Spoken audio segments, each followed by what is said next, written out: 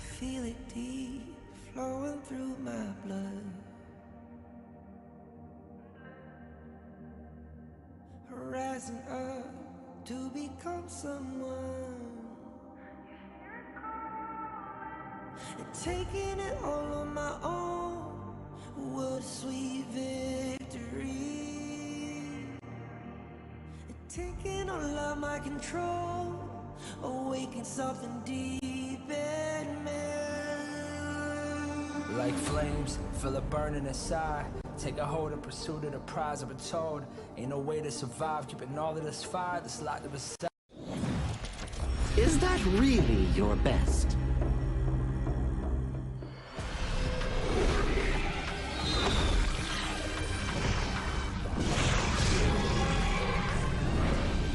I reserve mercy for what's known as the masses. And as for my wrath, it is reserved for the wicked.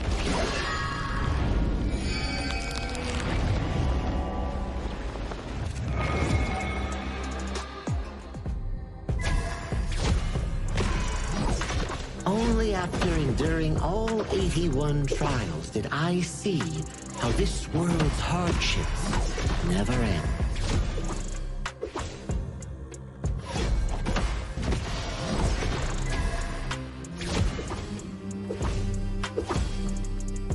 How does your head compare to the serpent sovereign?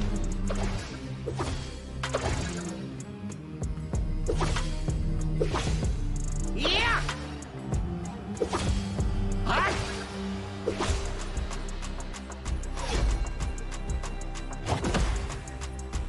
Divine form renewed!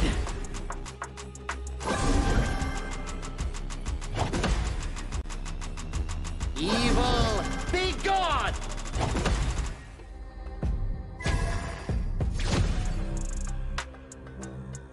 All forms fade!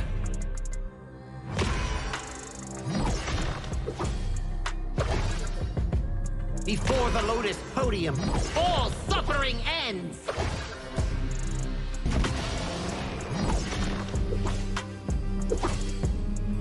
Mercy and wrath unite! I return from the West to dive back into this chaotic world. Little ones of Mount Huaguo, do you still remember me? The great sage, heaven's equal? I'll be back in a flash. Don't let any demons sneak in while I'm gone.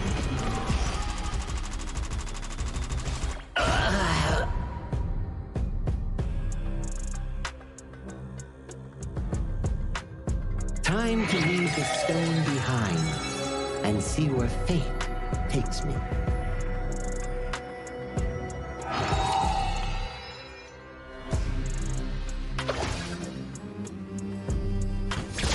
This land belongs to Mount Huaguo now.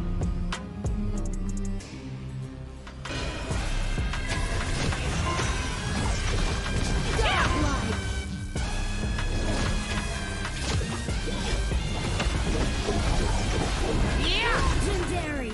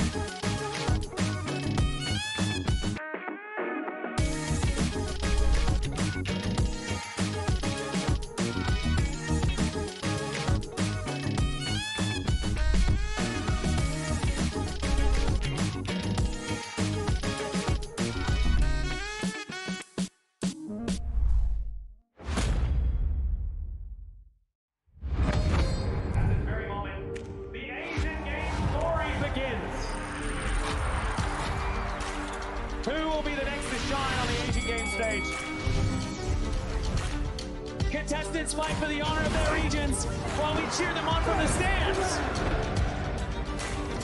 Double kill. Double kill.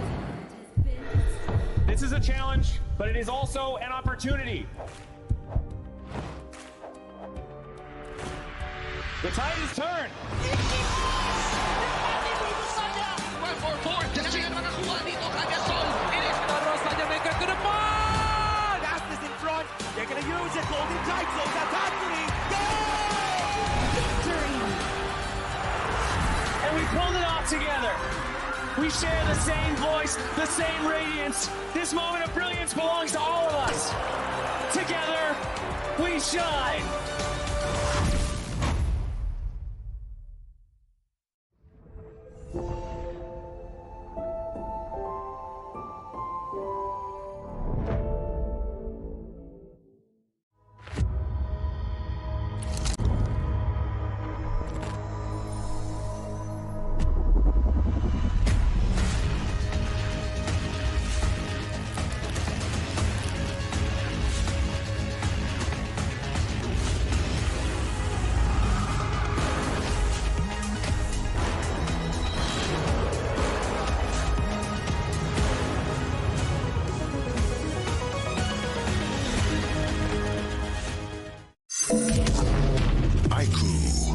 The new Honor of Kings version is here. Let's take a look at the two major areas of updates: hero control adjustments and battlefield balancing improvements.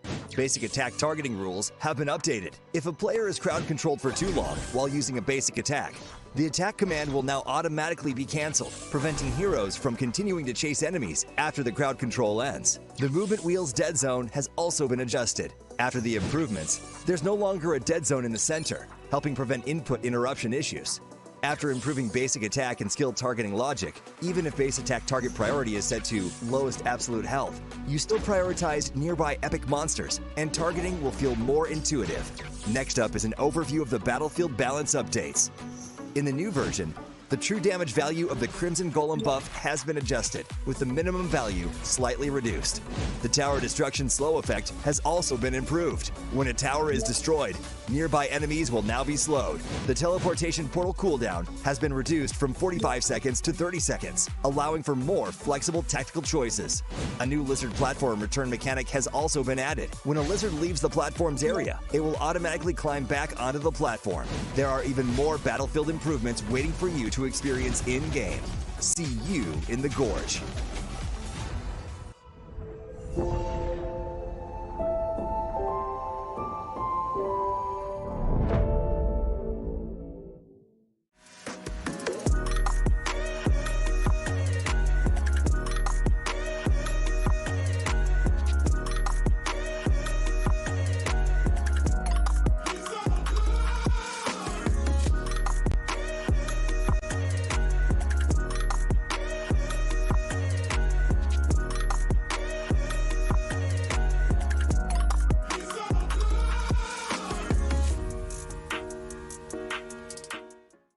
Azuria, the southern archipelago of Primera. Here, humans and great beasts live in symbiosis. How this came to be traces back to a never-ending catastrophe. 2,000 years ago, Azuria's mightiest great beast, Anita, merged with the power that fell from the Sky Dome. That power amplified Anita's strength, but shattered its sanity. Driven mad, Anita transformed into a massive vortex, the world devouring everything in its path. Where it passed, great beasts were torn apart and islands were destroyed. This was the disaster that would define Azuria's history, the Eternal Calamity. In its wake, Azuria stood on the brink of annihilation. This catastrophe became known as the Great Desolation. In despair, the humans and great beasts, once mortal enemies, became each other's only hope of survival. The great beast Devita and humanity's greatest champion, Devara, abandoned their conflict and chose to work together. great beasts sheathed their fangs, and the humans let go of their hatred. All surviving life grasped at one final power, the churning. Deep beneath the sea lay Amrita, a force brimming with boundless vitality. Through the combined efforts of humans and great beasts, it was awakened, restraining the calamity at the center of Azuria and restoring life to the world. But the calamity was not destroyed, merely sealed within Azuria's center. It erupts from time to time, bringing countless disasters to the land. Devara collected his knowledge and power and passed them down through the generations, hoping that one day the calamity could be ended for good. And so, this has continued for 2,000 years. Chief Elder Devara! The calamity has erupted again! It seems trouble has returned. The secret to life is to just take every punch and keep going.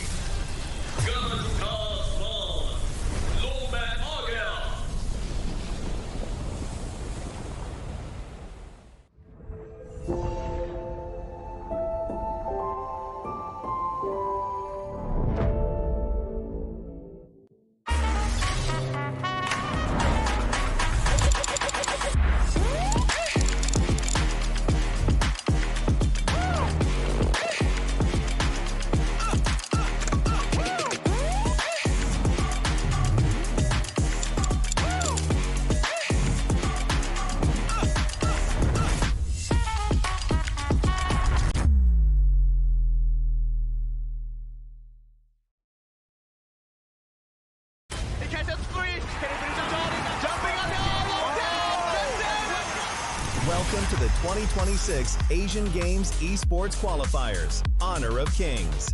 20 regions, one stage, and only the strongest 9 teams will earn the right to shine above the rest. Taking place in Malaysia, June 13th to 21st, 2026. Coming to Malaysia, this is the battleground where teams fight for the right to qualify for the Asian Games. 20 teams enter, but only 9 teams will move on. Apart from the 20 regions, there are 3 regions that have direct qualification. Here is the 2026 Asian Games Esports Qualifiers Honor of Kings format. First, the 20 teams will split into 4 groups of 5. In each group, every team faces every other team once in a single round robin, with every match played in a best-of-3 format. That means every match matters. Every game matters. Every single point matters. The point system is simple. Win the match, earn 1 point. Lose the match, earn none. At the end of the group stage, teams are ranked by the total points they've collected. And from there, the road begins to shine. The top 2 teams from each group qualify directly to the Asian Games main event. That gives us 8 teams advancing straight out of groups. But for those not through yet, the light isn't out. The teams that finish 3rd in each group still have 1 more shot. They move into the last chance stage. There, they battle through one final BO3 single elimination bracket until 2 teams remain. The 2 teams will then face off in a BO3 match to claim the one final qualification slot. So in total, 9 teams will make it through, 8 from the group stage and 1 through the last chance stage. That is the rule. Now it is time to see who can rise through it. From across the world, regions gather here in Malaysia. 20 teams, and only 9 will qualify. The path is set. The stakes are clear. Together, we shine. Stay tuned, and we'll see you at the stage. Itu kan track kita. Relax, bro. Phone aku! Jom kemari. Mountain Dew! Angkatkan kegemaran! Kau boleh!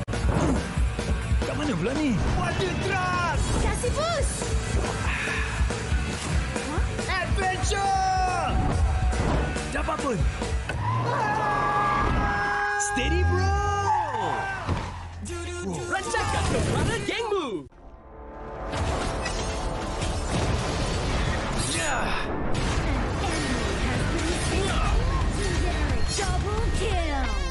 shall I compare thee to a summer's day? Slain. Don't engage. Don't crush us like insects. Slain an enemy. Defend our base.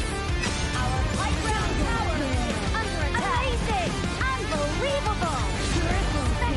Ah, the fragrance of romance. An ally has been slain. Rampage. Double kill. Triple kill. Spectacular. Pentakill. Lady Fortune is on my side.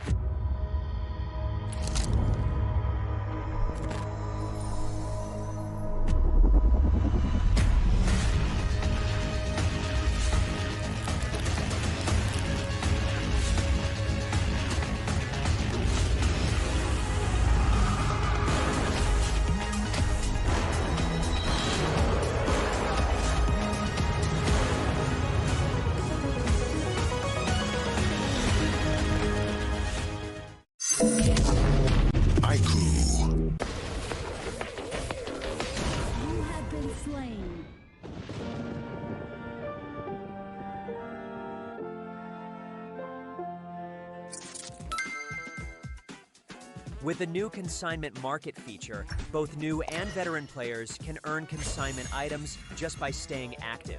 Sell them to earn tokens and purchase the items you've always wanted. Players can head to Dragon's Hoard to get tradable appearances, chests, and more.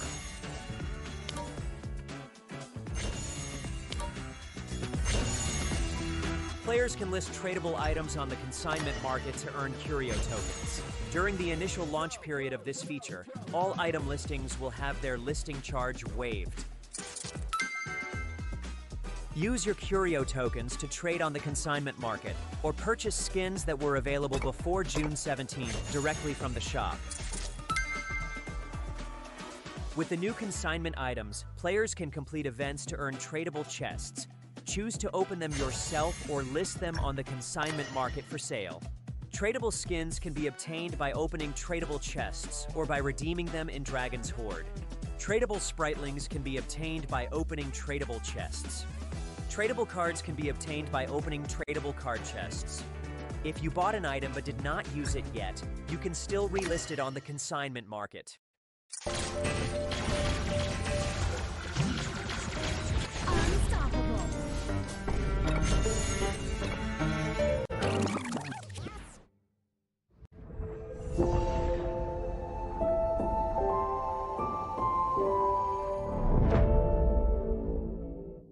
Itu kontra kita. Relax, bro. Phone aku! Jom kembali. Mountain Dew! Angkatkan pengemaraan! Kau boleh! Kat mana pula ni? Waduh trust! Kasih boost! Adventure! Dapat pun. Steady, bro! Rancangkan kekuatan gengmu! Ultimate not ready yet. You have slain an enemy. My magic murmurs in ecstasy.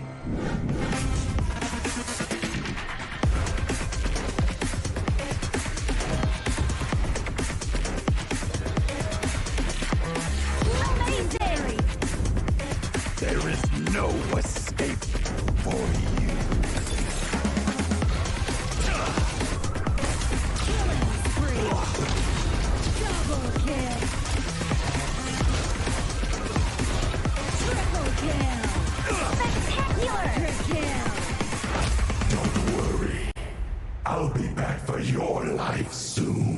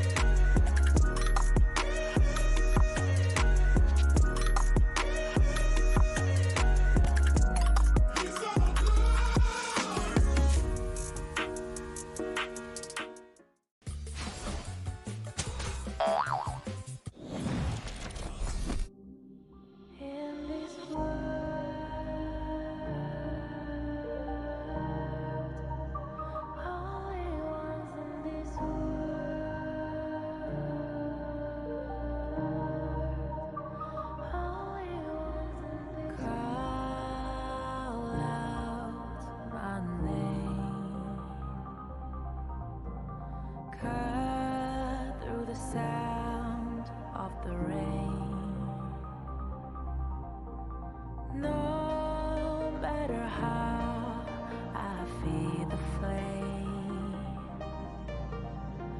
you know I feel the darkness and the pain. All of the ways we tried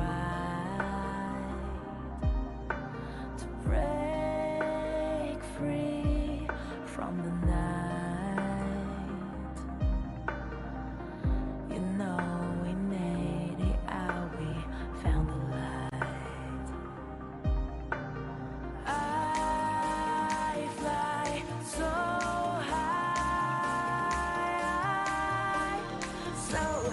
light up the skyline. Let's do it this time, like it's a whole new vibrant world.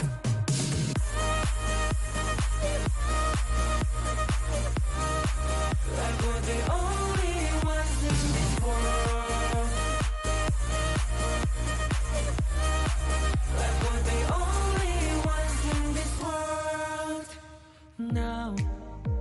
Now I see that I got everything I need.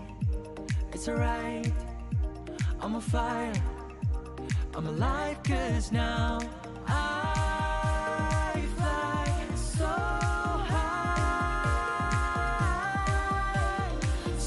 high, light up the skyline. Let's do it this time, like it's a whole new colorful world.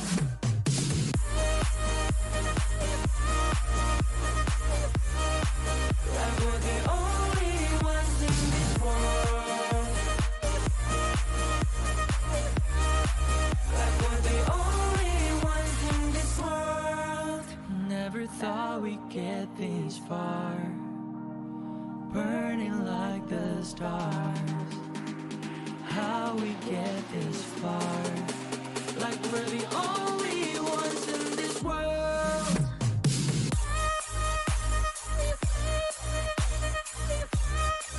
Like we're the only ones in this world.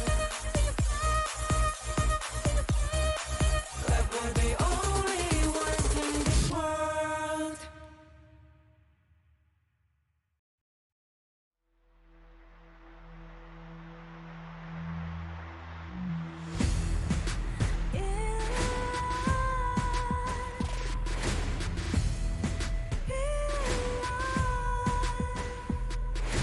What's a life without its worth? Compromising with what hurts inside. When you let fear decide your fate, you don't choose which path to take in life.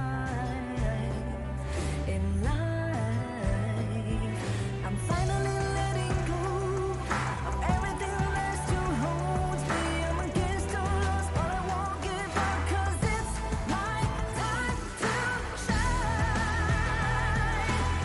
Standing in the spotlight, and no one let me down. Destiny is calling high.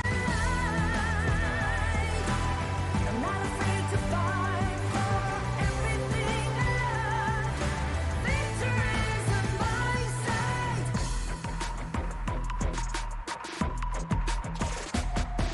The more we lose, the more we gain. The more that nothing stays the same. In time, can't love ever, can't forget. What you see is what you get. Sometimes, gonna show the world tonight. The light that shines inside us. We're against the odds, but we won't give up, 'cause it's our time to shine.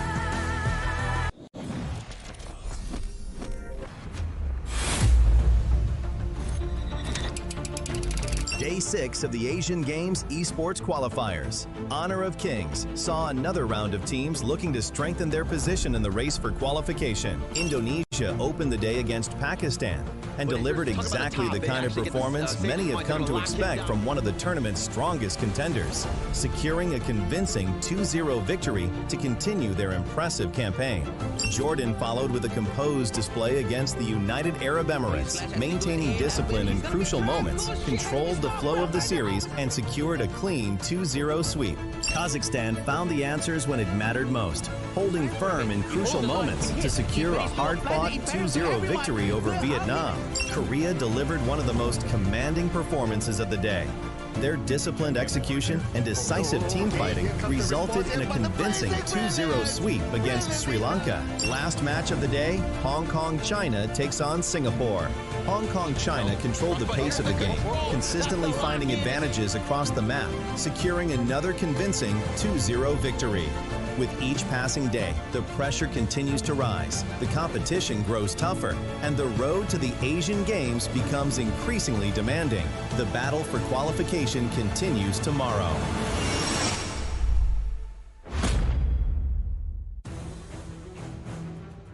Good day to all the esports fans around the world, and welcome to the 7th day of the Asian Games Esports Qualifiers Honor of Kings. Direct qualification to the Asian Games await the top 2 teams in each region, and those outside the top spot may find themselves battling for the second chance clash. Now, we open today with Uzbekistan going up against Mongolia. For Uzbekistan, this is a must-win fight, as a victory will ensure their 3rd place spot. And coming in Group B, Myanmar enters the stage as the only team that have yet to lose a single match. But standing in their way is Kyrgyzstan, a region that has steadily climbed the standings. And getting a win today will ensure a top 2 finish. Now in Group C, Vietnam comes in hungry, just 1 step behind Laos. They want to overtake and change their course. And then there's Republic of Korea. Bold words have been spoken. We will win and we will end it fast. Syria has heard every word, and today they respond. Now we finish the day with Sri Lanka and Singapore still looking for their first match win, and one of them will be victorious at the end of the day. Some teams are protecting their position. Others are looking to extend their journey. This is Day 7 of the Asian Games Esports Qualifiers Honor of Kings. Casters, lead the gorge.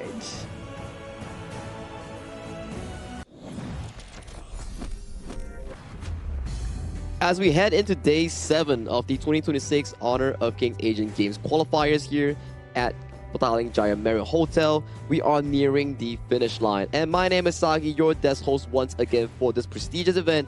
With me are our casters of the gorge, Holler and Sir Cloud. Welcome back to the English broadcast. Man, okay, so yeah, I lost that, so I have to start off bad. Anyway, welcome, ladies and gentlemen. Wow, it's been many grueling days for these players, and the matches are heating up because the groups are really starting to take shape.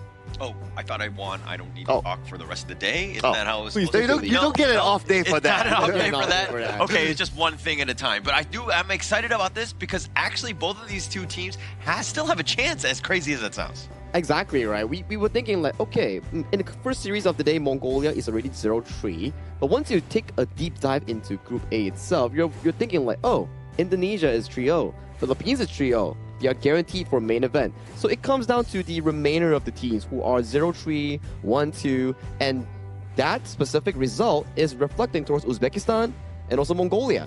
If Mongolia pulls an upset and wins a game, we're going to have a 3-way tie for 3rd place last chance stage coming in for Group A. Oh man, and the 3-way tiebreaker will be really tight as well, right? Man, it's crazy. But yeah, that's what makes this tournament exciting at this stage, right? Yeah, but let's check out the standings real quick here, because Sir Cloud, when you mentioned exciting here, there's plenty more room of games here before we venture into our final day. As we talk about Group A just now, that's the exact situation.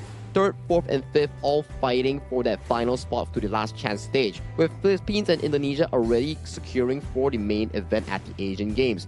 Group B, I like what Mara mentioned, right? Myanmar amongst that group is the sole team that's yet to suffer a single loss, and Kyrgyzstan wants to look for something in return in terms of that.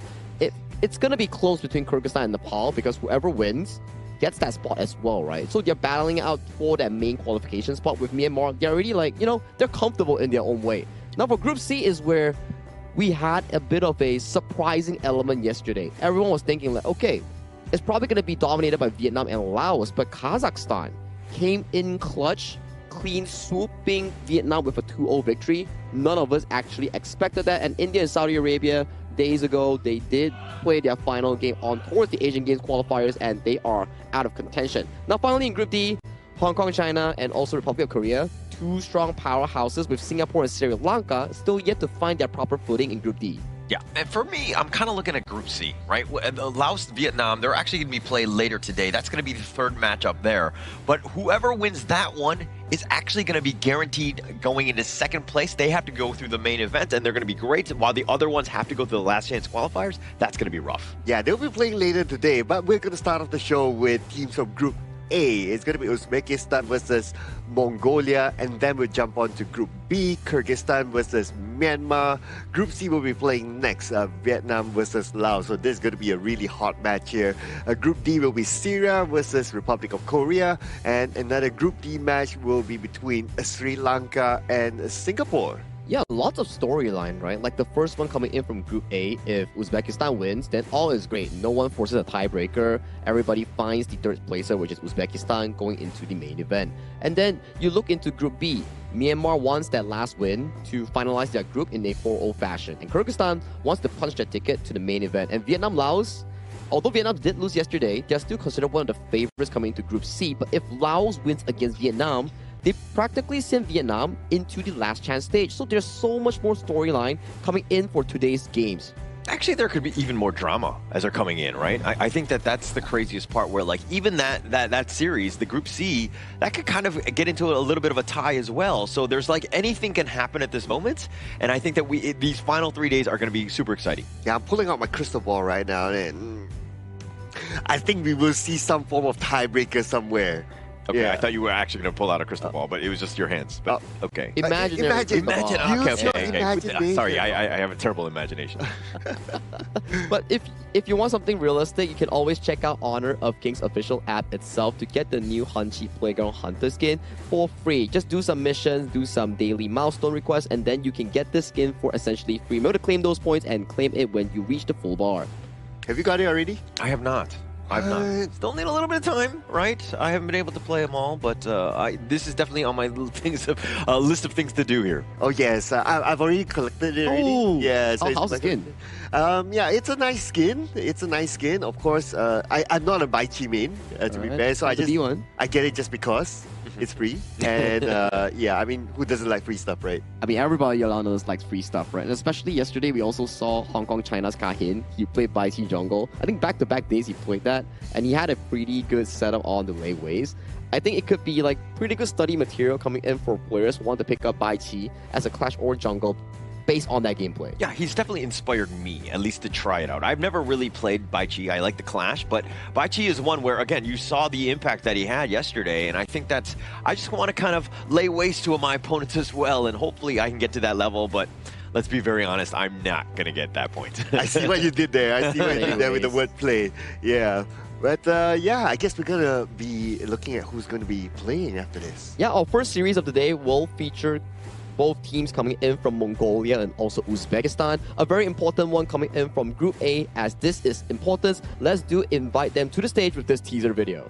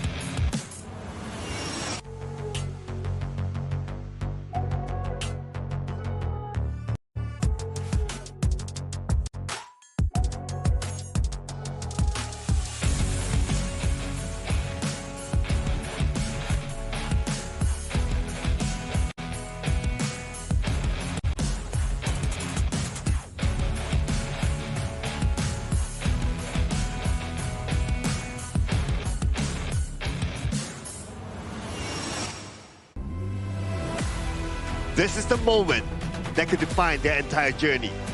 One more victory, and they secure their place in the last chance stage. One more defeat, and their journey becomes uncertain. With everything on the line, they're ready to fight until the end. Entering the arena, Uzbekistan! With nothing left to hold back, they're ready to give everything. Today, they fight for pride, for their fans, and to claim their first victory. Determined to prove they belong among the best in their region, give it for Mongolia! It's a do-or-die situation coming in for both of these squads. Just like you guys mentioned here, a win will separate them from either the last chance or a ticket back to their respective regions here. For this upcoming series here, everything is on the line. Yeah, absolutely right. This is a very, very important match. You want to get every opportunity that you can get to qualify onto the next round. So these are your players representing Uzbekistan. We have Mahmoud, Farooq, Ummitjon, Usmabek, and also Akbar. Yeah, this is a squad that, I mean, we've seen glimpses of brilliance, right? There are moments where we're like, okay, this is why they're here. Ismailbek has been that type. Farooq is when he's able to get his farm and able to kind of carry from that core role.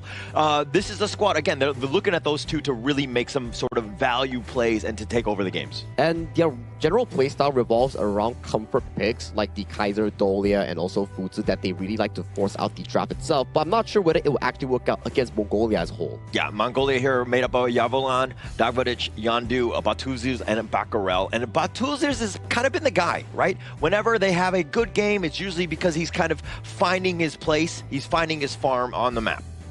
Oh yeah, and this team, well, they haven't had the best of time based on performance-wise, but then again, those were experiences, right, that they gather here. And today that they will be playing, I'm pretty sure they will put their best footing forward. And games were not as generally easy coming in towards Group A. You have Philippines and Indonesia. Two of the giants coming in towards Group A that has already qualified to the main event. But Mongolia, we've seen from day 1 up until day 7 currently, they have been improving at a drastic rate. I wouldn't say fast, but there are signs of them improving as a team and as individual players as a whole. Yeah, and actually going into this, I mean, when you knew Indonesia and the Philippines were in your group, you're kind of looking at all the other teams, right? Those are the ones where you're trying to get the wins. But talking about this head-to-head, I mean, Mongolia just has not, again, really had as great of a time as Uzbekistan, especially since you've only gotten 17 kills in 6 games. Hey, but you got to admire the fact that they are willing to experiment, right? Just look at their hero pool here. Yeah. 26 compared to 22. And if I'm not mistaken, so far, based on the stats that we have seen, 26 in hero pool is one of the highest. It is one of the highest one. It just shows that Mongolia, even though they are losing most of their games thus far, they are still willing to experiment such picks to find a way to break just a slightly through in their milestones here. You know, that first win is going to be really important if they can actually find it against Uzbekistan. But talk about Uzbekistan though. Their game against the side of Pakistan where they got that reverse sweep is something to be mentioned about, because we haven't got a single reverse sweep nor a 3-game series aside from the one that Uzbekistan played. Is that literally the only one? The only one. The only one. Okay, so I mean, it proves that they had the resilience, right? When you're ever able to, you're down 0-1 and things are looking really bad, how do you bounce back? And it looks like Uzbekistan were the only team to do so. Wow, and that's a really good story to tell, right, on the fight, the grit here in this tournament here. Besides that, they have a slightly more advantage when it comes to taking first strikes, right? So that's also a signal to me that, okay, Uzbekistan might be the team that plays a little bit faster and they're looking for those early opportunities. So that's something that the Team Mongolia needs to be aware of. Yeah, they need to definitely be aware of that early game potential coming in from Uzbekistan here, especially for Mongolia. We know for a fact they do revolve more around their jungle and farm lane for those main carry and damage output. So coming in for the first draft of the game, Mongolia will be heading over to the red side. As we talk about red side, it's more on the counter side. You want to be able to draft things like the leftover OPs and also the last pick counter to better top up with comp. Like what we saw yesterday, where I remember Vietnam going up against Kazakhstan. Kazakhstan had a beautiful beautiful Ziya last pick to actually counter out against the full composition. Yeah, and actually Mongolia have shifted, right? I think the first couple of days when we saw them, they were trying to go for blue. They were looking to secure some of their heroes. But now that they've kind of shown that actually we have pretty deep hero pool ahead of us, we can kind of go with the red. We can use and counter pick the blue side here, and it looks like it's going to look to be aiming for Uzbekistan. Hey, if they have such a deep hero pool, I look forward to seeing whether they will bring something new to the Gorge, right? Maybe another new hero that has yet to be played yet so far. So that's something that I look forward to seeing from Team Mongolia here. But let's see if that happens as we get onto the draft. Let's get towards it. This is going to be game one draft between Uzbekistan going up against Mongolia here. The stakes are on the line here. If Uzbekistan wins, all is great. They make it to the last chance stage. But if Mongolia wins, we will have to go through some numbers to see how the tiebreaker works out between Pakistan, Uzbekistan, and Mongolia. If they win, that is. Look at this. I mean, look at the bands. Let's start with there. Yukio and the Ata on the side of Uzbekistan. Mongolia going against the Mai and the Guan Yu. All meta picks at this stage. Probably the only big opening, of course, the Dolia, which is going to be picked up here. But the Chano, again, top 3 pick here, is potentially available. Yes, it's not being picked up yet by Mongolia. And looks like they're going to go for the Direnje. So no Chano pick for their side. It's still open for Uzbekistan.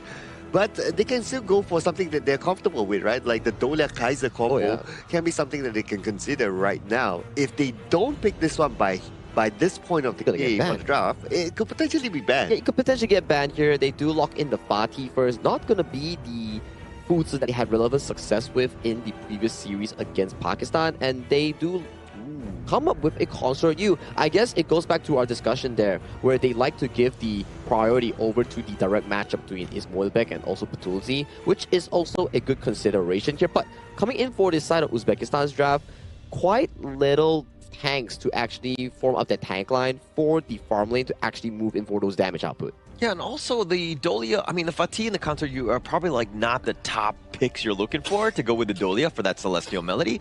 So this is more of maybe they're looking to just steal it away. And of course, come the second phase, probably picking up some sort of alt that will really utilize that spell later.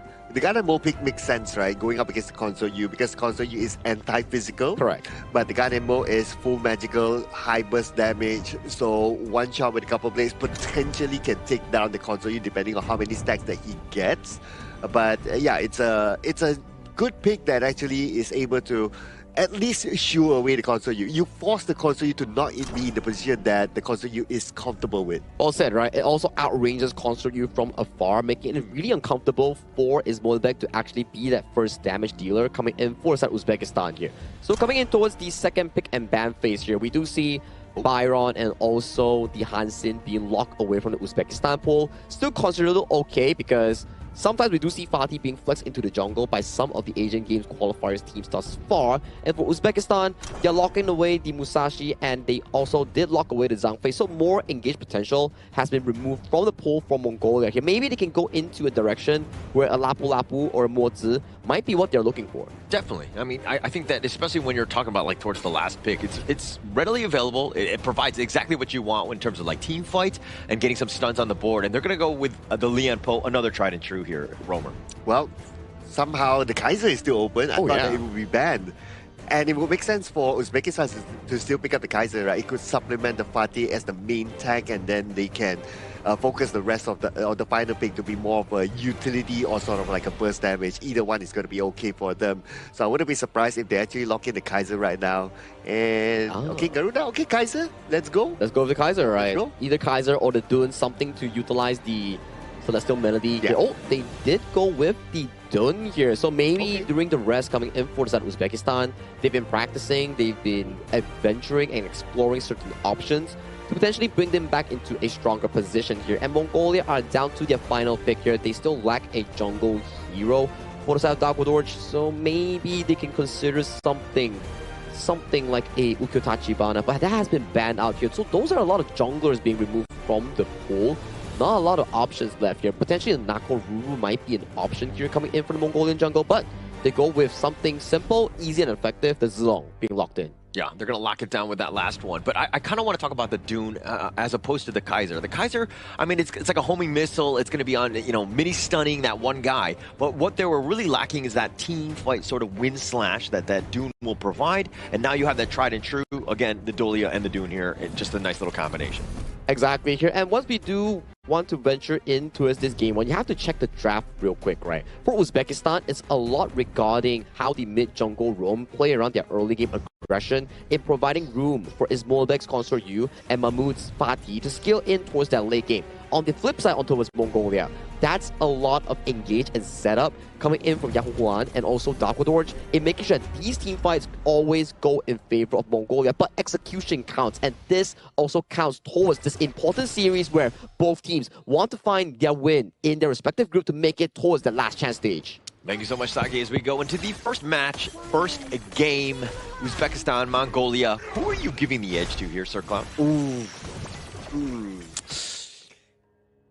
Okay, it's kind of like a tough one. I feel that both sides have their own advantages. Like, I really like the Dynamo pick here to try to zone out the Consort U. I think that's really nice, and that will render the Consort U not able to give free damages. And you kind of think about it, Uzbekistan, they're very reliant on the Consort U for those continuous damage, right? So that's one thing. But I do like the teamfight potential from Uzbekistan because they have like the two big boys that can stay in front and allow Consort U to have that free hit. Yeah, you really like them big boys, right? Yeah, I like the big boys. Yeah, the meaty. Yeah. Okay, yeah, but if we're talking about the mid lane here, I mean, you mentioned this Garuda going up against Yanduz, Gan, and Mo. I think for me, it's about like who's got that long range, who's going to be going in with the poke, and to kind of really initiate some of the team fights, because that's like the initial starter of like really getting into it. Because if you're too low, nobody really wants to fight. All right, yeah. Speaking about fights, right? So to specifically answer your question, I know I didn't really answer your question earlier on. I was giving you a 50-50, right? Yeah, but I'm not going to be that guy who sits on the fence, just saying, right? So if Mongolia gets like first strikes and then they follow up with a second, third, like if they win the early game, basically, right? I would say they have a chance. They have a better chance here. Okay. But if Uzbekistan is able to stop that from happening and allow things to get in play during the mid-stage of the game, then they will have the chance. Yeah, and it looks like there was a little bit of a chance here. Now on the backside, actually, the flash away. Dagvadorch is going to be going down. Baccaral running for his life. He has the shields, but at what cost? Oh, but to set things up, Akbar going down. Baccaral's getting a little bit low. He needs to be on the careful side. Mahmoud, looks like Mahmoud will walk away, though. Okay, it almost feels that after Uzbekistan, they got that first try, they kind of let go of that concentration there. They grouped up together, not knowing that the Dharma was still around, and the Dharma got a good mantra there from the side, just pushing them towards the wall. And we'll get to see that again on this replay. Okay, so Uzbekistan goes in, yes, they get the first try, and then they start to let go of the ball here. Okay, they chase, but while they were chasing, they grouped up together. And when they grouped up together, Team Mongolia took advantage of it. Yeah, they thought they could have him on the run, and they were chasing, right? And Yavalan was like, actually, I still have my flash truth. I'm able to just get in the right spot. I mean, it set things up where things were looking bad for Mongolia, let's be honest. I mean, they lost one member. They were looking to just run away, get out of that team fight. But Yavalan, okay, making them pay, got something in return. Yeah, but the best part about this is that for Team Uzbekistan, they did not give away any form of assist or takedown to the Ganemo, because you don't want him to get those stacks to quickly scale. Now the Ganemo needs to find that. Yeah, and now Yavalan, who made that amazing truth play, he's going to be stuck in this corner, and now it looks like Baby going down in that corner. Okay, would it have changed if he just walked straight back?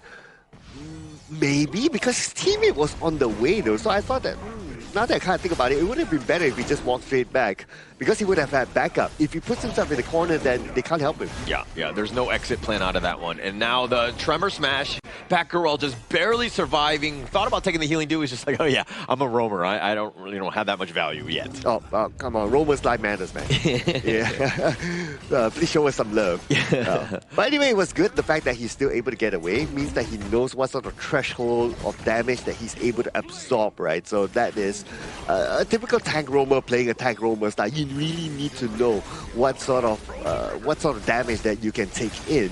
But because Uzbekistan, they've been playing this rather actively in the past 1-2 minutes, so they have created that space for them to get this Tyrant unchallenged. Now, talking about the winning conditions for Team Mongolia, right, is that they have to be able to win the early game. But so far, it's not about them not able to win it, but Uzbekistan has been responding well. Yeah, responding well, and actually, you're threatening. I mean, you saw that back row got low. He had to actually just walk on back and then get on back to the fight. And he's so far away, that creates that space for the Tyrant to be easily picked up. Uzbekistan just kind of, you know, again, playing the lanes properly here. Yeah, but I'm giving it to Mongolia as well, like how they're still trying to rotate. But here we go. For Mahmoud, trying to go in for this, but now the Tremor Smash used defensively. The wind slash will connect. Back around, nowhere a way to get on out. He does get taken down, and now the jungle invade begins by Uzbekistan.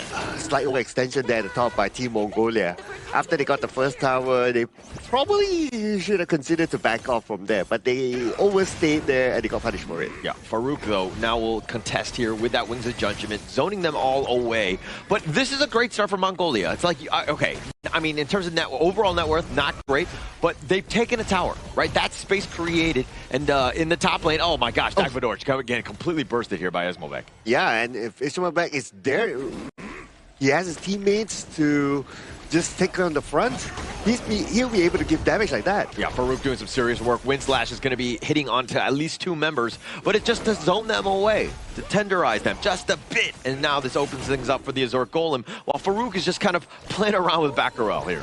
Yeah, keeping my eye on to Batuzi. Is he going to make any big moves there? But looks unlikely though, because Dirinje, he needs time to farm, and now they're around him. Yeah, they're looking for the ambush here. He's in the right spot, I guess. He's trying to just stay under the tower, but he's being focused from all angles. He's dodging a Wind Slash. The Unruly Blade also misses as well, and now it looks like he will eventually fall. But Farouk has done some serious work on the back line. Dagvadorj now running for his life. Just running into Farouk the Dune, if you will. He's been an absolute beast. Oh, it was just unfortunate for Batuzi, right? Like, he went back to his first tower. If only he turned the other way to walk towards his own base side, then he might have survived that one. He wouldn't have put himself in that kind of awkward situation where he's sandwiched by Uzbekistan. So it was just unfortunate that he took that route. I think long term, if he was able to go all the way back to his base, that would have been best case scenario. But you were coming in from all front. Like, you have to be a little bit of a ballerina in the sense of just like trying to dodge some of the attacks and to get under the tower so it does a little bit of work. And Farouk did a good job of just making sure that the tower aggro wasn't on him, and now the Overlord being picked up by Umejan. Oh, okay. No steal there with a couple of blades by the middle. Oh, Kanemo! Oh, the moment he knows that, they found that he launched his couple of blades, that's it. They know that it's the opening to go in. Got stuck on the ledge, if you will. Nice little burst ram, the Wings of Judgment on the backside, but this tower is just being focused. Ismailbek is starting to do a little bit of damage in terms of the structures here. Bottom lane is pushing. They did get the bottom T1 in return, though. Oh, while all that is happening, look at what's happening at the top. Mahmoud is pushing, and now Team Mongolia, they realize that they have to, like, okay, guys, we have to defend the top, but by defending the top, they leave the bottom open. The blue buff especially stolen away by Uzbekistan. Oh, right on the backside, the Unruly Blade with that Wind Slash, the nice little combination, but Tuzi, he's getting focused, and Mahmoud taking him down. Akbar on the run, the blades were not enough damage. Mahmoud is still going ham. Farouk as well. They're looking to dive T3s. I think they're trying to make a little bit of a statement as they get the Wind Slash. Dagvadorj will be picked off, and they will continue with this siege. Mid T3 going down as well. The team by Team Mongolia was very scattered. Yeah, Farouk, he is, again, no mercy, no hold, but the truth on back, and there's no backup. But Yavalon gets focused now. He's going to be taking down the hot streak going the way of Farouk, as he has, again, just been this monster up front. You have to fight as a team. You have to ready all 5 plays before they can go in. Oh, now, nice little burst ramp. Bakkarel, a little bit of focus on that one, but Batuzi getting picked off. Farouk doing some work. The crystal is open, but they don't have the minions. So if there's any sort of reprieve, Mongolia will survive at least for the next minion wave. Okay, that's a lifeline for them, right, Holler? So with that lifeline, they have to reflect on what happened in that last fight. In that last fight, they were scattered. They didn't go in as a team. When the rover engages, like, nobody comes in. Yeah, Farouk, a backside yet again, finding 3. Just doing some serious work, and they all have to scamper off. Uzbekistan just doing they're like such a great job of just controlling this game and finding the right angles to just get on top of their opponents. Okay, they will have another chance though because all 5 of them are still in the game. Now it's a matter of Bagheera finding that opening to start. Yeah, Unruly Blade starting it off. They find Batuzi yet again. He's going to limp away. Gets back to the fountain. Back roll is not going to be as lucky. The Truth hitting him onto the crystal, but they're all going down. There's only 2 more members left. Mongolia is just trying to deal with the minions as Farouk is on the back line, continuing to threaten, but Farouk goes down. Well, they take the crystal, and Uzbekistan up a game. Good wake-up call here coming in from Team Uzbekistan after their loss going in towards Group A against both Philippines and Indonesia. And right now, with 1 win on the board in this series, they're 1 step closer to be hitting that finish mark of that last chance stage. Oh yeah, they're very close right now to giving themselves a chance to move forward in this tournament. But in overall, I see the draft, the gameplay by Mongolia is like, okay, what might play out, what so on and so forth. It's not that they didn't try, right? Like during the early game, yeah, they made those rotations, they made those attempts, which was great. I admire what Mongolia did. But towards the end, when they were pushed back into their own base, when they're forced to like, okay, guys, let's make the counter engage now, right? It feels like everybody was not on sync in that sort of fight. I think it's more on towards the experience that Mongolia actually has with a young squad, where some situations they couldn't find the answers or the plays to actually react towards them. Hence, they just couldn't find any answers for the plays that Uzbekistan was putting up against them. I was kind of looking at Farouk. I mean, they really didn't have any answers because they're like, okay, they're trying to defend, but then that supply line essentially gets cut off as they go for that. You know, Farouk is just there, right? And so he's always prowling around the back line. And when you're grouped up like that, it's just like amazing for Dune. Like that's like best case scenario because you can hit that wind slash. So he just made life incredibly tough for Mongolia to find any sort of footing, any sort of defensive hold here. Yeah, and while all that is happening, Consort U, nobody dealt with the Consort U, right? Nobody went to the back line to try to deal with the Consort U. But to be fair, I kind of understand as well. If your goal gap, your experience, your level is that far by that stage of the game, right? You can't even reach the Consort U. By the time you attempt to even reach the Consort U, your life would have been like half gone, or you would have been gone. Yeah, exactly. And there were signs of good plays coming in for the side of Mongolia, where Yao Husang got like the 3-man troop in towards the bottom lane, trying to equalize the play where we saw Batuzi getting picked off. But those sort of plays weren't recreated coming in from Dawdorj, Yao Husang, or Bagheera, who were the 3 primary damage dealer coming in from the Mongolian squad. Whereas from the Uzbekistan side, after they got the pickoff in that bottom lane, they immediately convert that pickoff into an Azir Golem attempt for the side of Farouk. That's where he started to snowball over his jungle opponent. What a clean game by Uzbekistan, right? I mean, Akbar only dying a single time. Everybody else just understood their assignment. And with they were able to constantly siege, constantly put that, you know, just take advantage of all the space. Mongolia were looking to defend, again, got caught off by Farouk many a times. It just seemed like this was completely in the hands of Uzbekistan here. And at one time when Akbar was taken down, unfortunately, Yondo wasn't there. So he didn't receive any stack from either an assist or a takedown. So he remains at, okay, this is just baseline couple blade damage. But even baseline couple blade damage, he's still able to dish out the most within his team.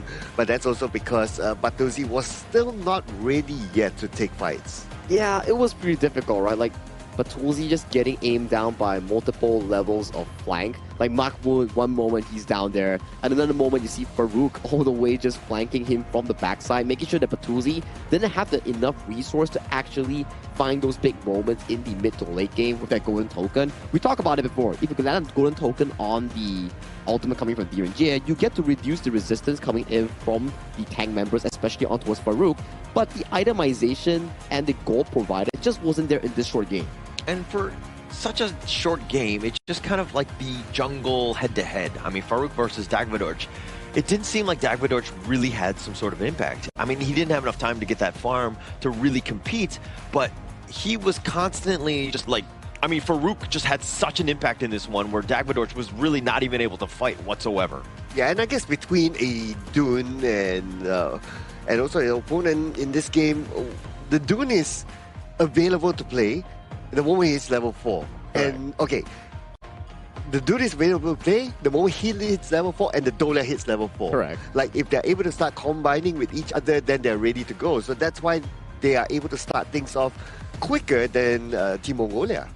Exactly, and I think these are the situations where some picks are just lesser focused on compared to some meta picks in this specific Asian Games patch, where we've seen more of the Dun, Adpa, and also Ukyotachibana, not because they are actually strong in their skill set, but also because their skill set provides them the strong early game potential to really dominate the map and the game itself. Zilong is great and all, but there's always this one issue where you enter the fight as Zilong and you don't really get to escape because you've already used all your spells in that little fight. Yeah, and again, just going back to some of these highlights, we're going to see exactly how. Like, Davidoff just jumped on here, gets picked off first, and then this is kind of like the snowball effect of Farouk where they were in. But the truth, this was an amazing play by Yavalan. Unfortunately, I mean, they get a little bit of a return kill on this one, but then he kind of locks himself in a corner here. Not the greatest spots for him. Yeah, I guess if he had that communication that, oh, Davidoff was on his way and he just walked straight back, Davidoff would have been able to back him up. But yeah, unfortunately, that wasn't the case there.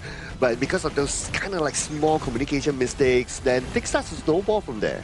Yeah, it wasn't easy nonetheless coming in from the side of Mongolia here. There were signs of success, but once the pain train coming in from the Dun Dolia starts moving around, that's where you start to see how strong this combo is, and that's where you were pointing to, right? There's no one limiting Ismolbek's farm on that Consort U, and he just had a really free game. He was untouched, unbothered, and he was just pummeling through those towers and dishing out those spears on that Consort. It just seems like the rest, I mean, Farouk and Mahmoud were always the, guys just attracting a lot of the attention, where Yumijan and Ismolbek were just essentially hitting for free. So it's more about the team stepping up as opposed to Ismolbek or Yumijan having like these amazing games. Yeah, and towards the end, it was pretty much like, okay, you can't get out of your base no more. The level gap is big, the item gap is big. It's all about just closing up the game from here. And we can see that Uzbekistan, the way they close out is not like, okay, let's go out, let's take another Tyrant and let's come back in. Their mindset is that if we can end the game as quickly as possible without or with at least reducing the risk of a comeback, we will do it. And to talk about someone that actually did it in the game itself is Farouk. His presence in Game 1 for the side of Uzbekistan was everywhere, right? We saw him going in with the Unruly Blade, saw him flanking with the Wind Slashes here, knockups, CCs, and there was a few moments where he was just in the face of the multiple members of Team Mongolia, and he still sustained with his passive coming in from this hero. Absolute limit to that hero, right? I mean, taking 36% of the damage as well as just dishing quite a bit. I kind of wish there was a counter for the stun lock timer, because he was just constantly just knocking him up, right? Just holding him down for the rest of, Ismolbek to just take him down, so to speak. Yeah, and thanks to the Dolia as well, that refreshes him, right? Allows him to be confident to move forward, and he can just move back if needed to, or even move even further forward, depending on the situation. But still, very, very good play here by Farouk. He is showing that he's a very versatile sort of jungler that can, well, not only depend only like a Kaiser type of gameplay, but also a Dun works very well for him as well. They definitely need to start thinking that, do we need to ban this Dolia? Because so far, after every single game that Team Uzbekistan has started got on that Dolia, they've been getting consistent wins thus far against Pakistan and now against Mongolia. So at the very least, for the side of Team Mongolia, they need to start fixing things up, because this might just be their last ever game played if they lose out the next one. We gotta just like pray and hope, send energy to Mongolia to figure things out, right? I think that even going into Game 2, is Dolia like the difference maker? I mean, so far the data says yes for Uzbekistan, right? Ride that one out. Don't change things up. I mean, if you're able to win with it, regardless of the other heroes that you might have in terms of like Kaiser or Dune, just run with it. Yeah, and why Dolia is the difference maker here is because, okay, if you only have a Kaiser or only have a Doom without the Dolia, then the effectiveness is not really there, right? Yeah, it's effective in its own way, but not as effective as with the Dolia. But if you take out one Dolia, you just need to use one ban on the Dolia, right? Basically, you render like these two heroes like 50% capacity. Yeah, lesser effectiveness, right? Because at the very least, if you have a solo Dun, one Unruly Blade going in, it doesn't mean you can potentially come out after soaking all the damage. When you have a Dolia, you have so much more options where you can just continue on with another one towards the backline where you're like, okay, poke's done, job's done, let's head out, let's throw another one back home. That works too. And talk about Kaiser as well. Usually 7 seconds of effectiveness, doubled down with Dolia becomes 14 seconds. So maybe the Dolia is the same thing that they have to venture into. They think like, okay, do we take this away or do we actually ban it away from the side of Team Uzbekistan? Yeah, we're gonna have to see if Mongolia decides to do that. But I mean, to kind of answer your question in terms of like why the Dune over the Kaiser, I mean, you're kind of seeing exactly why, right? Dune, it's more about the stuns, it's more about the control. You're still a tank up front. You know, he's still able to play his playstyle as Farouk, but he can do it in a different way. And I think that they had a lot more success with the Dune as opposed to the Kaiser in this one. And you know what makes them successful? Is because these players, they are having a good time here at our official venue, which is the Petaling Jaya Marriott Hotel, ladies and gentlemen. This is the official venue and hotel partner of the 2026 Asian Games Esports Qualifiers for Honor of Kings. And yeah, great hotel, great rooms, great food, and that's why they're able to perform their best on the stage. If you ever want to find a hotel stay here, do check out Petaling Marriott Hotel here coming in for this prestigious event. But talking about the upcoming game right now, Mongolia is one game away from being eliminated, and Uzbekistan is also one step further in qualifying to the last chance stage. So tons of stakes are on the line right now, and if you are on the Uzbekistan side, you're definitely feeling confident after that first dominating win. Oh, a lot of momentum. I think that that's the biggest piece to this, right? Where Mongolia, they haven't really been able to find that first game win as of now, and they have been learning, I would say. And they've definitely gotten better since day one when we did see them. But I think that still, Uzbekistan, it is pretty much their game and their series to lose. Hey, and this time Mongolia, they chose the blue side, so they had the first pick. So as what they say, right? If you can't beat them, join them. Maybe they will join them in, hey, I'll tell you to pick the Dolia for ourselves. Maybe that could work out coming in from the side of Team Mongolia, but we do know Team Mongolia's experience is considerably lesser compared to the side of Uzbekistan here. So hero pool-wise, for me, at the very least, this potential last game, Mongolia might want to consider picks that they are more comfortable with, so they can actually have a comfortable game in going in for those 5v5s, those stable early games. So we don't see much of a snowball being generated from Team Uzbekistan coming in from the previous game just now. Yeah, well, Mongolia shifting things up, right? They're going to go with the Mai. They want to go fast and furious in the early game. Take a little tempo play, if you will, but Uzbekistan, they're going to respond in kind. Is this the first Donghuang? Yeah. I think, yes, that's our first Donghuang coming in for this tournament.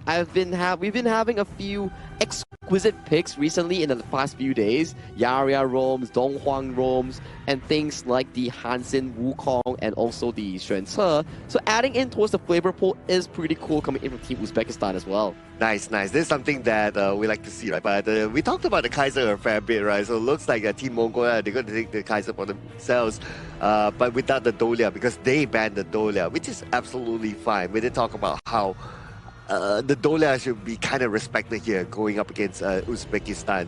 But the Donghuang, so the Donghuang, because the Donghuang has a very strong lockdown out, right?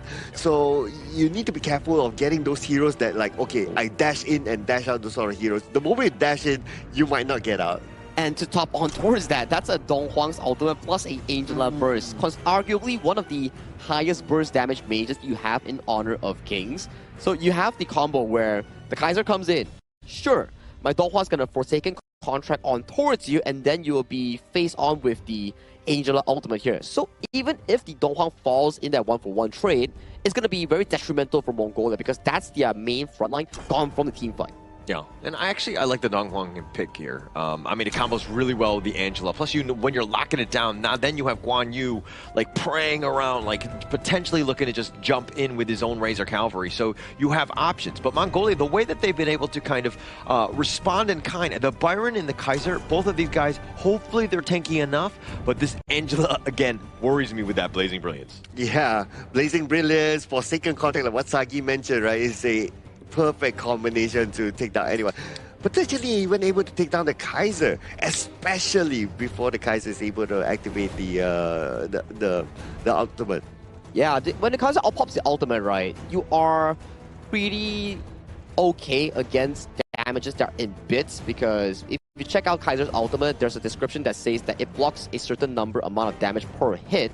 So if, let's say, you're against a Garuda, Eren, those sort of heroes, Kaiser works really well against them. But when it comes down to high burst heroes like the Angela, this could be a pretty much of a headache coming in for the side of Dark Dorj, especially on this Kaiser pick. And also they're going to go with the Levi on the Uzbekistan style. So basically, if they get any sort of stun, they're coming in fast, furious, and they're just going to blow people up, right? Mongolia on their side, very tanky. Hopefully they can withstand. They're looking to use this Lian Po as more of the counter initiation with that Tremor Smash. And again, just disrupt that team fight as much as possible. I kind of worry for the Lampo pick, right? Yeah. Because if the Lampo goes in with the Tremor Smash, so the Tremor Smash, like you jump a couple of times. In every interval when it jumps, the Donghuang is able to hold down with the contract, with the 4-second contract.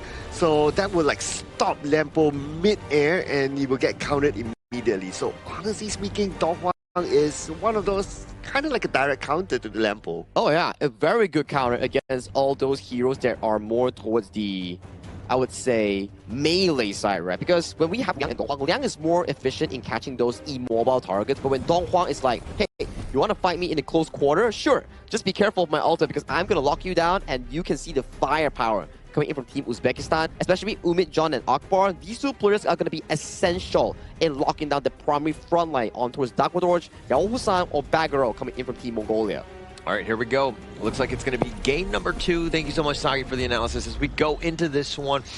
Cloud, I mean, is this squad from Mongolia, is this the real deal? Is it able to kind of overcome? Because seeing what you've seen, it seems like they want to go, I mean, they're tanky enough, but the Donghuang pick could really put a little bit of a wrinkle in terms of what they want to do. Yeah, I put a wrench in, right, with the Donghuang pick there. The moment, and the thing here is that the Donghuang came first.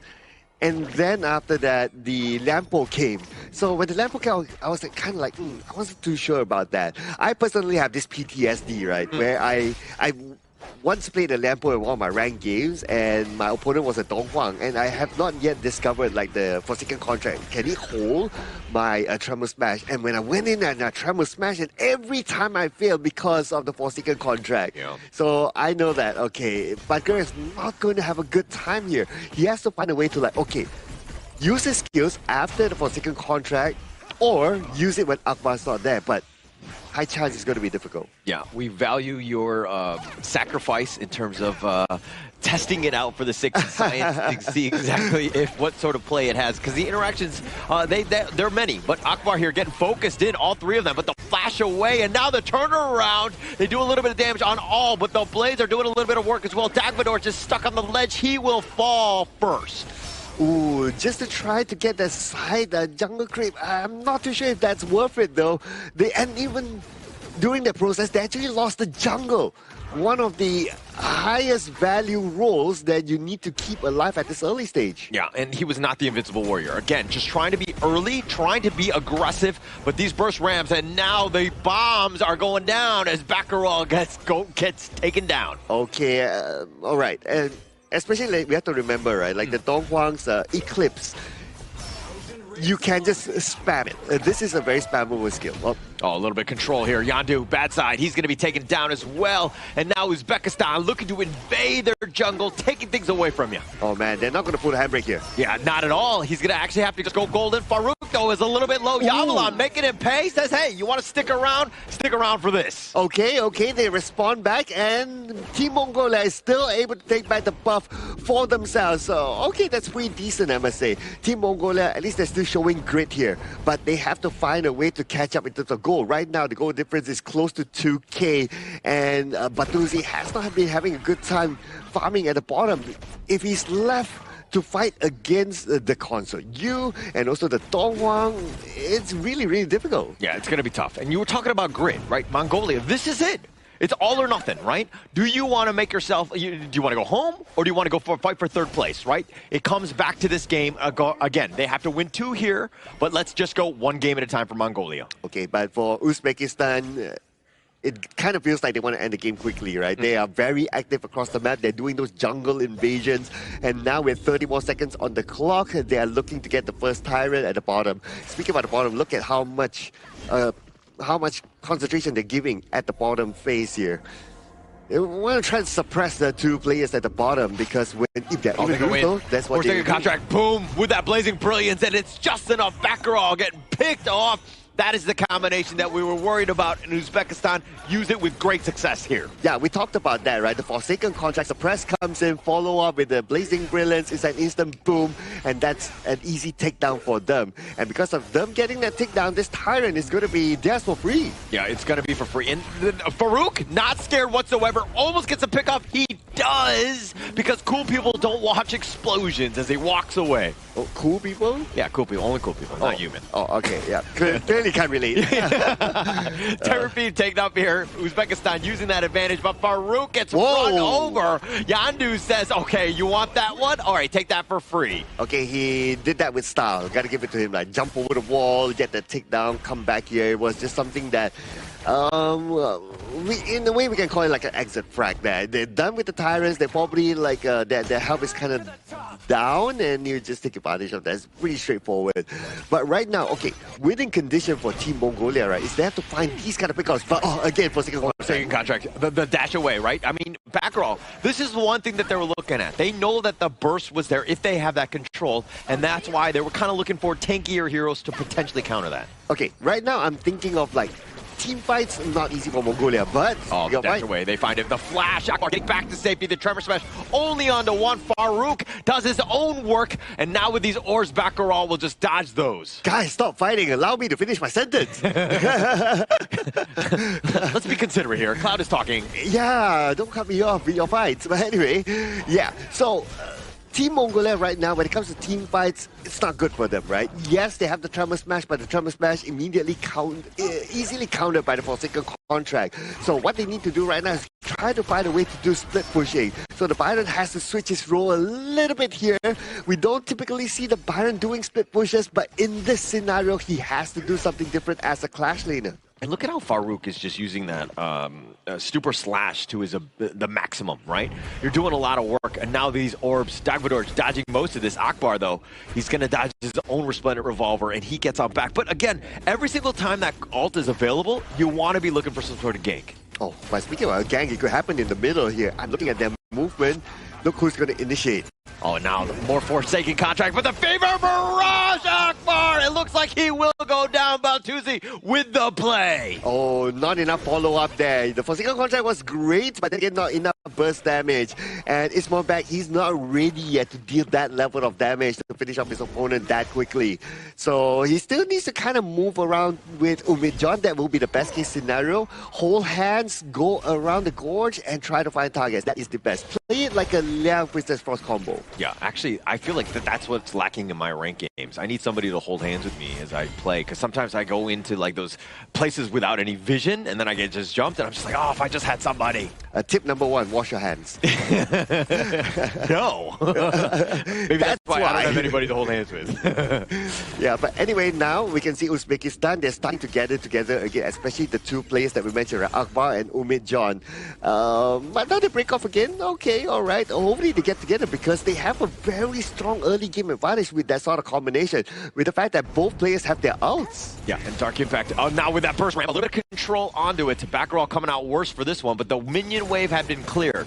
Let's talk a little bit about Mongolia here, because this game, I mean, yes, they're down about 3K, but they've got some towers up, and now the assault is on with that Forsaken contract, and they push him back. He's not going anywhere. Invincible Warrior, you are not. And now Baccarat, he will fall. The Fever Barrage going in! Doing a little bit of work, but he gets run over by Mahmoud. Right, we are talking so much about Umid John and Akbar, we almost forgot to talk about Mahmoud and his dispositioning skills, and they're probably going to get another one. Yeah, a little bit of damage onto Yavalon, but that's the toughest one, right? He's probably the tankiest of them all. So, but a great Fever Barrage to really kind of salvage some of this, because things were looking rough here. Yeah, we have to break this down again, right? Look at this. Forsaken contract comes in, just textbook gameplay combined together with the Eclipse and also the Blazing Brilliance, and that's where they got their big target.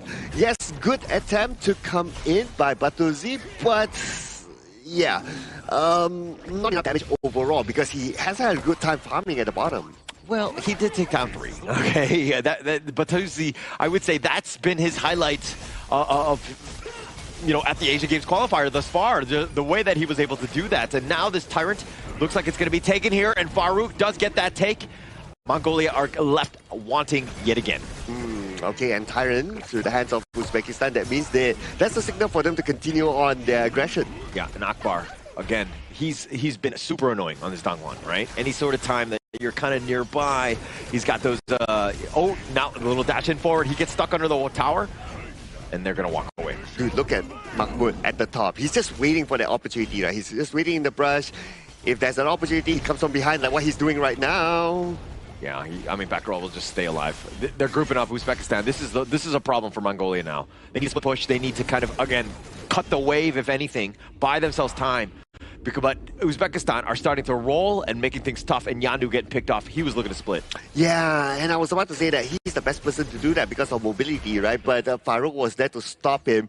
And once he's taken out, who else is able to split push? Yes, I did talk about like, yeah, maybe Yavula needs to adapt to doing split pushing, but the Byron is not the best hero to do that. And even if we were to talk about itemization, right, he went for the Blood Rage first as his first item. It's a tanky item. That means he's meant to be there with the team, not to play split pushing. So right now they have to find another answer to how they want to try to open up the map a little bit more by doing the split push. Who would it be? Frankly speaking, it's hard for me to answer, but if I were to pick one name, maybe Yondu has to do it. Yeah, I mean, it's not, the draft is definitely not in their favor for split pushing, right? I think that this is more of like a team fighting early game to kind of set things up, because when you're looking for split pushers, yeah, mobility is definitely high on the list, but you also need wave clear, right? Yandu is not, I mean, you have burst, but it's like a single one. It's not like that AoE style of damage where you're able to take down minion waves very quickly, but they find Mahmoud under the tower. He takes it down. He's trying to gallop away, but he gets caught. It looks like the reinforcements have arrived, and Mahmoud will be taken down. I was half amazed that he was able to survive that one underneath the tower. Yeah. I thought he would have been like, okay, tower gone. But he's still able to walk away. Still gets the tower. Not too bad, I would say. That's all right. But it just shows what sort of gap they're having right now, right? Team Mongolia having difficulty taking down one Gonyu. Yeah, and now with those orbs, they're trying to potentially steal Uzbekistan just side. Any single time it's on, you know, it's available, they're going to contest. And that makes life a lot more difficult for Mongolia here, as they have to just fight for any sort of buff. It's a 50-50 even when it comes down to everything in their jungle. You know, in project management, there's this thing called risk management, right? Yeah, so right now for Team Mongolia, they don't have any risk management plan. Yeah. Like, what's plan B for them? Yeah. Their only plan A is like team fight, team fight, team fight. But everything is cancelled by the Donghuang, especially. If you cannot get a good team fight because of the Donghuang, what else are you going to do? Honestly, I don't know. They have to. And this is one of those times where it's all about your opponent making those mistakes and you capitalize on it. Yeah, finding somebody out, right? I think that, I mean, they've lost some towers, which is a bit of a problem. These T3s, they need to hold here. Find somebody that they can get some sort of pick off. Who's, like, happen to be a little bit by themselves. Ismobek seems to be that guy. Obviously, they don't have this omnipotent knowledge like we do here, as we see everything. But now Yandu, he's on the chase, misses the Kachus, and he dives in, and he dashes away with that protecting wind. Yeah, easy for him, right? And they can't chase him because they don't have that level of mobility. You can argue that Yondu can, but Yondu doesn't want to overextend as well because they don't know who else is behind him that could potentially counter. Yeah, and now just clear the wave. Again, Batuzi is that late game hero, right? You just got to buy him a little bit more time. We're at 13 minutes. As long as you're surviving like 17, 18 minutes, you're giving yourself a chance. He had a nice triple kill to start things off, and he's been farming. He's relatively been safe in that sense. But again, the target, once they focus him down, you're going to have a problem. Okay, on the positive note, right? Goal-wise, considering like how they have been they go down. We're seeing a contract right under the tower. Dagvador's is down. The Blazing Brilliance covering the retreat. The Tremor Smash is all the way in the back, but he's all by himself trying to fight. Two members are already down. They find the return on Uzbekistan side as well, but Yandu, he too will fall, and it looks like it's going to be a 3-for-2, at least for now. Make that 4-for-2. Oh, and it's now only Yaoshan, the final player for Team Mongolia. The minions are marching down the mid lane, and the tower will be taken out easily by Team Uzbekistan. They should be able to get the second one, but looks like they're going to chill for now because they know that they don't have two players together with them. But again, the Forsaken contract. Very well done by Akbar. Even though he's underneath the tower, he's not afraid of going in and starting fights for his team. And the team understands when to follow up as well. This is the communication that Team Uzbekistan has in this sort of fights. they were able to kind of just work around Batuzu, right? Like the way that he was going in, Farouk was able to kind of snipe him out, making sure that he was doing, like once he goes down, like you're mitigating so much of the damage that they can potentially throw on you. So Farouk understanding target priority here, and now it looks like the Tremor Smash only on the one, finding Farouk. He's just trying to dash away, does get on back, and now Akbar has shown. Soaring Green Dragon not able to connect, but they get the Forsaken contract. Dagmadorj down again. Yes, right at this moment, as long as Akbar has his teammates around him, he can catch anyone. He can catch Dagmadorj, he can catch Yahushan, can catch Bud Garel, no issue. As tanky as they are, they cannot hold this amount of damage output by Uzbekistan. So they need to be like, even, I don't know, they need to wait for that to be used somehow onto a target, and then they try to counter-engage. That's the best that Team Mongolia can do. Yeah, and Mongolia, I mean, they need, if they find Mumajin and Ismobek, those are the two guys, right? Finding them across the map somehow, getting some sort of angle. Your best case scenario, Baccarol if he's able to get that Tremor Smash, and then you have like Yavalan on top of that with those Storm Strikes where you're doing a little wombo combo. It looks like Mahmoud, not the greatest of targets. The Tremor Smash, they're going to try to commit for this. Baccarol, that might have been a little too much. He needs to get on back to safety. He's trying to run, and these impacts are going to do a little work. The Forsaken contract, and Yavalan is down. Oh, well, the tower got Akbar though, so that's a little bit of a trade-off for the teams. But Akbar, he has done his job.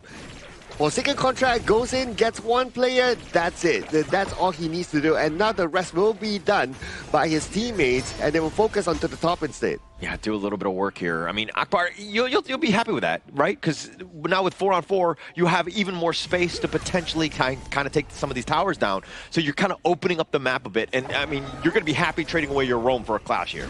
And this time, Uzbekistan, okay, they could be in a hurry, but they have to be careful there not to overexpend themselves. But look at the damage absorbed by Batgarel while the tower was down. Yeah, so Batgarel was trying to go for the players, but the biggest piece was the Vanguard, right? You got to just clear the Vanguard as quickly as possible. It didn't seem like Mongolia were on the same page there.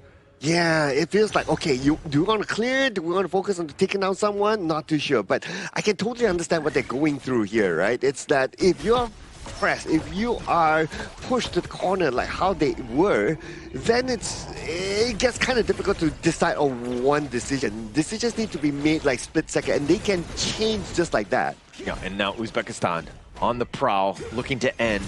They decide to just go in, a little bit of work here. Akbar searching for his prey. You could see him looking to go. Who does he go for?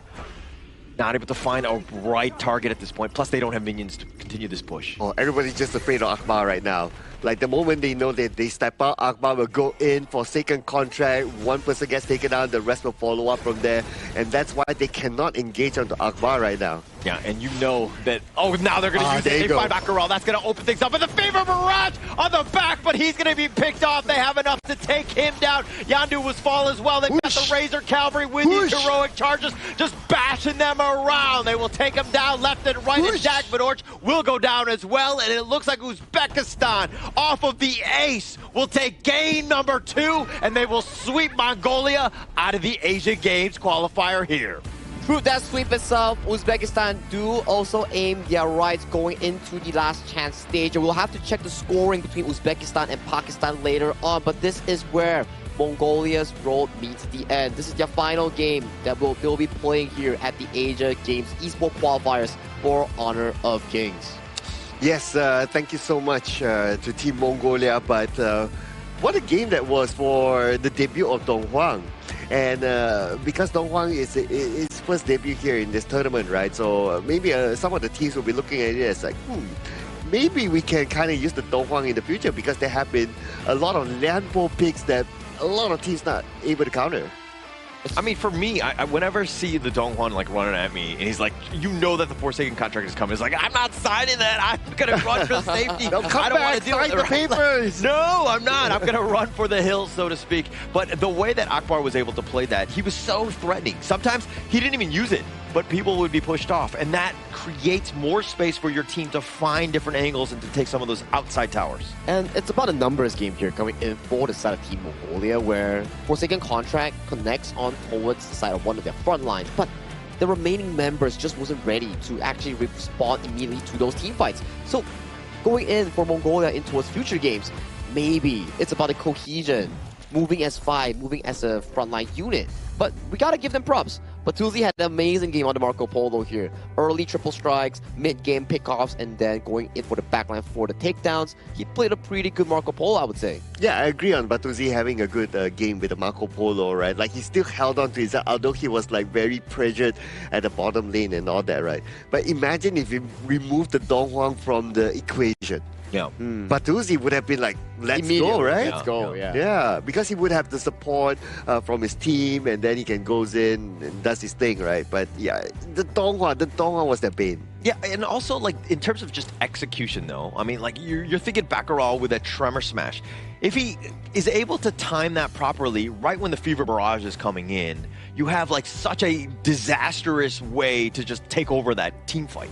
Right? And then it seemed like they were a little out of sync. Like, one was going at once, and then the Fever Barrage would be late, and then they would focus in and take down Baccarat. Like, it wasn't, like, perfect on this one. I want to be fair to them, right? Because if you're the Marco Polo, right, and you've seen the Dong Huang does what the Dong Huang did a couple of times, right?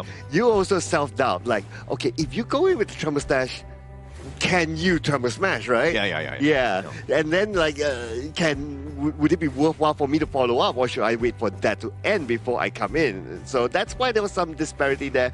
Also because of what the opponents could do. It's about timing, right? If everybody went in at the same time, one of the front lines coming in for the side of Team Mongolia took the Forsaken contract, then maybe there's going to be more targets for Mongolia to actually be venturing into those team fights, giving Batuzi more of an aggressive approach on that aggressive Fever Barrage. But it's just like what Holler mentioned, right? The discrepancy on the follow-up is like left one like early 5 seconds, right one late 5 seconds, so on and so off. Yeah, and if we're looking at Dagvador's KDA, I mean, he's 0.69. Other than that being a nice number, I think that he was constantly focused. You know, like, every single time, like the Forsaken contract, the Angela, the Chaos Cinder, that burst, that 1-2 combination really made him mortal. He was not able to kind of find those backlines and to get on top of some of those squishies. Yeah, item-wise, yeah, it's pretty decent, but then again, the gap is just too far for him to really tag. That's why we didn't really see him being that effective of a tank inside of this game, right? But there's also the Blazing Brilliance that cut through all the tankiness of either the Kaiser or even the Byron as well. So it was a very difficult game for them to tank. It's a very good 1-2 combo, right? I would say that every single one of the Forsaken contract coming in from Akbar minimally forces a common skill flash coming in from Team Mongolia. If not, it will always break through one of the key targets. And this is the post-game damage output. Nearing through the end of the game, Farooq was doing a lot of damage on that Levi. He was constantly stacking that passive to unlock the ultimate and going in for those aggressive pokes. And you can also see coming into Team Mongolia, it's at what we saw. But Tuzi was trying to hold the team together, trying to find those miracle moments in those team fights. Yeah, and actually, I mean, you're going and looking at the stats here. I mean, Batuzi doing almost everything that he could on this Marco Polo, and that and like Yandu trying to find some sort of pickoffs left and right, while Baccarat was, again, being that frontliner, which you need. So that's like the core set. Yavalon, again, not finding the right angles, Dagvador's getting picked off. It just seems like some things were a little out of their hands because Uzbekistan, the way that, again, they were able to initiate, start those team fights, they always usually had a man advantage. Can I just say that Team Mongolia, in my opinion, I think they did well. Yeah, I think they did well in this game, right? Like they had the draft, they had the idea, they had the game plan, but the gap was Uzbekistan, that Dong Huang combined with the Angela and so on and so forth kind of countered them. So that's one. But what could be improved from Team Mongolia in this draft is that having a plan B. Yeah. Like their only plan was like, okay, we are a team fight combination, right? But if the team fight doesn't work, like do you have a plan B, like split push or something like that, right? They don't. They need more time, right? Yeah. Because I think these sort of little mistakes that causes into game loss and the team cohesion that we keep mentioning about, these sort of things come through time, training, and more games in towards Honor of Kings. Once they get more games as a team towards together and more practice in towards maybe something like Peak Tournament or their own solo practice, then maybe those issues that you mentioned gets progressively fixed coming in from a young team like Team Mongolia. Yeah, and actually from day 1 to now, day 7, we've seen the growth of this Mongolian squad, right? You talk about the lack of experience, 100%. Like, they get that, they're going to be formidable because they just got so much better in a short amount of time. And we're seeing some of the highlights here as they were really able to take the fight to Uzbekistan in Game 2. Yeah, I mean, a lot of these highlights will be the Dongwon highlights, right? Just look at this. Again, for single contract, sometimes you get the takedown, sometimes you don't, but that depends on who's there to follow up. It is quite clear that Umit John, if he's there, they will surely get the takedown. There's going to be another example here on screen. That's just painful, right? Forsaken contract into the highest burst mage coming in towards Honor of Kings, but this is a beautiful one coming in from Patuzzi, finding the key moments in towards the backline, showing signs of success of that Marco Polo pick that they drafted in the final phase. Tuesday there with that highlight reel of that Fever Barrage. I suggest you put that on your LinkedIn because that was amazing. But going into this one, I mean, this is where that control, even under the tower, Akbar willing to sacrifice his life, realizing that, hey, if I get that, if I can trade away myself for anybody, I'll be happy for it. And this is that final fight. Unfortunately for Mongolia, they do fall here. I think for Patuzzi, if he was just a bit more patient, allow Dakvodorj and Yahoo-sang to be that frontline meat shield, absorb some spells, then he goes in with the Fever Barrage and double stun combination, then maybe it could have been much better here. But those are just guesses and predictions that may happen here. But Farouk, coming back once again with a 4-2 and 10 KDA and a 30.7% damage there on that Levi. I think this is back-to-back MVP coming in for him, right? It is. It is. And yeah, I mean, being able to just, he did so much damage and constantly poking and doing it from afar and never really putting himself at risk, especially with that 15.8 damage taken. But he did quite a bit as well, 30%, pretty high on the team. You know what? If I had the choice of picking my MVP, right, it goes to the Donghua, man. Yeah, it goes to the Donghua. Oh, yeah. Yep. I gotta show Rome some love, man. I agree. I feel like in that game itself, where the roamer coming in for the side of Uzbekistan, which is the player known as Akbar, he was having a lot of engages on towards that Donghua, finding key targets and finding big moments in setting up the pacing here, coming in for the entire team of Uzbekistan to push forward that lead against the side of Mongolia. And I think that with the actual stats and the numbers calculated, Uzbekistan have punched their way into that third slot here. So congratulations to them as they go into the last chance qualifier. Yeah. Yes, it will be interesting to see how they continue on from there with their learnings. But yeah, based on the games that we have seen, like from their first game until this game, right? The fact that they could bring on the Donghua, it's like, oh, okay, it's not only... I don't feel like it's an experimentation, right? I feel like they know their game plan. They know how to combine that with the Angela and all that, so they have a lot more cards underneath their sleeves. And we were saying that Uzbekistan relies on their tried and true, which is the Kaiser, Futsu plus the Dolia combination. But not a single game today that we actually get to see that. They brought up something different, and they still managed to win convincingly against Team Mongolia, putting Team Uzbekistan right now in towards the last chance stage. Sadly to say, Mongolia and also Pakistan has been eliminated coming in from Group A. Yeah, it's the evolution of the draft as well, right? Their showcasing thing might not be the greatest thing because obviously they were looking to punch their ticket into the third slot. They finally got there, but now you're kind of showing your cards, as you were talking about, now to all the other teams that are going to be maybe going into that last chance qualifier as well. I mean, what better time to show your cards, right? It's like, okay, this game is important for us. It means a lot whether we qualify to the next round or not, and they put it in. But I'll be interested to see like what other cards do they have. I'm sure they have more hidden. I mean, they still have yet another few games to come in the last chance stage, so that's where they need to bring out all their cards. This sleeve, that sleeve, at the pants, you know, in the pockets. You gotta review all of them if they really want to make it to the main event. Because in last chance stage, if you were to remind the folks here watching this tournament, you don't immediately advance, and there's only one team out of 4 third placers that gets to get the final spot, the 9th spot, going into the Asian Games main event. So I'm excited, right? I think that if you're talking about Group A, who would be that champion? Because it's like a representative in each of the groups, right? And all of them going in, I think that Uzbekistan being able to stand in there is going to be, you know, Group A are going to be very proud of having that champion there. Oh yeah, definitely, no doubt, right? I mean, when we saw the groupings after the draw, right, it's like we can kind of like tell a little bit here and there, but there are some that it's like beyond our expectations too. I think Uzbekistan has been one of those teams that defies expectation and made it towards last chance stage. And another team, I think it has been Kazakhstan coming in from Group C. They beat Vietnam yesterday, and it shocked us and the whole internet. Everyone was thinking like Vietnam was going to take it easily, or at the very least 2-1 against Kazakhstan. But the way that they did it, convincingly and in their own playstyle of team fights and jungle assassins way, these are the things that we want to see moving forward in the final few days of our Asian Games qualifiers. And that's why it's been exciting, right? Seeing some of these teams, they're a little bit of an upset. Like some of these teams we don't know as much, but now that we've seen them on the stage, it's been impressive, and they've been able to kind of control things and to take over, right? I want to see some great games, and that some of these teams have really stepped up to kind of answer that call. Yeah, Uzbekistan, that message is for you, okay? Yeah. Honestly, before we started this tournament, I see Uzbekistan, the lineup is like, okay, I don't know where will they end up, but yeah, they're making me impressed right now with their draft and how they execute their gameplay.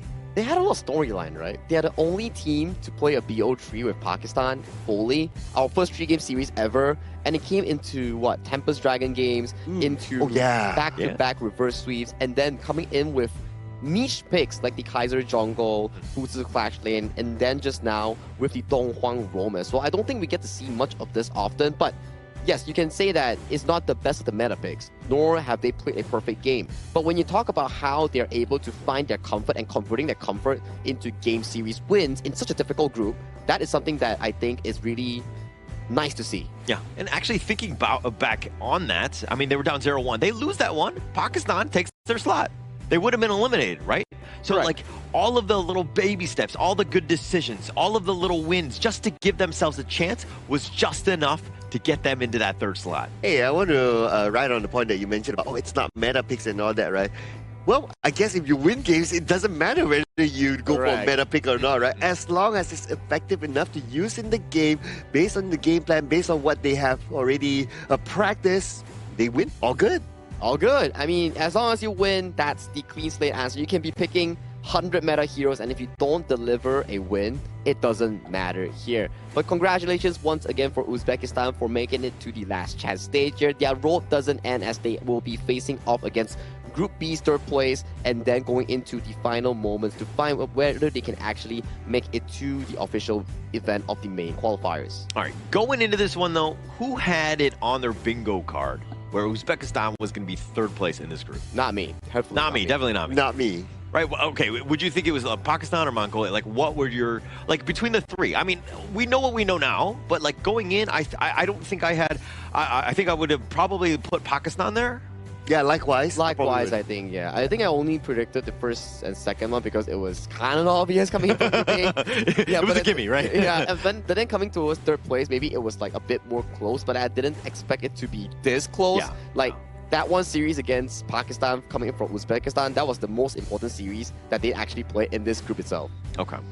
All right. No, because it's always interesting seeing, like, I wish we did a little bit of the predictions just to kind of see, and then we can make fun of that guy, to be honest. But, you know, I think that there's been a lot of surprises, even in not only in Group A, but throughout, right? Even the leaders that we're talking about. Look, I'm happy to see some of these other regions really get some of that spotlight, if you will. Yeah, likewise as well. Likewise. I mean, not only in Group A, right? Like in other groups as well, there were a lot of surprises for us. Like, even I was talking backstage with some of the guys here as they were following the game, right? And they're like, oh, you know, this team or that team, they didn't expect this, they didn't expect it. They thought that this team would have been up there, but no, they're actually down there.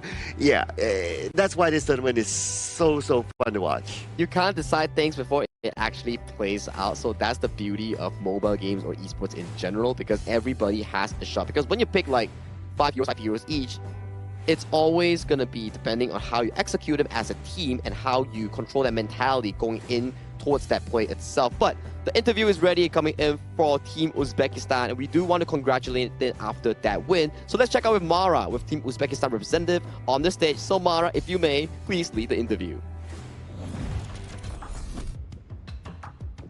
We're here with a jungler from Team Uzbekistan. Congratulations for Rook MVP Game 1 and Game 2. Though when I told you you were also MVP in Game 2, you were surprised. How come? birinchi o'yinda damage qilib berdim. Unda shu MVP olish ma'noda, lekin ikkinchi o'yinda shu Libo olganimda olishimni bilmadim, chunki ko'pchilik yaxshi o'ynashdi. Masalan, XP Guanyuda yoki Dunhuan Romda yaxshi o'ynab berdilar. Ular oladi deb o'ylaganim, ikkinchisi haqiqatan menga surpriz bo'ldi. So in the first pick, he was confident that he gonna take MVP, but in the second pick, in the second match, he wasn't like he wasn't weighted that he gonna be MVP, you know, because of the pick. Yeah, he picked another hero, and so that's why he thought that another players from our team was ready to take that MVP. But regardless what your thoughts were, everybody was impressed with your performance, hence why you were MVP. And congratulations, because with this win, it means that Team Uzbekistan now has their dream alive for the Asian Games. You get to battle in the last chance stage. So how did this dominant win contribute to the confidence, and what does this do to the confidence of Team Uzbekistan? Xo'p, demak, mana shu ishonchli g'alaba sizlarda qanaqadir demak yana qo'shimcha ishonch paydo qilyaptimi yoki qanaqa hissiyotlar beradi oldindagi demak last chance o'yindan oldin? Albatta bizga ancha bir motivatsiya beradi bu narsa, chunki biz O'zbekistondan kelayotganda shu hech bo'lmasa shu 1, 2 yoki eng kamida 3-o'rinni olib, shu last chance'da o'z imkoniyatimizni ko'rsatib, xudo xolasa shu Yaponiyaga slot olishga harakat qilib ko'ramiz. Bolada ishonch juda yuqori. Xudo xolasa O'zbekistonning yuzini yorib qolamiz.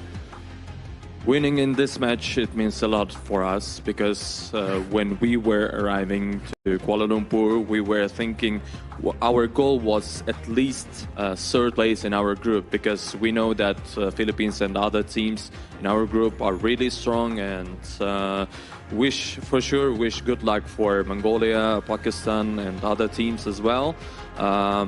Yeah, like this. You had your eyes on third, you got it, but you know there's 3 other regions in the other groups that have been watching today's match, specifically studying Team Uzbekistan. What would you like to say to your future opponents? Qolgan keyingi demak raqiblarimizga, bizni o'rganayotgan raqiblarga qanaqa fikrlar bor? Kutib turishsin, xudo xolasa surpriz qilamiz ularga. Wait us, you will be surprised. And what would you like to say to everybody that's watching from Uzbekistan? Invite them to support you for that last chance. O'zbekistondan kuzatib borayotgan muxlislarga qanaqa fikrlaringiz bor? Ularni demak jonli efirlarni ko'rishga taklif qilsangiz bo'ladi. O'zbekistonda bizani haqiqatan ko'pchilik kuzatyapti. Rahmat deb qolamiz bizni qo'llab-quvvatlaganlarga, mag'lubiyatda ham, yutganimizda ham. Xudo xolasa last chance ham yutib, Yaponiyaga slot olishga harakat qilamiz. Rahmat aka. We hope that we're gonna get that last slot for Aichi Nagoya Games, Asian Games main stage, and for sure, thank you for everyone who's watching via live stream and supporting us. Keep doing it. I hope today gave you the confidence. Anything is possible. You guys did amazing today, and you heard it from Team Uzbekistan. For the opponents, watch out; they might just surprise you. We'll be back and go to our casters. Lead the gorge. I don't think we have to wait for Farooq to surprise us because we have already been the surprise coming in towards that series itself and how they're able to qualify in towards the last chance stage. But that confidence is what I want to be seeing coming in from our players. Not really confidence. I'm thinking almost like the trash talk level. Everybody's been so humble. It's nice to kind of have a different angle on these things where you're kind of calling out some of their teams like, all right, let's go. I'll be prepared for us. Hey, but he's just speaking facts, right? Like when he says about like, you'll be surprised, right? I mean, the Donghwan pick.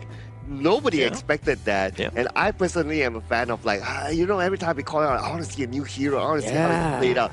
And it's not only just a new hero just because, right? It's a new hero that works. And they have a game plan around it. And that's what I love to see. So Uzbekistan continue to put out more surprises because I love them.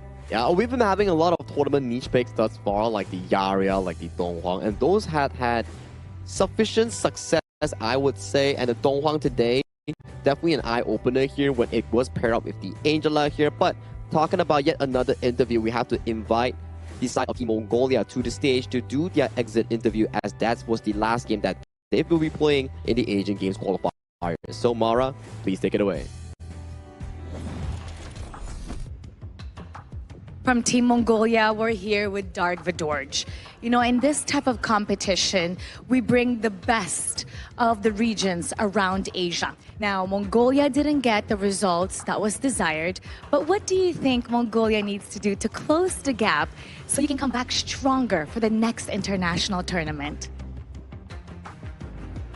Сая одоо энэ Азийн хүчтэй багууд ерөнхийдөө оролцлоо энэ тэмцээнд.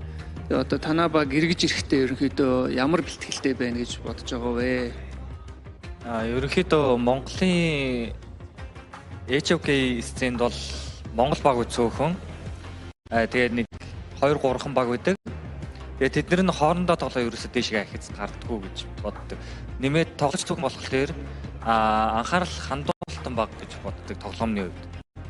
Харин бидний хувьд дараа нь эрэхтэй илүү сайн бэлтгээд илүү өөр олон улсын багуудтай тоглоод орчлог солилцож ингээ дараа ирээ гэж бодож байгаа. In Mongolia, there are not many teams, so we are considering to play more of international games with the other experienced teams. And then get more experience, and then we come back strong. I hope you got to observe and see and have the experience that you truly desire. In every victory, there needs to be humble beginnings, and I believe Mongolia was able to experience that. But would you like to say to everybody who's behind you and who's continuously supporting Mongolia? Монголоос одоо үзэж байгаа хүмүүстээ дэмжигчтэй үгч хэлмээр байна. Дэмжиж үзсэн та бүхэндээ баярлалаа. Тэгээ үргэлжлүүлэн дэмжээрэй. Нэмж хэлэх зүйл гэвэл урмигч явуулсан бол уулаарай. Thank you for the support. And then we also want to express our apology to if we couldn't achieve what you expected. And then we will try our best next time. Team Mongolia, there's no need to apologize. You were here, you did your best, and every champion, every future victory, it needs to have this kind of experience. We're glad you're here for the Asian Games qualifiers, and we hope to see you stronger next time. And now we'll head back to the casters. Lead the gorge.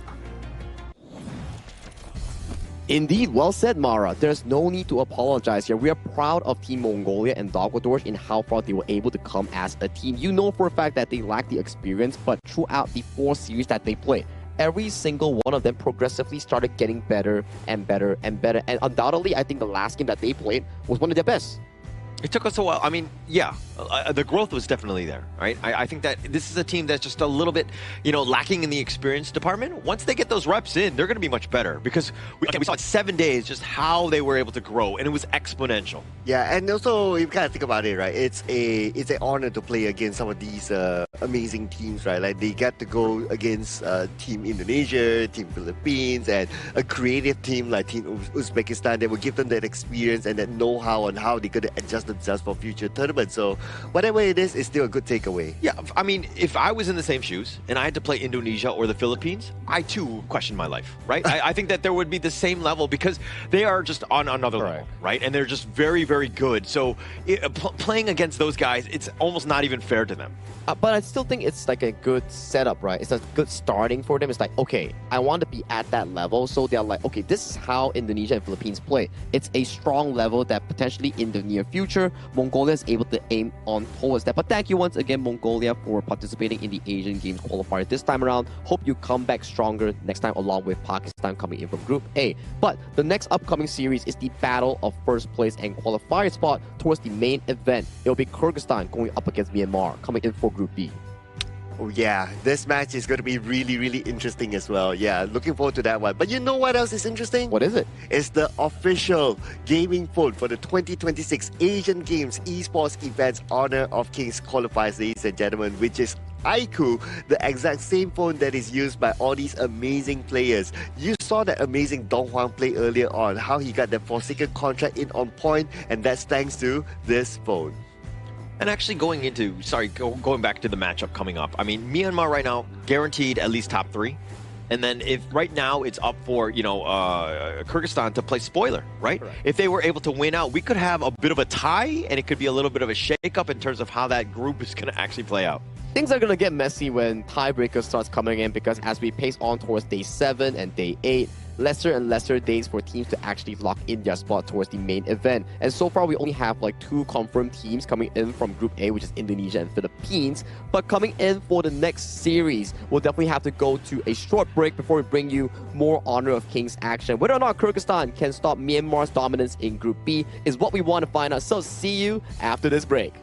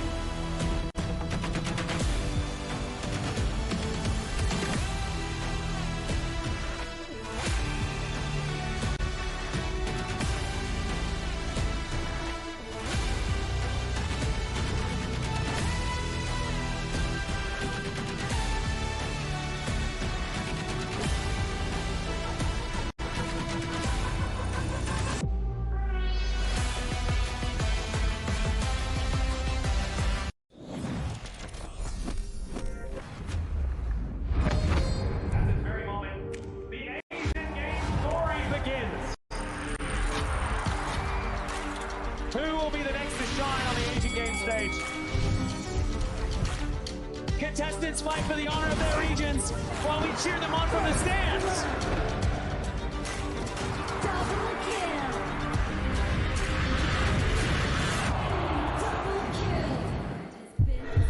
This is a challenge, but it is also an opportunity. The tide is turned.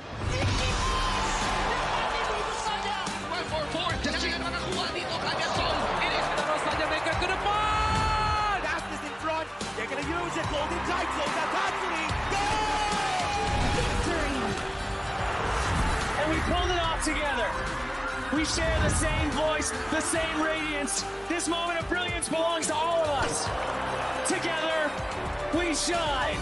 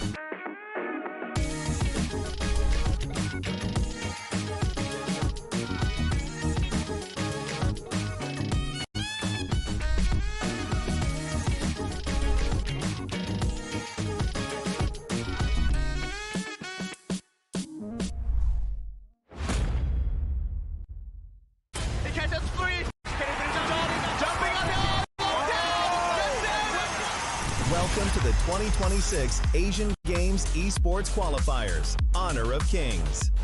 20 regions, 1 stage, and only the strongest 9 teams will earn the right to shine above the rest. Taking place in Malaysia, June 13th to 21st, 2026. Coming to Malaysia, this is the battleground where teams fight for the right to qualify for the Asian Games. 20 teams enter, but only 9 teams will move on. Apart from the 20 regions, there are 3 regions that have direct qualification. Here is the 2026 Asian Games Esports Qualifiers Honor of Kings format. First, the 20 teams will split into 4 groups of 5. In each group, every team faces every other team once in a single round robin, with every match played in a best-of-3 format. That means every match matters. Every game matters. Every single point matters. The point system is simple. Win the match, earn 1 point. Lose the match, earn none. At the end of the group stage, teams are ranked by the total points they've collected. And from there, the road begins to shine. The top 2 teams from each group qualify directly to the Asian Games main event. That gives us 8 teams advancing straight out of groups. But for those not through yet, the light isn't out. The teams that finish third in each group still have one more shot. They move into the last chance stage. There, they battle through one final BO3 single elimination bracket until 2 teams remain. The 2 teams will then face off in a BO3 match to claim the one final qualification slot. So in total, 9 teams will make it through, 8 from the group stage and 1 through the last chance stage. That is the rule. Now it is time to see who can rise through it. From across the world, regions gather here in Malaysia. 20 teams, and only 9 will qualify. The path is set.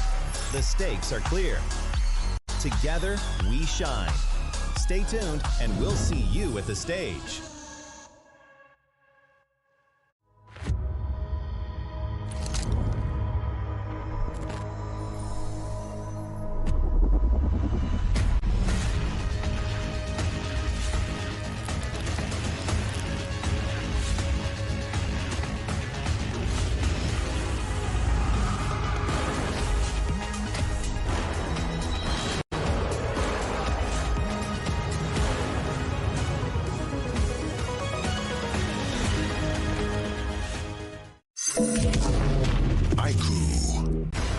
Ultimate not ready yet.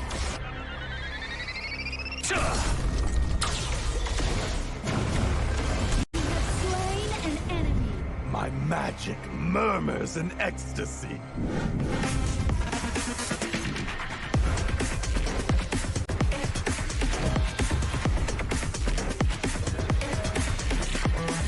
Amazing! There is no escape for you. Killing spree. Double kill. Triple kill. Spectacular kill. Don't worry. I'll be back for your life soon.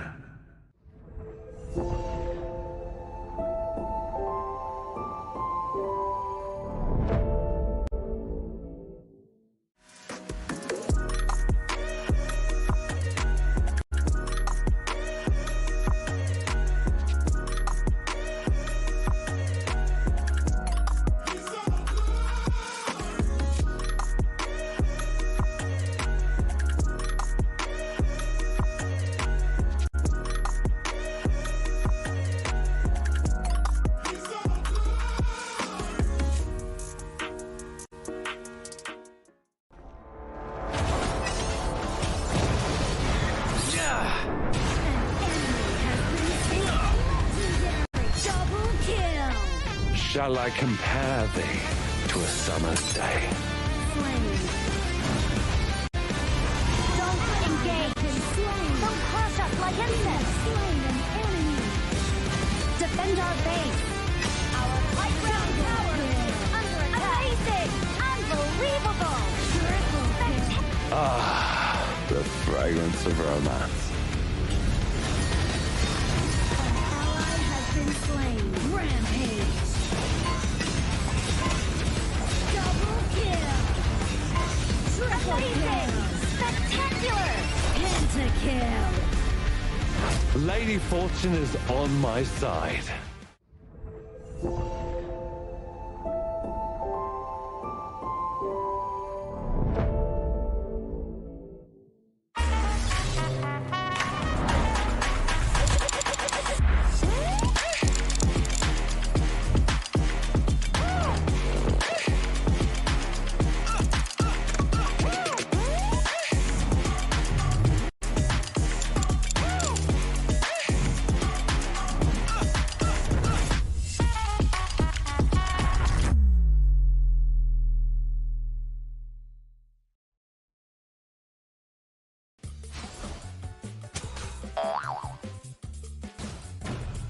tried.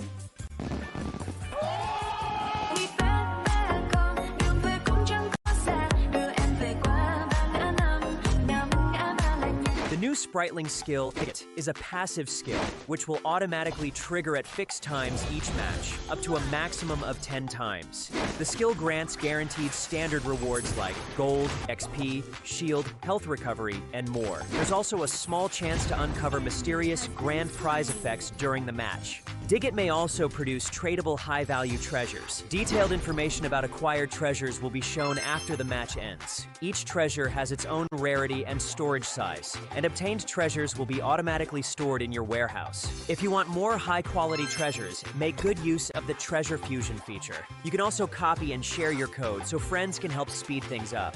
Treasures in your warehouse can be sold for event currency, which can be used to redeem skins, items, and other rewards on the event page.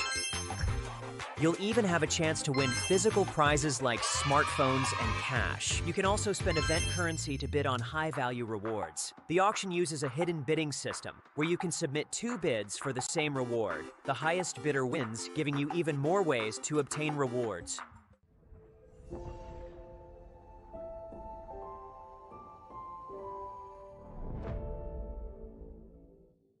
Itu kan track kita. Relax, bro. Phone aku! Jom ke bara. Mountain View!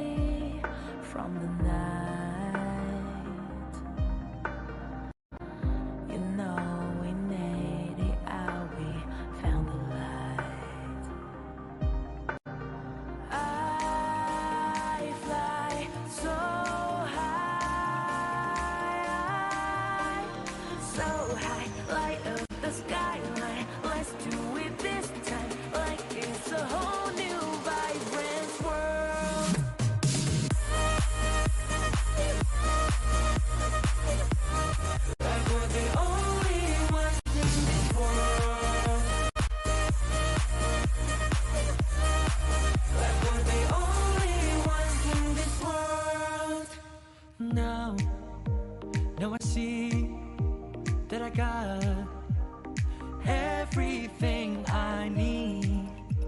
It's alright, I'm on fire, I'm alive, 'cause now I fly so high, so high, light up the skyline. Let's do it this time, like it's a whole new colorful world.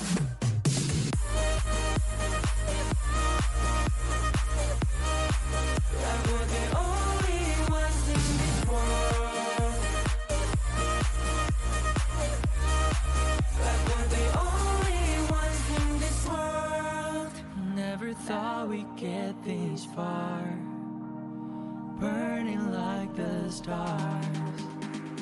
How we get this far, like we're the only ones in this world.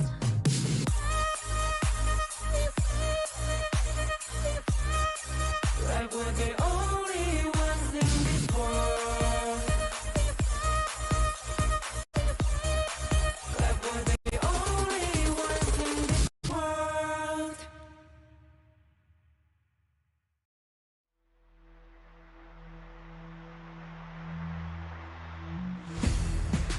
In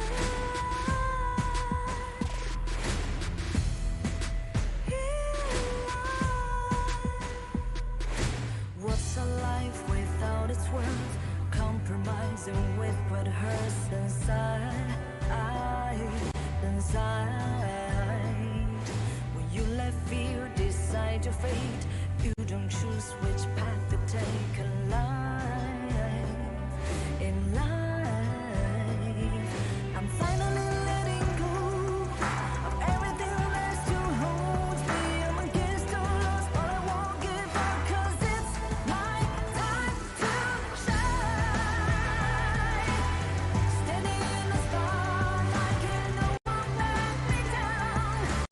Destiny is calling higher. I'm not afraid to fight for everything I love. Victory is on my side.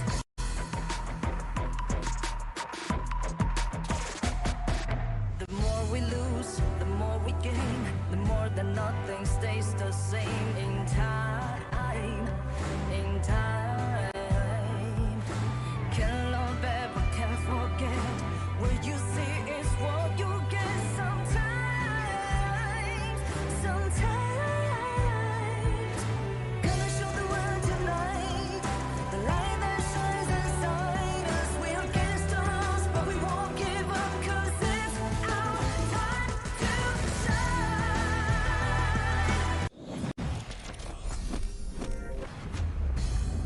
Welcome back once again after that short break. This is day 7 of our Asian Games Esports Qualifiers for the Honor of Kings official event. My name is Sagi here, and I'm proud to be hosting once again this prestigious event. And with me on the English broadcast will be none other than Sir Cloud and also Holler. Welcome back to the English broadcast again. Oh, no. Okay. I didn't get the memo. But yes, I'm actually excited about the second series of the day because, again, there's a lot at stake in this one. The top 3 potentially going into this one. And now it's about seeding which of the 2 move on to the main event, which one plays in that third place last chance stage. And this one for me is really hard to tell, right? Because these two teams have been showing really good games here in our tournament so far. So it's going to be a tough one.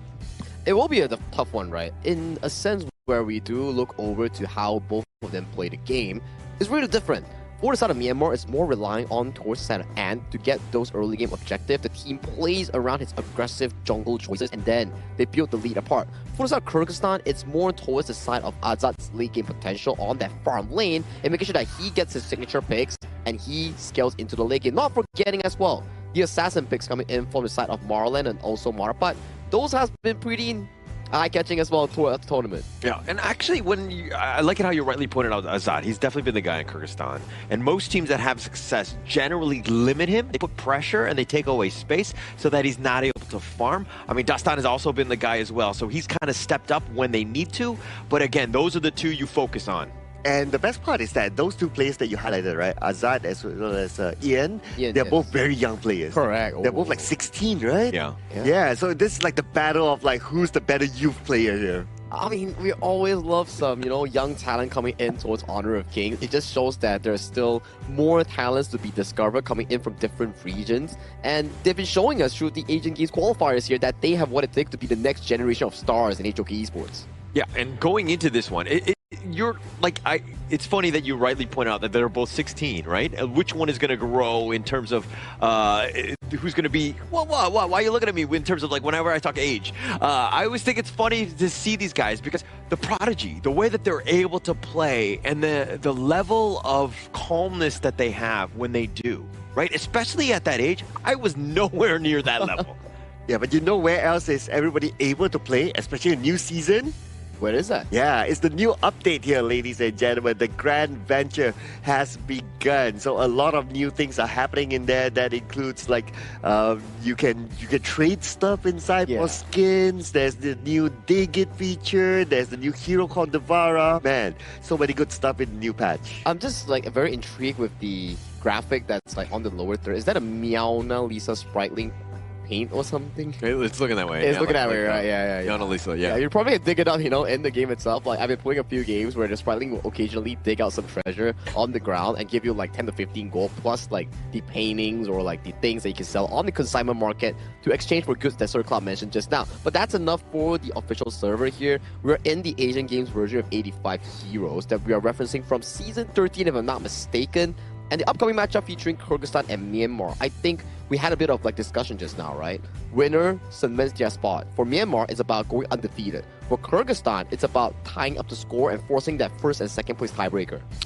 I don't like to usually select the team going in, but I just want to choose Kyrgyzstan just because I want the chaos, right? The tiebreakers. I want them to just like to see exactly who's going to end up coming up on top. I want to see some tiebreaker games in this one. Yeah, I mean, so far we have not cemented any tiebreakers yet, right? So let's see this one, because the Kyrgyzstan is a team that potentially can do that, right? So yeah, I look forward to it. I mean, ever since yesterday, what happened with Kazakhstan and Vietnam, like all things are not fixed and everything can have a solution if you work hard towards it. But if we want to welcome this exact matchup between Myanmar and also Kyrgyzstan, let's hop into a teaser video introducing the team roster coming in for both teams for this expected matchup here. So let's go.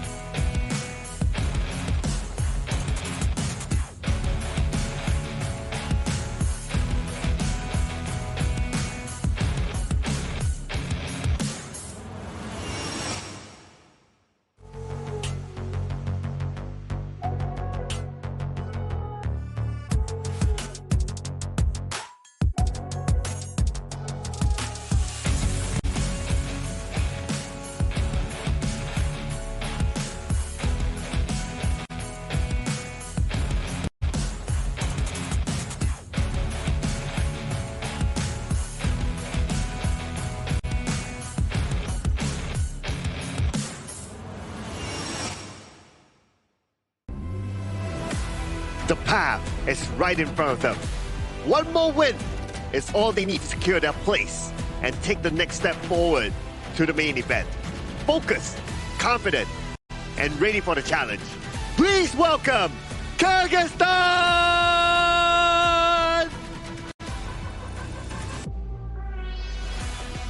Nobody has been able to stop them so far. Another victory today would cement their dominance over Group B, sending a powerful message to every team in the tournament. Looking stronger with every match. Make some way for Myanmar! This is history itself. Both sides suffered early exits in the quarterfinals of the 2022 Asian Games, and now they meet once again on this big stage. But this time, it's for Myanmar's unbreakable streak, and for Kyrgyzstan, it's their step towards that main event. We're going into this one. I mean, walk me through Kyrgyzstan here first. Yeah, we have Zamal back, Dastan, Rich, Azad, as well as Marlin. So Azad, not only his photo is very unique and interesting, right? Refreshing, so to speak, right? But his gameplay as well. So we know that he's able to be this kind of player that's very aggressive, right? But remember when he played the Ho Yi? His Ho Yi wasn't that Ho Yi aggressive, chase down somebody and just tap away, right? But his Burning Sun arrows made the play. So he has his versatility on how he plays his farm lane role as well. Yeah, he's always been able to step up when the team needs him, right? And Dastan has also been that guy. I think that these two have really kind of supported one another, made sure that they're in a position to win because of each other's play. And to top off this entire roster, right, the way that they're able to split the duty of carry is really fascinating. But do walk me through as well, Holler. What is Myanmar proposing in their roster? Well, this is going to be Min, Ant, Sai P, Zin, and Sai H. This is a squad that, again, we're kind of on the map of just being like impressing everybody, right? And in the top of the group, undefeated at this stage, they are the team to beat. Oh yeah, absolutely, right? I mean, they've been showing very good gameplay, good dominance as well, especially with Ian giving us a lot of highlights too. So this team is definitely the one to watch. And even before coming into this tournament, a lot of fans out there were saying that, okay, Team Myanmar, in their group, they are one of the top challengers for the top 2 slots. And they're proving it, right, Sir Cloud? So far undefeated yet in any single match or single game win-loss. And they've been practically the champions of their group for as far as they know after playing 3 games now. Now, for the final series that they're going to be playing here against Kyrgyzstan, they need to do whatever it takes to lock in their spot and to show off that they are truly the GOATs of their respective group. And looking at this one, I mean, the hero pool is a bit of a wash, 20 to 18, not too different there. Even the kills, 78 to 68. I mean, you're seeing the number of games that they won. I mean, 6 of 6 from Myanmar, but the kills are actually in favor of Kyrgyzstan. What is that telling me? Well, Kyrgyzstan likes to fight. They want to take the fight to the opponent. How does Myanmar respond in this one? Well, Myanmar, they like to respond by playing a little bit faster, right? Just based on the stats, right? Their first strike rate is significantly higher at 67% as compared to 17%. So they like to play this fast and early. If they're able to get this advantage early on by the first strike onwards, they will snowball. And to top it off as well, if we were to check out the KDA, although the eliminations coming in from the K for the side of Kyrgyzstan is 78 and for the side of Myanmar 68, but take a look at the depth differential here. Kyrgyzstan games are more chaotic, where Myanmar's games are more tame, is what I'm trying to allude to. Because in terms of the KDA, so far that has been the story here, and the first strike rate having a 17% coming in from Kyrgyzstan, it means that they are able to play in a comeback sort of situation in bringing the game back to an even. Yeah, my favorite part about all of this is that Myanmar has got a 6-7. I knew it. Is it too early in the day to do this? I don't know, but we're there now. We've gone to that level. But Myanmar, the way, again, I like the fact that they've been able to stay alive. The 11 deaths, that speaks volumes about the team and their positioning. The way that they're able to, again, just survive and to just take over games. You know, it's lucky enough that they actually got one more kill on towards the KDA side from Myanmar, because that's 68. If not, you're going to be having to do it twice towards us. Well, we're going to zoom in onto the stats even further, right? We're going to compare the individuals before we continue our debate here, right? So Zamalbek and Min is compared with each other. So, of course, some of these stats are dictated by the fact that, okay, one team has more wins, right? Average KDA, it does favor to win 7.5 as compared to 4.1. Average damage taken per minute, DTPM. That's a lot of the Zamalbek. So this exact matchup coming in says a lot about the two Clash Laner style, where Min is more of a traditional carry style Clash Laner. Yes, he takes lesser damage, but he returns more in the GPM part where it converts to damage here. It's a different selection coming in from Zamalbek, where he likes to be able to contribute that gold into players like Azad or Dastan, and he becomes that meat shield for the team in being able to scatter off that vision value.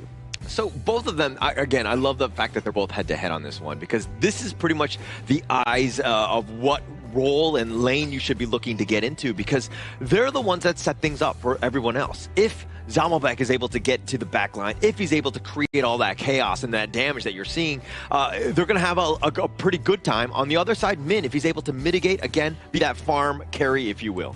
Yeah, very different playstyles, right? And when it comes to hero pool, yes, they're equal, 4 and 4, but I believe if we were to dissect that 4 hero pools that they have shown, it could probably be very different just because of the playstyle and the stats that they show here. Now, we've seen different variety of the Dharma pick as well. Some likes to go the full tank build, some likes to go the full damage build here, so it depends on how the player actually plays out that specific same hero with a different spell. I can see and definitely feeling good, you know, thumbs up towards the cameras here, showing that he is confident coming in towards this series. But coming in for this specific game number 1, Myanmar has side selection. They have chosen the blue side with Kyrgyzstan going towards the red side. What does this say about this specific startup here, Haller? I mean, like, are the teams going to be ready for it, right? I think that's, both of the guys have kind of done a lot of the research in terms of what they will be potentially looking to draft here. I kind of want to address the fact that, like, you know, Ant was smiling and waving at the camera. It just seems like they're growing, right? They're getting comfortable under in the spotlight. And, you know, on the other side, Azad is also kind of taking the limelight as well to kind of just take advantage of this situation, right? And to be able to truly shine and to be like, hey, I'm out there. This is that confidence. And going into this game, we're going to see nothing but those guys go head-to-head. Hey, if you're a clean group game so far, you have to be confident, right? Oh, yeah, but let's see what sort of confident draft will they put onto the table here. Will we see something new? But we're going to see the Guan Yu that is either heavily contested or heavily banned here in this tournament being picked up by Myanmar. One of the highest pick ban rates, I would say. It's always there. As long as it's available, it will be locked in or banned away, as you mentioned there. Kyrgyzstan hovered towards the Xiao Jiao here. We'll be taking the Zhang Fei as well. Very similar towards their style of playing defensive team fights, where they like to be having the options per se here. Now for Myanmar, do they go for Ant's Ukyu Tachibana here? It's still widely open here. They do go for it. This is starting to look like a very strong early to mid-game team fight and skirmish competition coming in from the side of Myanmar. Yeah, Myanmar, they're looking again to kind of use Ian's special play on the Yukio and just like assassin style, finding again this Achiao, finding the next carry that they look to pick up here. And it's kind of like everything revolves around Ian of just like protecting him but stunning the opponent. Okay, so we have big boys here, Lapu Lapu, we have the Zhangfei as well, so it's going to be interesting. The Zhangfei, of course, as compared to the Lapu Lapu, is... the ult especially is, it costs a lot more, right, as compared to the Lapu Lapu, but the range or the width of Lapu Lapu's Raging Sea is not as big, so both has its own pros and cons. But what is more important is that how and what kind of timing they're going to be used. Now, I do like the fact that we are seeing a Guan Yu and the Lapu Lapu together for now, because these two type of heroes are able to set things up. One can come from the back and one can come from the front, so they make a really good combination together. Many more options, right, coming in for the side of Team Myanmar, and Kyrgyzstan locking in the Xiang Yu pick here, coming in for the side of Jamal back in that clash lane. We don't really get to see this a lot. I think this is our second pick of the tournament here with a 0% win rate, and for now, we'll have to see whether Jamal back can actually bring this pick to life. And that's going to be an errant pick being locked in by Kyrgyzstan here, as we see towards the bans, Arlie, Direnjie, and also the likes of the channel are removed from the pool. Giving over to the side of Xin H, not a lot of options aside from the Lady Sun or things like the Shou Yue, for example. So, Xiang Yu, I think that we've kind of not had the greatest impression of it because we saw it earlier and it was more in the roam, and we always joke about how the Hegemon Slash being very slow. But I think that in this one, it's all about the repositioning of the Guan Yu that jumps on. You're looking not only for the laning phase, but also the fact that Zhamobek loves to brawl. If you want to fight, let's go. He's going to be ready to go. And Zhang Yu, it just kind of helps. It will just be able to that and the Umbrella Outburst. You're looking at a nice little combination, plus the Honey Sweet Breeze, just a little cherry on top, if you will. But this is what I worry about the Zhang Yu pick, is that it's not a good hero to track down where the Guan Yu is. Guan Yu is way faster. The moment he leaves his lane, it's like, oh, Zhang Yu won't be able to catch. And if you don't know the position of the Guan Yu, when it comes to team fights, right, then you won't have that where is it going to come from, the awareness, and you're prepared for it. So I'm kind of worried about the Zhang Yu pick, though. I am worried as well here, Sir Cloud, especially like you rightfully mentioned out.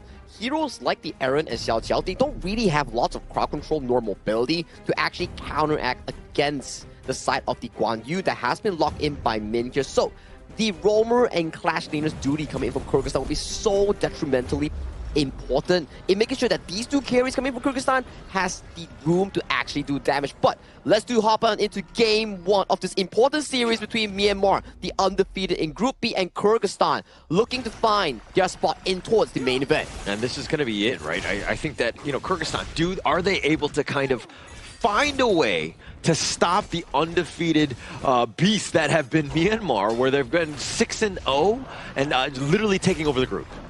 Yeah, and that's the reason why they're that, right? Because they're playing aggressively, just like what they're doing right now. They play aggressively. They try to win very, very early jungle objectives, and looks like for this one, yeah, they did. Oh no, he actually used the Leaping Savior forward. Marlon is in a bad spot, pushed away, and it looks like Marlon does not going to survive as Ian gets first strike. Okay, I mean, if you use the Leaping Savior, and it has a cooldown of about 6 to 8 seconds depending on what level you are, right? So at level 1 is a maximum of about 8 seconds. You're basically caught. Yeah, you're in an awkward definitely position. a misclick. There's no way you can walk back. Yeah, definitely a misclick, definitely a misplay. Marlon paying with his life there. Not a great start. He, like, all of them are right there, and you could hear the cheers because they're like, oh, he messed up. No, yeah. But I was kind of surprised as well that he picked Leaping Savior as his first skill. Normally you pick that as a second skill because you want to clear off the lanes quicker for your teammates, but yeah, I guess that's a choice. I think it was more of just like the fight was happening, maybe I can kind of save, or I need to get to my teammates as quickly as possible. I mean, again, I'm not 100% sure. I'm not in his brain, but I'm assuming he's, again, looking to kind of make the save more than anything else. Yeah, but whatever it is, right, it is only the first strike, right? And it is against a roam, all right? I know Roman's life matters, but they don't. You get the gist, right? Yeah, but it's okay, right? They can still come back from this one. They just need to refocus back again and get back to their game plan of clearing the waves in the middle, make those side lane rotations, just be annoying back towards Myanmar. But it's one thing to get first strike, but now they're invading, right? They're up about 1.8K. It's not even 3 minutes. Right, again, the aggression from Myanmar and why they're one of the favorites here, because the way that they're able to dismantle teams, and the Crimson Golem looking to be taken away. The Razor Cavalry is going to be used, but the heroic charge pushing them all the way in the back, and now it looks like Myanmar will run away and get away scot-free with that theft. Yeah, and they got what they wanted, right? They came for the buff, they got the buff, they leave. They don't overextend themselves. And this is the discipline that Team Myanmar is showing. They know, okay, early game, we don't really need to push it yet. If anyone misclicks, okay, cool, right? But if not, we already got what we wanted. Their next focus is going to be the Tyrant, and that is where Team Myanmar, they're opening up the map right now at the bottom. They're contesting, right? And just, again, this is uncomfortable, right? It takes a village just to secure your own blue buff. That's not a good spot to be in. They've lost the Spike Tail as well. So more in the coffers of Myanmar, and they're taking it away from Kyrgyzstan here. Okay, I'm counting down, right? So we have about 35 more seconds. In a moment's time, we will see the rotation from the jungler, from maybe even the mid to move towards the bottom, because right now side H is already setting things up, right? He's opening up the map, he's making himself a target man, and he knows that he can be the target man because he can still easily escape, and he does not need to expand the Raging Sea, which is an important skill for him to keep at this moment to contest for the Tyrant. Yeah, and actually that's the biggest problem, right? If you're looking at the Myanmar squad, Marco Polo, he's going to have a field day, right? Assuming that he's able to kind of dodge the Umbrella Outburst, which is a long cooldown, Hegemon Slash, another big one, Honey Sweet Breeze, as long as those are the big pieces. But if you miss one, it might be teamfight losing because you're not going to have it again at a later time. But now the charge away, Zalmovac getting a little bit low. He's looking to just stay alive. He somehow out heals it. Mid is a little bit low himself, but the Kumanich is going to be the first to fall. Marlon now with that Ferali form, he's trying to run away. Azad had been taken down. He actually went back in. A double strike and free food for Int as he takes him down. Zalmovac is going to be taken. That's a triple. I'm not sure why he actually went back in though. Like, he already survived that one, he used the Umbrella Outburst, he had the extra shield, he could just walk back. But he somehow turned back. Okay, I would get it if you still have Azad there, if you still have Kubanich there. Cool, right? Because you have the damage output. Okay, let's have a good look at this, right? Okay, firstly, Zalmovac surviving this one, that's great, right? And this is where Marlon, he's absorbing the damage, he has used the Umbrella Outburst, but he turns back. But there's only Dastan there, and Zalmovac not the biggest damage dealer. Dastan does not have his items yet, so what were the chances of actually winning that U-turn? It wasn't great. And I think that also Marlon was looking at this just more of like, hey, they've got 3 members, we've got 3 members, right? We're equal in that sense. Obviously, Azad going down, he's like the main difference maker. He was not alive to go into that team fight. So a mistake overall, and Kyrgyzstan pays with that one, and they get aced off the table. Okay, if Azad was still there, if Kubanich was there, cool, right? Because Kubanich can give extra CC, Azad obviously can just throw skills, right? And just deal damage, right? But yeah, whatever it is, hopefully they'll be able to reflect on that one and really time their attacks better. Yeah, and this is also when you can kind of feel like the nerves are a little bit under Kyrgyzstan, right? The flash away Zalmovac will survive, but just barely on this one. And it seems like they're kind of playing a little out of character. They're trying to force things. A little minute stun on, and the Umbrella Outburst just to keep him alive. The Razor Cavalry sending them all back. They've got the Raging Sea. That's going to be used as well. They find Zalmovac, but they get the return kill in mid. Marlon is down as well. The chase is on. Azat running for his life. Not able to get away from Ian, who's chasing them. That's a Quadra strike, and it looks like it's the Penta strike for Ian. What a Penta strike by Ian. He just went in and in and in and in, and he got all of them. This is Team Myanmar believing in their Wonder Kid. Wonder Kid, the Wonder Play, the way that he's able to get on top. Again, little bit of, you know, Kyrgyzstan was running for their lives, but the way Ian was just able to constantly chase him on this Yu-Gi-Oh! Okay, just look at this again, right? So first they isolate these 2 players behind. They take down Zalmovac, 1 tank down. They take down Marlon, 2nd tank down. No tank, everyone else is a squishy, and Ian loves squishies. He goes in, he just takes down 1 by 1, and it became a Penta strike like that for him. And the rest of the Myanmar was just like hands off, right? Don't even touch your phone, right? Your IQ phone. And let them make sure that Ian gets that Penta strike, because he was just completely setting it up. He is an absolute monster on this Yu-Gi-Oh! For the record, this is the 2nd Penta strike that we've seen here so far in this tournament.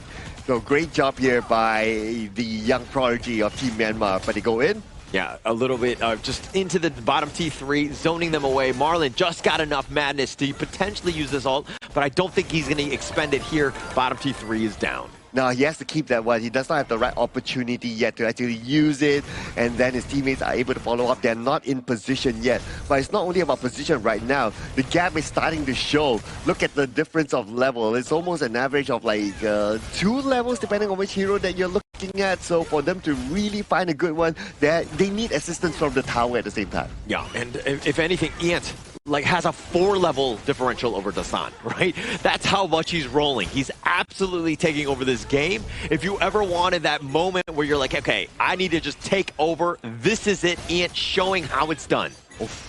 And now they have absolute control. Look at this. All towers taken down. The Overlord is still open though, but we are at 8 minutes. So if Myanmar wants to go and take the Overlord, might as well wait for the 10 minutes. Yeah, a little bit of a misplay by Azat. The Raging Sea covering the return. Oh, the Ranger Cavalry with their own charge, pushing them all into your team. All members of Kyrgyzstan are down, and Myanmar are going to take game 1 at the 8-minute and 37-second mark. 16-1 in terms of the score, and Ant gets a Penta Strike coming in for game 1 itself. They are definitely feeling it, and they are looking heck strong going in towards the series. Oh, this is solid. Solid gameplay by Team Myanmar. From the first buff, the first red buff, they went all the way up, and then they stole away that buff. I wonder if Kyrgyzstan is able to get any red buffs at all. I don't think so. I don't think so. Throughout the entirety of that first 6 minutes, first one where we saw the Leaping Savior coming in from Marlon, mispositioning and getting caught. Prior towards that, they already took away the Crimson Golem. So these are not coincidences. They pre-planned this knowing for a fact that, okay, jungle matchup-wise, mid lane matchup-wise, I get to push, I get to invade. Hence, this Ukyu Tachibana was played to a perfection coming in, not just only Ant, but the teammates helping him perfect that value. Yeah, the strategy in they're like, okay, we see some weaknesses. We know that they're not really defending their buffs early. Once we were able to take the first one, they got first strike off of it, then it's on a timer, right? It's going to be contested every single time, and Myanmar were able to play their games, and Kyrgyzstan, again, reeling, trying to play reactive, that's a losing proposition. And look at all the highlights, right? Like Team Myanmar, they were just all smashed throughout the entire highlight. They're like, they know they have it in the bag. They know everything that they plan is falling into place. They knew there were a few misclicks here and there from their opposing side, and that's where it almost felt like they were having fun. I mean, we are at the caster's booth, and the players are right outside of us. And then when we heard the Penta Strike, the first strike happening, they were really loud, and we can hear it all the way from here. The energy just vibes from outside all the way to here.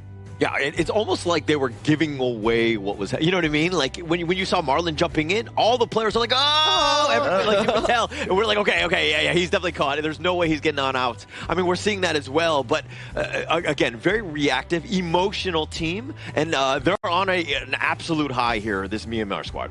I mean, that was just amazing game 1 coming in for the side of Team Myanmar, right? Trusting the fact that Ant can always come up clutch with the Ukyu Tachibana, but aside from Ant, I want to point out there's 2 more players coming in for this composition here. It's Min and also Saihage. I do believe that these 2 players, in the teamfight moments, they were able to set up a lot of those big moments that benefits Ant, Sai-P, and Zinage in looking for those big damage moments here. These are the 2 path makers coming in from Team Myanmar in this game 1. Yeah, and we did talk about like, okay, one can come from the back, one can come from the front, and they play this sort of sandwich sort of strategy, right? So that's where Min and Sai-H works well together with their combination of the Guan Yu and also the Lapu Lapu. Because of their high-tempo gameplay, look on the other side for Kyrgyzstan. Zhang Fei is not able to farm. The only item that he's able to get besides his boots is the shield, and because of the gap, the damage output from the opposing side, the shield has minimal effect. Yeah, and going into the KDA, I mean, just checking out like what Ant had done. I mean, 11,002, 10,000 net worth. I kind of feel like the rest of the squad, like it didn't matter what hero they were picking, right? Because he was able to just completely dominate the game. Obviously, highlights will all show that just like there was so much control. But Ant has been like this one-man wrecking crew where Kyrgyzstan have, and anyone else actually at the Asian Games qualifier, has any answers for. So far, no. I don't think we've yet to see anyone that can debunk this specific pick itself. And if you're Kyrgyzstan, you're just wondering like, hey, what can we actually do in the following game? Was it the draft? Was it the execution? What was the big discrepancy coming in between Myanmar and Kyrgyzstan coming in this game one?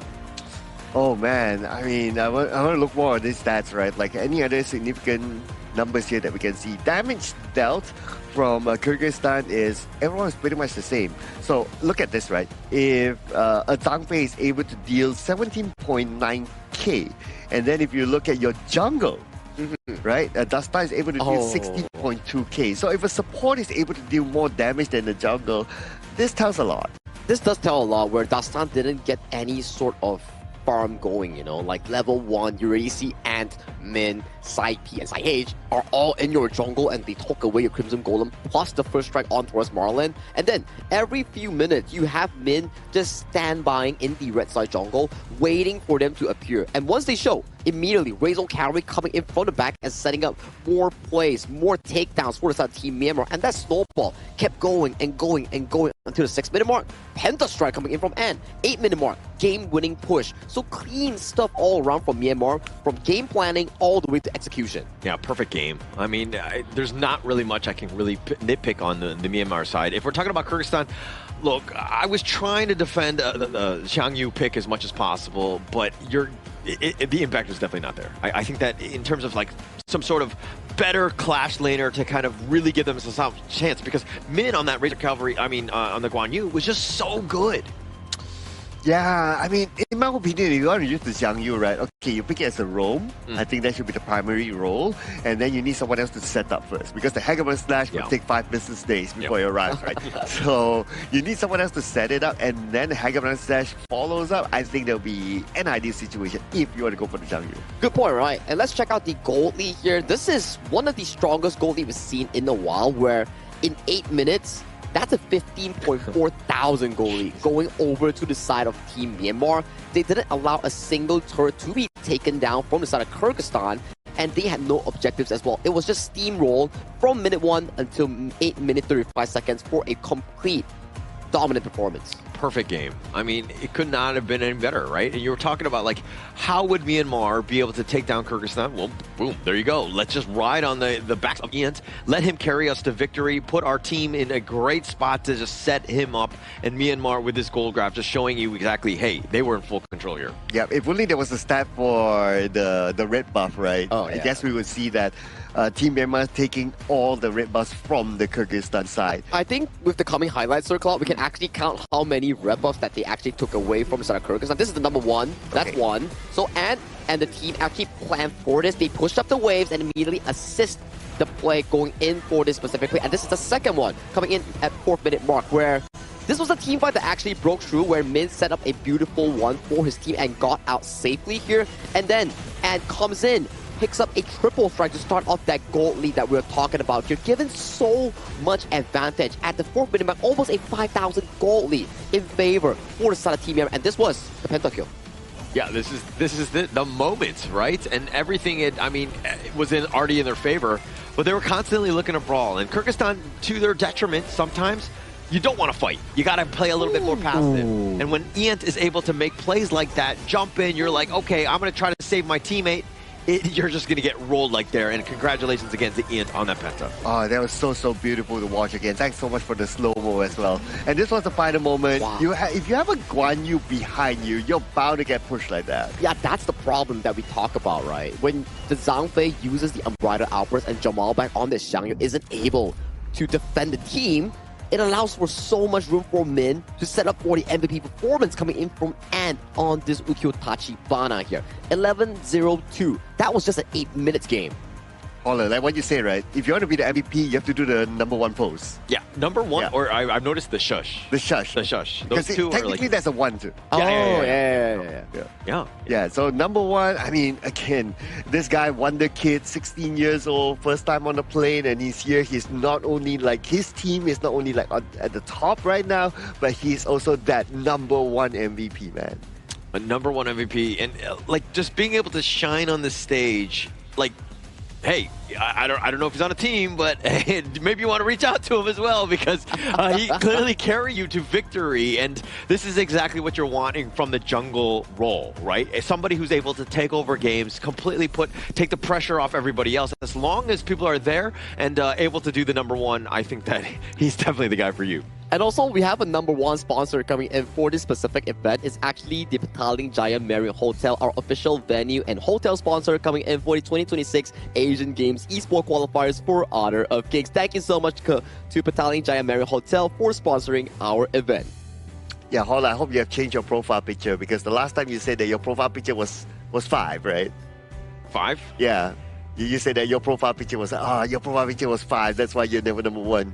Yeah, well, because I had to take that one down because I'm trying to manifest better, ratings, hopefully, and to be that MVP. Maybe I need to start doing the 1 as well. Yeah, I've been doing like the finger gun thing with. That's 2. That's 2. That's 2. Is it 2? 1. You put 11 down. That's 11. 1 + 1. Okay. All right. Yeah, I see what I'm doing wrong. No wonder.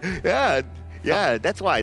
You need to do this, then you get your MVP poster. And talking about 1 as well, right? That 1 win coming in for the side of Team Myanmar solidifies their space in towards the side of Group B, where they are like qualified for the main event, and there will be no tiebreaker coming in for the side of Kyrgyzstan to be able to force that first place spot. So now for Kyrgyzstan, it's about trying to smooth out this series here. If they can win, that's the best case scenario. But if they do lose, they still have to figure out how they can make it towards the last chance or the second main stage event slot.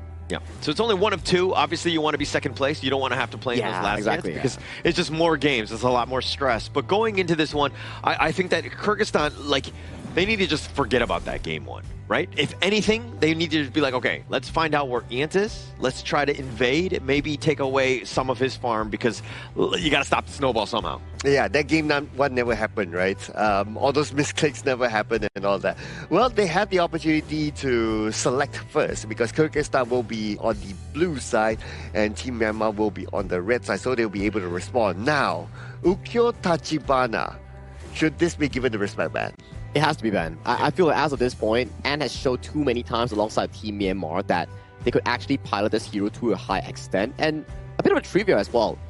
Kyrgyzstan and Team Myanmar are the only 2 teams to have each a jungler having a pentastrike on both sides. Oh yeah! Dastan on the Hansen the other day, and then now Myanmar coming in with the Ukyutachiban on the hands of Ant. So kind of a coincidence, I would say. Challenge accepted now for Dastan to just one-up Ant in this one, game 2. Another one? Yeah, another pentastrike? Yeah.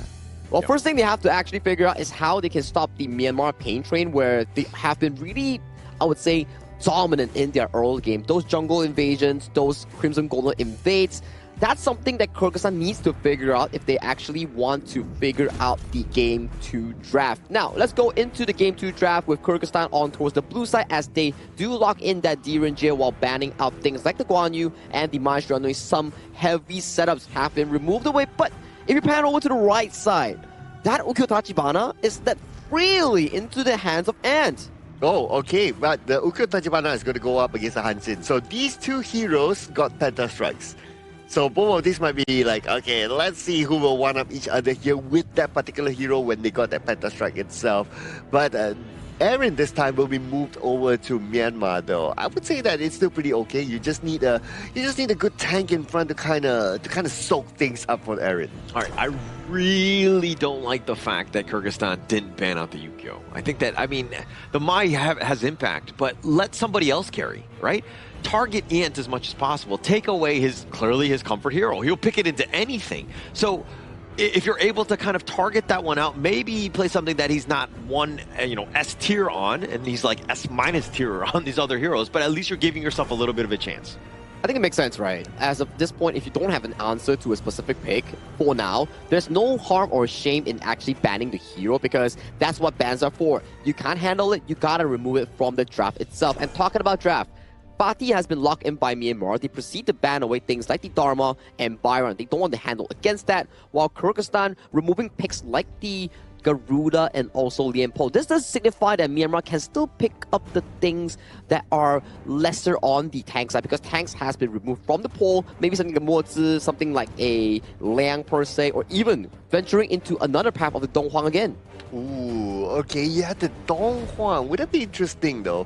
Yeah, the Hansi likes to get into your face, right? So having the Donghuang does make sense. So that could be one. Any other options? The options are actually very thin here. But what if they go a bit creative? Like, what if they go for like a Mozi, for example? You have a Mozi and a Haino, just a lot of projectiles. Yeah, just throwing projectiles in front, and there's no way that Kyrgyzstan is going to go for Ali no more.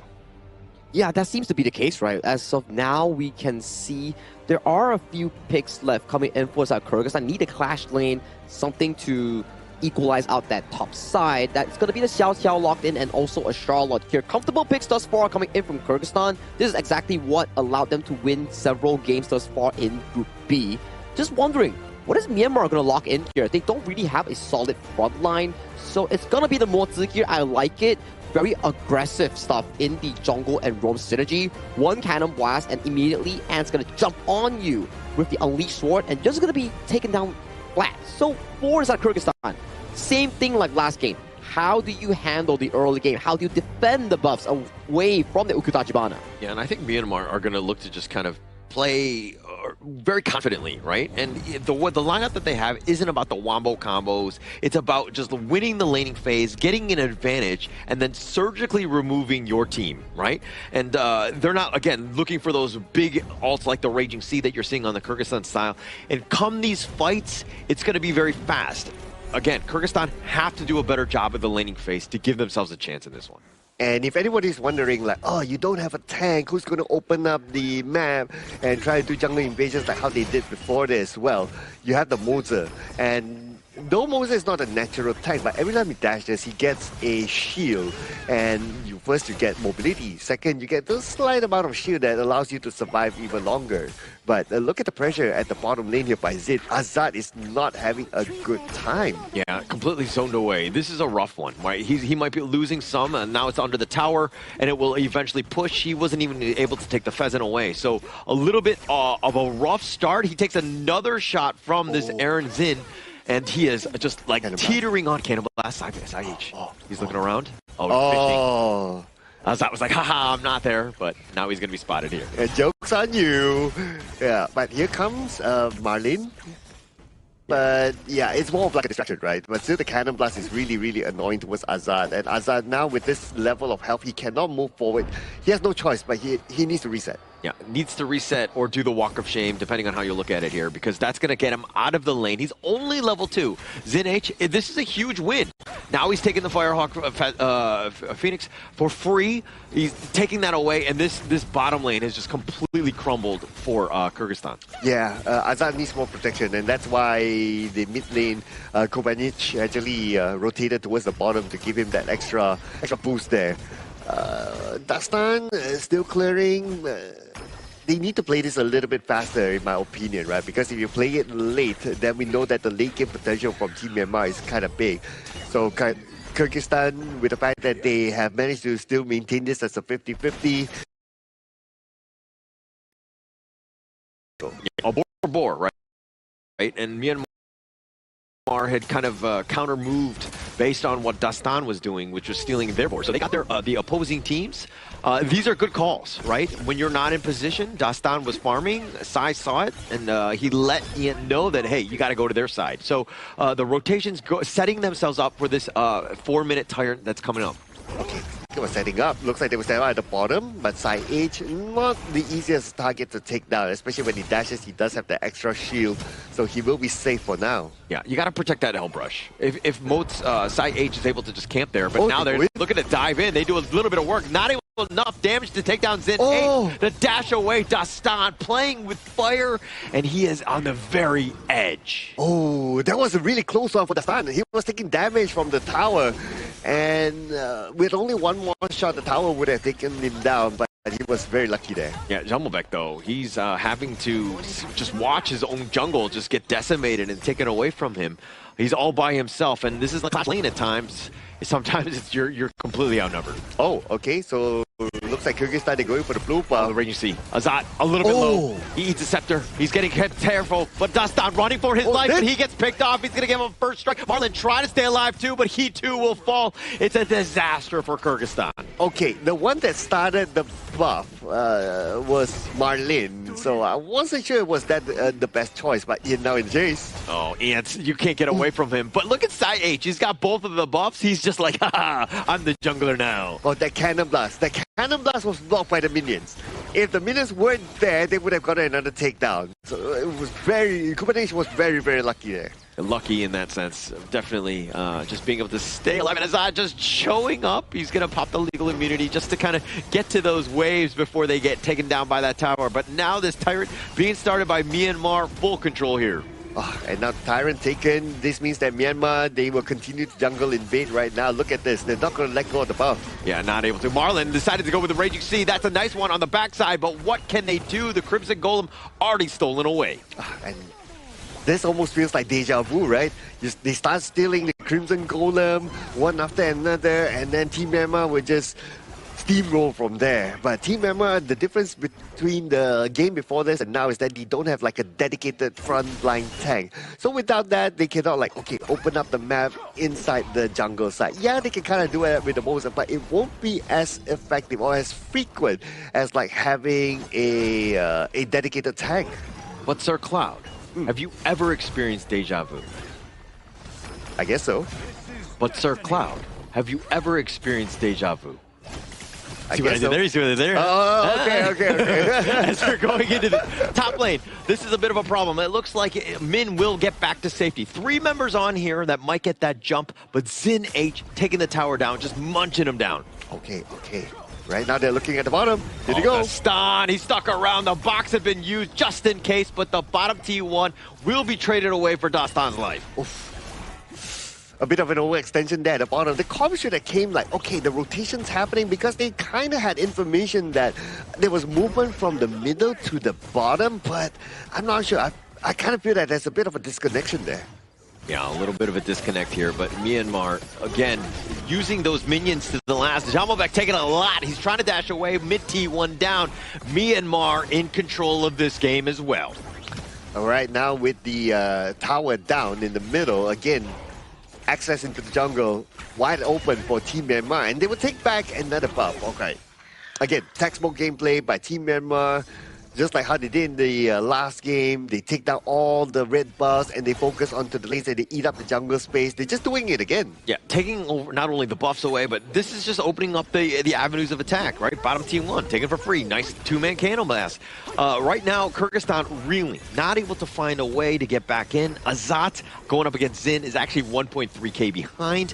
He's struggled just because of how much pressure Xin has taken upon himself to put onto Azat here. Yeah, and also Sai H as well, right? With the cannon blast putting pressure onto him at the bottom. And he doesn't need to show up all the time. Like, Sai doesn't need to show up all the time. He needs to put in, okay, 1, 2 cannon blasters. Okay, that's good. He just leaves. Because when he leaves, Azat wouldn't really know if he's still there because of how far the cannon blast ranges, right? So as long as, okay, he puts 2 cannon blasts, he leaves, he does something else somewhere, and then he comes back, and then 2 cannon blasts, this will put Azat in the position of like, I don't know whether it's clear for me to come out and farm or not. Yeah, so, which is a problem, right? Because Azat is your win condition. He needs to stay, again, farmed, constantly just being jungle efficient as well whenever he moves around.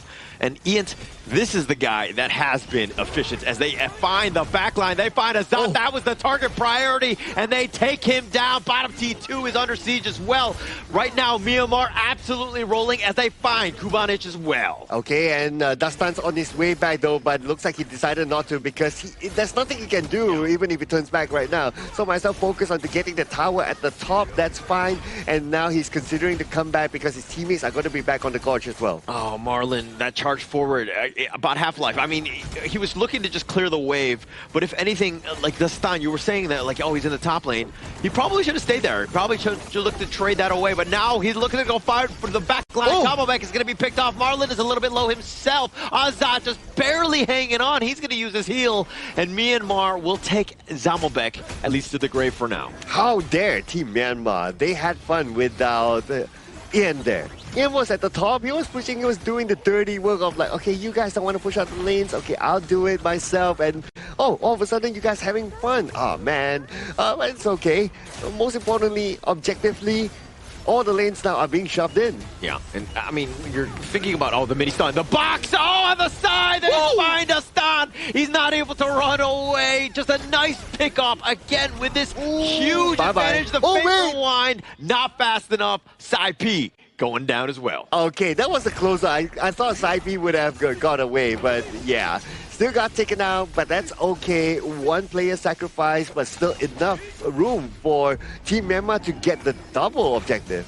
So Kyrgyzstan on the other side, now they have enough damage. Again, when you're not able to go fast enough to use that Fate Rewind to get on back with that time travel Fate Rewind, this is a situation now where, again, Myanmar have to play a little bit careful. They're definitely in control. I mean, they're up almost about 8K at this stage, but still, you don't want to be throwing a kill here or there in favor of Kyrgyzstan. Yeah, though to be fair, it was only one so far, right? Yeah, but again, where you're coming from, right? You don't let that one snowball to the other and so on and so forth. Yeah, and now the dash away, the Honey Sweet Freeze covering it, but now Min M doing a little bit of work, finding Marlon. The Fox is going to look to lock down Dastan, and Azat on the run.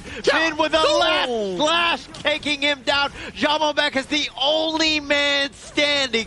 Myanmar looking to end this game at the 10-minute mark. I gotta tell you, this is clean, well-executed gameplay coming in from Team Myanmar. You gotta pay respect towards that Ukyo Tachibana. It's just such a destructive early game pick that, yes, we saw signs of Dastan trying to go for the aggressive invade, but he got punished for it. Went into the, got taken down, got the bottom tower, got taken down again, and then if you're on such a resource-heavy pick like the Hansen and you're unable to get that snowball running, you're going to be paying a lot of price back towards your opponent because they're not going to let you breathe. And this time around, Myanmar utilizing the Ukyo Tachibana plus multi-combo, it really made Dastan suffer in that jungle department. So Dastan, I think that in terms of just gameplay, like not just with the Hanshin, it was more of like a basic or a different jungler. I think that he would have a little bit more impact. And the reason for that is that he was aggressive. He was looking to take fights, right? But Hanshin is so greedy. He needs that farm to really take him over the top, where if you're not finding that farm through kills, then you're kind of wasting time and you're not putting yourself in a position to win.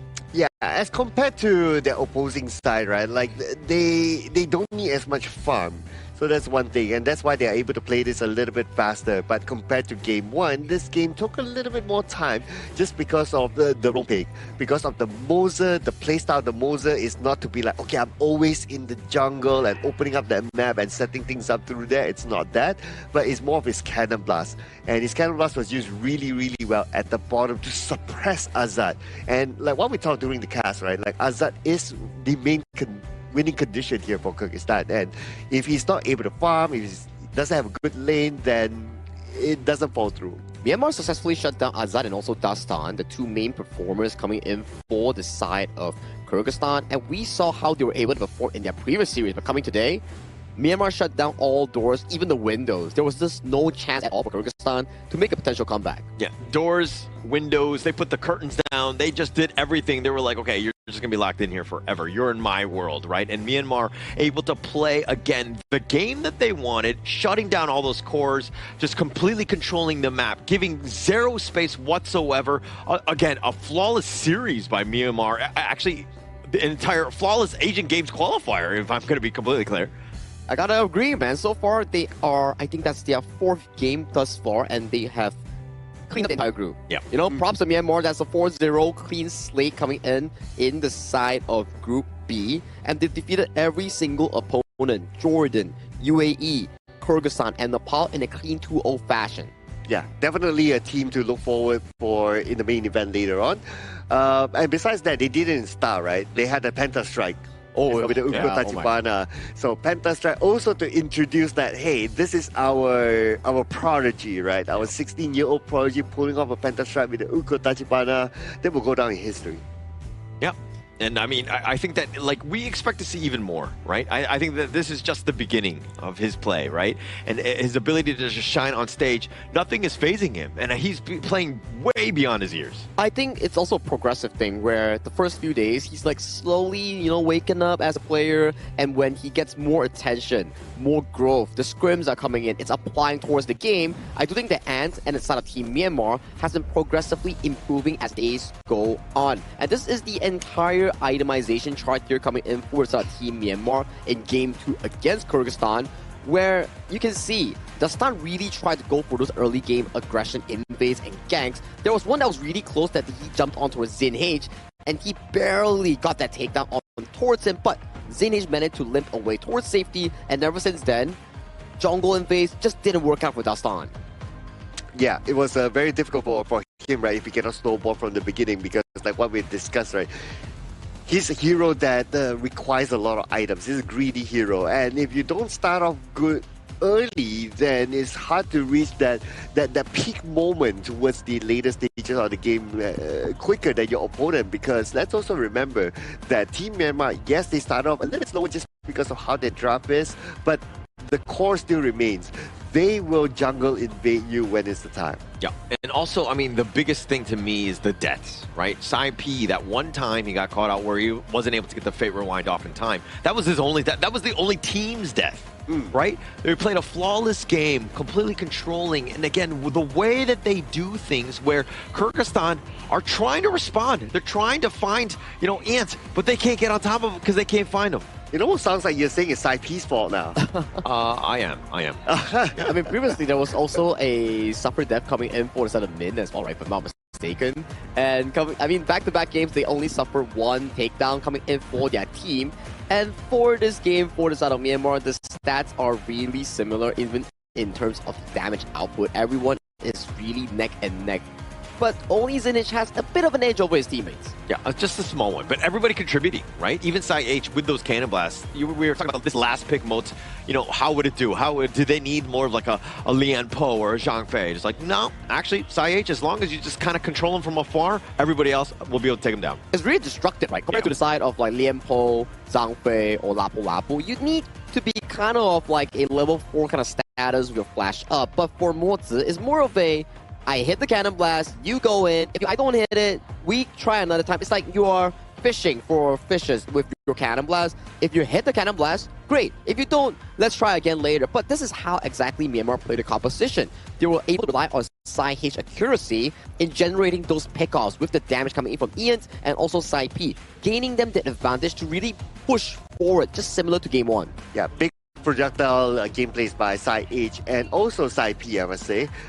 Combined together, and because there wasn't any Arlie there on the Kyrgyzstan side, so it allowed them to just spam those projectiles. But looking at this graph, yes, this one, it was a big control game here by Team Myanmar, and that's when it's shown by the graph, it goes towards them all the way down. What do you think that they could have done better as Kyrgyzstan? Was it like a draft, or was it like execution? Like, what could they have done to give themselves a chance in this one? I think it's more in draft, because if you were to look into some of the jungle picks here coming in for the side of Kyrgyzstan, it's more towards the jungle assassin. Yes, okay. But if you break it down towards the level 1 to 4 sort of status of these two picks, of Nakoruru and Hansin, they sort of don't do too well into the early game skirmishes that the Ukyu Tachibana actually excels in. So maybe next time, if you want to play a jungle assassin, you will need a strong mid lane that can guarantee push. Your roamer needs to be able to stand that vision ground, because in these moments here, you can see Dastan going in for the aggressive invade, but he got caught out and he got taken down. It's okay if you miss the smite on the camp, but if you get taken down as a jungler, it's really bad going into the late game, because look at this. Back-to-back takedowns leading into a jungle invasion. Dastan has to go for the split push, and when the team has no real jungler nearby, Kyrgyzstan was just getting picked off one after another, and it was so difficult for them to actually venture into those late game power spikes. Yeah, it looked like when they jumped in, or they were trying to make some sort of play, the aggressive play is right, but you need an exit plan. You need an exit strategy. They didn't really have too many of those, where they would get caught out, and Myanmar were like, okay, 5, well, there's 5 of us, there's 2 of you trying to steal one. And like, even if you steal it, we're going to take you down, we're going to take the buff away, so you're not getting that value. Yeah, and this is when Min was he came from behind.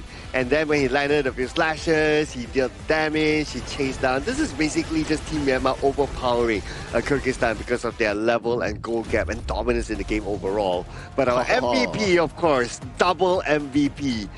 Our player prodigy, Ian. I mean, he's just stacking it up at this point, man. He's like back-to-back, and I think previously in some of the series, he was also MVP as well. Gotta fact-check that real quick whether or not he's our current highest MVP count players, because I think so far highest MVP count is about 4 or 5 MVP counts. Yeah, I think Ian will probably be on there. It looks like Ian is probably going to be the guy. I mean, he's got 5 now, so yeah, I think we need to change his picture so he's got 5 fingers up, because that's the way it works, right? Based on how many. No, one at a time. One at a time. No. Don't get greedy. I want 5 MVPs at the same time. That's why in all my profile pics I've got 5 fingers up. I mean, for Ian, he's really taking it one at a time. Like, if we were to venture back into his day one performance, maybe not the most confident, but that's the thing. 16-year-old, first time on the plane, coming over to Malaysia here and playing the qualifiers, representing not your club, but your region or nation. That's what impresses me. Like, maybe for me, if I was 16 years old, I don't even know what I'm doing here, but he has the courage, he has the growth coming in as a pro player to do this. 5 MVPs and with a pentastrike of all things today. Oh man, this guy, he is definitely getting a hero's welcome back when he returns back to Myanmar for sure. What a play, what a child prodigy he is. Bright future ahead though. Yeah, I mean, if ever we do see a Myanmar team in the pro scene itself, I definitely want to be hoping to see Ant in that pro scene or in that pro league. But for now, we have to congratulate Myanmar because that is a clean slate coming in for their Group B run. They won every single opponent, lost 0 games, and they are on their way to the main event of the Asian Games. So congratulations, Myanmar. Yeah. And I'm actually going to keep this finger up until they create an MVP photo for me as well, so that I too can have one, just one. That's all I want, just one MVP picture right there. Are you good with the Ukyo Tachibana? I'm terrible with Ukyo. Okay, then that's one too many. Yep. Sorry, I'm man. sorry, man. Yeah. It just doesn't work like that. Yeah. You can't ask for something, you got to game for it, just like Ant. Wow, look at you, look at you. All right, I'm going to go back into the drawing board. I will play some flow games in terms of just flow ball and just spam that hero so that I will get to the same level of Ant. Good call. And you got to be wondering for the side of Kyrgyzstan, right? I think this is a good wake-up call. Whether or not they make it to the main event or they make it to the last chance stage, this is a defeat that will wake them up. If they take this in a positive note, they can start to dissect down like what happened in that draft, what exactly they need to be improving in moving on to the main event if that's their ultimate goal, right? Because that loss wasn't any single one's fault in the side of Team Kyrgyzstan. It's a collaborative mistake that they did that caused the jungle to falter, that caused the draft to not function in their favor, whereas previously Dastan had a fantastic pentastrike on the Hansen, but today it's just on a different note. Yeah, and all that bundled together with the fact that they had to go up against Team Myanmar that was on their top game. Going up against Ian was at his top game with a pentastrike as well. So all together, it was difficult for them. Yeah, definitely difficult. I mean, if we're looking at the standings, I mean, Kyrgyzstan, they're going to be 2-2. Probably does not look like they're going to get into the top 2. They're going to have to go the more arduous path, if you will. But they still have a chance. I think that, hey, use what you learned in that series to kind of get better. Grow. You still have time and you still have an opportunity. Now, if we were to venture into Group B's result, right? Okay, Nepal is currently 2-1. Yes. They have one more game going up against Jordan, if I'm not mistaken. Yep. So if, and only if, Jordan beats the side of, hang on a moment. Nepal. Yeah. Then we might have a 3-way tie between Kyrgyzstan, and Jordan and also Nepal. So they have to duke it out to see who goes on towards the main event on second place and who between the last 2 teams makes it towards the last chance stage. So it's a bit complicated if Jordan takes down Nepal in a 2-0 fashion. Yeah. We wanted to see some tiebreakers, and this could be a little bit of a shift. I was only looking at the top 3. I was not really looking at Jordan. My apologies, Jordan. But you still have a chance getting yourself to 2-2, right? And you could definitely play spoiler, so that will be an interesting series. More pressure on now Nepal, huh? Correct. If Nepal wins it, they guarantee their spot into the main event, and Jordan will be sent away. And then the side of the team known as Kyrgyzstan will be going into last chance stage. So it really depends on the following stage on how Jordan takes on against their series against that later on. But that was a good one so far coming in for the side of Team Myanmar. And of course, we want to be hearing more from Mara to see who she's going to be interviewing next on the broadcast. So Mara, if you may, please show us who you are at that stage. Team Myanmar remains undefeated. Gong Yu Bade and job well done. You know, there's one thing I have to say. Penta strike. Congratulations with that one. You got it. Game number 1, 6-minute mark. Tell us what was going through your mind as soon as you got it, and what was the reaction right after it was done and with your teammates as well. ဒီမှာပေါ့ပန်တာစထရိုက်ရတဲ့အခါမှာညီလေးစိတ်ထဲမှာဘယ်လိုဖြစ်လဲပေါ့ဖြစ်ရပြီးရင်ဘယ်လိုခံစားရလဲအားလေးချက်ပြောပြပေးပါတယ်ပြောပါဒါကျွန်တော်ရဲ့ပထမဆုံးပန်တာဂိတ်ပေါ့ဒီတောင်းတမမှာကျွန်တော်တို့မြန်မာအသင်းအတွက်ရောပထမဆုံးပန်တာဂိတ်ဆိုတော့ပန်တာစထရိုက် He said he's very happy about it. It's the first Penta strike he ever get on the stage, and it's also first Penta game for the team, so he's very happy about it. You know, you're really making a mark. A lot of people are starting to notice you with your Ukyo Tachibana. What do you want the rest of the world to know about Team Myanmar? ညီလေးပေါ်ဒီ Ukyo Tachibana နဲ့ကင်တာကိုတခြားလူတွေကလည်းသိသွားပြီညီလေးရဲ့ skill ကိုလည်းတော်တော်ကြိုက်ကြရပေါ့အဲ့ဒါနဲ့တကဘာလုံးသိအောင်ညီလေးကဗာပြောချင်တယ်ပေါ့ဒီညီလေးပေါ့ကျွန်တော်တို့မြန်မာအသင်းကအန်တာတော့အသင်းလည်းမဟုတ်လို့ short တော့အမယ်အသင်းလည်းမဟုတ်ပါဘူးအဲ့ဒါကိုကဘာကြီးကိုသိသိချင်တယ် He said don't underestimate Myanmar and it's not an underdog team. Like he wants to know the war about it. I don't think anybody will ever underestimate Team Myanmar after what your team has shown in this tournament. Now let's invite the rest of the world and Myanmar to support you on your road to the Asian Games. Asia Games တော့တခြားမြန်မာနိုင်ငံကလူတွေနဲ့တကမ္ဘာလုံးကလူတွေကိုကြည့်ဖို့တောင်းလိုက်ပါဦးကျွန်တော်တို့လည်းနောက်ကိုAsian Games မှာဆက်ပြီးတော့အားပေးပါအောင် He said keep rooting for Myanmar team in Nagora Asian Games. Thank you. Once again, congratulations. Job well done. Always with your Ukyo Tachibana. You heard it from Aunt. Now we're going to head back to our casters. Penta Strike, lead the gorge. Penta strike indeed. Thank you, Mara, and also Ant for that interview. You can see him progressively getting more confident, not only in game, but also in interview segments with Mara as well, as he's more expressive now as an individual. Well, when you keep getting MVPs and you keep getting winner interviews, you're only going to get better and better, right? I think that just he's able to dominate in the way he's doing it. He's dominating the interviews now, huh? I'm pretty sure his TikTok dance with Mara as well is getting better. Yeah. They've been getting a lot of those. And there's also something better that actually improved his gameplay is also the IQ 15R, the tournament official phone coming in for the 2026 Asian Games Esports Qualifiers for Honor of Kings. If you're into a new device or a good device that can handle Honor of Kings at the ultra graphic quality or 120 FPS, do check out IQ 15R. I mean, I think that we've all kind of seen some of the all-star highlight plays off of that IQ phone, and they will only continue.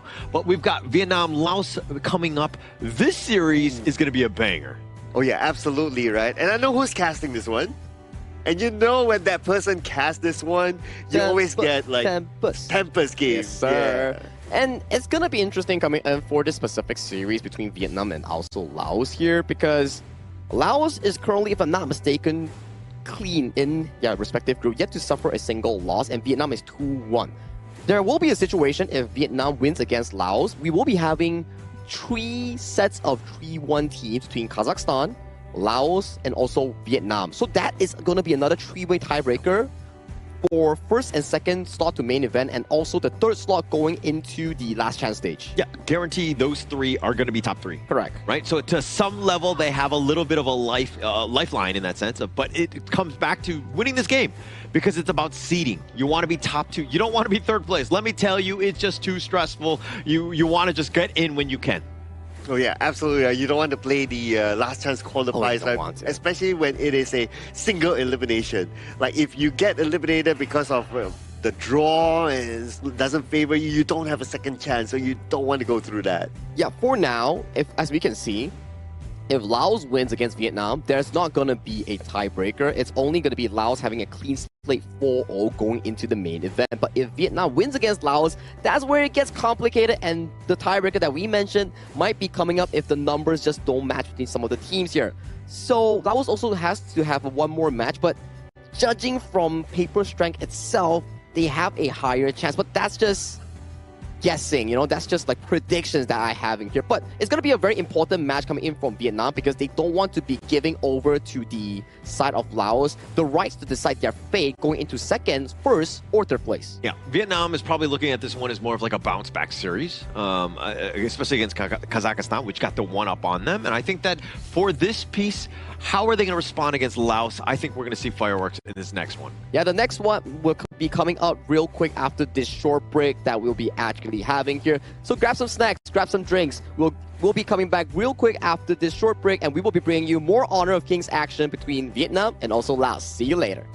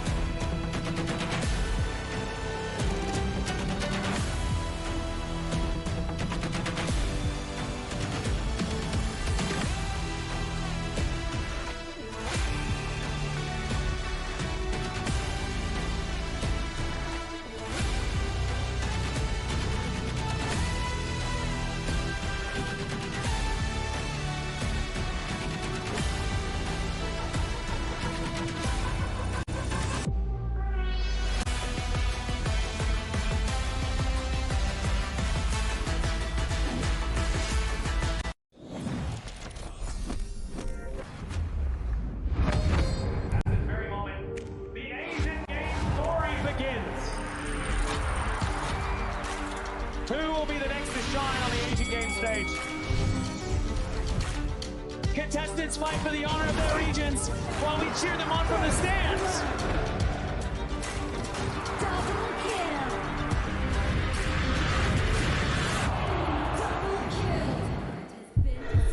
This is a challenge, but it is also an opportunity. The tide is turned.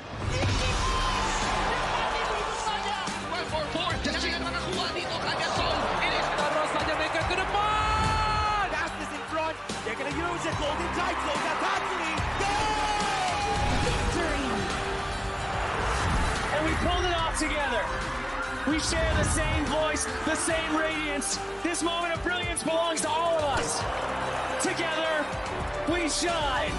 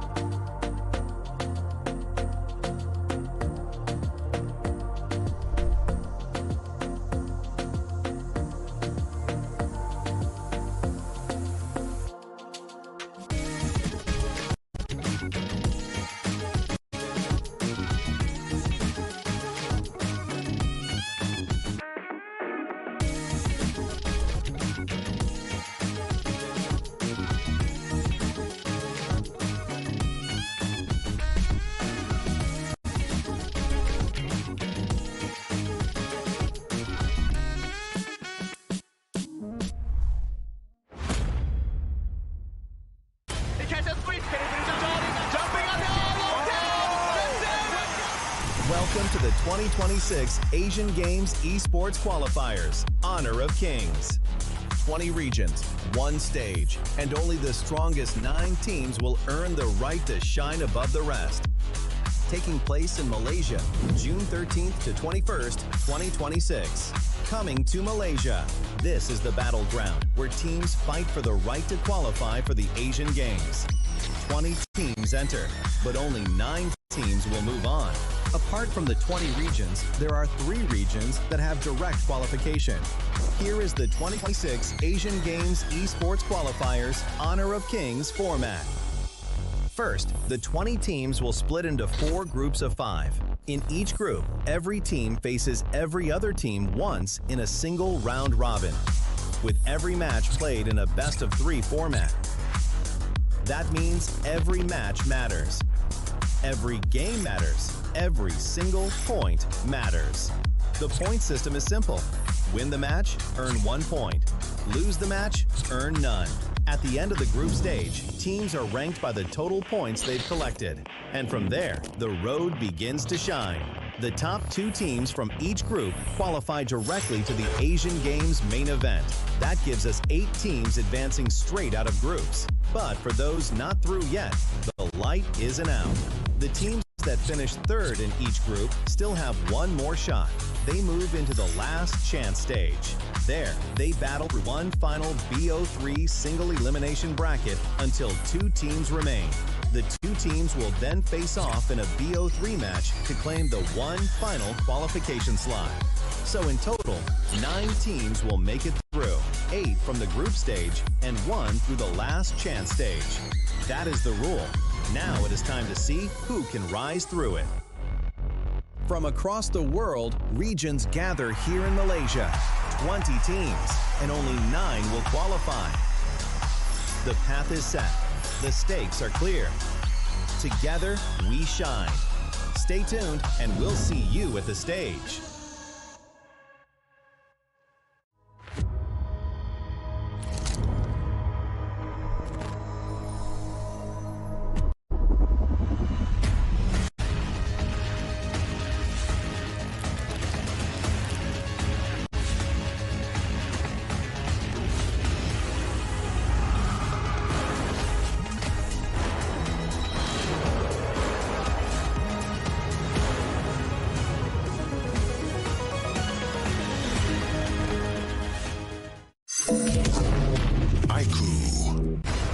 Ultimate not ready yet.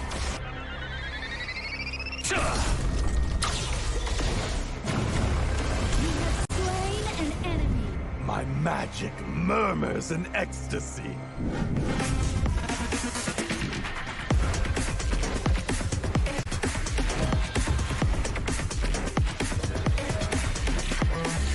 Legendary. There is no escape for you.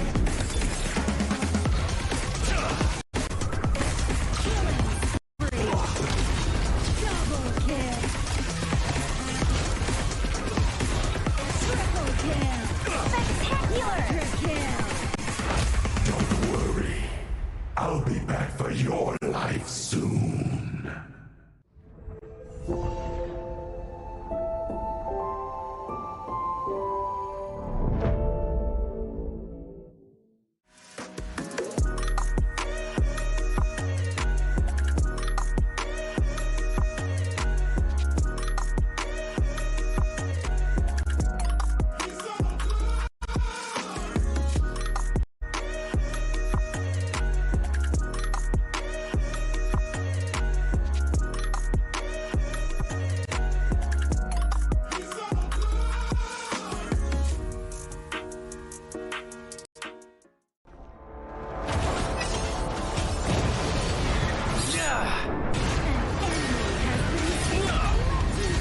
Double kill. Shall I compare thee to a summer's day? Slain. Don't engage. Don't crush us like insects. Slain an enemy. Defend our base. Our high ground tower is under attack. Amazing. Unbelievable. Triple kill. Ah, the fragrance of romance. Ally has been slain. Rampage. Double kill. Triple kill. Spectacular. Pentakill. Lady Fortune is on my side.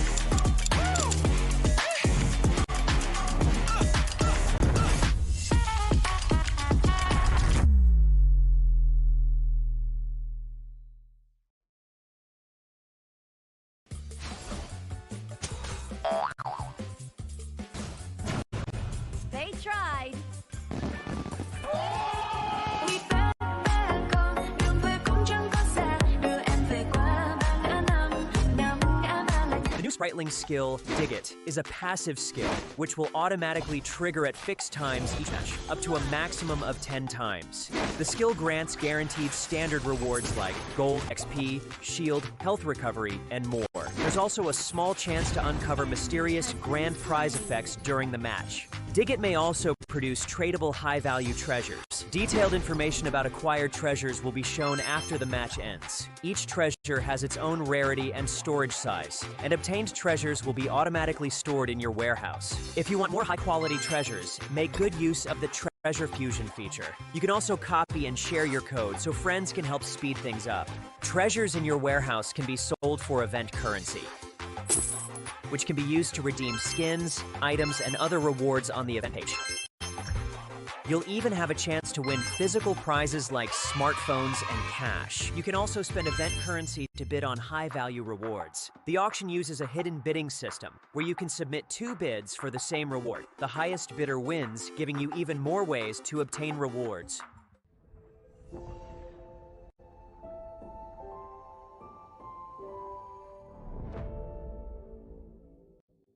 Itu kontra kita. Relax, bro.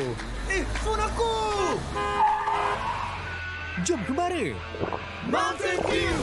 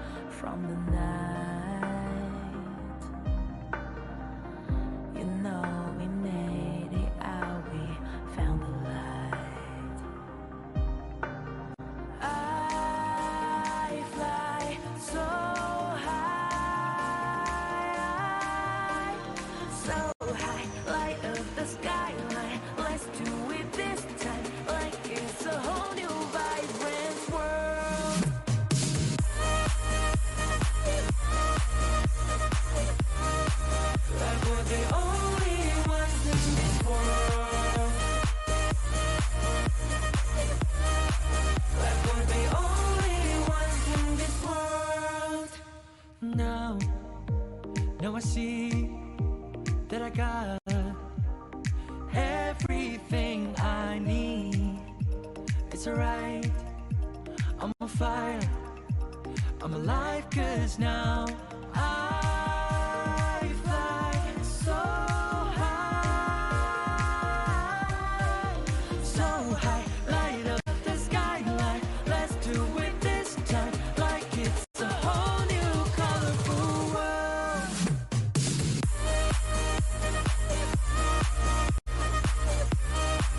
Like we're the only ones in this world. Like we're the only ones in this world. Never thought we'd get this far, burning like the stars. How we get this far, like we're the only ones in this world.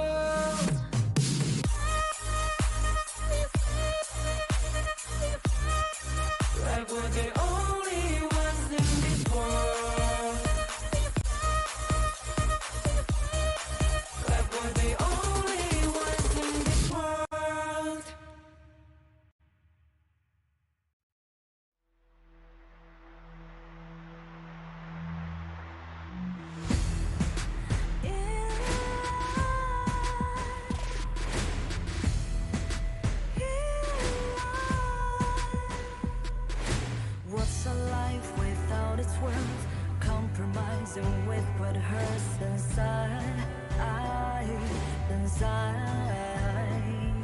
When you let fear decide your fate, you don't choose which path to take alive. In life,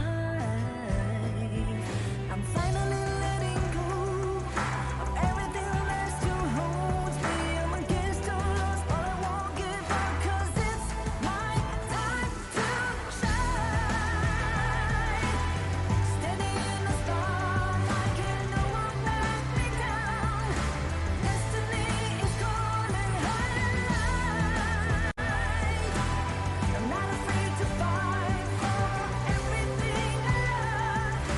Victory is on my side.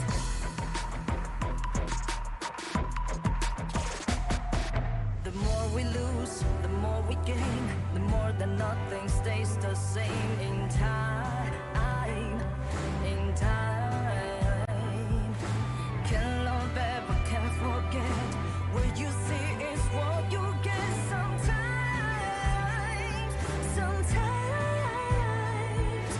gonna show the world tonight.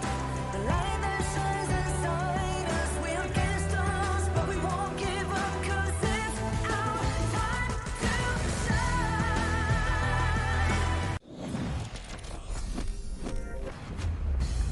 Hello and welcome back to the 2026 Asian Games Esports Qualifiers for Honor of Kings. This is day 7 and we had back-to-back 2-0 dominations here coming in for some of our teams, and I am your desk host for today, Sagi here, and we have an emergency substitution here. Sir Cloud took a little bit of a break and we are welcoming Adam Spartanko here back on the broadcast with his partner, Aller. Welcome back. Yeah, thank you for having me. I'm sorry, I just interrupted It's fine, you. it's fine. No, because I was so used to winning like the rock, paper, scissors, and then we were like doing a little duos of like which one would go first.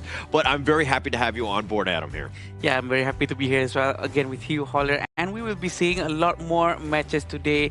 We're going to go into match 3 afterwards. I saw that you guys were actually having so much fun with all the Penta Strike that was happening just now. Oh my, and it was just magnificent on that pick itself. He just got like the second Pentastrike of the tournament, and to add flavor towards it, he got a Pentastrike on top of the person who got the first Pentastrike, which was Dastan in this tournament. Yeah, so it's like on top of one another as we Yeah. keep going. And I mean, we're going to have to see if Kyrgyzstan, like maybe, when Myanmar play, whoever they play next, maybe somebody gets the Pentastrike on them. And so we have this ongoing thing that just never ends with Pentastrikes. Now everyone's going to try to chase who's going to get the most Penta Strike at the end of the Asian Games qualifiers for sure.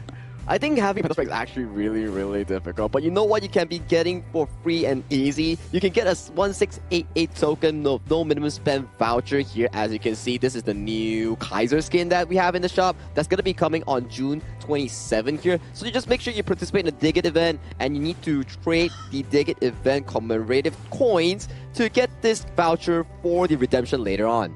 Wow, 1,688 token is a lot. You can do a lot with that. I would love to try and get that myself.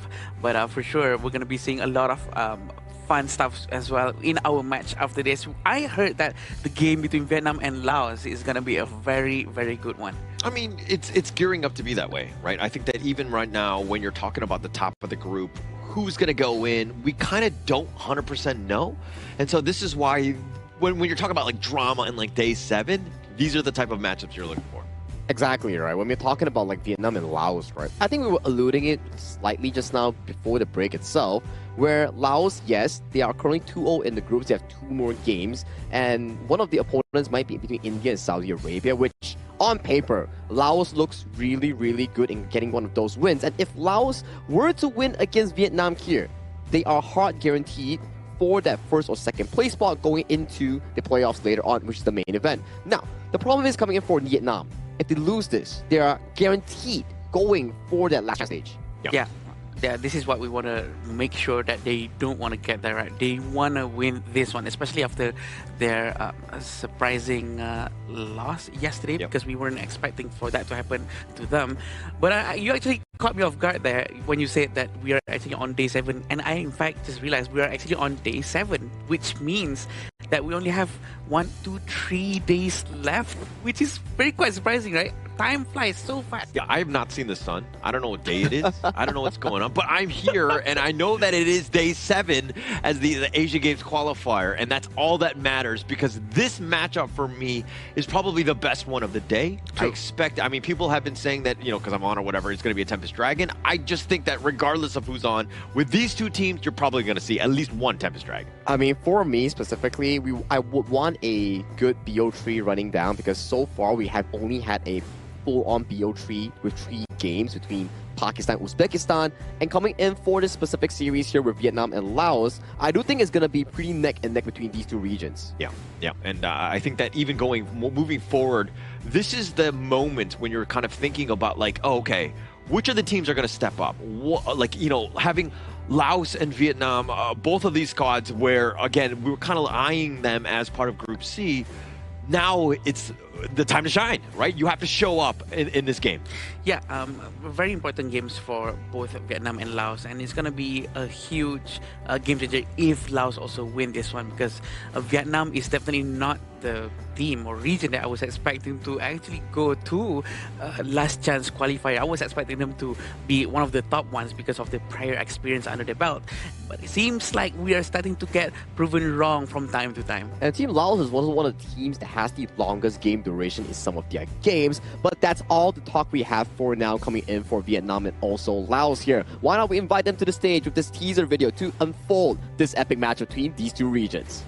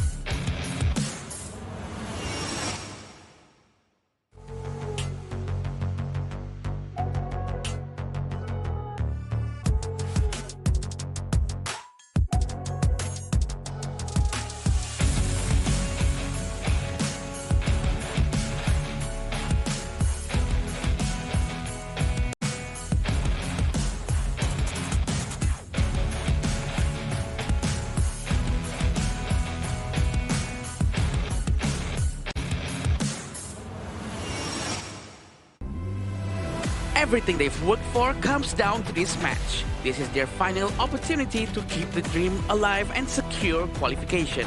The pressure is immense, but they're ready to give it everything they have. Give it up for Vietnam!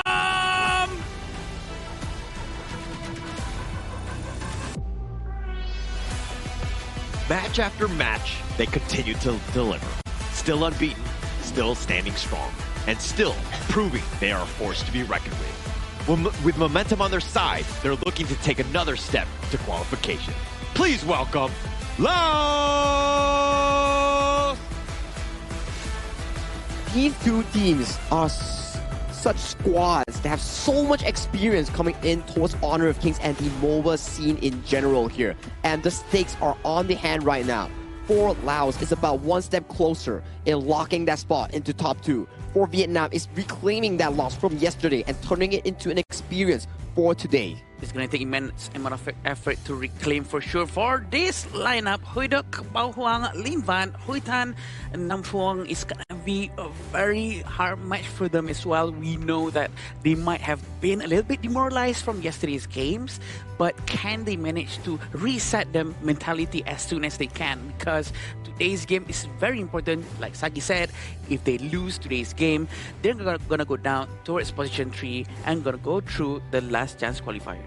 Expectations were definitely there for this squad. I think that, you know, when you were like, who's going to come out on top, Vietnam were definitely at the top of the list. They had a little bit of a disappointing series yesterday, but I do expect them to bounce back. And you know that they were eyeing Laos as well. So if anything, they're going to be ready and prepared going against this Laos squad, which is going to be Kampeng, Vilacon, Sudasai, Volcom, and of course, Salav. And Salav definitely reminds me of a lot of things, right? Like how he's like outgoing in terms of that energy, those little dances that he does pre and post game. And for this specific team, I'd have to say they have one of the longest game durations coming in for this entire tournament. Yeah. I think under their belt, they are longest game was 26 minutes and 19 seconds. This is when stamina comes into play, right? So also with the mental stamina that they really have to train to try to maintain their composure inside the game.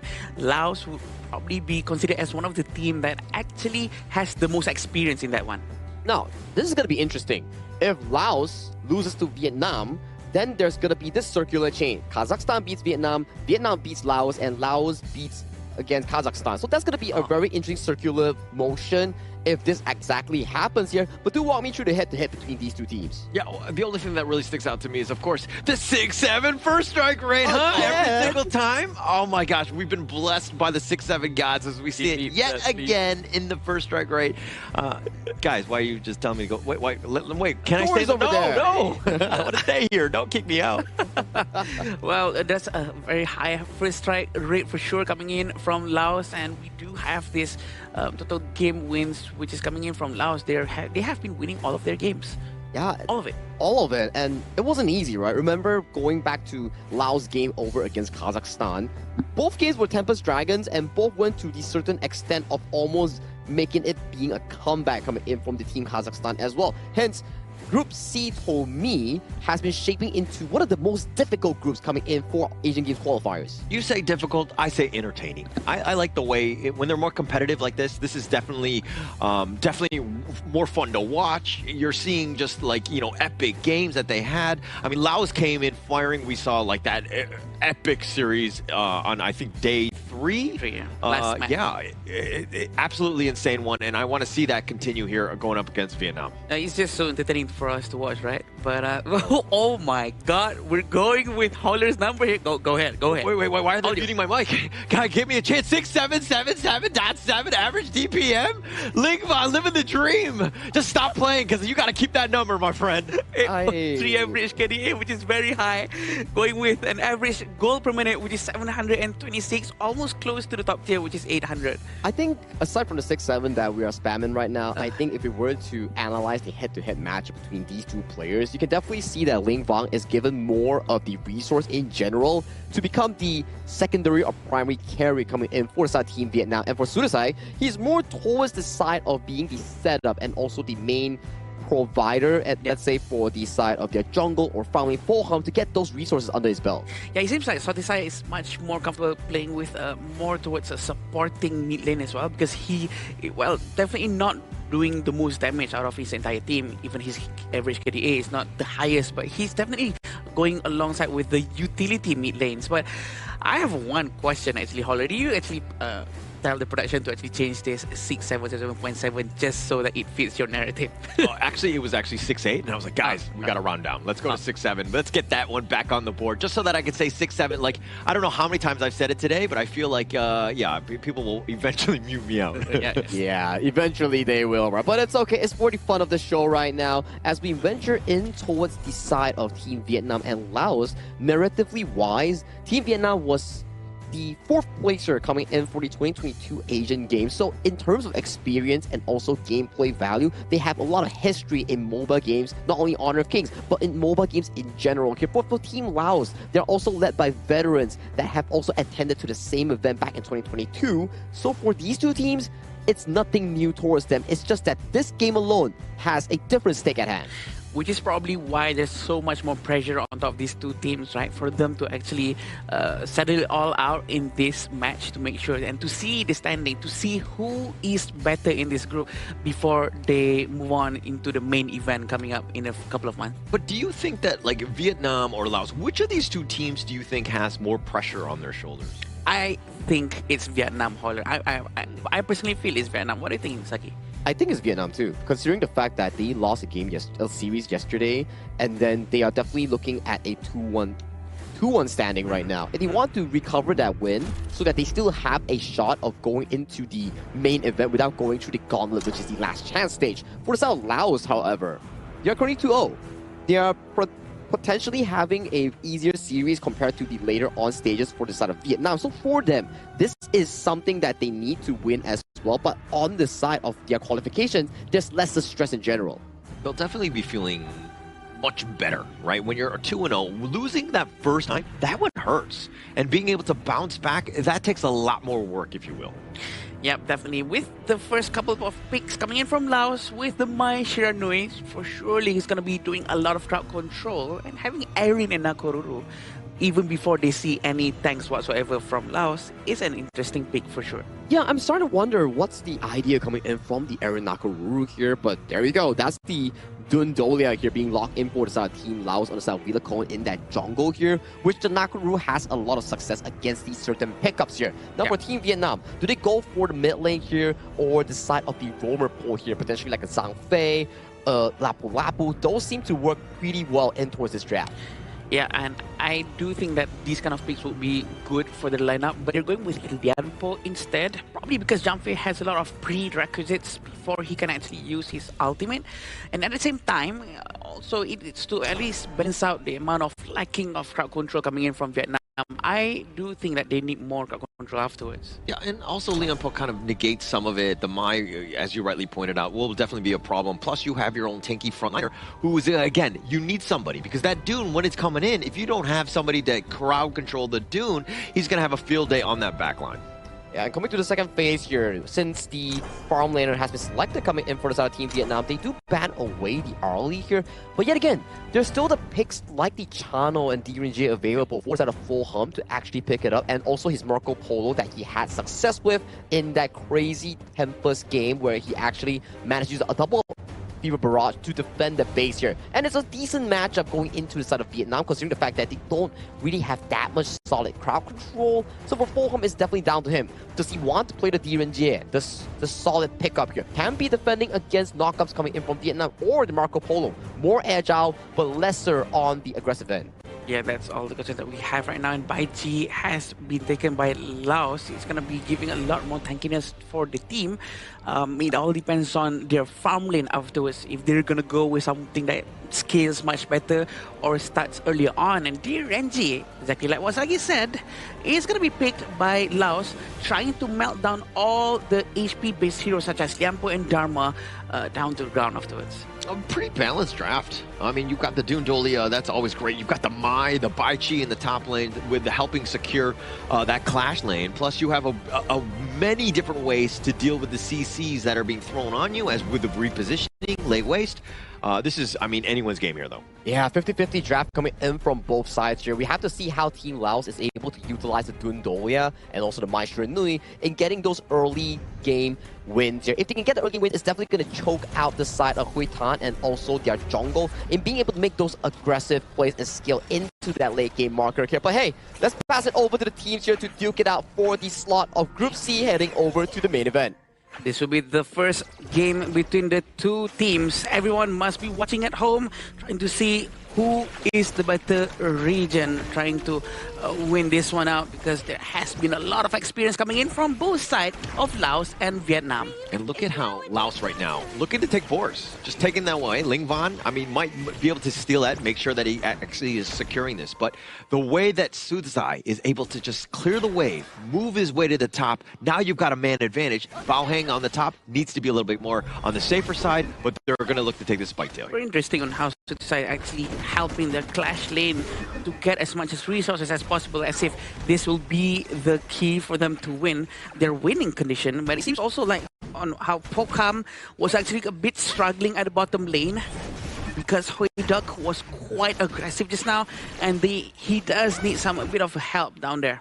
But I think Folcom is going to be all right on the D-Range, especially against the Hayduck. It's not like a huge edge to either of the farm laners here, but I think that it's all about the supports. And if you're seeing how Namfong and, of course, Salath are rotating around, right? They're keeping eyes and tabs on one another so that nobody gets that man advantage come any sort of skirmish. Still waiting for Hutan to actually get hits level 4 with this mid-wave clearance, to help him out to get all of his passive and his ultimate to start flying around and try to snipe anyone else who is nearby. But look at Dun Vilacon is actually trying to force this one out towards the Lianpo, but Nampuang is a very thick hero, very tough to go down. Yeah, and of course you like him thick, so I think that's Vilacon always being that annoying guy, you know, and they're doing such a great job with the gold sharing, right? Yep, and they're not, if they're under threat, look at how quickly they respond. They react and they defend. The rotation coming in from them, doing it together, really helps with the goal sharing. And look at this freeze coming in from the Frost. It's very annoying. Lin Van is quite aggressively going in as well. But Laos is going to try to group up and potentially steal this very important red buff. It looks like they're going to try to force it in with Liampo still saving his ultimate because he hasn't have level 4 just yet. A very quick disengage coming from them, and Huitan is going to pull back. Yeah, I wish we had some sort of stat or some way to show like a heat map of the movement of the Laos squad. If you're seeing what they're doing, they're just making this like giant diagonal. Yeah. They're not actually going back and just like taking traditional farming routes because they're looking to invade, go aggressive. Even that moment where Heitan, he had to use a smite, he secures the Crimson Golem, but that was still under contest. Very efficient rotation for sure coming in from Laos, and we know that Vietnam is going to be struggling a little bit. They're not doing exactly the same as well as Laos for sure. The rotation coming in from Vietnam doesn't really favor towards goal sharing with the mid lane, roam and jungle. And if they want to really get closer to the amount of economy coming in from the team, they have to try something almost similar to that at least. Yeah, and if we're talking about this like what, 300, 200 goal lead right now that's like slowly dipping, it's because it's Vilacone and Huitan, right? Those two guys, you see the gap and it's right there. And the ultimate actually comes out from the Huiduck, but he did not manage to hit all of them because of the quick disengagement coming in from Sahala. Probably a good waste of resources coming in from Vietnam, but Vilacone quick to Unruly Blade coming in from him because Sahala with the Celestial Melody really putting it to work. Yeah, but a lot of ults were used. I mean, I know the Unruly Blade is generally fast, but the Celestial Melody a little bit slower. The 4-minute mark is about to happen, plus the cleanse was used by Shalat. Laura Bloom has been used again, but did not manage to get him. Procam actually still managed to run away with the flash. Look at this Tyrant, they're going to try to lock it down, but the Tremor Smash coming in. Nampuang actually stole it with his ultimate. Who knew it's going to happen exactly this way? He's going to be able to pull them back. Kampang very aggressively up front, but they're going to try to slow it down, disengage first. But a huge W coming in from Nampuang. It's just a great play. I mean, the steal with just enough damage, and you were thinking, oh, how would he's just a roam, but the Tremor Smash, right, perfectly timed, perfectly placed, just enough damage to get that steal.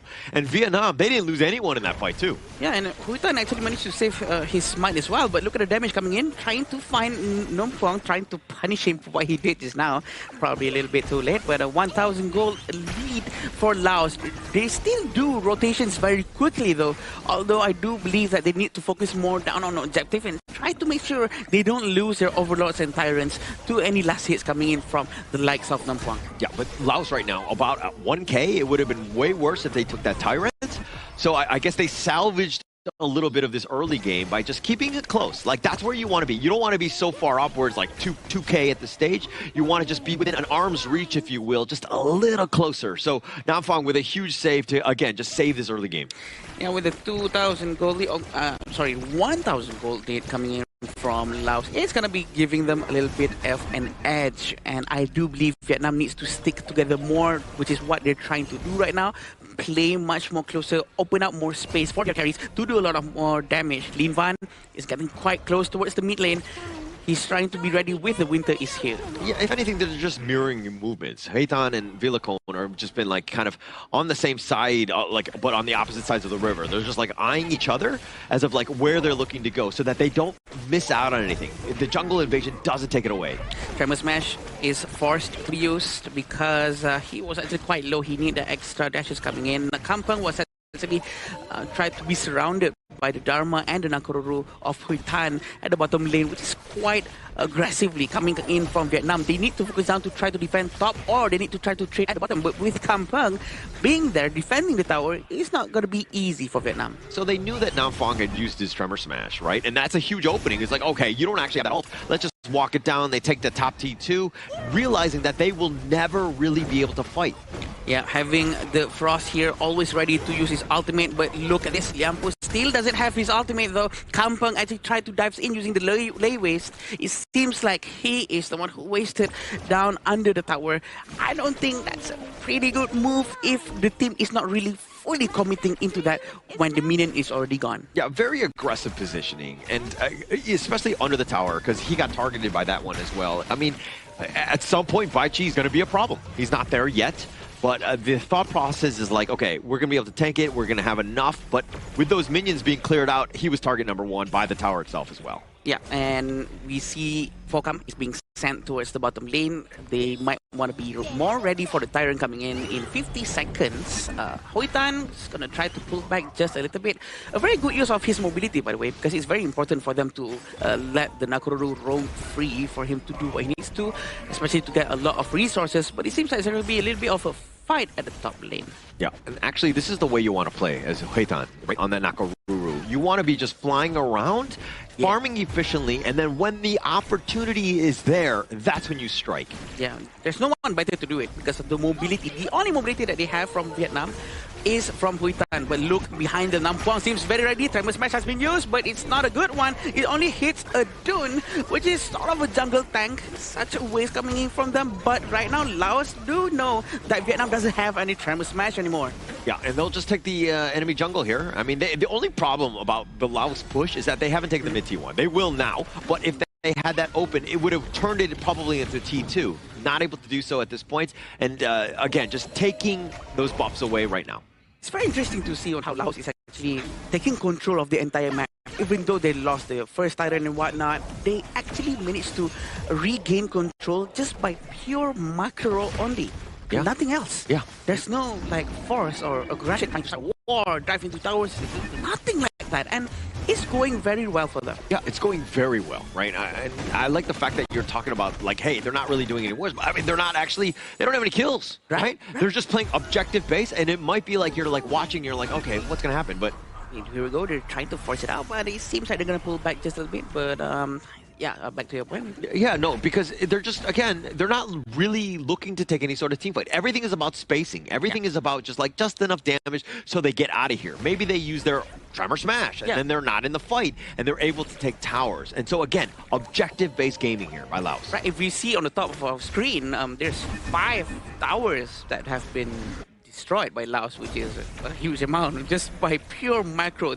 Because it seems like in Honor of Kings, one of the most important things are macro, aside by, of course, your mechanical skills with particular heroes, but it seems like they're trying to force it out here. Having a Princess Frost really helps with the high ground, defending all any minions coming in with ease. Yeah. It's all about that wave clear, right? Yeah. And I think that that's kind of what they were looking into, because, I mean, if they extend the game, that I would think that helps. The Dune will eventually fall off. Kampeng is a little bit of a different story. Falcom is kind of there, but I think that it will help you long term if you're able to extend, especially since they're in the losing department right now. Yeah, and right now Laos seems like they're trying to get the Tyrant, but the Dharma is trying to rotate towards the top lane as well. Laos with the Nampuang, Mike most likely trying to steal the Overlord again, but apparently it was just a distraction. Vietnam just realizing that Laos was actually busy, sending 2 of them trying to get the Tyrant, but it seems like they're all going to pull back to safety, and even Namphong is not going to get caught. A new Unlimited has been refreshed, and Laos going to try to force it out on this one. Actually, it's a really smart play, because it looked like they were going to go for the Overlord, and that's kind of where Vietnam had been shifting, but actually it was the solo. They just wanted the Tyrant, and they were definitely not going to take the Overlord, especially when you have that Primal Bond, that debuff, if you will. So, just a really smart play of creating space. Very smart move coming in from them. Also, having the Tyrant buff sort of make it easier for them to zone the Overlord area as well. So very smart coming in from Laos. Hoitan actually trying his very best to get the blue buff, but also he's actually in a very good position to try to flank out anyone from the back, which is exactly what's going to happen very soon. They have to communicate, they have to tell Nampuang to try to use his Tremor Smash right now, but it seems like he's going to try to go in alone without any communications. The team actually managed to destroy one high ground tower. The force is coming in from them to try to clear the bottom lane, but it seems like Laos is not going to force it out and be more disciplined. I mean, he could have gone for the flank, but the way that Laos are moving, it's a death ball. It's very difficult to crack into this nut, if you will, because Dune is there, then you have Comfang. It's like, okay, somebody jumps in, like, those guys are going to be completely controlled. You have big bruisers that make it very scary for Huitan to really make any sort of ambush play. That's true. I was actually hoping for Nampuang or someone to actually start something so that it distracts them away from Huitan, but unfortunately that is not the case. Vilacon actually manages to get the Overlord, and the Shadow Vanguard is being held by Vilacon. For sure, it's going to be sending towards the middle or the bottom lane for them to actually have an advantage to distract them away from wherever they're pushing with a 4,000 gold lead.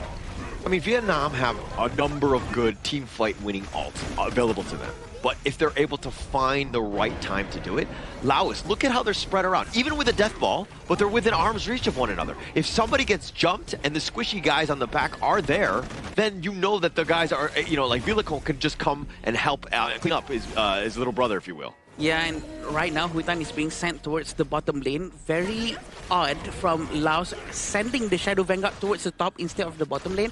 But Huitan doesn't want to commit to pushing that tower. He's going to be trying to focus down to help his teammate at the base. Still saving the Tremor Smash, and the high ground tower in the mid lane is going to go down. There's no such overcommit coming in from Laos, but also Vietnam. They're keeping all of their skill sets.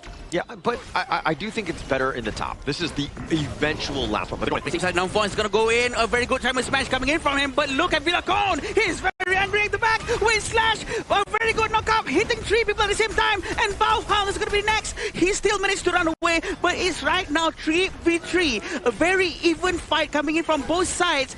Can they start to defend this better with 3 different Vanguards right in front of them? But look at Bao Hao. He's not done yet. He wants to go in, but they have to run away. They have to go back. This buys them a little bit more time. I mean, they bought themselves a lifeline. They hold for now. But Vietnam, everything, they threw everything into that fight. And now they're down without any towers. Base, again, wide open.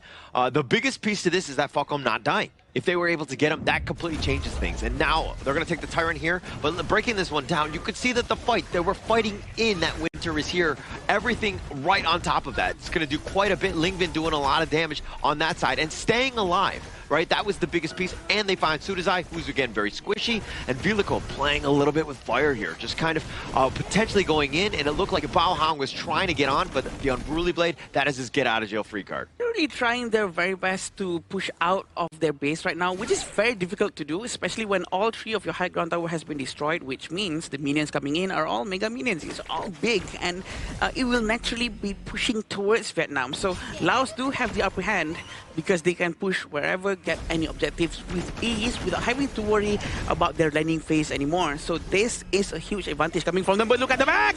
He almost actually managed to get one, but Huitan, a little bit of overextension coming in from him. Southeastside tried to bait that out and managed to be recovered by his team. Yeah, but I mean, if you're looking at this, but now the flash on 4, they find him. The nice little taunt with that lay waste. The 2-man stun. They're doing some serious work as Bao Hang is going to be taken down, and Laos are going to take game number 1. Slow and steady, but Laos brings in the game with a clean victory. I would say that they played around Bo Hum's during Gen really well. Didn't provide any single opportunity coming in from Team Vietnam to actually find and engage on this pesky little farm laner here. All the towers taken down. No respawns coming in for the side of Vietnam. Just couldn't be reactive for this. They need to be proactive, but the proactive attempts has been shut down coming in by Laos. Yeah, it's very hard, it seems, for Vietnam to try to counter-rotate from what has been doing by the Laos team, because Laos was actually really controlling the entire map just by pure rotation, rotating together, clearing waves together, and jungle resources together, which helps them a lot. First of all, in terms of gold sharing, but also in terms of trying to have an overpowered amount of number of people in the same area. Yeah, Laos is so clean, right? I think that the way that they were able to just dismantle everything that Vietnam was throwing at them. And Huitan, we were talking about, oh, the flank. He tried to go for it, but probably the worst time because it was so far from the rest of the squad, and it was into like 4 of the members of Laos. So probably not the right time to go in. I think there were other better opportune moments. Unfortunately for him, he chose the wrong one. And I feel that although, yes, for the South Team Laos, they play slow and steady, but Team Vietnam, they were just following the pacing coming in for the South Team Laos. They didn't take any risk. They were afraid of doing something wrong, which is really different compared to the first 2 series that Team Vietnam actually played. Prior to that Kazakhstan series, I understand that they lost, but is really different compared to those games. Yeah, we get to wonder why the difference is coming in here. It's most likely because of the pressure, but also because of what Laos have been proving from the previous match, because on how resilient they were in trying to win a very long matches, right? So right now, having this considered as quite a long game as well, right? So I do believe the mental capacity and mental stamina starts coming into play and starts to affect Vietnam as well. And Laos is very much used to a very long game. Yeah, I think you need to start playing to win instead of playing to not lose. Correct. Yeah. Right? And I think that the way that they've been kind of pushed back and forced to play a game where they're like, you could tell they're not comfortable. They don't like this. But you're not playing to the strengths of the Vietnamese squad. Which is a bit worrying, I would say. And you do see a form of a lane swap coming in for the side of Team Vietnam, where you have Bao Huang, original jungle, going into the Clash lane role, Huida being the original Clash lane playing the farm lane role, and Hui Tan being the original farm lane playing the jungle role. So there seems to be a bit of a experimentation here coming in from Team Vietnam after their loss yesterday against Team Kazakhstan. But I would say, coming in for Team Laos, they played around the DRNG composition really well. And quick shout out towards Kampeng, 0-3-4. But later on in towards the replay, I want you to look towards what he exactly did in those team fights. Yeah, he has been very, very silent, invisible hero because he was not knowingly, he just jumped in right. I do believe that in the Vietnam team as well, they were actually managing to try to defend as long as they can, especially having the one with the winter is here. He does make it a lot more difficult for Laos to actually push in. So many times they tried, but has been cancelled just because of the invite. Yeah, and the net worth spread by Laos was more even across the cores than the Vietnamese squad. It was all in on this, the Nakaruru, the Hui Tan, and he was never really able to kind of really shine, right? Ling Van is the type, we talked about KDA and all that, about how he's like more utility type of mid. He's actually setting things up. The winner is here, all these good things that you want in terms of control, but he doesn't need the net worth. The other guys do, right? Yeah. And that's where they needed to have stepped up. Hayduk, especially him, and Heitan, when they're looking to kind of find the right course to, again, just do enough damage to take over a team fight. Yeah, this is a bit starting to be worrying for me, right? Because I like the fact that you pointed out, it's not to avoid losing, but it's starting to try and win, right? Because from that game just now, Team Vietnam, we never really saw any proactive players coming in from Nam Phuong or players like Bao Huang on those two picks in trying to look for the aggressive pickoffs. It was always the side of Team Laos just moving from wave to wave, slowly but surely choking out of the breathing room coming in from Team Vietnam in that game one. I think the micro gameplay coming in from Laos is just so good. It's excellent. There's nothing else we can say about that. And I do believe that they have been practicing it. It's reflected in their movement. It's all a very well cohesion of the teammates. And it almost seems as if they don't need to communicate what they're doing. They're always rotating together. But this is the goal graph. Yeah, and I mean, just complete control, right? There was no real big dips where Vietnam were able to find ways to get back in. I mean, the number of deaths that Laos had, very minimal, right? And they just kind of, again, stuck to objectives. They mowed down all the towers, made things very difficult for them to take any sort of team fight because this death ball lineup, so hard to get into. Yeah, it's such a suffocating loss coming in from the side of Team Vietnam. But let's check out the highlights real quick so I can point you out what exactly happened here. So in the earlier team fights here, we do see that Kampeng going in with the lane waste, but got caught by the Bridge of Prisoner. But look at this. All flash in towards the backline, catching on towards Tree, forcing out multiple flashes on the side of Team Vietnam. And as of this point, right, even though Ling Van got a beautiful freeze, it just wasn't enough to actually bring them back from that deficit. And in the closing play later on, you can see the flank coming in for Hui Tan, a bit too slow, and then Kampeng comes in once again and finds 2 and 3 more players to end the game. Yeah, again and again we can see on Kampeng's ultimate lane waste has been hitting a lot even afterwards, even just before the end of the match. A very good fight coming from him. Yeah, Kampeng saying, get over here as he's getting ready. His MVP 0-3-4. It looks like you were not the only one, Sagi, to see just his MVP plays, his lane waste, his taunts. Everything was so good on this one. Just the control, just locking people down. I think this is the spirit that you need coming in from Team Vietnam to see that Kampeng, he's not afraid of faltering in team fights. He knows for a fact that if he starts a good one, his team will back him up despite the fact that he might be taken down. So I think this is something that Team Vietnam needs coming in for the game 2, or potentially if they do bring it to a game 3. Even though the damage is just 10%, but that's not what Baichi is for, right? It's for the amount of crowd control coming in from it. The taunt is just so annoying to handle with.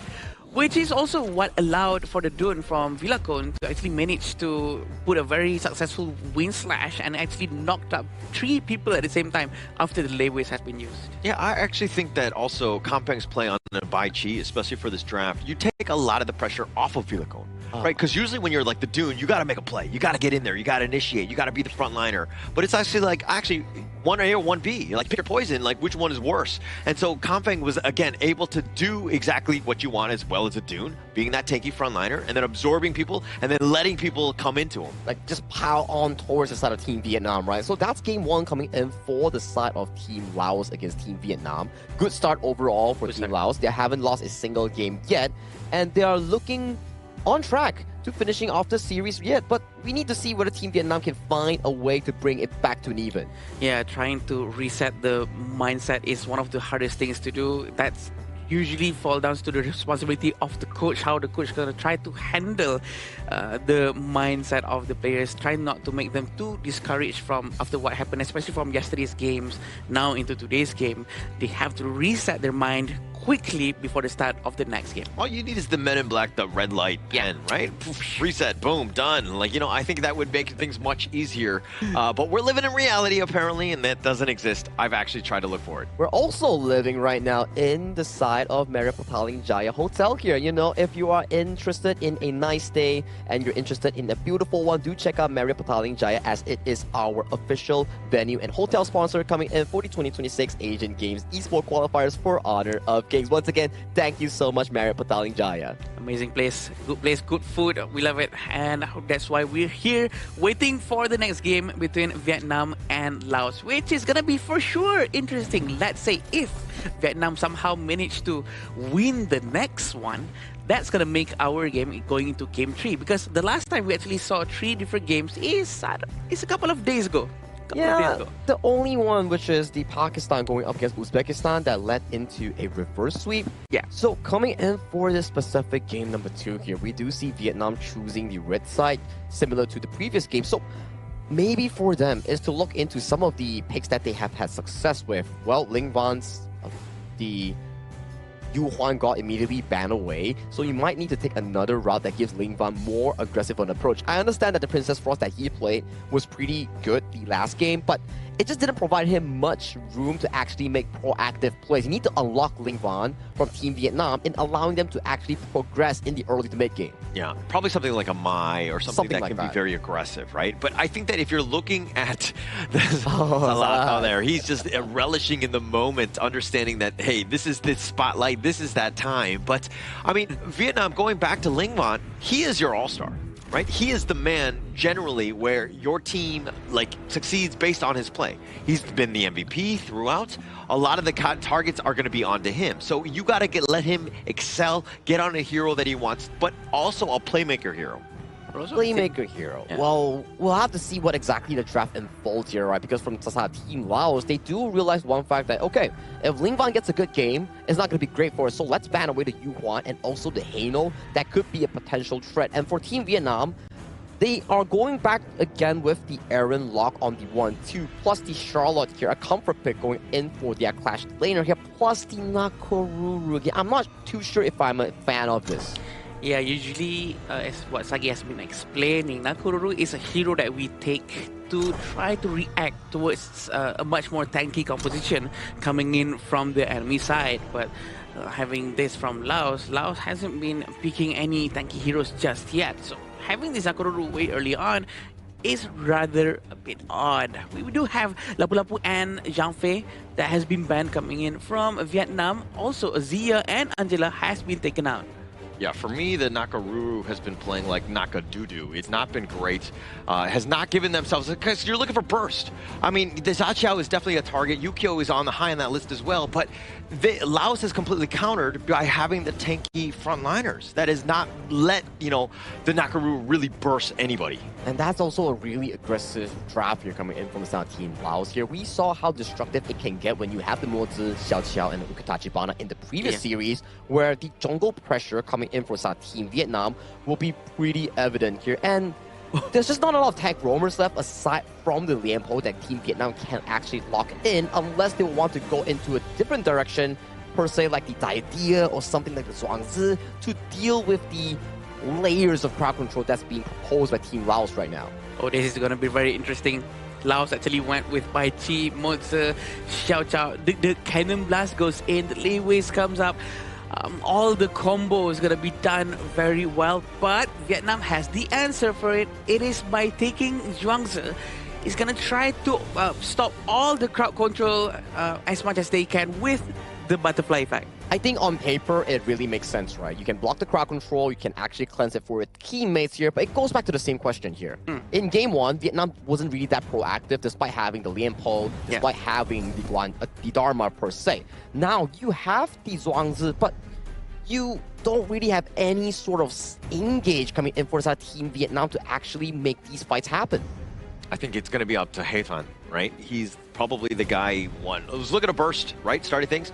Or the Garuda with Ling Van, again, just being, just using those Wings of Judgment to whittle them down as much as possible, to kind of start things out, and then maybe the jump in happens. But as we go into the third series, game number 2, is this going to be enough? Do you think, are you comfortable with this for Vietnam? I am unsure how comfortable I am with this. I'm not really for Vietnam, because the picks coming in from them, the first 4 picks all of them are very soft, and the lack of crowd controls worries me. I'm afraid that they might have a lot of issue trying to lock down any movements coming in from Laos, especially with the Ukyu Tachibana. We do have Charlotte with the power gradation, with a little bit of a crowd control coming in from Charlotte, but I think that's the only thing that they have. There's no more crowd control whatsoever aside by Charlotte. Yeah, so when you lose, I'm not saying that you need to pick like brand new heroes, all of them, and just like throw that draft aside. But I do think that for me, the Nakaruru, it didn't have the greatest of impact. And like his decision making to go in, especially towards that late game, essentially just sealing the game for Laos was not the greatest of decisions, right? And so this is a hero where I'm thinking maybe they go a different route with the jungler. Yeah, apparently they still wanted to try it out and try to make it work. Having a Mozi as well from Sahala is really going to be giving a lot of problems to Hitan. We know the cannon blast is accurate, it's strong, it's a first start of any chain reaction, chain CC coming in from Laos. I'm afraid they're going to have a pretty hard time, but it all depends on the rotation coming in from Laos and Vietnam at the same time. But you saw what they did last in game 1, where Laos were looking to invade, right? They were looking to contest. And in this one, it doesn't seem like they're going as deep. Right now, they've been kind of thwarted. Bao Hong actually made a giant rotation to help seal off that entrance so that nobody's getting in. And now Laos, you're forced to play on your side.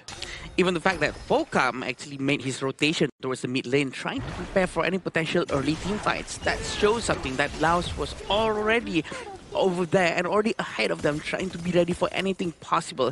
But it seems like a very weird coming in from the Garuda with the Wings of Judgment. I think it's a bit of a waste. I mean, like the ult isn't that long where it's going to really affect you. You kind of saw that maybe they were attempting to go in and invade your jungle. So you just kind of, again, you just want to repel them away more than anything else. Repel them as far as possible. But with the Laura Bloom, it's not going to be able to find enough damage because this is very early on. But having Focam, Huitan is still behind. They were trying to wait for this particular moment. Southeast side almost got trapped by Hutan, very patient coming in from the jungle of Vietnam. Yeah, but Sudasai actually just able to flash away. That was actually kind of close. If he didn't, he probably would have died. Got fast fingers, make sure that he stays alive. But a good gank attempt. These are all things that you put on the board. Now Vietnam a little bit scared as they move around this map. They need that confidence back. They cannot let any previous games to discourage them right now. Having Bao Hang as well, who hasn't done any rotation just yet, by the way. So they need to play around with all of their teammates. Try not to wait for too long for things to happen, for gold to come up. They have to force something out. They have to force Laos to be thrown out of their feet so that they have to follow Vietnam's pacing instead. And look at how Laos, right? Okay, look, actually in the top lane. We'll see on how he's trying to run to the back. Kampeng is gonna be okay, it seems, because he is a very tanky hero for sure. Bao Huang and Huitan doesn't have enough damage for now. I mean, everything was committed, though. Flash as well. He's going to be low. The 4-minute Tyrant had already started, but I guess it's space created for Laos. And just like that, on the other side, of Vietnam understanding that, hey, we're probably not going to take the Tyrant. Let's take the Overlord at the same time. Very smart coming in from Laos to react to the attack as well. They started by going through Tyrant, but we have to see on how they're going to try to get the buff. No problem whatsoever. Sahalas is still in front. Cannon Blast tried to connect to Bao Huang, but it did not hit. Still waiting for Vietnam. Lingering around the mid lane. I love the way Laos are playing. And they took the Tyrant and they didn't use the Smite then, right? And then they rotated at the top. The Overlord had been taken. They know exactly where he's going to be, where you're going to funnel back into. It was going to be towards that Crimson Golem. They met him there. Vilacone had the Smite ready, was able to take it away. Now they got 2 red buffs. The awareness coming in from Laos is just so good. They're aware. They probably have the timer up on their map that the buff is coming up. Also because of the roamer of Laos. He always goes check here and there, making sure that all the icons on the map gets updated every time he has vision on them. But still waiting on Hui Tan, who's probably going to try to get them from the back. It's very dangerous for Pokam. Pokam's trying to run away. Can he manage to survive? Having the Moza not be able to use his ultimate. He's not using his thing inside the box, trying to save his friend. He still has his ultimate. I love this. This is something that we didn't see in game 1. Hui Tan, the long way around to get that wrap. They thought they were safe because they generally, most of the gank attempts have been going through the river, but they went all the way through the jungle and they completely caught him off guard. Finding Pokam, huge win for Vietnam. This might be why they're trying to take the Nakururu again, but it seems like the Wizard of Judgment almost managed to get the damage done, but the flash was a bit to the side. He still managed to survive, and Charlotte will go back as well, but another wave coming in from Vilacone is going to try to force it out. This is a Zhuangzi, not the best target, but just to poke him out, to push him away. Yeah, but the one saving grace was that actually the bottom T1 stands. The minion wave had been cleared. If Vietnam was able to get that, that would have been a huge win for them, and they're still a little bit on the defensive side or on the losing side because, again, they didn't get that big objective. And now it seems like Vietnam themselves, they're forcing Laos into a certain playstyle, certain rotation. Very good coming in from them. They're not forced to follow Laos, but look at this Wings of Judgment coming in, and Hui Tan actually managed to get one. Vietnam is really trying to force this one. Layways has been used. He's alone though. There's no backup or follow-ups coming in from the other side of the team. Bao Huang is still waiting. He just arrived. He wants to go in. He is so ready to help his team, but seems like everyone really wants to disengage. Yeah, I like it how Kampong looking to initiate, right? Yeah, he was under the tower, but he's tanky enough to understand that I'm just threatening, right? Namfong on the Zhuangzi, a little bit of a different story. He's just trying to stay alive and just, again, attract attention to use that butterfly effect when those team fights are happening. Let's see how it goes for this part of the match. This is hitting the 7 minutes mark. It's gonna be a little bit slower, but a little bit faster as well. It depends on how they're gonna rotate. Wings of Judgment has been used because it has a very low cooldown. There's no laneways has been used as well. It's still being kept. A very good discipline coming in from the Laos players, but they have to be very worried with the flanking maneuver capability coming in from Hui Tan. Yeah, and we were questioning the Garuda pick. Is Ling Van gonna be enough? I mean, he's 1.3 ahead of Soothsai, and it looks like bottom lane. He really tries to use the Laurel Bloom, but it's not enough. The regeneration coming in with the recovery. A layways with a flash did not hit. He misses it out, but it was a good try. It was a very good try. If it hits, the follow-up coming in from Sahalat is gonna be very good. Yeah, Namfong actually using the butterfly effect. But they got Sun. Yeah, very good Wings of Judgment. He's trying to get the two heroes in front, and Kampung is gonna tank all the damage here. Sahala's gonna try to get some crowd control as much as he can, but a very good base attack coming in from Pokam. A lot of space has been made by Laos. Yeah, stun after stun after stun. Bao Hong not even able to use his flash to get back. They perfectly timed that one, stacking them so that he's not able to do a single thing and locking him down. That's gonna set things up. Vilacone is gonna be captured. A very good trap set up by Hui Tan. This is the gameplay that Vietnam was trying to prove and show to the world that it really, really works when they know what they're doing. They have to be a little bit more proactive, a little bit more smart in terms of trying to hide in which brush according to what's the position from the Laos players. Yeah, so they know that the aggressive style of Vilacone, he's going to be looking to just be in that enemy jungle and rotate off the map, and he was spotted out. He tried to go over the ledge, and then he walked into the hands of Vietnam. A great trap setup, and now this net worth lead, it's next to nothing. We're even. Yeah, it's pretty much even, having Sahalas trying to stun, but it's a little bit off to the side. Winds of Judgment has been used, trying to find them off away. Still have Kampung hiding inside a different brush right now, trying to capture anyone off guard, but they're gonna try to pull it off to the back. They have been doing this 4-1 formation, both sides of the team, by the way. 4-1 formation, trying to really handle half side of the map. Yep. And hanging on their, I mean, they've been rotating together, right? It's all about the junglers, Heitan and Vilacone, as of if they're able to get that farm. Vilacone has probably been more of a solo push here, but now in this top lane, a little bit of action. Yeah, they're actually trying to dive in, and having Hoitan nearby, also the Xiao Zhao, they are relentless. They really want him to be down, and they make sure he stays down. A very good move coming in from them. Vilacone has been punished very quickly. I think Vilacone might have to start to rotate together with his teammate now, or maybe more communication has to be done for them to actually try to have more vision towards the movement coming in from the Vietnamese players. But Vietnam has just did such a good job of like shutting down the Yukio, right? Vilacone is definitely the win condition. This is how you do it. You jump him, right? And it looks like Laos, they're letting him solo because they're taking advantage of that space and like taking the bottom T2, for instance, and now it's pushing to the T3.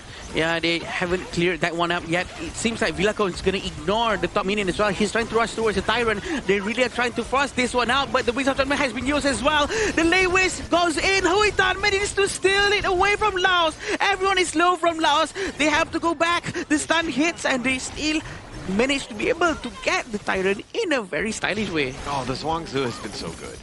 Kampang, every single time game one, he had so much control. He's able to taunt, just pull them all in. But with Namfong there, he's just like, nah, you're not getting anything. You're just like literally not able to get any sort of CC. It negates all of that, and Vietnam, again, just able to walk away. Wings of Judgment has been used once more. Namfong and Hui Dok has to go back with a very low HP and a very aggressive gameplay coming in from Vietnam. Oftentimes has been started because of the Wings of Judgment, really forcing Laos to move a certain way that really benefits Vietnam. Also having Sahala trying to do Cannon Blast, had been a very proper follow-up coming in from Kampung. It seems like Kampung's layways or Baichi's movements right now is not as good as the previous one. Well, it's not that, I mean, like when you have like a butterfly effect, which it negates your skills, like all of them, right? You're not able to do as much. You're not able to have as much control. And now they're trying to chase. Yeah. Not able to do so because again, just he's able to negate everything you're throwing out. That's true. It's very annoying when you have a John Zone or enemy side of team, especially when your team is really revolving around a crowd control CC playstyle. But look at this Charlotte. Bao Hang is so aggressive that he gets punished. Wings of Judgment actually hits, and they actually get to 3 people. Laos is gonna go down. Now it all left with Vilacone. Can he manage to defend? He cannot get the Overlord for sure. They really have to try to step up with their gameplay. Yeah, no chance on this one. And the Wings of Judgment every single time. Ling Von, to me, has been an outstanding mid laner here. He's been having so much control. They've had no answers for when those team fights are happening. They've been pushed back. Vilacone somehow has to hold at least for 7 more seconds here. The top T3 under siege. I mean, it completely zoned away. This Wings of Judgment just doing some serious work here. And this is a very good fight coming in from Vietnam, and they have been very aggressive, which what we like. We want to see more of that aggression coming in from Vietnam. And Laos has been also quite confused with what they want to do. But we do want to see that cohesion coming in from the team again, because that's what they've been demonstrating just now. But also, the Overlord has been taken by Vietnam. Having the Shadow Vanguard being held by Huitan will be able to make sure that they have a good part of the next 3 minutes. Yeah, Vietnam, I love the way that they've bounced back in this game, right? It's been a very strategic game. The way that they're able to outmove, outmaneuver, outdraft in some situations. Like, this has been great for Vietnam. And the way that they're doing it, I mean, it's only a 4K net worth lead. They have not won this game. They are far from that. But they're in the driver's seat, which we have not seen a team be against Laos here. Here's the good thing about this, right? Because we don't know which one's going to win. Even though there's only 3,000 to 4,000 gold difference, still, the amount of showmanship and sportsmanship coming in from Laos and Vietnam is just so high that they are still trying to be composed with this. Lei Waste is still trying to find his target, but it seems like the Ukyo cannot manage to find a good ultimate. All ultimate has been used quite a bit, leaving Sahalath and Kampung with their last few ultimates. Yeah, I mean, taking down this mid T3, just walking away. You can't go into the team fights. Laos right now, they're grasping, they're reaching for straws, not able to find anything because of the positioning of this Vietnamese squad. Again, look at this. Wings of Judgment really tries to get as much target as possible. Lin Van always with the responsibility of trying to zone the enemies out, but look at how Vietnam's trying to go in. Can they do this without having Lin Van's Wings of Judgment? Are they going to try to force it out once more? Waiting for a proper cannon blast and a Lei Waste. He still has his flash. He's still trying to force it out. He dives right in from Charlotte, and Bao Huang is still okay. Wings of Judgment is trying to force them to the back with the last dragon. The Shadow Vanguard coming in. Can they try to get Kampung? Kampung's going to do it down as well. Hoi Duk gets the target, and Crystal has been destroyed by Vietnam. And we're going to a game 3, our second one coming in for the 2026 Asian Games Esports Qualifiers here. Vietnam found their mistake in game 1 and they adapted quickly in game 2, and right now we are at 1-1 even between these Group C giants. Just a great bounce back game by Vietnam. That's exactly how you want to dismantle Laos, especially that's how you dismantle Ukyo. We've been looking for answers. That's exactly it. You just get on top of them, you take it away. And again, just the Vietnamese squad, the way that they do things, they move across the map, Ling Von's play, and Shala probably not dancing as much right now. He's really trying out his best, and we do know that the Vietnamese players actually did differently this time. The way they rotate, the way they aggressively go and hide inside brushes behind the farm lanes of Laos. I think that's what we want to see more from them. This is what probably is lacking from the yesterday's game as well. And the way they dismantle coming in, the aggression of the side of Team Laos with the Zhuangzi is actually a very smart move. Like, we did say, like, yes, there's not a lot of proactive takes coming in for the side of the Vietnamese team, but the way that they baited out Team Laos' aggression is like Campaign continuously jumped in, wants to find those catches that he got in game 1, but when he goes overly deep with the Lei Waste, Zhuangzi cleanses it, and then everyone focus fires on the first member that's like out of position here. So the hard engaged style from Team Laos got dismantled coming in for the side of Team Vietnam. Going to game 3, the draft will be more interesting for both teams because each one of their tried and true drafts has been dismantled each one time by both sides. Yeah, and I think it's the chess match, not only from the draft, also in terms of execution. The way that they were able to go, they're like, okay, Kampung, he was the MVP, right? Yeah. On the Bai Chi, he had a tremendous amount of value in that game, almost controlling it, and that was why he was MVP. But now the Zhuangzi negates everything, right? Yeah. And now you got to go back to the drawing board. Now we got a game 3. Well, we were all sort of quite questioning if the Zhuangzi is going to be working or not, but they have proven that it works very well in the right hands. It's all about the timing. It's all about mirroring the movement coming in from Kampung, and this is the itemization coming out from them. Clean, right? Clean game coming from Team Vietnam, right? They play over to the side of Team Laos aggression and punish them for being overly zealous in some of these plays. We saw a few moments where Campaign just jumped in without the assistance of his team, and then he mispositioned heavily, while Namfo just casually dropped the butterfly effect, and all of the players coming into Team Vietnam just focused fire down on that one single player here. And Poham, yes, he had his high moments in this game itself, but when you're outranged severely coming in by the Wings of Judgment, before the fight even happens, you are suffering so much damage loss because Poham gets continuously poked out by the ultimate coming in from Ling Van. And their target party from Vietnam was very good. Bao Hang, when he needs to go in, he is 0-2-5, you're thinking very pedestrian, but his initiations started all of the team fights. That was how they were able to win and overcome. Everybody else didn't pretty much die except because he was sacrificing to make those sorts of plays.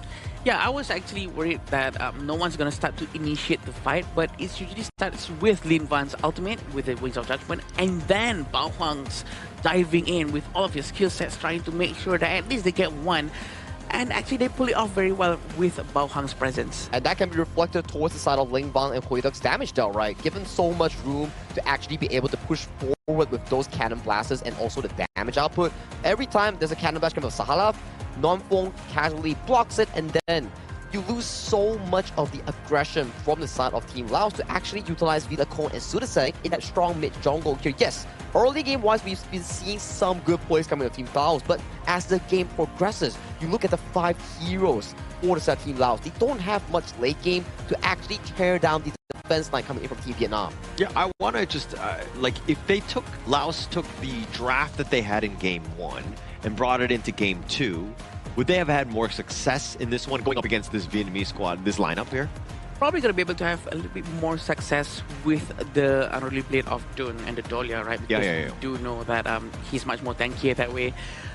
Because the way they rotate with Dahlia and Dun seems like they are much more cohesive rather than a bit detached to one another. It does seem like with having Mose, Ukyo and Xiao Chao, the way they rotate is a little bit all over the place, not really moving as one. It seems like the farm lane is doing their thing, the mid lane is doing their thing. What do you think, Saki? Well, it goes back to your point, right? Like Game 1, where we did see that Team Laos grabs the game firmly in their hand and force Team Vietnam to react to every single play. In Game 2, Team Vietnam used that psychology that they actually got from Game 1. It's like, okay, you like to engage, sure, come on in. We have the Zhuangzi, we cleanse it, we make you be impatient. That's where we start to see Kampeng, Sahalov starts mispositioning in some of these plays, and Vilacon, without any front line, he was constantly being caught in the side lane, doing side lane things. And then as the game progresses, Vietnam getting pickoffs after pickoffs after pickoffs, because Team Laos, they're starting to get a bit frustrated because their plays were just mitigated by a single button on towards Namfolk's ultimate. Yeah, and that's something that we didn't really see from the Laos squad. You rightly pointed out, they were frustrated, right? And it seemed like they were playing an unconventional game. They've never been in this spot before where they were losing. And Vilacon, again, he was trying to split push, trying to create a little bit of space, but he got punished. So there was really nothing that they could have done. Again, Vietnam completely shut down what Laos wanted to do, and you see it in the goal graph here. Yeah, this is what happens when we hit around the 8 minutes mark, is when the Huitan is really trying his very best to really turn the game around. Huitan and his team together moving forward and trying to catch off people behind off guard. But I think also thanks to a little bit disorganization coming in from Laos positioning, because I think they themselves are not really moving as one. Like these are the moments, right, where Fulham still has the flush but didn't use it because he overestimated his tankiness. And Sahalov getting casually checked out in the side lanes here. And yes, you do get the mid turret here. These were signs of success coming in from Team Laos, where they got the mid tower and got the game in control. But Vilacon getting caught in the silence, this was really big. You can see the quadrant of their jungles. Every single camp was available after that pickoff. They proceeded to another pickoff towards Vilacon, and this is a crucial timer. 30 seconds until this objective. Take a look at where is Vilacon. He's nowhere near this objective. A 3-1 going over to the side of Team Vietnam, further pushing that gold lead into a much larger lead here. Even though you pick up Bao Huang here, the backside being accessed by Huida. Huida is so fed on this Aaron as of this point. Yeah, and when Vilacon was just running to the tyrant, he just spawned, right? He was running as fast as he could, but getting picked off, I mean, that was that snowball effect and why they were not really able to compete. But Vietnam, look at how just they navigate everything. The mobility, the back in, back and forth, finding the pickoffs, taking them down, and then going back out. The re-engaging, disengaging is incredibly smart by Vietnam. And this will be the most valuable player coming in from Vietnam, Hoiduk, with 604 and a whopping 33.4% damage, with 21% damage taken and a total goal of 22.8. Definitely one of the most effective airing gameplays we've seen with the Laura Bloom. We've seen him actually just spamming Laura Bloom as soon as he gets level 4 against the Laos farm lane. Yeah, clean performance, right? Coming in from Sada Hoida, coming in from game 1 on his airing performance, then bringing that deficit and turning into an offensive strategy coming in game number 2 with a clean slate on the KDA here. He was the cannon, the consistent DPS coming in for our Team Vietnam in allowing them to back this win coming in on game 2. Now, the focus is who gets game 3. If Team Laos gets game 3, they're soft secured. If Team Vietnam gets game 3, they can force a tiebreaker for first and second. Actually, for myself, I don't have a horse in this race, if you will, but I do like the way that Vietnam was able to bounce back. I think that speaks volumes about a team. Losing the way that they did, it looked bad, right? Yeah. Constantly jumping you, that's incredibly scary. But they're like, no, it's a draft issue. We're going to deal with it. We know that you have this mechanical skill to be able to take on this team. Let's just fix the draft and then put our team in a position to win, and they were able to do so in game 2. I do think that if they actually managed to perform like game 2 just now against the team yesterday, I think Vietnam can actually pull it off and actually win that one. But if only they have that mindset and that kind of cohesion and that movement that is so good. It almost as if Laos and Vietnam actually switched their play style just now for a bit. I would say so, like lesser proactiveness, but I would say that from Team Vietnam's side, they were more planned. They planned more on towards the gameplay itself, protecting the side of Huy Duc and allowing him to consistently do the DPS. And you can see for the side of Team Laos, there's more mistakes this game compared to the previous game. Maybe they are like saying that, okay, that was a pretty clean game 1. We can repeat the same thing, but they actually let their guard down in that case. And that's the problem, right? When you're talking about teams that have not lost, they're not as hungry. They're going to be lackadaisical at moments. They're going to just do like, not the most efficient of, rotations, all of that. It affects them, right? Complacent. And now when you've lost that second game, now things are shaken up, right? What is the mental resolve? How do you now bounce back? Yeah, that's the thing about being probably a little bit too comfortable with not having any loss for now, but we do know that Laos does have it because we've seen it in game 1. The way they rotate in game 1 was excellent and we wanted to see more of that. But having Vietnam on the right mindset now, can they try to reset this mindset from Laos as well? Because if they are a little bit discouraged and having Vietnam is, well, relatively on fire right now, can they try to really beat Vietnam later? Only time could tell, right? I think the drafting phase coming in for both coaches in the series of Vietnam and Laos has shown signs of back and forth, like a chess match that Hollow likes to mention, whereby if Vietnam found a way to counter out against Kampang's Baichi, I don't think as a side of Team Laos, you need to revisit back the same thing. I believe the Direnjie, the Xiao Qiao Mozi, those are okay. But revisit back into a different route where it puts comfort to Villacon. That during performance was magnificent, but coming to game 2, the gameplay coming in from Villacon was just really different compared to game 1. Yeah, it almost seems as if Villacon's performance is strongly tied towards Dun Dolia just now. But also at the same time, we still have Ukyo again from Laos. They also want to try to prove it to us that, you know what? The Ukyo can work and it will work. We will prove it to you no matter what. The Arlie and the Fatih has been picked. A very fast hero pick is coming in from both sides of the team, right? We just got in, they keep on picking 1 and 1 and 1 and 1. So quick. And Holler, you were talking about deja vu, right? I just want to let you know, Team Vietnam, we're in game 3, and that's the exact same 3 picks that we are looking at. Yep, might as well go back to the well, right? I think that this is one where, like, hey, I don't know if they're just being stubborn and they're like, okay, we're just going to prove that we can get it to work. Because even on the other side, the Nakaruru will be there. You've got the Aaron to kind of go in with Charlotte. So we're seeing, the same picks going into this. But I think they're like, hey, it's not a draft issue. It's about execution. I do believe that they have the same mindset as well right now because they executed so well, and pretty sure that gave them a boost of confidence to do the same thing over again. Like Sir Clark always says, if it's not broken, why fix it? Exactly. Here, Team Vietnam, they do fix slightly on towards the mid lane picks here. You can see Xiao Qiao, Heino, and also Yuan all removed from the available pool here. Vietnam also, they're like, okay, that's a lot of roams removed from the pool. Let's just ban away Zhang Fei and also Lapu Lapu. And then that's Lian Po as well. All these roamers engages are all gone and dusted here. And I'm liking the stuff here that I'm seeing on my screen. We have a Zia and Dia. Lesser on the aggressive side here, but remember what I said about unlocking Ling Vang, allowing him to have control of the game. Angela Liang. And there's not a lot of frontliners here coming in for the South Team Laos that's available in breaking the Liang ultimate here. Maybe this is the trump card that Vietnam is looking for in breaking this game for reverse sweep. Yo, that was the fastest draft, I think. So fast, right? Games qualifier. I am not going to lie. They were just like, it was like a speed run. They're like, okay, I know what they're picking. Let's just go. Because they're going into this one. But as we go into the third series of the day, Game 3. We haven't seen too many of Game 3s here. But is this enough? Who are you giving the edge to, Sagi? I gotta say, Team Vietnam's drop looks so comfortable here, and if they can allow the Liang to find more of these pickoffs in the early game, maybe they can build their lead, but not all hope is lost for Team Laos, because on the aggressive end, it relies down on the clash in jungle here, because I can't tell you who's gonna win. I can't tell you, because this is proven by them, and I'll let you choose one. That's not fair.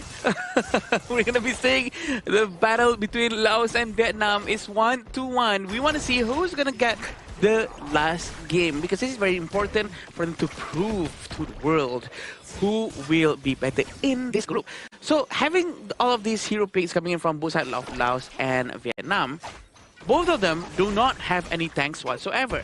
They have to depend on Kampa with the Fatih, and they also have to depend on the Charlotte coming in from Bao Huang. So I don't think that they both are going to go with a full tank build for sure. I think they still will go with like a semi-tank build. And this is going to be a very interesting one. An explosive match. Yeah. There's no tank, there's no front line. Yep. The best word you use for that, explaining this, is the explosive part, right? When the T-fights are happening, you get caught out one time, right? And Nam Phuong is able to lock it down with that control. This is going to be a problem, if you're, especially with the Angela from Lingvan. This is a nice little 1-2 combination.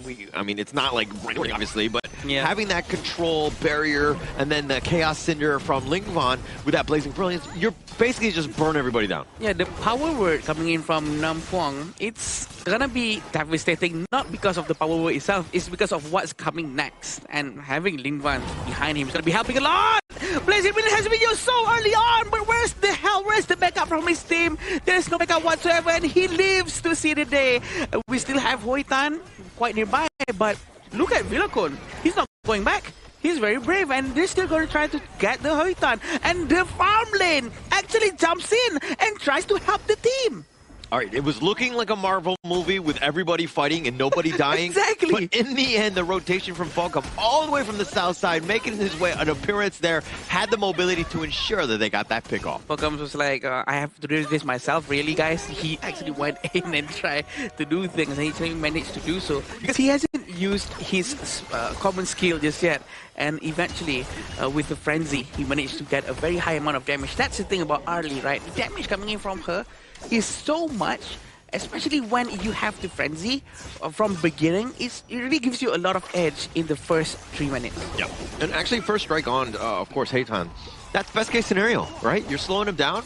You want that edge. Villacon, he kind of fell off because he got caught out. He started to fall behind. And Vietnam made him pay for making any sort of rotation. So taking down Heitan, he is definitely the #1 target for you. Spark Force Dagger has been bought by Falcom. This is very good. He hasn't bought any shoes as well. This shows on how confident he is to survive without any shoes, because he has his Parasola, the umbrella that's going to be bringing him around the entire map. We also have this gold lead a little bit by Laos, and we want to see the same kind of rotation coming in from Laos to rotate from bottom to mid to top to mid to bottom, all the way into trying to invade the jungle of Vietnam like the game 1. But we haven't been seeing that anymore after the game 1 ends. Hasn't happened. Oh, the flash forward. He gets the control with that Blazing Brilliance. And Villacon was just trying to parade around in the river to make a rotation. He pays with his life. And he's waiting in this brush right now. He's not going to try to commit. Still trying to play it safe. A very quick move coming in from Vietnam, catching with Blazing Brilliance. We know that this is going to happen a lot of times, right, with Lin Van for sure, but the power is still dead. Lord Bloom is being used. They're trying to run away. Blazing Blaze has to be used once more, but a very quick smite coming in from Hoi Tan manages to secure the Tyrant quickly away from Laos. Actually pretty scary. Shalat almost going over the wall, almost doing enough damage to take down Haydock, but he gets on back to safety. But Vietnam, they're playing with fire. It's on the edge, and we're talking about, hey, both of these guys don't really have tanky frontliners. The flash away, Lingvan. He made a mistake. Oh no, that's the first one he emotes because he knows what shame it was. What was that? I was shocked. I lost for words. I'm lost for words. Okay, maybe he wanted to cancel it out, but it just slipped. But that's a bit of a mistake coming in from them. 2 for 2. 2 of 4. They were actually hiding inside the same areas of brushes, and they did not manage to get any kills from that. I mean, the idea was there. As soon as I was making a rotation, he was going to flash on top with the Chaos Cinder. Then you had Nam Phuong for that other control after that one. But seeing as that he flashed the wrong way, it's a bit of a Roadrunner, a Coyote moment where he just kind of face plants into the wall there. If it actually worked this out, he would have got 2 free kills most likely. True. So you know what? Let's not rub it into his face. No, I want to rub it in his face. No, Lingvan has had a great... No, Okay, we still have Southeast side in the mid lane. Hoi Tan is going to try to pressure the lane as well, but it seems like Kampen is going to have a little bit of a hard time having these three people rotating together, waiting for that power word with the flash to go in for the follow-up of the Blazing Brilliance. But it seems like Laos or Vietnam tries to focus down onto the Overlord because, you know what, we don't have the Tyrant, we might as well just get the Overlord. So one thing that Vietnam could probably be doing better is probably being more aggressive in Nam Phuong. Yeah. You got one good grab on the Vilacombe, but you didn't get anything else. Oh no, there's another one. But look at this, Kampen actually lost his side up at the top lane, but we still have Nam Phuong trying to run away to the back. The damage coming in from Laos almost managed to get the roamer coming in from Vietnam, but a very quick fight coming in also from Vietnam, trying to take down Kampen, and Kampen pays with his life, and they actually managed to get the tier 2 tower. Yeah, taking that one down. That was space created. There was a little bit of action in the mid lane where Nam Phuong just barely stayed alive. He didn't use his control. I think some other Liang players might have just like stood their ground and just locked him down, but he's like, no, I gotta stay alive. Yeah. He flashes back under the tower, stays alive, and that was another little bit of space in the top lane where Kampen goes down. Bao Huang is trying to rotate from the bottom to the mid lane. Still want to see a lot more rotations coming in from both sides of the team. Since like Kampen was really locked in with trying to stay on the top lane for too much, he hasn't been able to really join the team fight, the main team fight, much more than he should be. I think he has to try to be ready with his teammate much more. Power word has been used. This is a very good one. They get Sahalas very quickly, but so does Vilacone. He's gonna go down, but Kampen is really trying to slash his way towards Hoi Tan. Hoi Tan managed to run away. Hoi Tan is still alive, but he's still very nearby. Kampen is still quite greedy right here, but Bao Huang manages to find him away. Yeah, but it was a 2 for 2. I mean, it looked good. It would have been even worse if Hoi Tan just somehow got picked off. He was very low, and that was kind of close, but it was a nice little burst attempt. But Shalath, he's the guy, right? If you don't lock him down like they did with that control, he's got the bitter farewell. He'll stop that. And as we check out this replay here, the control instantly used. You see that Hoi Tan tries to jump in, but the fight on the top side is the problem. They find Vilacone, which is a great win, but they lose their farm laner. A very good fight coming in from both sides of the team. The goal difference is barely 1,000. It's just so small, proving to us on how close the fight is between these two teams. And Hoi Tan is trying to fly in. Power word Blazing Brilliance and smash to the ground. Coming in from Hoi Tan, a very good start, but Kampen is gonna force it out. Sacred Tree Wrestling trying to slash his way through everyone. 2 of them goes down, and Vietnam's gonna lose their turn after very soon.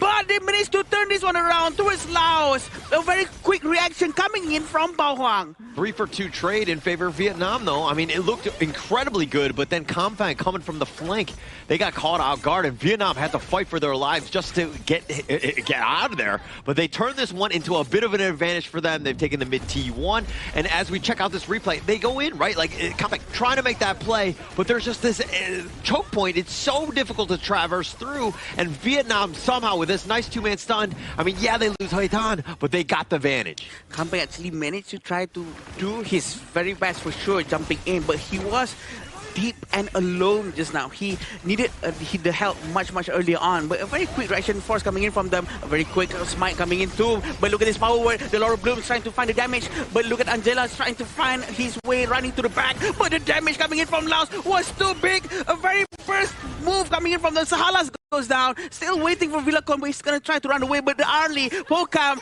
he is in danger. He tries to run away with his umbrella, but can he do anything at this point? He cannot. He will go down so quickly, having Hoi Tan being so close to him. Yeah, they perfectly play that one, even under the tower. I mean, Vilacone, it seemed like one of the members, I lost sight of who, Vietnam, they let Vilacone survive because they wanted Shalath to take him down. I mean, they still turned out with a numbers advantage, but I do think that Vilacone should be high on the target priority list. You got to stop him as much as possible, yeah. But then the fact that they found Fulcrum under the T1, he was like a dead man walking, if you will. No chance for him to escape that one. Yeah, there's no way he can run away out of that situation for sure. 2,000 gold in front for the Vietnam, and I think they're going to be quite comfortable.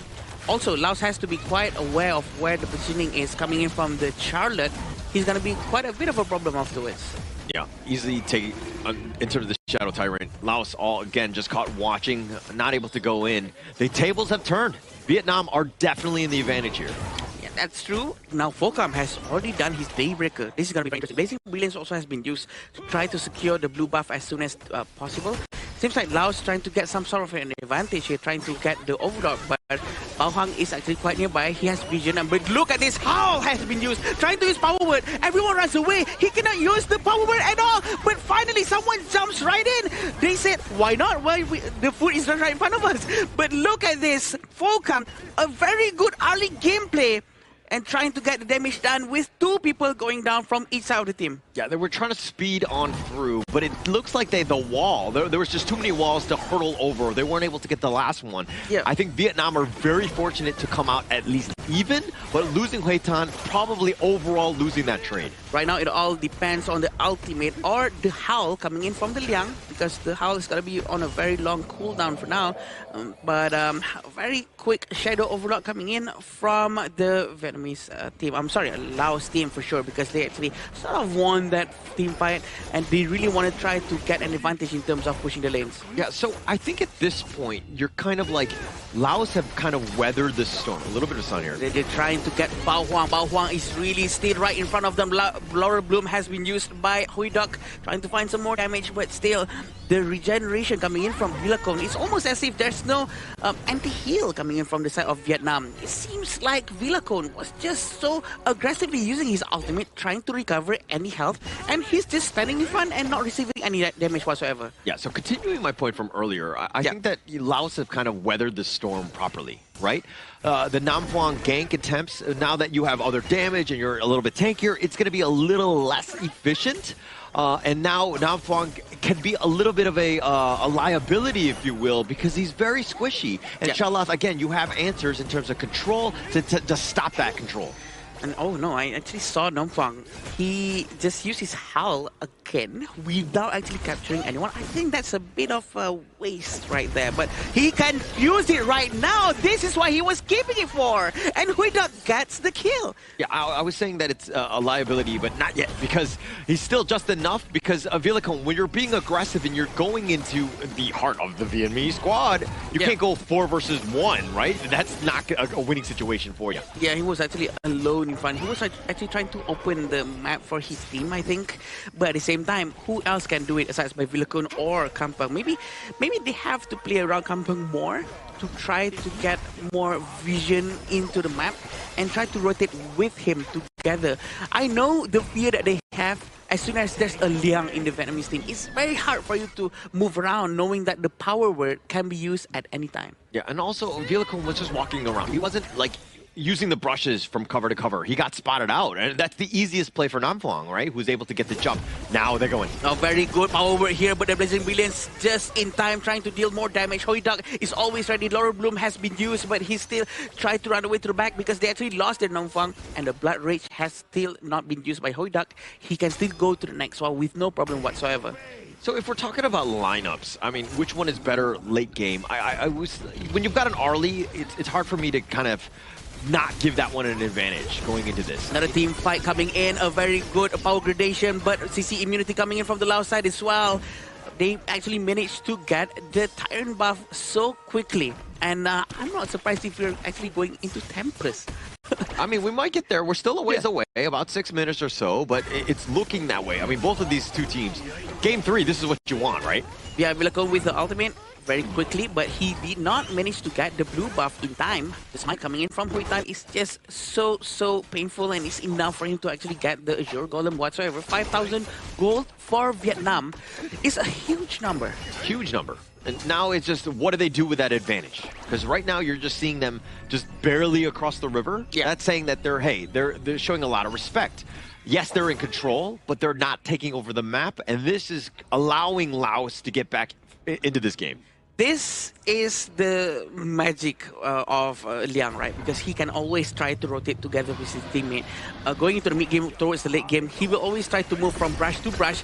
We can see a move we made here, a very quick capture coming in towards Sahalas. Sahalas is just a little bit overextended, but what else can he do? Who else can actually open the map if it's not Sahalas or Kampeng? I still feel it's supposed to be someone who tries to sacrifice their life to open up a team fight, but it seems like there's no one else. Yeah, no one else. I mean, Charlotte, he'll be happy with that. You would rather him take that control more than anybody else. True, that's right. So him going down, not the worst, but them losing an objective, now it got a little worse. A very good objective taken by Vietnam. This is the most important thing. After they get one strike down, the most important thing is for them to actually progress into the game. What's next, right? Do they want to try to get a tower? Is that the objective right now? Or do they want to get an Overlord or Tyrant? They went with Overlord without wasting any time. They try to put it together once more. Very soon, Nam Phuong is going to have the Howl. He has the Howl right now. They will be able to move very quickly and capture anyone by surprise. Yeah, this is about the map control. And now you're seeing Vietnam. It's just like, okay, this Crimson Golem, let's get some numbers on it in terms of just like when the respawn is about to happen, potentially looking at that as some sort of ambush. But you can see that Laos are like, okay, actually, we know, let's play a little bit more timid because the Vanguards are coming. We don't want to stray too far from our base. Oh, the Vision Sprite is actually showing up onto the map for them. They have to clear the Vision in the left side of the jungle. But it seems also like Kampang is going to try to activate the Vision on the right side as well. I wish the roam actually goes in and check if there's any eye icon inside the map, but they're not doing that just yet. Yeah, they're not going to do it. I mean, again, it's about the Vanguards. It's all hands on deck right now in terms of this defense. But Howl has been used once more, but it's sort of wasted one more time. No power is going to be used, but at least they get a high ground tower. Are they going to try to force it out into the mid lane? The Vanguard is still here, but it's going to be clear with the high ground capability coming in from the Zia of Laos. They still have one Vanguard, small one in the top lane. Shadow Vanguard is still at the bottom. I don't think they're going to force it out this one. Yeah, they're not going to. The Shadow Vanguard will push in this bottom lane, and the top lane had been completely wide open, right? So this is where they go slow and steady. Vietnam can kind of just deal with it from afar. Vanguard has arrived. They're trying to get a lot of damage, but he manages to survive. A very quick flash coming in from the Zia, but it seems like Villaco is going to go down as well. He cannot withstand the amount of damage coming in from Vietnam, but look at Kampang with the secondary blessing. Double strike coming in from Pokam, and Huy Tan is what's left. Can Laos try to win something over this team fight? Can they try to get an objective? Can they destroy at least one high ground tower?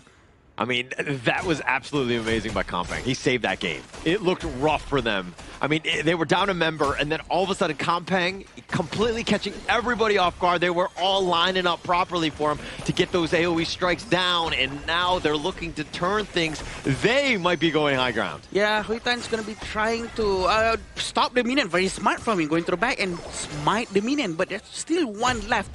They decide not to push the tower holder. Because the respawn timers are so quick. I don't think that it had enough. Plus, it was very slowed down. I mean, there was only one siege catapult, maybe take a couple shots or so. It's not enough time. And now Laos taking the Tyrant here, finding ways to come back, especially when we're talking about net worth. But towers, they speak a whole different story. Gosh, I honestly thought that they have enough time to at least destroy one high ground tower. But it's a very good choice for them to actually pull back, to be disciplined, and to not overextend. Yeah. I think in our ranked games, we would have gone for it. Yeah. We would probably have died. In ranked games, yeah, for but sure. yeah, it was under 10 seconds for the respawn. It would have been very risky. True, extremely risky, especially having Huy Tan still available from the back.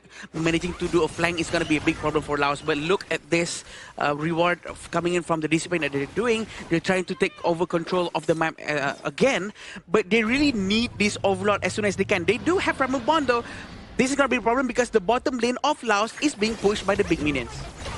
Oh, this seems like a power word has been used one more time with the Zia at the back, trying to help with the huge damage. Villaco is going to go in, but Villaco is going to go down as well. But he's down to 6 century. He's trying to regenerate his HP. Recovery from the saber-tooth sword. And they actually managed to get all of them. Aced. 5-4-0. What a fight coming in from Laos. And we were talking, like Nam Phuong, right? He completely falls off late game. This is that time. Laos with all 5 members looking to just march and end this game in the middle. They are screaming right now. They're trying to end the game, streaming up on the stage. So happy with their win. Focus is down on the crystal, and Laos will be able to take the win. And that's an absolute cinema here. One of our highest takedown games involved between two teams. Things were looking so good coming in from Vietnam. Power control into Angela ultimates here. Pickoffs left, right, center. But the late game potential coming in from Kampang, coming in from Pho Ham. These two side laners, every single clutch play. they found it and they delivered a comeback win. Yeah, Laos, it's one of those, it's like the meme where it's like, I didn't hear no bell. Like, they were continuing to fight. They got punched, they got uppercutted, they got knocked down multiple times, but they got back up, realizing that the late game, if they were able to survive to it, they would win. It's always the Laos with the long game. It's always them turning out all right at the end of any 3 games matches. And they've proven one more time their resilience, their defense was just so good with that discipline. And probably, Harley, if they actually try to force out the mid lane high ground tower too early, they might have regretted it if something goes wrong. Yeah, and you could tell that everything was kind of in the favor of Laos, right? Yeah. Especially when they were when they got the Tyrant and they were wrapping around the Overlord, they were looking to take control. And then that was kind of a situation where you're like, as Vietnam, do we want to be aggressive? We probably should have just held the fort a little bit, maybe wait for the Tempest Dragon, and then when they go for it, then we can jump. I think this is such a game where personal, a specific individual performance stands out to me the most. Coming in for the side of Team Laos is Kampeng on the Lafati, and also Foham on the Arlie. I think these two are the heroes of the game for the side of Team Laos. If there is ever a moment I can give double MVP, this is one of those games. It's gonna be hard for the to this side, these 2 side lanes. Yeah, it's gonna be hard for the team to choose for sure, because both of them looks very, very impactful in the fight just now. And having the Fatih using Secretary Blessing and the Fokam was so ready with the umbrella to just tuck in and go out and just deal damage non-stop. It's just so beautiful coming out from both sides of the team. Yeah, the resilience, right? And Laos be able to just kind of weather that storm. Things are not looking good. I mean, anytime you're up against the Liang and they're going on that gank train and just taking people down, it's so demoralizing, right? And then it's just like, okay, we just slow the game down, we get our items, we're able to survive. And then you saw that 15-minute mark. Everything changed. Namfang, he was basically like a melee creep, if anything, just very non-factor. I mean, yeah, he had that control, but it wasn't really as much as what he was doing in like the 5-minute mark. I mean, the first few minutes, the side of the Charlotte as well, he was finding a lot of plays coming in for Team Vietnam. The Team First were very explosive in both sides of the jungle, but in the end, the late game factor here, yes, we did see the Liang Angela come into fruition, but the problem is, if you can't close the game convincingly, you open up the game for your opponent to do so. Like we saw in the blue side Laos base, Team Vietnam was finding that chance. They traded 1-for-1. Liang for a frontline coming in for the side of Team Laos, but they weren't composed enough to end the game. Yeah, it's very hard for them to close the game, right? I think they tried their very best to really go in, but again, the discipline from Laos still, you know, trying to put the right person in front, trying to tank as much damage, trying to have their mid lane at the back, trying to put out all the skill set that they have, trying to stop all the waves coming in.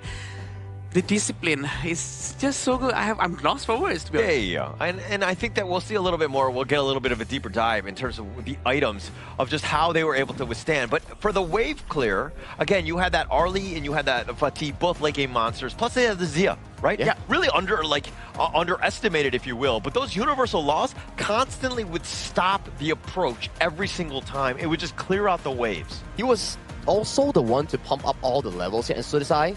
Although he doesn't have those big moments, he had a clean KDA. The impact that he was given, he's also the silent hero in this game itself with 4-0 and 11 KDA and only 11,000 gold in the game because he's just feeding all the resource into the strong 2 side laners here, which is Kampeng and also Foham.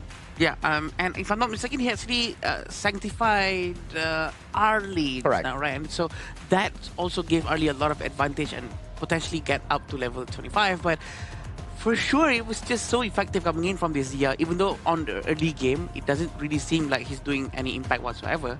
But in the end, when all the waves are coming in towards him, that's what he wants. All he has to do is just put one universal law and all the waves are gone.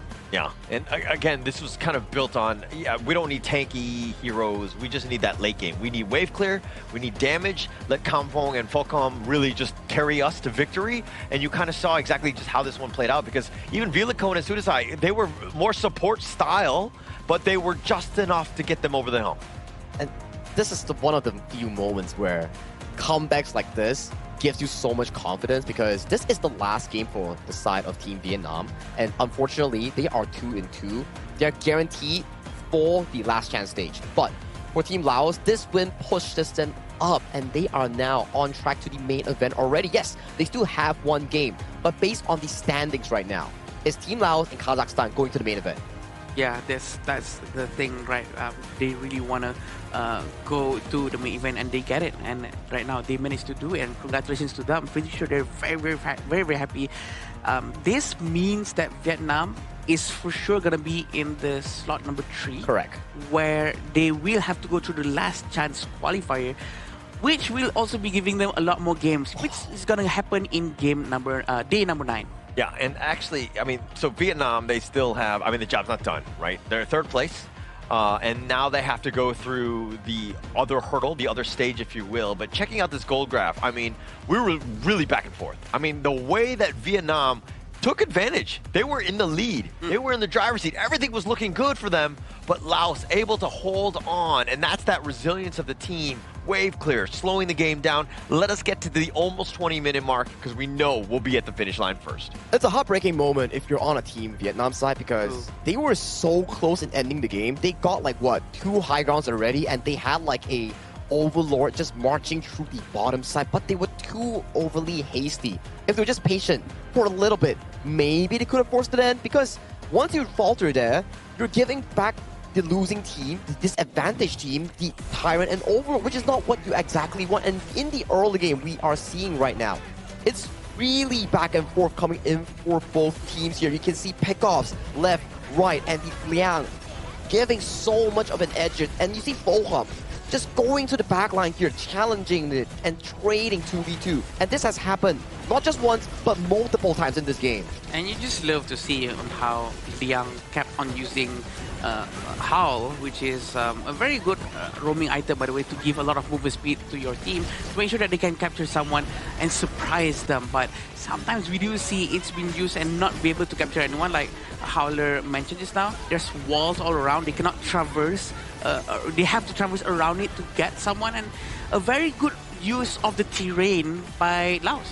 Yeah, that fight was almost like the tipping point, where things were just looking disastrous, but then, they stumbled that one time, and then that kind of opened the door. Laos able to slow it down. This looked rough, right? But that mid T3, as long as you still got that, you're fine. And this turtle round, again, Compaq, he was making MVP plays throughout this entire game, set it up, and they survive off of that one. And again, just being able to close it out into this one. Yeah, Compaq here just utilizing the Sage Sanctuary, taking in the Liang ultimate here, and then, as of this point, when you lose your front line here, you just have no one to sustain the heavy DPS coming in from Bohum's early. He's just pacing himself for that game-winning fight. And we're wondering, who's going to be MVP of this game-winning series here? So it's going to be Bohum on that early here. Magnificent performance here. I would say it's a strong individual showcase coming in from this Laos farm lane player. 33.6%, and the Sanctify coming in from Zia is definitely going to be helping him a lot in terms of dealing more damage. 828. That is a huge amount of KDA. I'm pretty sure he's very happy with his own performance. I mean, not to take anything away from Falcom, obviously the KDA, the damage and all that, the stats are great. It's just staying alive, very difficult in a long game like that. But Compaq, to me, was my MVP. I mean, you were talking about choosing which of your favorite kids, you know, in the sense of like Compaq or Falcom on this one. But it looks like production has gone the Falcom way. I'm going to give credit to Compaq because his impact, that survival of when they were able to just barely hang on, that base defense, and then that final push, all of that was based on Compaq's play. Exactly right. Compaq went for the aggression, the jump in, and Fulham came in as the solid cleanup crew in picking up those takedowns here. And these two side laners really put on a great showcasing here in such a pivotal game, because if they lose this, they're potentially forcing a three-way tie between Kazakhstan, Vietnam, and also themselves from Team Laos here. But winning this, they're guaranteed to the main event, and welcome to the main event of the Asian Games, Laos. Yeah, and I was really thinking about what you just said just now about Compaq and our MVP just now. I do think that if Arlie does it all by herself, can he do it?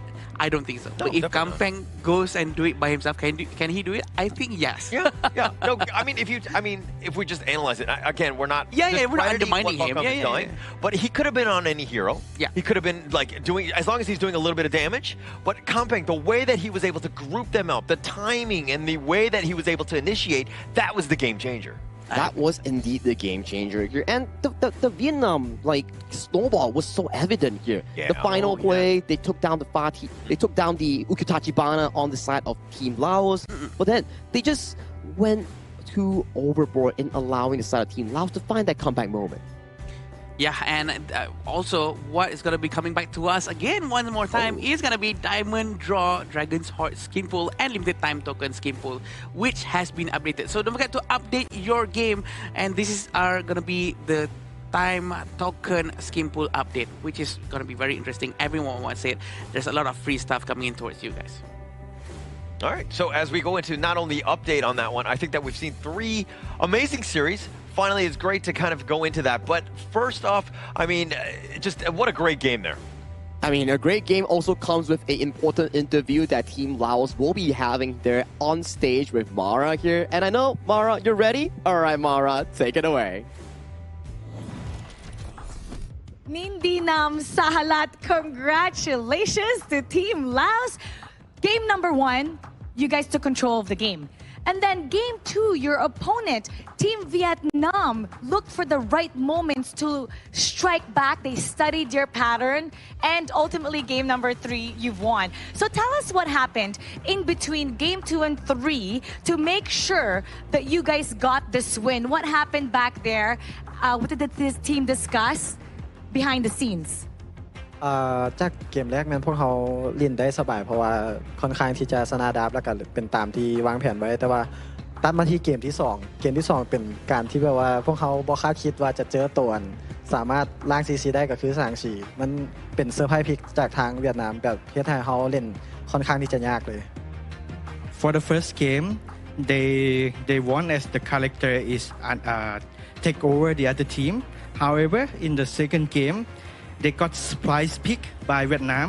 The Vietnam team, they choose Sang-chi, which is against his character. So it's hard for him to fight back in game 2.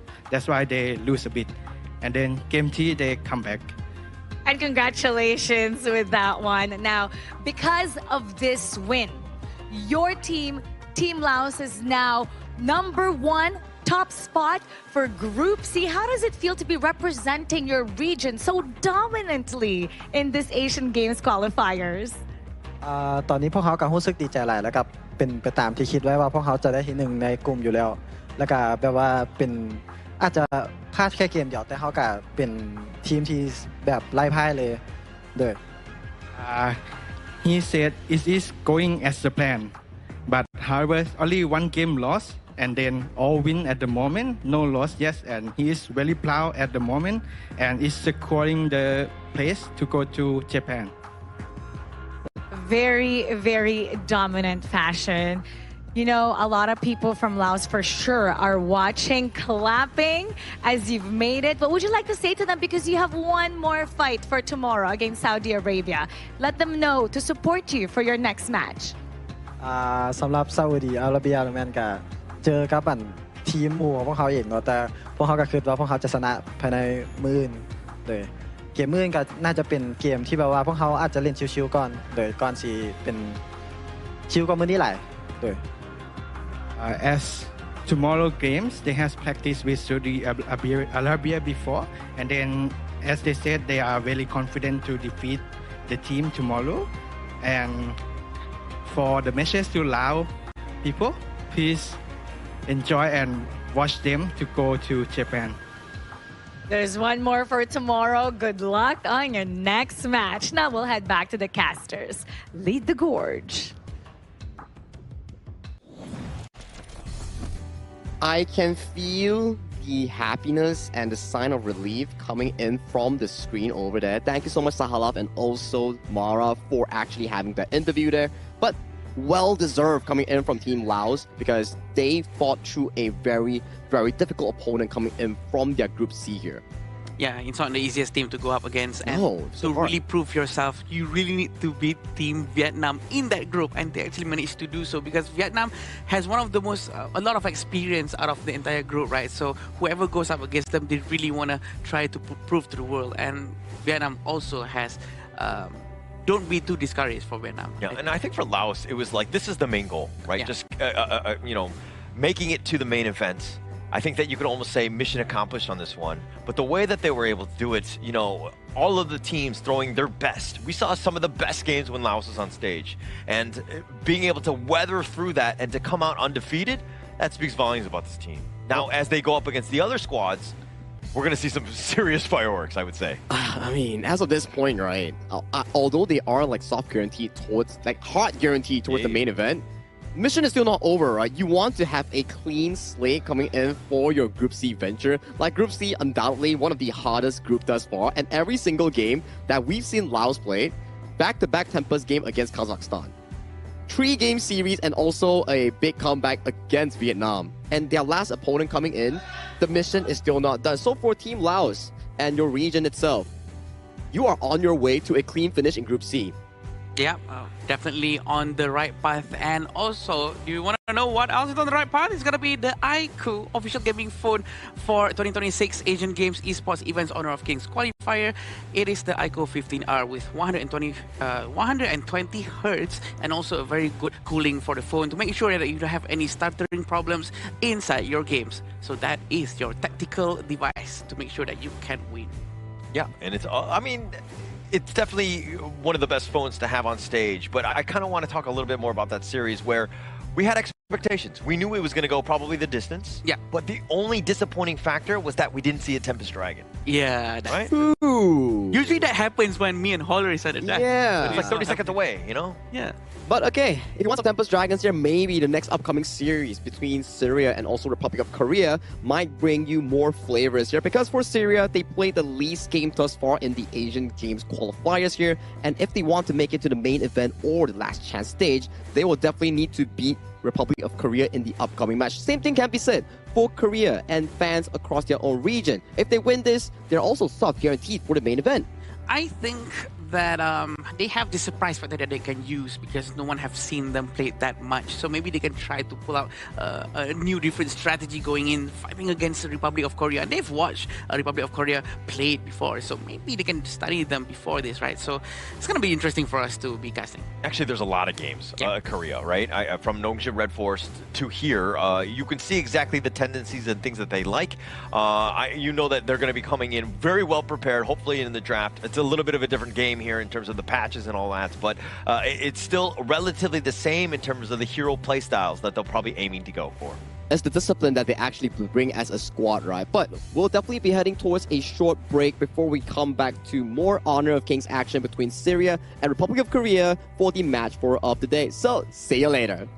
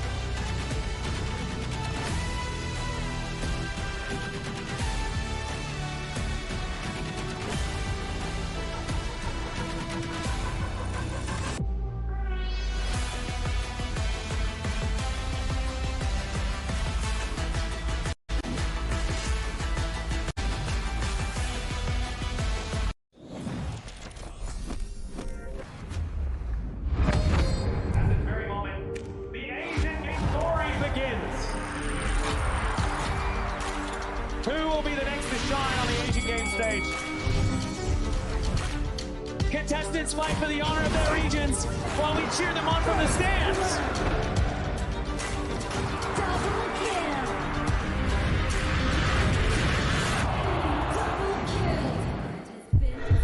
This is a challenge, but it is also an opportunity. The tide is turned.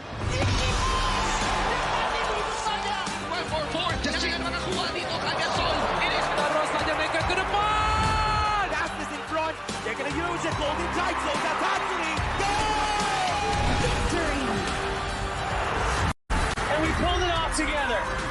We share the same voice, the same radiance. This moment of brilliance belongs to all of us. Together, we shine.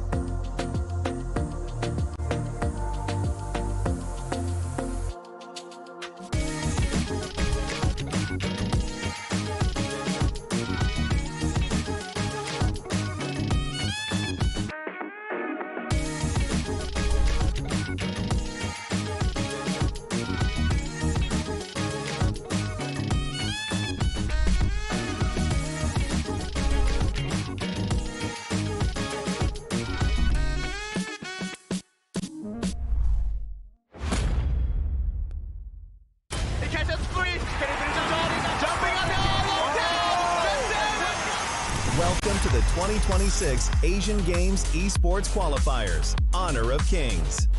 20 regions, one stage, and only the strongest 9 teams will earn the right to shine above the rest. Taking place in Malaysia, June 13th to 21st, 2026. Coming to Malaysia, this is the battleground where teams fight for the right to qualify for the Asian Games.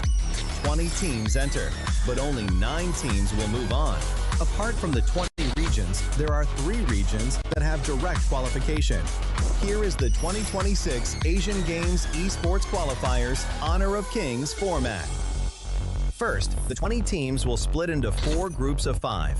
In each group, every team faces every other team once in a single round robin, with every match played in a best-of-3 format. That means every match matters. Every game matters. Every single point matters. The point system is simple. Win the match, earn 1 point. Lose the match, earn none. At the end of the group stage, teams are ranked by the total points they've collected. And from there, the road begins to shine. The top 2 teams from each group qualify directly to the Asian Games main event. That gives us 8 teams advancing straight out of groups. But for those not through yet, the light isn't out. The teams that finish 3rd in each group still have 1 more shot. They move into the last chance stage. There, they battle through one final BO3 single elimination bracket until 2 teams remain. The 2 teams will then face off in a BO3 match to claim the one final qualification slot. So in total, 9 teams will make it through, 8 from the group stage and 1 through the last chance stage. That is the rule. Now it is time to see who can rise through it. From across the world, regions gather here in Malaysia. 20 teams, and only 9 will qualify. The path is set. The stakes are clear. Together, we shine. Stay tuned, and we'll see you at the stage.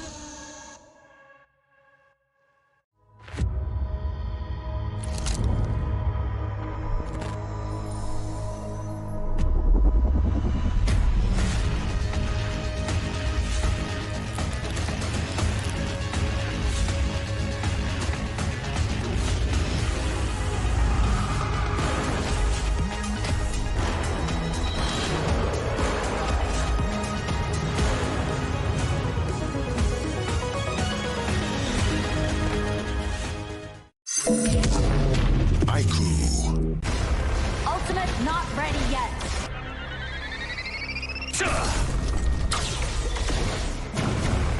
You have slain an enemy. My magic murmurs in ecstasy.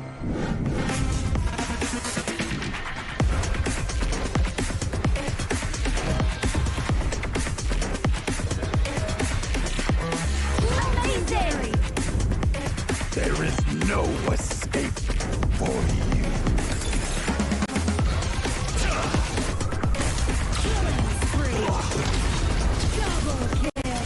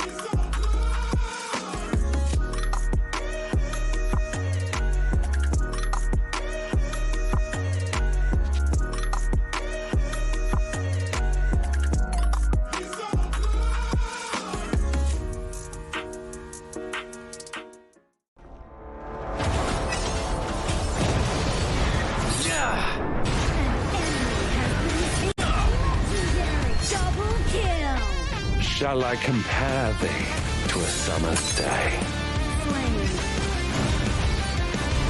Don't engage. Don't crush us like insects. Slain an enemy. Defend our base. Our high ground tower under attack. Amazing. Unbelievable. Ah, the fragrance of romance. Ally has been slain. Rampage. Double kill. Triple kill. Spectacular. Pentakill. Lady Fortune is on my side.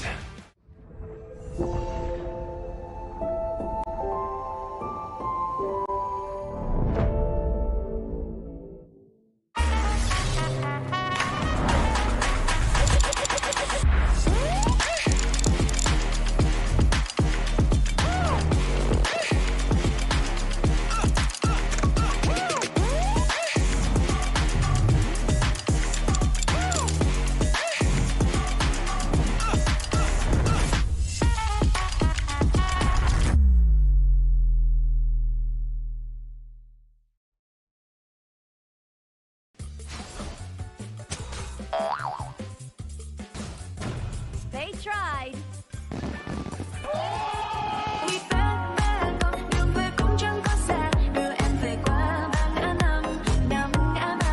The new Spritling skill, Dig It, is a passive skill which will automatically trigger at fixed times each match, up to a maximum of 10 times. The skill grants guaranteed standard rewards like gold, XP, shield, health recovery, and more. There's also a small chance to uncover mysterious grand prize effects during the match. Dig It may also produce tradable high-value treasures. Detailed information about acquired treasures will be shown after the match ends. Each treasure has its own rarity and storage size, and obtained treasures will be automatically stored in your warehouse. If you want more high-quality treasures, make good use of the Treasure Fusion feature. You can also copy and share your code so friends can help speed things up.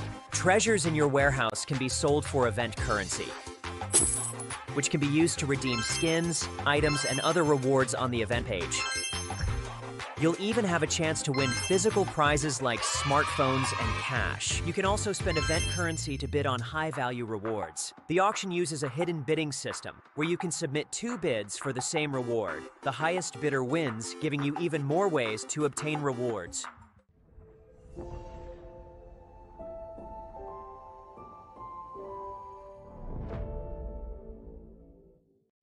Itu kontra kita. Relax, bro. Phone aku! Jom kembara. Mountain Dew!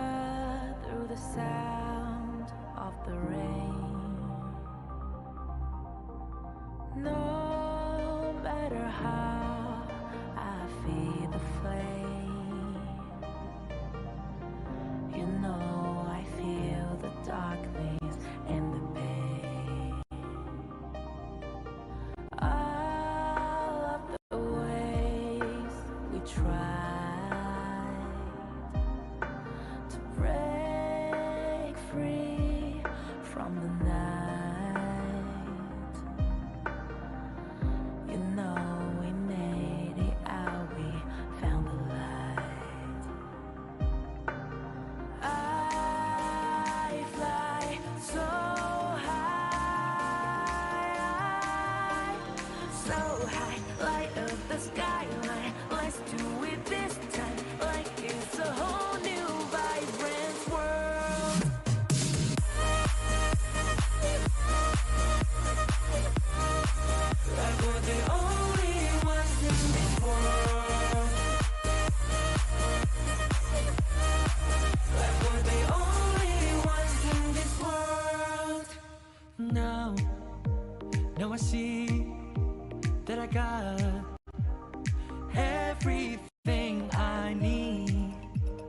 it's alright. I'm on fire, I'm alive, cause now I fly so high, so high, light up the skyline. Let's do it this time, like it's a whole new colorful world.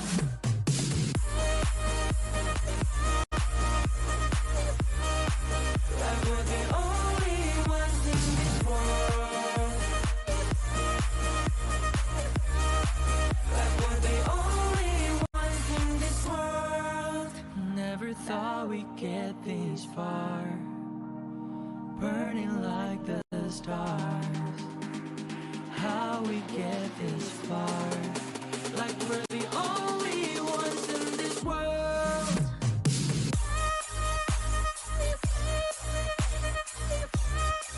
Like we're the only ones in this world.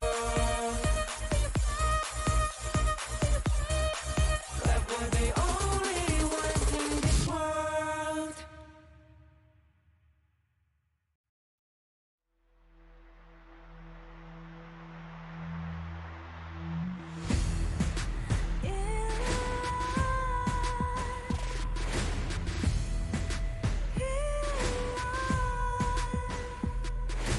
What's a life without its worth? Compromising with what hurts inside. When you let fear decide your fate, you don't choose which path to take in life. I'm finally letting go of everything that still holds me. I'm against all odds, but I won't give up, 'cause it's my time to shine. Standing in the spotlight, and no one let me down. Destiny is calling high. I'm not afraid to fight for everything I love. Victory's on my side.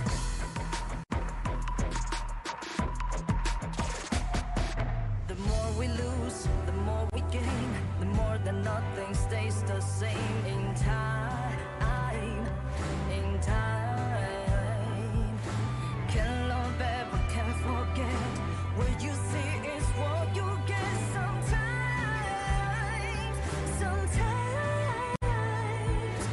Gonna show the world tonight, the light that shines inside us. We're against the odds, but we won't give up, 'cause it's our time to shine.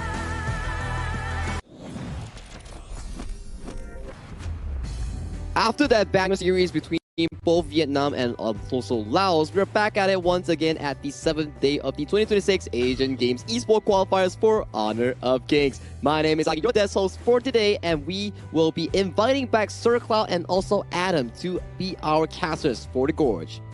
Are we playing this? No. Where's the synergy? I'm sorry. But yes, we are back, and I'm with Cloud right now. So usually when I'm with Cloud, the game is gonna be very short.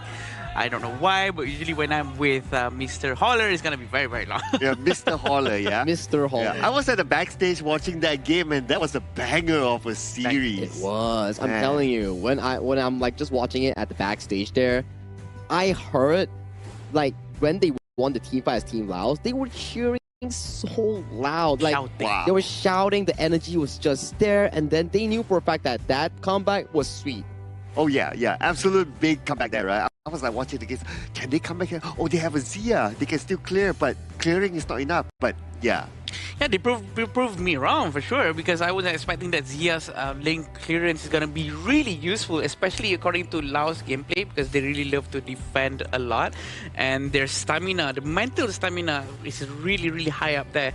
One of the few things that other teams should be able to try to learn from. And you know what else you can try? The new hero coming into Honor of Kings that has been live since June 17. There's 3 AoV heroes coming in for this exact server, being Lorian, Annette, and Florentino, and a new hero introduced to the Gorge, Davara. Make sure to try it out and let me know what you think. Yeah, what do you think about Devara? Devara is a hero that can go to the clash lane, but also has been said by one of the OG players to be able to be played on farm lane as well. I think Sagi can agree because he has a lot of ranged attacks, but I'm still not understanding him just yet because I'm busy trying out Florentino.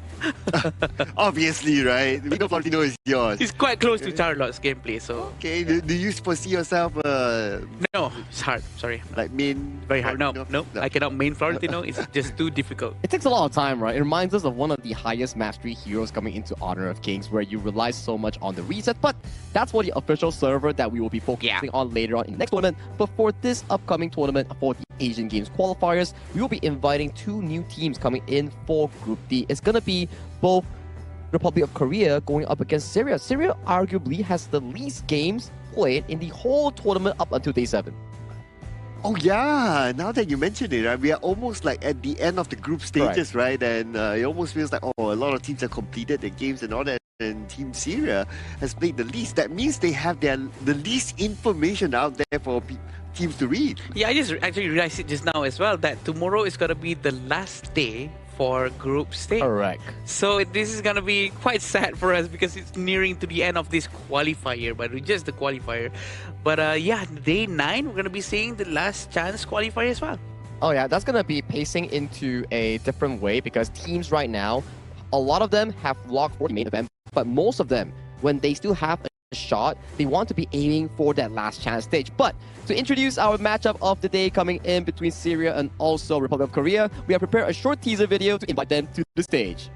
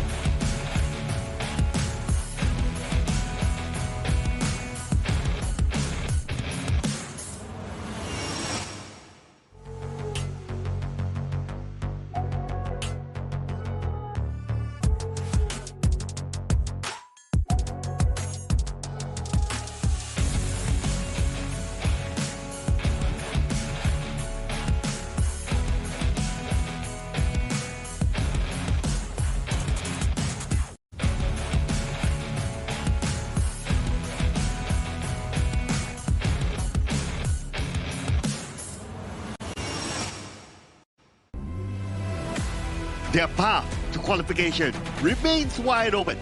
Every game matters. Every fight counts. And they must battle until the very end to secure direct qualification. With everything at stake, they refuse to back down.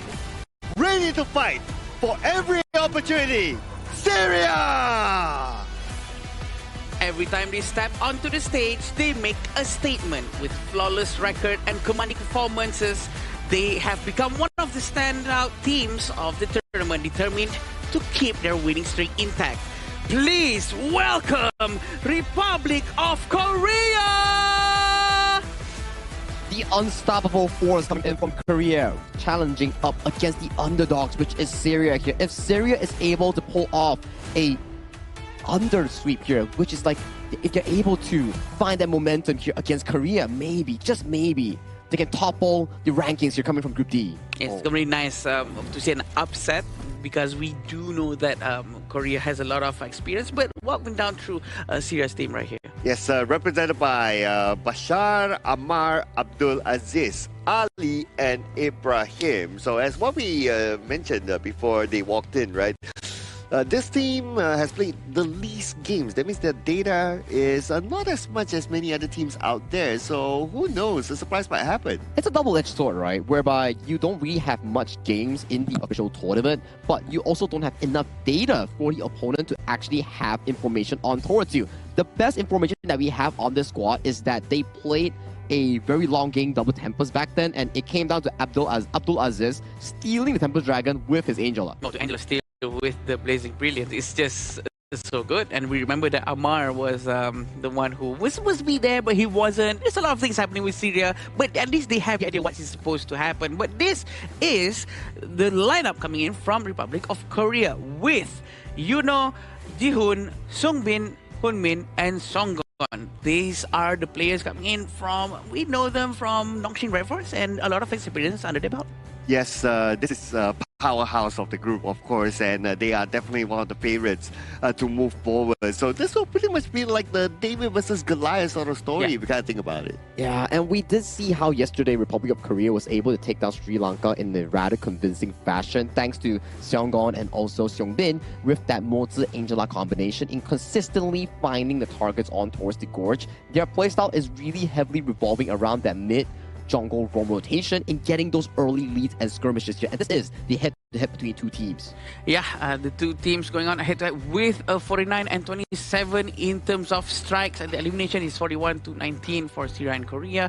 But the amount of assists coming in from Korea is going to be so much more. It's because the fact that they have went through a lot of team fights, and this shows that they love to play as a team much more compared to Syria. But the hero pool here is not too far off, right? Like, even though Republic of Korea, they played more games, but they are still keeping their hero pools pretty tight. So it looks like they might be the kind of team that likes to play things by the textbook, or a little bit safer, or something that's tried and true. Nothing too risky yet. It's more on the pacing, right? Like, we went through some of their games. They are more on towards the control mage side for their specific mid laner, lesser on the aggressive end. They like to play games where team fights are slow and steady, non-pressure. But for the side of Team Republic of Korea, the way that they play is through dominant picks, through heavy crowd control, setups coming in from the mid and roll. So it's gonna be a rather difficult situation coming in for the side of Syria to actually respond to Korea's playstyle. I agree, because Korea always force a certain playstyle. They force the game to happen a certain way, which in turn we can say that they're trying to create their own opportunity. Compared to Syria, they have to be much more a bit safer. They try to react a lot more. So can they handle the potential onslaught coming in from Republic of Korea? That's what we want to see, because Korea has a lot of experience in terms of trying to do jungle invasions and trying to really force a very good play. Well, what we're sure to see is that Republic of Korea chose the blue side, so they're going to have the first pick here to set the tone of what's to come. I do want to see creative plays here from Syria, right? Because if they want to go for like conventional plays, I worry that, okay, you play normal versus you play normal, like Korea's standard of normal because of their experience will be a little bit higher. So I would want to see Syria play creatively. They need to find an even ground, right? Something that puts them on the advantageous end, because if they are on a 50-50 footing in the general playstyle, like what's the mentioned, macro-wise, so far from our observation, Republic of Korea seems to have much more experience and are more advanced in those segments here. So regarding on what this exactly comes down to, Syria needs to find something niche to actually be able to topple Korea.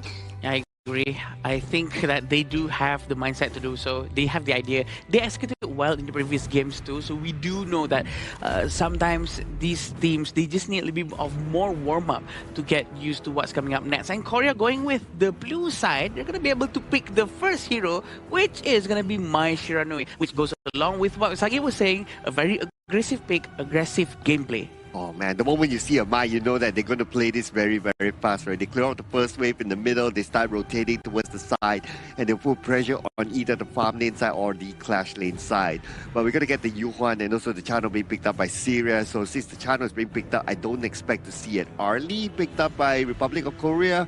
But the D-Ranger has been pretty popular. Yeah, there seems to be one of the key picks here if they do want to fight up against the channel here. And we do get the Nakoruru plus the Byron locked in here coming in for the side of Team Korea. I do think that this is a strong 1-2 combination coming in for the side of Korea, where Byron and Mai, they are very active in the early to mid game, allowing Jihoon on the Nakoruru to find those early jungle wins. And this is not the first time we're seeing a Nakoruru has been picked, even before any tanky heroes has been taken into their team. But Syria sort of taking a Dune right into their hands, sort of really playing into what's the plan coming in from the Nakoruru. But also, it seems like Syria is going to go with a much more conservative playstyle, just a little bit more with the healing coming from Yuhuan. And we can expect maybe a Dolia is going to be picked, but Dolia has been taken out. Yeah, I was kind of hoping that Syria will be able to lock in the Dolia, right? Because it can be comboed together with the Dune, and then as the final clash lane pick, they can pick someone who is more engaging. But now, since the Dolia is out of the picture, Well, you can go for other tank picks as well, right? Like the Lianpo, for example, which is not too bad to be combo together with the Dune. You can have multiple knockups if you can do that sort of combo. I mean, if they do want to like consider the fact of flexing the Yuhuan into the Romero also works out, but they did take away the Mozi here coming in from their fourth pick. And you can start to see that's a lot of roamers removed from the pool. Korea still has the Lianpo, but judging from the bans, Zhang Fei, Lapu, Dolia, Diadia, plus the Kui. So if they want something engaging, maybe go towards the side of the Liang, the Donghuang, or things like the Lianpo, or even the likes of the Kui Guzi might come out. To be honest, the fact that they banned Kui, this just shows that they don't really want any heroes that's just so annoying to handle with. They want a much more passive gameplay, much more clean run throughout the entire jungle, especially for the Dune. I think this is actually a very good call for them to just ban out heroes that will give them too much of a problem. And it seems like Lady Sun and also the Lianpo is going to be picked for Korea. A huge amount of damage. Also, the crowd control is going to be a lot from them. The Dharma is open. You have the Dharma, you can engage, you can try to find opportunities with the Lady Sun because there will be a lot of protection needed for the Lady Sun. But looks like they went for the party instead, which is not too bad because the party can play from a front to back and try to just shoo away the Lady Sun. Don't allow Lady Sun to get free hits from behind. That is only if they can actually scale towards the late game, right? My worry coming in for the side of Team Syria, yes, the late game scenario is really beautiful, but under the circumstances that they actually scale into that late game, because we know for a fact, Fatih, Chano, these two heroes, they need a lot of farm to start coming online. However, take a look at the lane matchups here coming in from the side of Team Korea. Byron, Lady Sun, direct lane counters against them. So if Syria falls behind in lane, Korea's going to step on the pedal gas and make sure that this is going to be a snowball. Yeah, Sagi, before I let you go, which team do you think have a better team comp? Oh, I gotta say it's Korea, man. Their composition looks so solid. They have engaged, they have late game, they have everything it takes to snowball the game from the early get-go. Okay, but let's see how Syria is able to counteract that with the draft that they have listed out on the red side. I think I have to agree with him as well because the damage coming in from the Korea is going to be a lot, especially when we have the Songbin on the Mai Sharnoy. It's going to be able to deal a lot of damage towards the minion at first and then do a lot of rotations. Seems like Syria is trying to do something similar, sending Moza and also Abdulaziz on the Yuhuan towards the bottom lane. Yeah, in fact, they cleared the mid lane first before the Mai is able to clear it. So they had the first move towards the bottom lane, and that signal was given towards the farm lane area, and that's why they had to back off. But great for Syria. I really like what they're doing here. They did that quicker, and because of that, they're able to secure more resources at the farm lane. And it seems like both sides of the team is really trying to play at their own pace, not really trying to steal too much of any jungle for resources. Waiting for Amar to finish his first cycle in the jungle. He's going to be reaching at the bottom lane in about 140 seconds. 1 minute 40 seconds is going to be the mark for him. But seems like Nakoruru has started to appear in the mid lane very, very early on. Okay. Bit of a rotation back into the mid lane by Seongbin, but that's just to take over the wave so that he's able to farm for himself. Now, keep your eye on the Jihoon though. He's making his rotation onto the bottom, but no clear target yet because Ibrahim had the signal that he has to play this safely underneath the tower. Yeah, we know Amar and Jihoon is trying to rotate as fast as they can, but as a Dune, it's going to take a long more time for you to clear the jungles compared to Nakoruru because Nakoruru is a damage-based hero compared to a Dune, which has to focus more on towards defensive items. But it seems like a little bit of a walk happening in the top lane to try to get Bashar, but Bashar actually managed to run back to his tower to safety. Okay, so looks like Syria, they're still in control of the middle stages, right? Despite them being behind in terms of goal, but at least the laning is okay. But maybe I spoke too soon, but no. Abdulaziz is okay. Great, and any sorrow coming from him, trying to survive any potential upcoming damage from Korea. Rotation is trying to be made by Songbin, moving towards Bashar, but Bashar seems fine for now. Are they trying to steal? They managed to give it towards Honmin. A very quick and decisive move from the Korean farm laner. And again, both sides back to respecting each other in terms of the jungle. No big jungle invaders though. If any jungle invasion would happen, I would expect expect it to come from Republic of Korea first because they have the Nakaruru and they have the Mai. They can easily go in and out of the jungle when they need to. If it's not to gather resources in the Syria side jungle, at least they are able to get information. A huge damage coming in from Korea, but did not manage to really make it stick to Amar because Amar used the early blade to run away to the back. But very, very cheeky from Yuno, clearing the wave before it even arrives to the center, and it seems like they're all gonna dive into the tower with Jihoon in line. And a huge amount of crowd control coming in from Korea. I thought he was able to survive that when he used the flash forward, but then again, they still went in on it. They were committed to getting that takedown, and that gave them dividends. The first strike given towards Republic of Korea, and not only that, look at where Yunho is at the top. He cut the wave all the way behind Tier 2 tower. Yeah, he really doesn't want to waste any time because this will allow him to do an earlier rotation towards other lanes. That's the benefit of doing this lane cuts. But it seems like they really want to try to get Amar once more. Amar has his passive activated. The Unyielding Might is already switched on. So they have about 25 seconds cooldown before it comes back again. Korea has to do something right now. Well, Korea, what they're going to do right now is to lock in the Tyrant. It's going to be easily taken by them. But the Overlord is open. Okay, Korea making the rotation towards the Overlord. Oh no, the Overlord right now. It's up for grabs. Who's going to get it at the end of the day? And from behind as well, Syria coming in to give backup. The Overlord still stands though. Very good team fight coming in. A disengage that is forced by Korea. They do know that Syria wants to go in, but look at that unruly blade. He really wants to try to get him, but he did not manage to do so. But look at this. Ibrahim is going to go down so quickly coming in with Korea, diving into the tower. 3-man travel smash, and they're able to get one out of that attack. Beautifully executed by Republic of Korea. And now it seems like even though the Overlord was kind of open for them, they weren't really interested in that. Wow, a huge fight coming in. They really want to force down towards Ali. There's nothing Ali can do. They dive into the tower, really benefiting from Lianpo's tankiness. It almost seems like there's nothing Syrian can react to that. But Bashar is quite busy at the bottom. It feels like Bashar is trying to buy some space for his teammate. But is it enough for his teammate to actually survive the attacks coming in the center? Oh, he might need to join up with them right now because they still have a chance. Look at this. Behind, going in, is going to be one. And it's going to be Ibrahim taken down just like that. Yeah, Ibrahim has always been one of the first to fall down first. But it seems like it's very different for Korea and Syria, right? The winning condition for Korea is to actually funnel as much goal as possible towards Honmin and also Jihoon. But for Syria, instead of their farm lane, but wait, let's see. This is what's about to happen. Bashar is going to go down.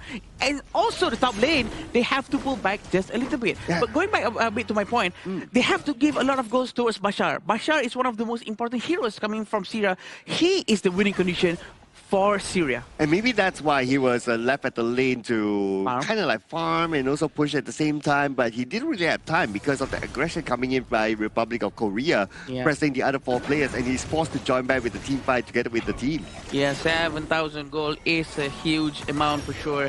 We have Yuno's trying to find a proper knockup. We're still waiting for the skill sets coming in from the Yuhuan, trying to use more full tempo, hopefully to hit multiple targets at the same time, opening a space for his teammate to go in, especially Bashar. And now all the towers are almost down. Looking at this situation, it's going to be pretty hard for Syria. They are pinned back inside of their own base, but Amar at the top got a solo takedown. Very quick takedown there. Jihoon actually probably most likely overextended in their area, still trying to destroy the high ground tower in the bottom lane with Honmin, but Honmin has to go back just a little bit. Marvel Temple connects, but they did not want to force this one out because the presence of Jihoon is very important, right? So Jihoon is not around anymore. They have to go back. Yeah, and Jihoon is the one that you can play at the top lane by yourself and then quickly transition to join together with your teammates because of the level of mobility that the Nakaruru has.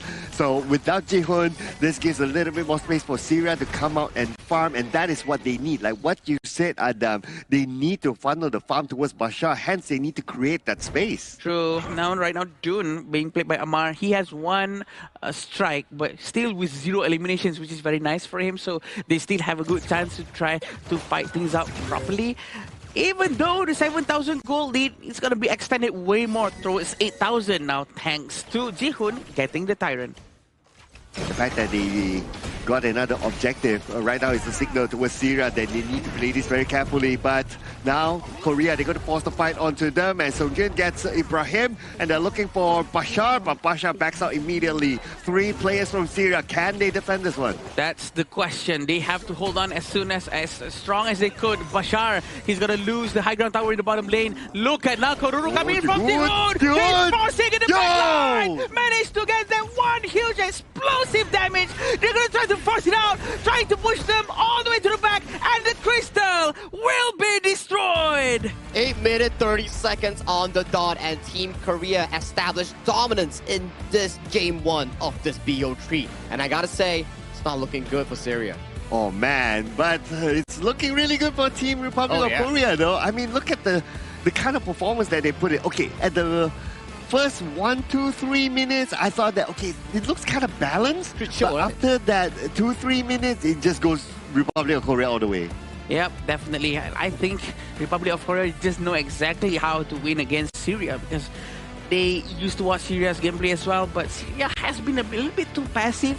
I think if they try to be more proactive, to try to force something out, they can at least even out the energy level between these two different teams. I think it's difficult, right? Where Team Korea, the way that they move is far more efficient compared to Team Syria. They waste no time in trying to go for the side lane plays, which allows Team Korea to capitalize on side lane members for the side of Syria much more faster. Like we saw, the first gank on towards the Fatih coming in on the side of Team Syria, it was smooth as butter coming in for the side of Seongbin.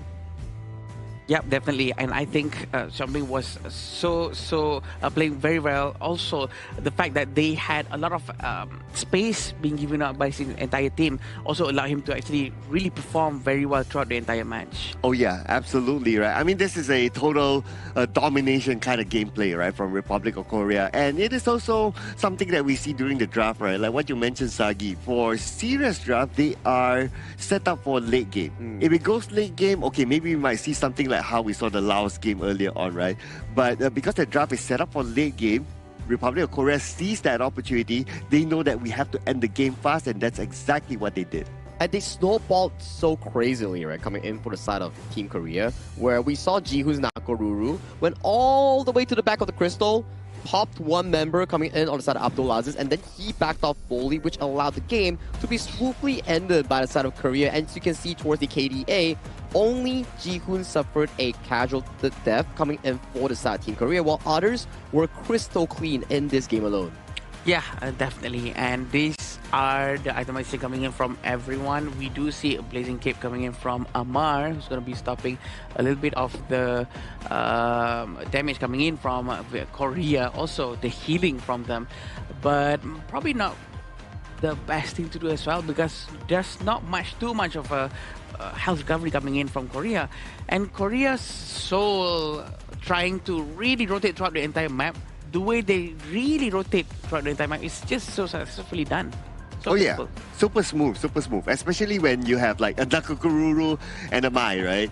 These two heroes are able to rotate across the map very, very quickly, and they utilize it very well. As compared to Syria, right? If you look at like the level of mobility that they have, actually it's not much. It's slower, right, compared to what Korea is actually able to provide. Hence, you need to be moving faster as a whole. The mid lane control needs to be better coming from Syria, because if you can control mid lane, Yuan and Moses can definitely match the 3v3 to whichever lane that they're bringing people towards to. So this is something maybe Syria needs to be venturing into and try to fix going into game 2. Yeah, and this will be the stats shown to us from the side of Korea. The amount of damage contribution coming from them, all of them are quite evenly spread out. This shows that everyone really contributes the same amount of damage output, while Byron not only dealing damage, but he is the initiator, right? Alongside with Lianpo, really helping for Hunmin to have a lot of space to go in. And looking at the stats here, well, it's obviously quite heavily towards Republic of Korea. Damage output, I would say it didn't really go that far, because this game ended rather fast and they were very objective of how they play this game.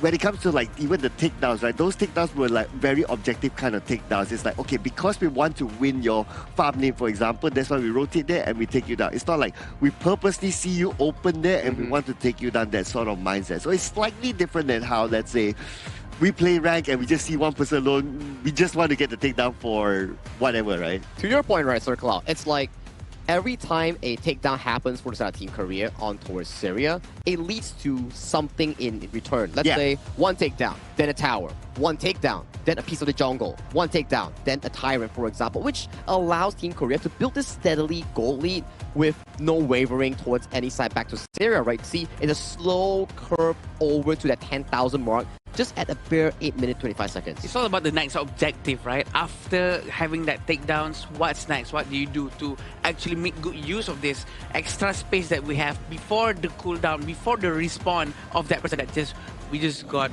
down just now? Yeah, you know what? This is almost like watching, like how we say, right? The Hong Kong China gameplay, they're very textbook, very dictionary. Yeah. Just follow and then they will eventually win. This is like, okay, similar to that, it's just faster. Faster and more aggressive, right? You can see, like, when we see through the Hong Kong China games, it's like they don't take any unnecessary fights, but when Korea finds your location and they're like, this guy's alone, let me just dive in right now and take him down and make sure that it's a 4v5 in favor for my team, which allows the lead to be explosively faster in a sense. Yeah, they don't wait for opportunity. They definitely create their own opportunity to really try to get any heroes in front of them. This is what makes them a bit much more scarier, a bit fearless coming in from Korea. I do feel that they're on the right track. One of the most aggressive gameplays that we've seen here. Of course, we still have Indonesia and Philippines, but it's going to be very interesting if some fine day they actually go up against each other. Korea against the two Southeast Asian teams. Well, we're going to award the MVP this time to Seongbin with the Mai, with a KDA of 305, damage up to 25.6%, and damage taken 16.3%, and a total goal of 18.5%. He utilized it fully, right? You can see, although he's not the main benefactor of the goal lead here, but he's definitely able to convert his map presence on this strong pick into pickoffs, into setups coming in for the team in allowing for a smooth and seamless transaction into that late game marker here. It wasn't really much of a late game, but it's a smooth and fast game where thanks to this player right here, they were able to accelerate that game. All the Kachosen that has been thrown by Seongbin, all of them connect so well. With the Cho Hisato Shinobi Bachi ultimate trying to push everyone into one direction, that buys a tremendous amount of time for his teams to do a lot of damage, right? So I think they're just going to be playing consistently with these kind of heroes that really complements their playstyle. And maybe that slight bit, right, was during the first wave when the game started, is that Mai didn't really win or clear off that wave as quickly as the Mai would have liked. In fact, it was Syria that actually cleared first. But after that, it's like, okay, I learned what they're capable of doing. Now I'm going to take this seriously, and it just went all the way from there. Mid-control is really important, right? That's why it actually affects the two side lanes there. But if anyone is wondering where are we having our current event for the 2026 Asian Games Esports Qualifiers for Honor of Kings, you can definitely check out Petaling Jaya Marriott Hotel. It's our official venue and hotel partner for this prestigious event. Once again, thank you so much. Yeah, thank you, Petaling Jaya Marriott Hotel. We love it here. And going back to the game after this, we're going to be seeing the second game between Syria and Republic of Korea. It's going to be very interesting to watch if Syria would be able to maybe find a secret sauce to beat this team from Korea. Well, a bit of a change this time. Republic of Korea, they will be on the blue side. And this is the choice of Team Syria that they want to be on the red side. So they will have the second pick. They get to see what sort of first pick will Republic of Korea will be taking and try to play with their pace. I think blue side opens up a lot of potential, right? Like we saw how Seongbin prioritized the first pick Maestro coming in for their team, and then most of the teams have had a lot of success with the Ukyu Tachibana or things like the Guan Yu. These are the available options coming in for the side of Republic of Korea if they want to look for those first picks. Yeah, it seems like the Korean teams are being very comfortable on the stage. We can see they're smiling, they are still discussing amongst each other, trying to make sure that there's no mistake whatsoever. That's the best kind of sportsmanship that we want. We want them to play as best as they can, no matter who they're up against. And I think Syria who knows, they might have another moment just like what Vietnam did just now. Suddenly Vietnam was able to, start a turnaround and win the entire series. Yeah, you never know, right? So you have to play your best. But what I really want to see from Team Syria is that try to draft something that you can still control the early to mid game. Because their previous draft was heavily focused onto the late game. And we obviously didn't get there, right? So they have to draft something that they can get better at the early stages. Now, starting off with the Lapu Lapu for Republic of Korea. So this is quite a... it's a standard pick, but not normally a first standard pick. It's a safe one, right? Nonetheless, that you can actually build your composition throughout this specific pick itself. And with the Arlie and Byron being locked in, chances are Team Korea might be heavily going into picks like the Aaron or the Chano, for example, depending on how fast they actually want to play this game. And maybe a jungle pick here before going into the second phase, or even a Xiao Qiao, which has been statistically one of the better counters towards the Arlie. Exactly what you said. Xiao Qiao's going to be taken, and also the Renji inside the hands of Korea is going to be a very good hero to go up against Byron, who's going to be tanking damage from the Korean teams. And with the Angela at hand, this is going to be used for sure by Abdul Aziz. We have a lot of history with this guy, stealing tempers and whatnot. So maybe there will be another tempers here. Yeah. Whoa, okay. I mean, maybe. Holland's not here though, just saying. Right? Yeah. But anything can happen, right? So the Angela can combo very well with the Mozer as well. We've seen like a gameplay where there's like multiple projectiles, and with the fact that they took Arlie for themselves, so you don't have the Arlie to try to negate all those projectiles for Republic of Korea. So having a Mozer makes sense, but if they were to go for that, they have to consider a tank jungle for Syria. Yeah, there's still a lot of options, right, available coming in for the side of Syria, and that's the tank jungle option that you talk about here, Dun being removed from the pool. Roamer options coming in from Syria, likely something like the Mozi, Diadia, or even the Liang to better combo with Abdul Aziz and making sure that he gets the perfect full damage output on whoever it is that they get on in the first place. Yeah, and I think it's going to be extremely fun to watch all the heroes that has been taken out. Kui has been one more time taken out by Korean team themselves, because previously it was Syrian team who took out Kui. But taking Atta when there's a DRNG on the Korean side of the team, I think that's quite risky, because we all know that DRNG is going to be buying Doomsday and Sparkforge for sure and the Force Siege. So I think Atta is going to be melted too quickly. What would be better if he goes with a hero that has maybe much more armor rather than HP based scale? But now because they've already locked in the Atta, right, so they have to roll with it. I'm still thinking if the Mozer still makes sense. I do think so though. If the Atta is able to get a good go ship, then the Mozer flashes in forward and uses the thing inside the box, will be kind of nice, and obviously follow up by the Angela. Yeah, that seems to be some proper combination that may be coming in for Team Syria. I like the Fatih here in the Nakoruru. Extremely good in handling the backline and also the strong front line. We talk about Nakoruru, right? Capable of assassinating backlines and also has percentage health damage and handling some of the key HP tanks like the Byron, the Atta, for example. And you supplement that with a Fatih that somehow counters the Arlie towards the late game. You can jump on towards the Arlie and go for that full combo. And the Diadia being locked in by Team Syria, they want to play a strong mid-roam synergy and making sure that they find a first target and they burst him down. So whoever gets locked by the Diadia is gonna get that blazing brilliance right into their face. It's not gonna be cool when that happens. The damage coming in from Syria is a lot as well, so they really have to be careful. Korea cannot be too complacent with their previous match victory. Yep, so before we let go of Sagi, last thoughts from you.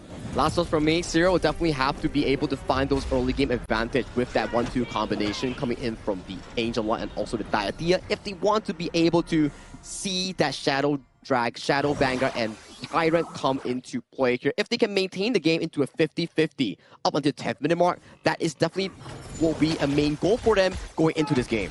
Yeah, and we can see, thank you, Sagi. I'm sorry about that, I forgot to say that. Thank you, Sagi. Don't need to thank him, no. Yeah. Okay.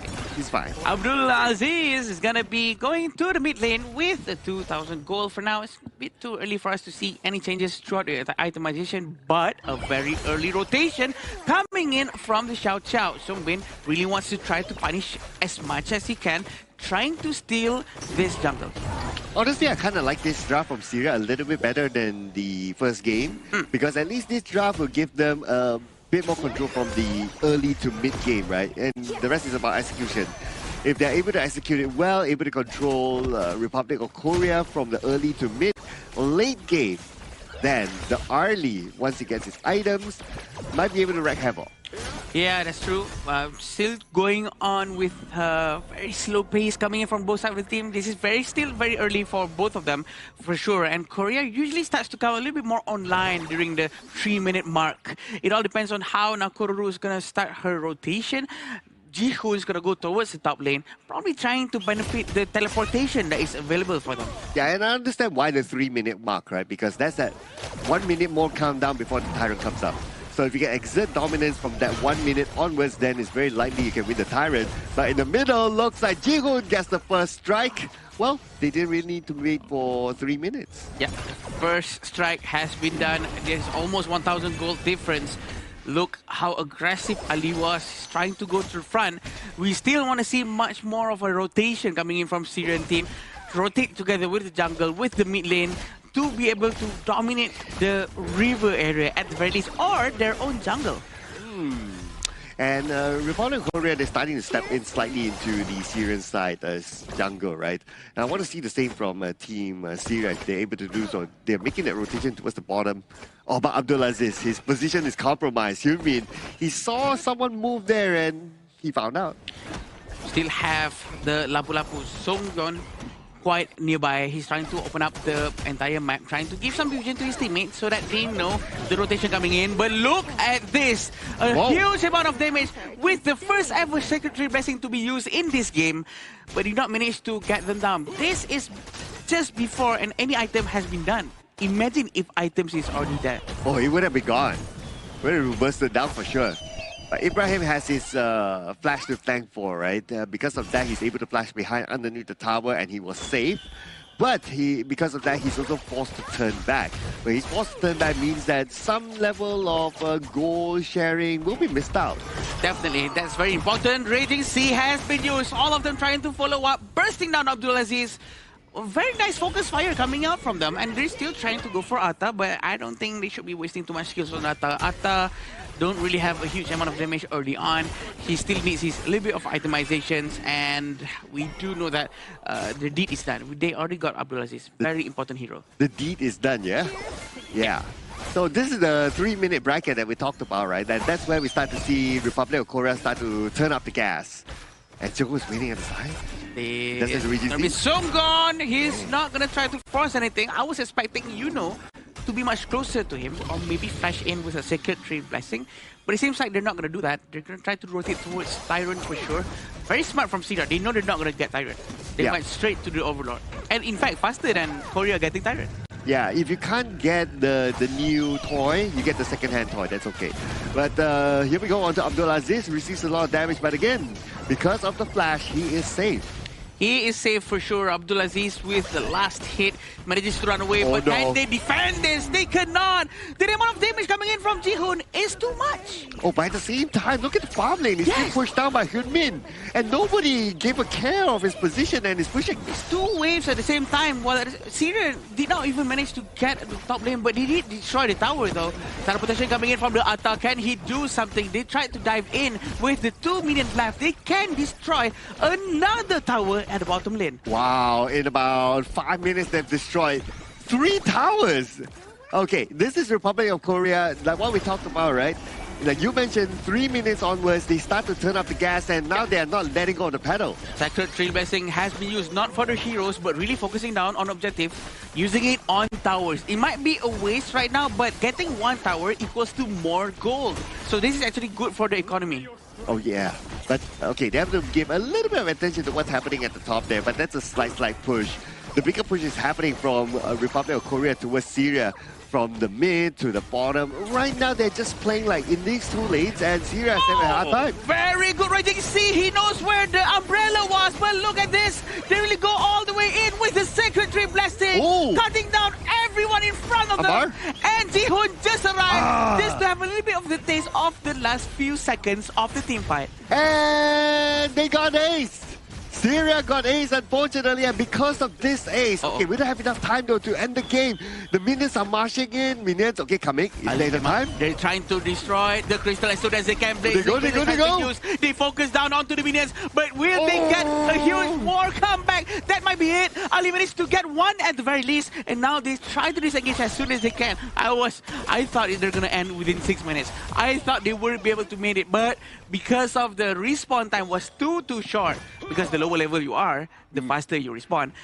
That just helps them in a way. Yeah, and also what helps Syria is that after you just exploded the tower, right? Yeah. The minions will move slow. Yes. Yeah, for a moment. If the minions didn't move slow, this game would have ended. So that's why some teams out there, what they would try to do, they would try to destroy the tower before the minion comes close. But this is what happened in the previous war. They literally just dive all the way in, but this is a new one. Okay. This is a very good blazing minions coming in. This might be a huge comeback coming in from Syria. A very good fight coming up from them. Abdulaziz with that blazing brilliance, helping out his teammates with Ibrahim in the front, knowing that Ammar was also tanking a lot of damage for the team. Oh, this is Syria not going down without a fight. And they're looking for more opportunities in the middle of blazing brilliance. On to Seunggun. Seunggun is tanking enough to absorb that damage. He is okay for now. But Syria, now they want to push down the mid lane. It's just that they don't have the minions. They don't have the minions for now, but 5,000 gold, they actually pulled the goal closer. And I do think this might be because of a little bit of overextension coming in from the blazing brilliance was just so nice. Again, with the damage coming in from the Fatih, but that was just so much. That is so much, but actually still managed to go down so quickly because of the consecutive damage coming in from the Syria side. Yeah, and for Republic of Korea, they're realizing that, okay, only 2 lane advantage is not going to be enough for them. Now they're looking to take down more towers at the top. They're opening up more opportunities for them to push into the base later on. Now they are right in front of the doorstep of Syria, and Syria is full on defense for them again. Tier 2 tower has been destroyed. Blazing Brilliance just to shoo them away from the area. Raging Sea hits the got it? They really want more. Ibrahim goes down That's first. it. Abdulaziz manages to survive. They also manages to go down because of Ali. A very good defense coming in from them. Oh, Republic of Korea is starting to lose discipline here. They're looking all the way to the back line. Well, it would have been a different story if they actually got their target, but the fact that it did not happen. But that's also thanks to the Blazing Brilliance that bought a little bit more time to take down those small minions. And because of no minions, the tower is free hitting, will free hit onto those heroes. 6,000 gold in front, and they still cannot try to finish the game. But this is because of Atta. Ammar is going to go down. The damage is just too high. Thanks to the presence of Hunmin, they're going to try to find a lot more damage here. But see how Jihu has been stuck behind, and the Byron manages to survive. Bashar is always prepared to try to stop the movements of Jihun. You know what? The Blazing Brilliance right now is almost like the Fire Brigade, right? It's trying to put off the fires here whenever they come into the base. But now all the towers are down. And with the towers down, it's all in here for Republic of Korea. Juno will get Bashar, and the Crystal will be their focus. And they will end the game 2-0. And that's the trio score coming in for the side of the Republic of Korea in towards Group D, booking their slot into the main event. But valiant effort as well coming in from Syria. They did not allow the game to be a landslide coming in for that specific case. We saw how Korea, they were trying to go for that specific time limit, but Syria came back and they immediately shut it down. And then after that play in the high ground, in towards the mid lane, they punished Korea for being overly zealous. But these are the things that makes a good team. Korea, when they face a play that has been failed, they find another way to make it come back towards that. They pace themselves well. They make a comeback well. They improvised and adapted within a short period of time. I think assessing the situation, okay, you know what happened just now? I think we can manage this and we can change the way we try to engage into the next team fight, and they actually proved them very well. But of course, I think the fact that they were a little bit overextending because they really want to end the game quick. Sort of punish themselves, right? I was just looking at the reaction of the coach and the management of Syria, right? It's like they look pretty happy with like, oh, it almost looked like they had the opportunity to like, we can fight back, we can maybe do a comeback here. But yeah, I do agree with you both gentlemen, right? Is that I am impressed with how Syria played this game. Normally, if you got beaten down in game 1 so badly, game 2 you'll be like, you know what, let's just go through the motions. But Syria is like, game 1 they were beaten down, game 2 they tried to rise back up again, and this is something that I applaud. I agree, and I think that they actually did it so well just now. Syria, even though they actually lost the match just now, I think they were on the right track. They know what they were doing. They tried their very best. Abdulaziz with his Angela, he knows that he has a good track record with a hero. Pretty good, but well, he did not manage to do it once more because they are going up against a giant who has been playing together for years. And that's the worrying part, right? Considering the fact that they still managed to find some hole coming in for the hastiness of the side of Republic of Korea. Maybe in their next few matches coming in from Syria, they still have, like, if I'm not mistaken, one more match.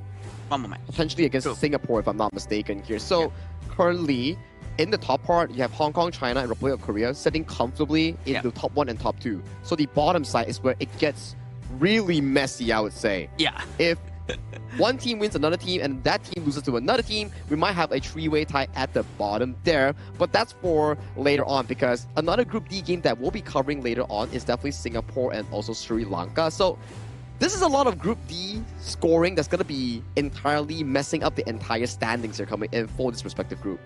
Yeah, for sure. And I think Group D has a lot of dynamic and extremely saturated in terms of performance, but that's what makes it very interesting to see how these potential underdogs are going to try to really maul onto the big giants. And I think it's very interesting to see how they start to progress and adapt into the next stages of their gameplay. Wow, Group D is starting to shape out to be a very exciting group. I really can't wait to see how things will turn out. Of course, we have one more match from Group D after this, like what you mentioned, and then we have a clearer idea.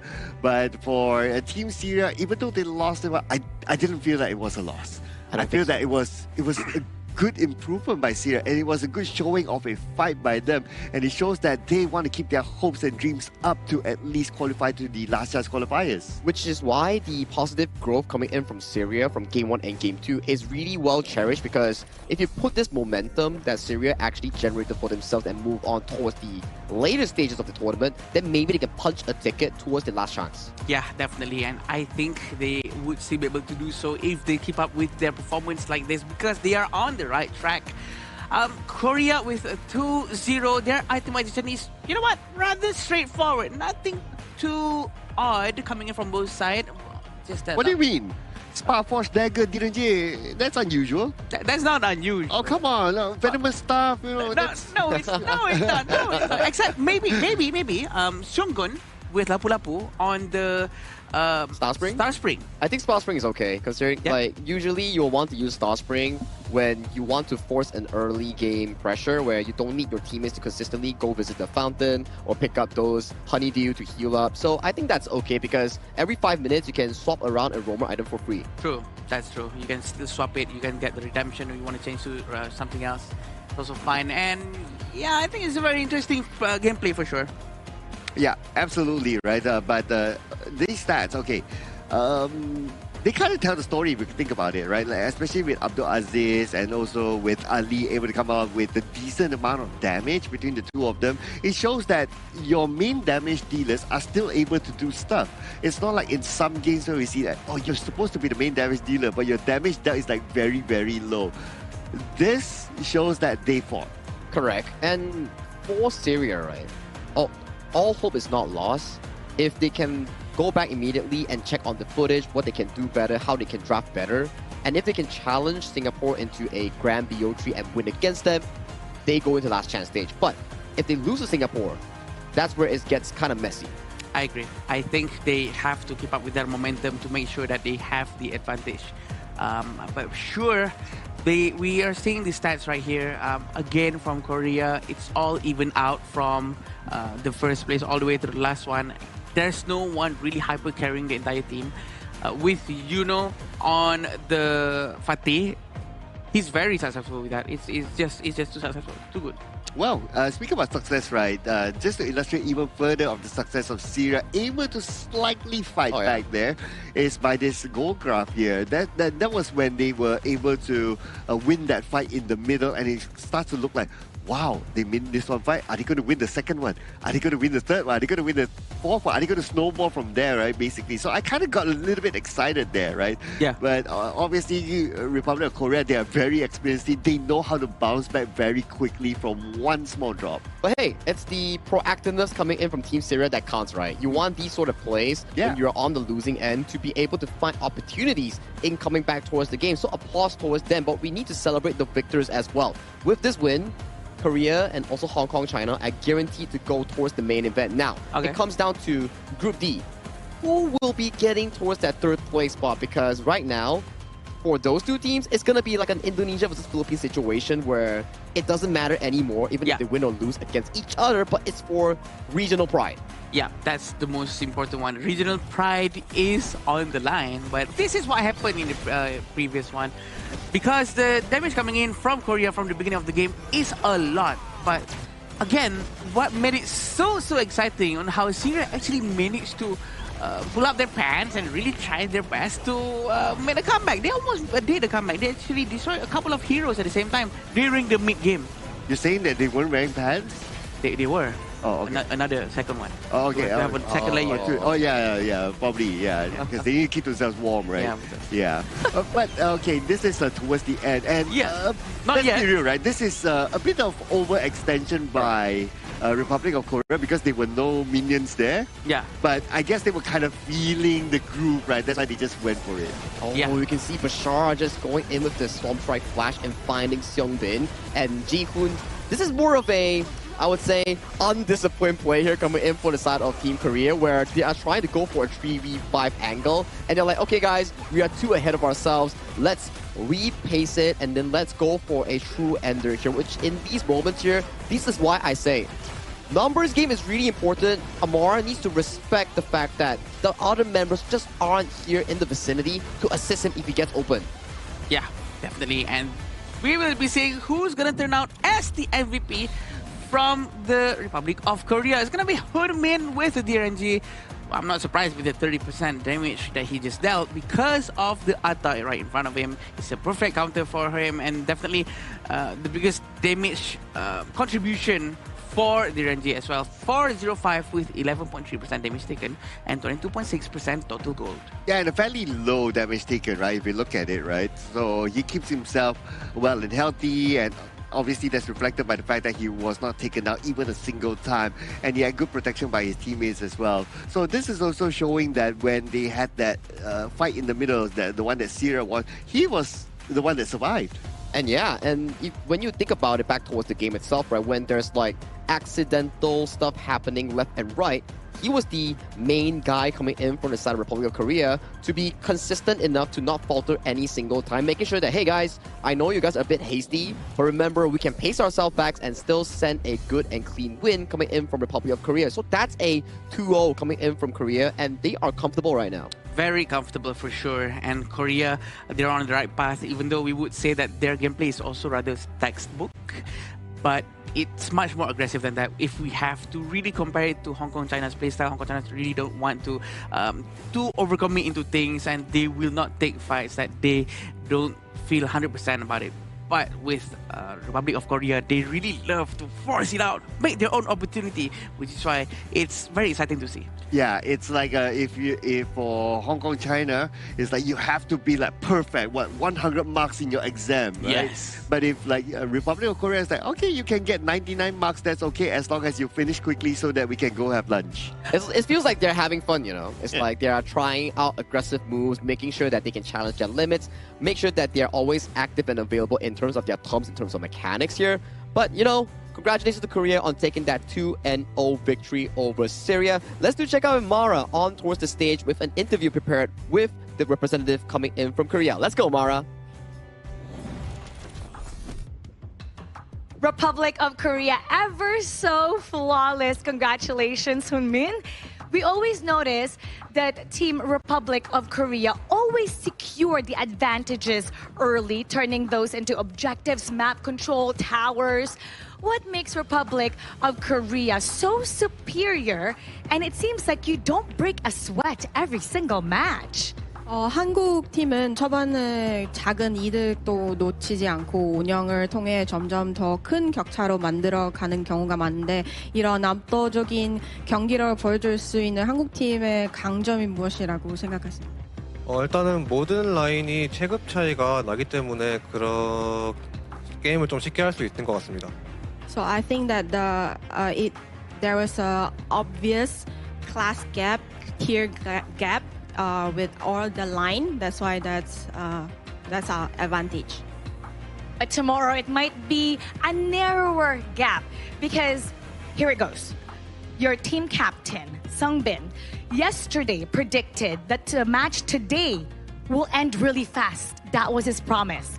So how do you predict the match tomorrow against Hong Kong, China will go down? 어제 우리 캡틴님 선빈 선수가 경기가 빠르게 끝난 것이라고 예상을 했는데 실제로도 그렇게 됐습니다. 그렇다면 내일 홍콩과의 경기에 대해서는 어떤 예상이나 각오를 가지고 계신가요? 내일 홍콩 상대 같은 경우는 굉장히 조금 이제 강한 팀이라고 생각을 해서 빨리 끝내기 쉽지 않을 것 같은데 최대한 빨리 끝내려고 노력을 한번 해보겠습니다. So we understand that tomorrow opponent Hong Kong is very strong team. So we know that it's not easy to finish the game very fast, and so but still we will try our best to finish it quickly. It's gonna be one of the most anticipated matchups here in the Asian Games qualifiers. Let's invite everybody to tune in tomorrow. It's gonna be very exciting. 응원한 팬한테 말씀 한마디. 일단은 응원해주시는 팬분들 되게 감사드리고요. 꼭 내일 경기 2대0으로 이겨서 전승으로 1등을 한번 진출하는 모습 보여드리도록 하겠습니다. So thank you for supporting us, and then we'll make sure tomorrow game we will win by 2-0, and then we hope you continue to supporting us. Wow, once again, congratulations. 감사합니다. 감사합니다.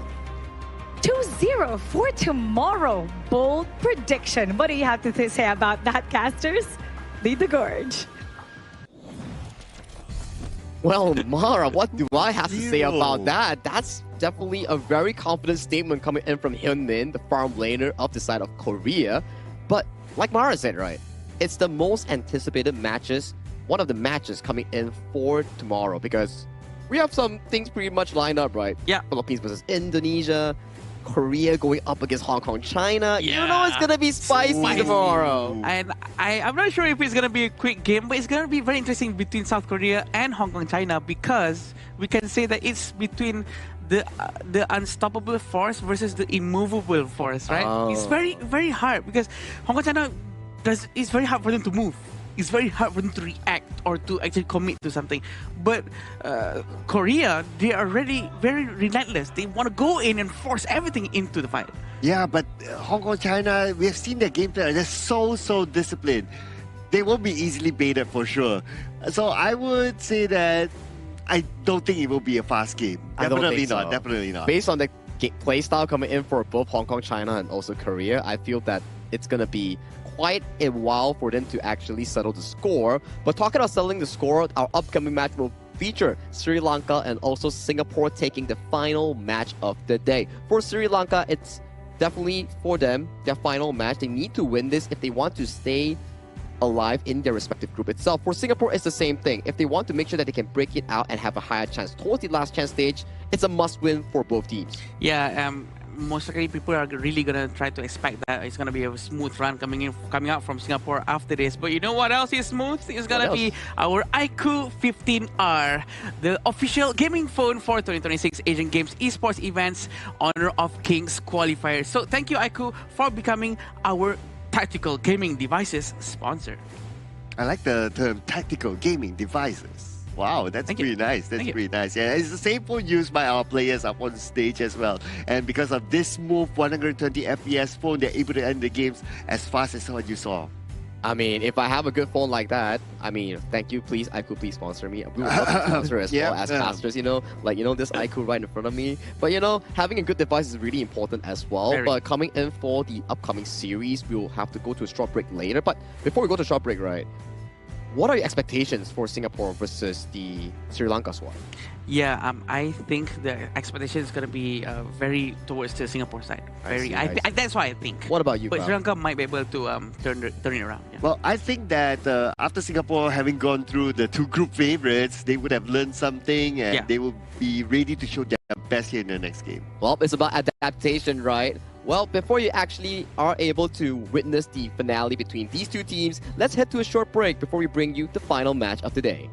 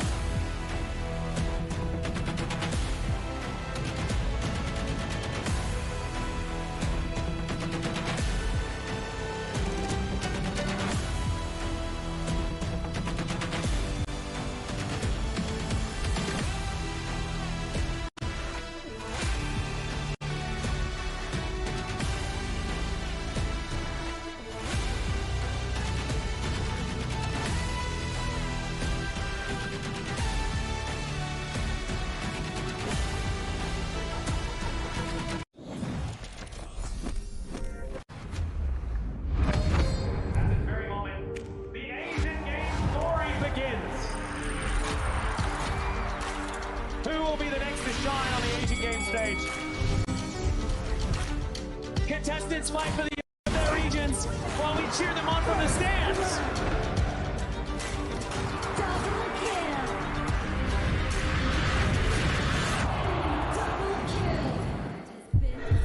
This is a challenge, but it is also an opportunity. The tide is turned.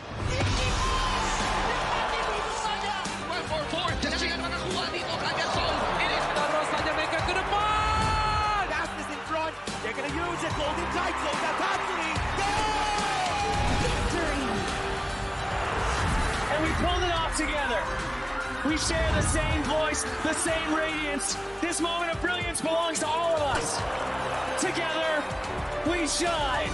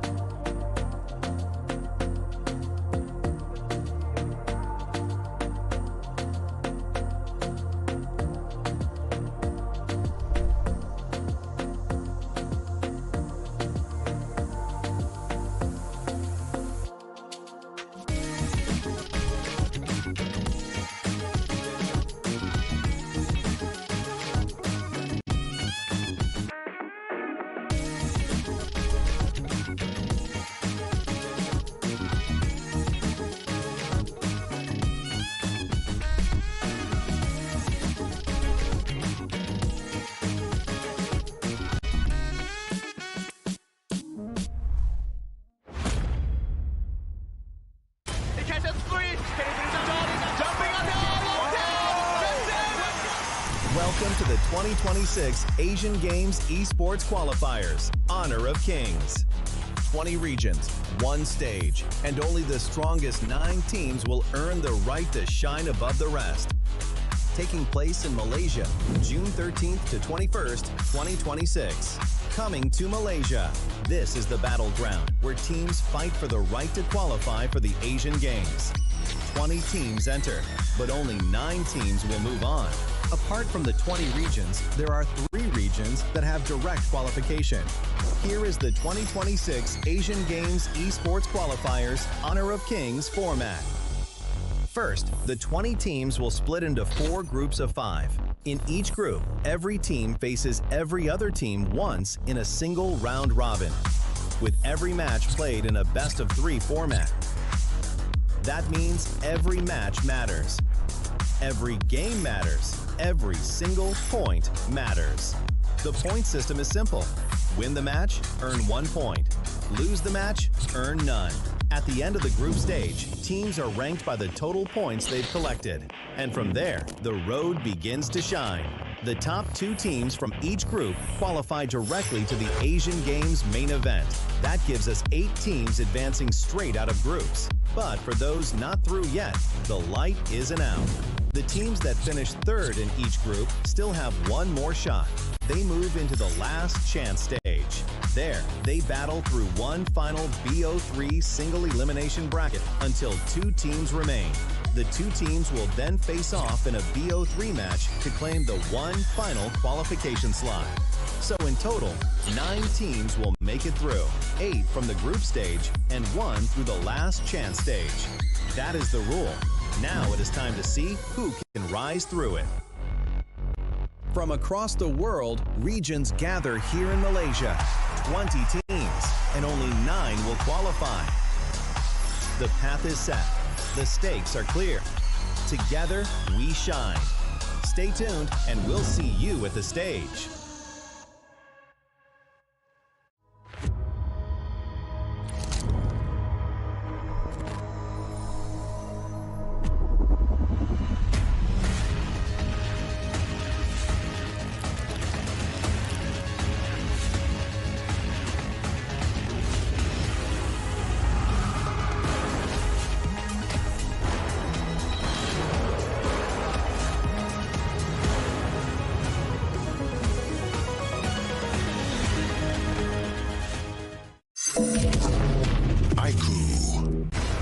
Ultimate not ready yet.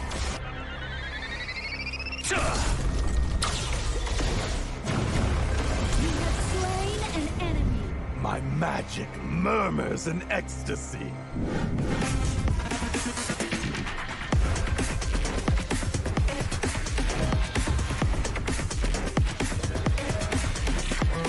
Legendary. There is no escape for you. Killing spree. Double kill. Triple kill. Spectacular kill. Don't worry. I'll be back for your life soon.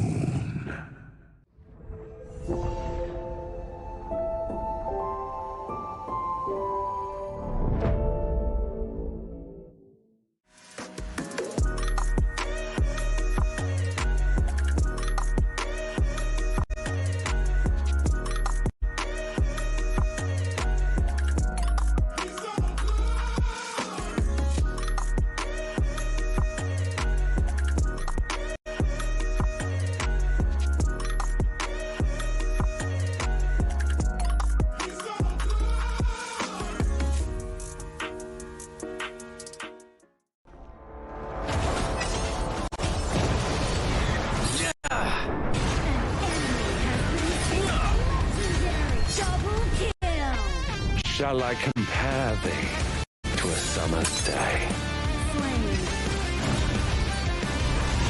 Engage and slain. Don't crush us like insects. Slain an enemy. Defend our base. Our high ground tower is under attack. Amazing! Unbelievable! Triple kill. Ah, the fragrance of romance. Ally has been slain. Rampage. Double kill. Triple kill. Spectacular. Pentakill. Lady Fortune is on my side.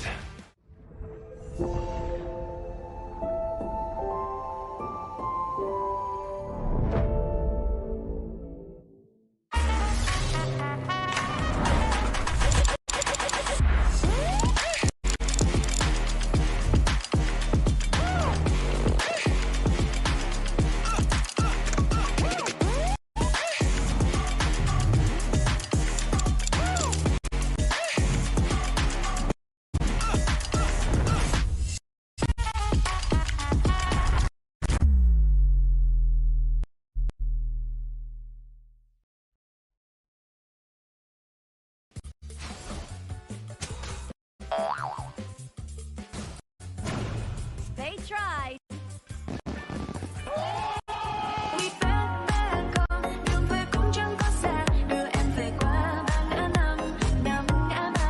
The new Spritling skill, Dig It, is a passive skill which will automatically trigger at fixed times each match, up to a maximum of 10 times. The skill grants guaranteed standard rewards like gold, XP, shield, health recovery, and more. There's also a small chance to uncover mysterious grand prize effects during the match. Dig It may also produce tradable high-value treasures. Detailed information about acquired treasures will be shown after the match ends. Each treasure has its own rarity and storage size, and obtained treasures will be automatically stored in your warehouse. If you want more high-quality treasures, make good use of the Treasure Fusion feature. You can also copy and share your code so friends can help speed things up. Treasures in your warehouse can be sold for event currency, which can be used to redeem skins, items, and other rewards on the event page. You'll even have a chance to win physical prizes like smartphones and cash. You can also spend event currency to bid on high-value rewards. The auction uses a hidden bidding system where you can submit 2 bids for the same reward. The highest bidder wins, giving you even more ways to obtain rewards.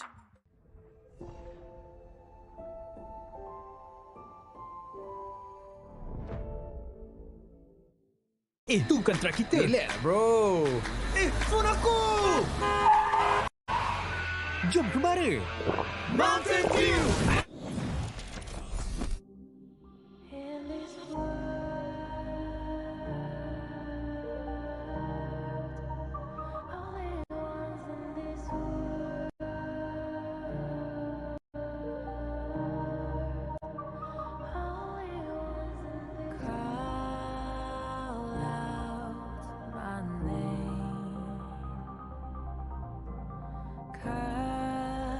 Sound of the rain.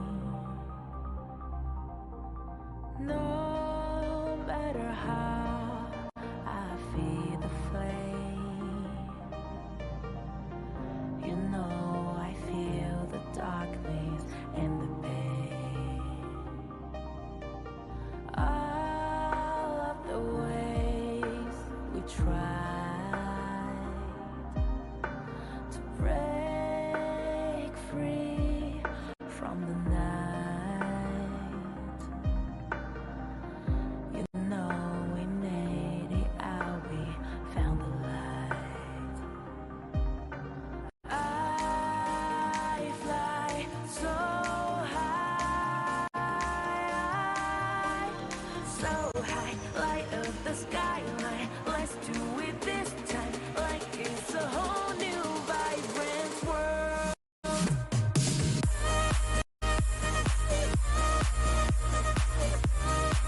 Like we're the only ones in this world. Like we're the only ones in this world. Now I see that I got everything I need. It's alright, I'm on fire, I'm alive, 'cause now I fly so high, light up the skyline. Let's do it this time, like it's a whole new colorful world.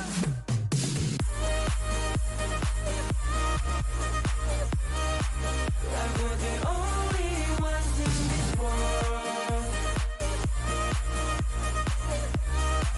Like we're the only ones in this world. Never thought we'd get this far, burning like the stars. How we get this far, like we're the only ones in this world.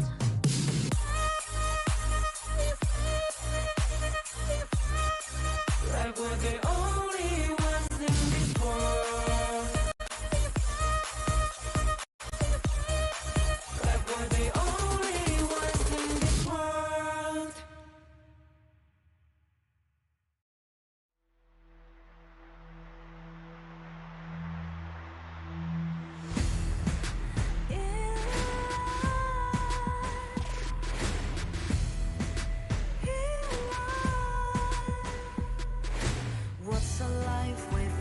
worth compromising with what hurts inside. When you let fear decide your fate, you don't choose which path to take alive.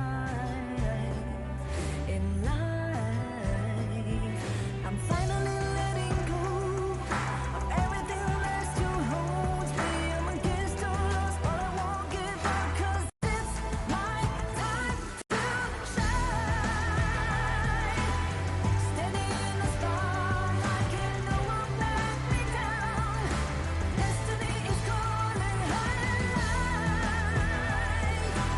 I'm not afraid to fight for everything I love.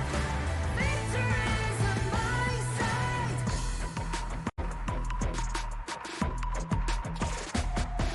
The more we lose, the more we gain, the more that nothing stays the same in time. Can love ever, can forget. What you see is what you get sometimes. Gonna show the world tonight the light that shines inside us. We're against the odds, but we won't give up, 'cause it's our time to shine.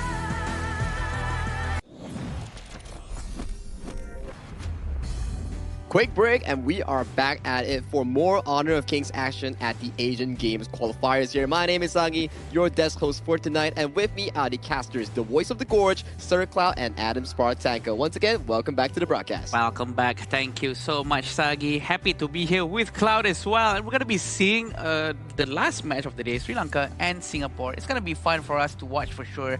And a lot of experience coming in from Singaporean side, but Sri Lanka have a lot of things to prove as well. Oh yeah, absolutely, right? Both sides have things to prove here because it's still open for this group, right? Who may qualify onto the last chance qualifier and all that. So there's a lot of stake at play here. Especially when Singapore, they're done with the group favorites. Now they can, well, put their focus onto maybe winning. Yeah, I mean, as of this point, coming in for the side of Singapore, if they can pass through Sri Lanka and then challenge Syria tomorrow for the slot finisher at the last chance stage, then they can go on to challenge Vietnam in the last chance stage matchup there. Because last chance stage, there's only one team out of 4 that can actually make it to the main event. But if you're looking for something fun, you can check out the Super Flow Brawl mode with all the new amazing talents and also the random events that will be happening in the particular mode itself. If you're tired of ranked games, this is where you need to go. Yeah, and this is where all the fun begins and all the crazy little talents that you guys have to play around with. And you can actually buy those talents, so don't forget to check them out. A lot of updates coming in alongside with the new heroes and whatnot. But we want to shift our focus back to the tournament, Sri Lanka and Singapore. It's going to be very, very interesting to watch. And yeah, we've been saying that maybe Singapore is supposed to be the one that wins, but we'll never know because Sri Lanka has been showing proofs that they've been quite adaptable. Hey, what you been talking about? I would say maybe Sri Lanka has a chance here. Yeah, come on. I never doubted you. Oh, yeah. I mean, like I always mentioned, I feel like an old man when I'm saying this. Okay. Like I'm nagging you guys. You can't determine things before it happens on the gorge. Any beef you have to settle, send it to the 5v5, send it to the gorge later on. Let them do the talking in the playground, so that we can actually see on how they're gonna try to do their own metas and whatnot. It's gonna be fun to watch because throughout this entire qualifier, there's a lot of things that have went on. We've seen a Levi, we've seen Dr. Bian in the farm lane. All sorts of things has happened here. We see the Dong Huang today. Yeah, with Dong Huang, the Yaria, the Xuan Ce, Wukong, all these are like amazing picks that we actually have in our Asian Games qualifier. So you can argue, it's Asian Games version patch. Lesser heroes, yes, 85 heroes, but it doesn't stop the creativity of our players trying to find ways in getting those wins in representing their nation and region in this tournament.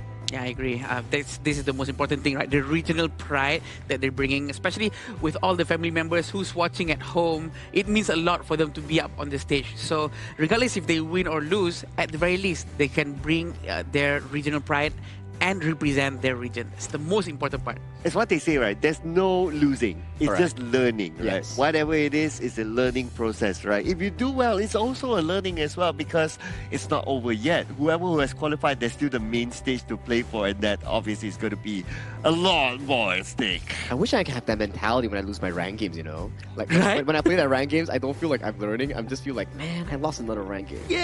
That's why you're not playing pro anymore, right? It's the mentality that counts, you know. But the teams are ready, coming in for our first and last series of the day between Sri Lanka and Singapore. So let's kickstart off it with this teaser video.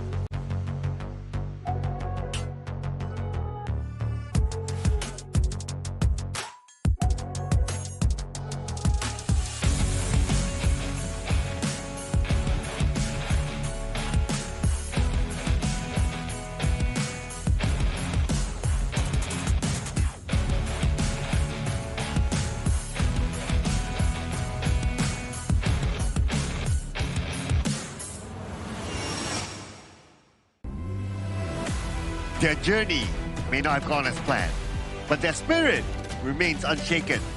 Still searching for their first win, they continue to fight with pride, passion, and the determination to represent their region on the international stage.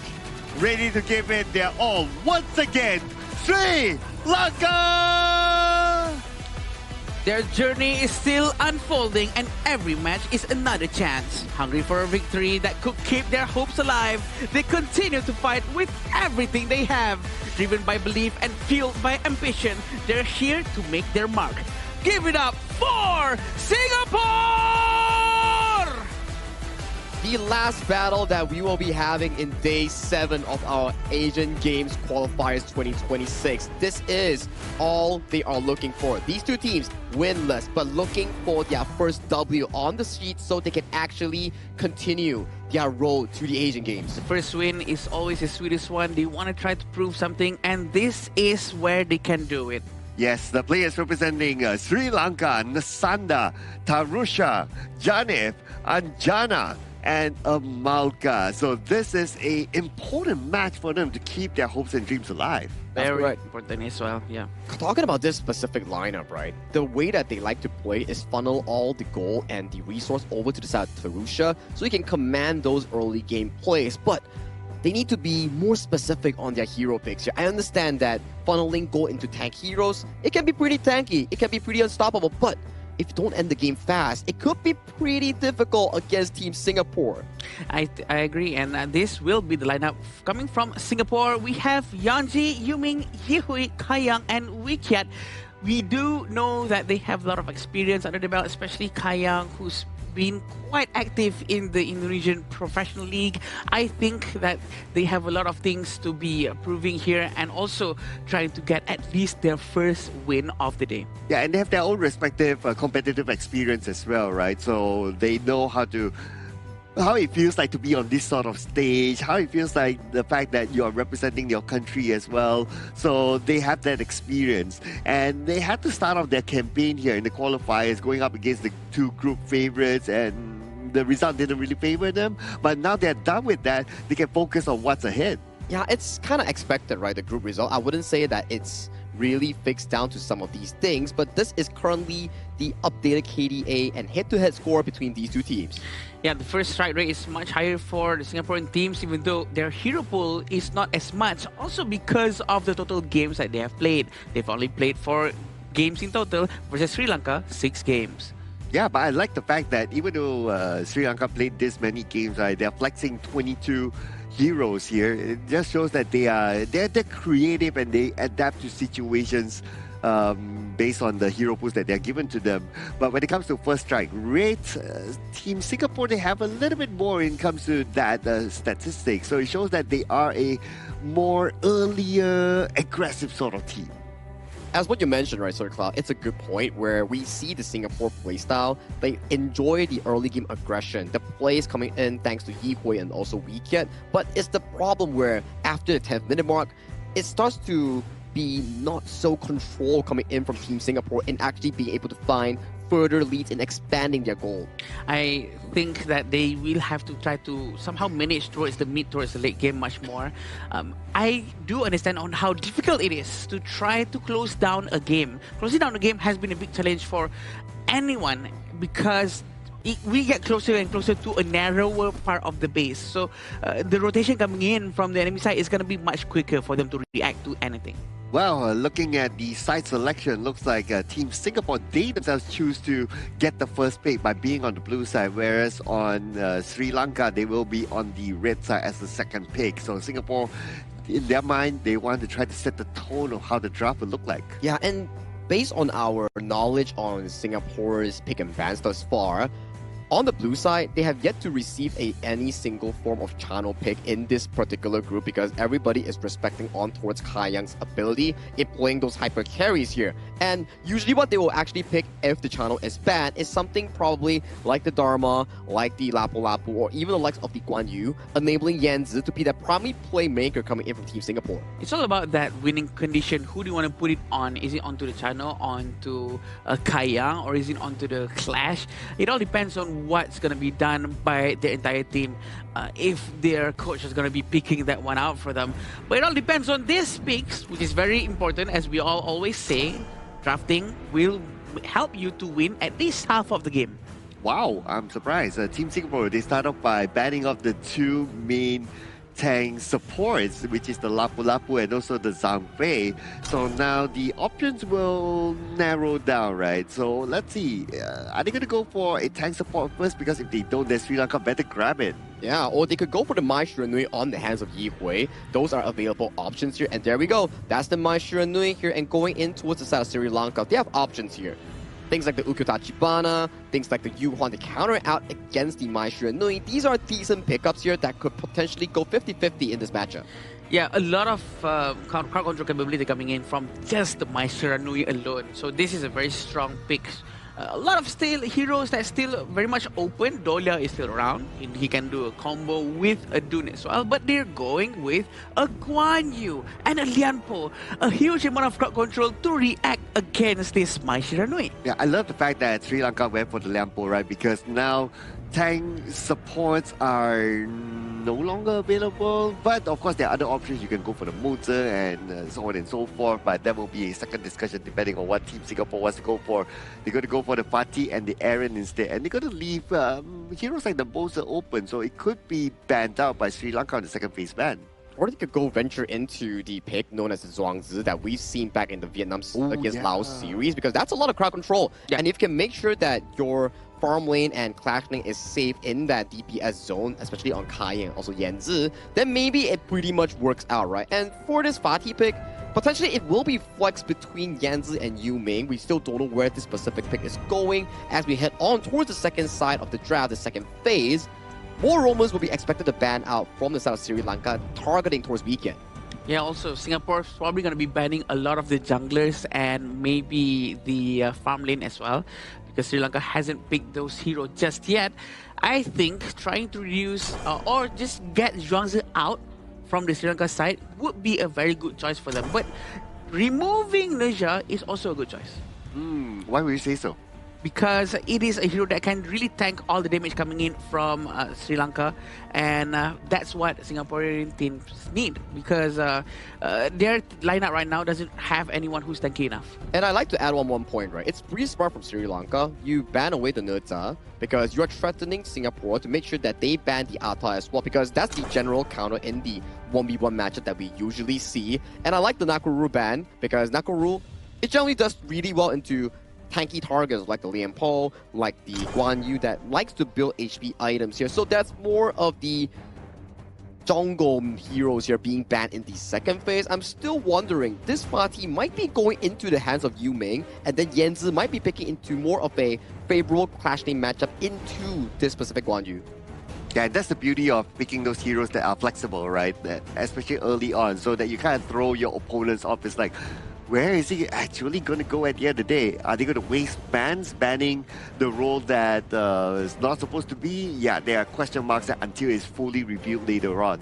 But now for Sri Lanka, okay, it's probably time for them to pick a farm laner. So the DRNJ is still available, and that's not too bad, but they're going to leave that for later because they're going to focus onto the ever-popular Ukyo Tachibana for this tournament. Very interesting pick, and also I want to point out that the ban on Nakururu is very smart because it really helps the Guan Yu and also the Lempo to survive a little bit longer because Nakururu is no longer around and the Garuda cannot get flanked that easily anymore. Waiting for the last two picks from Singapore.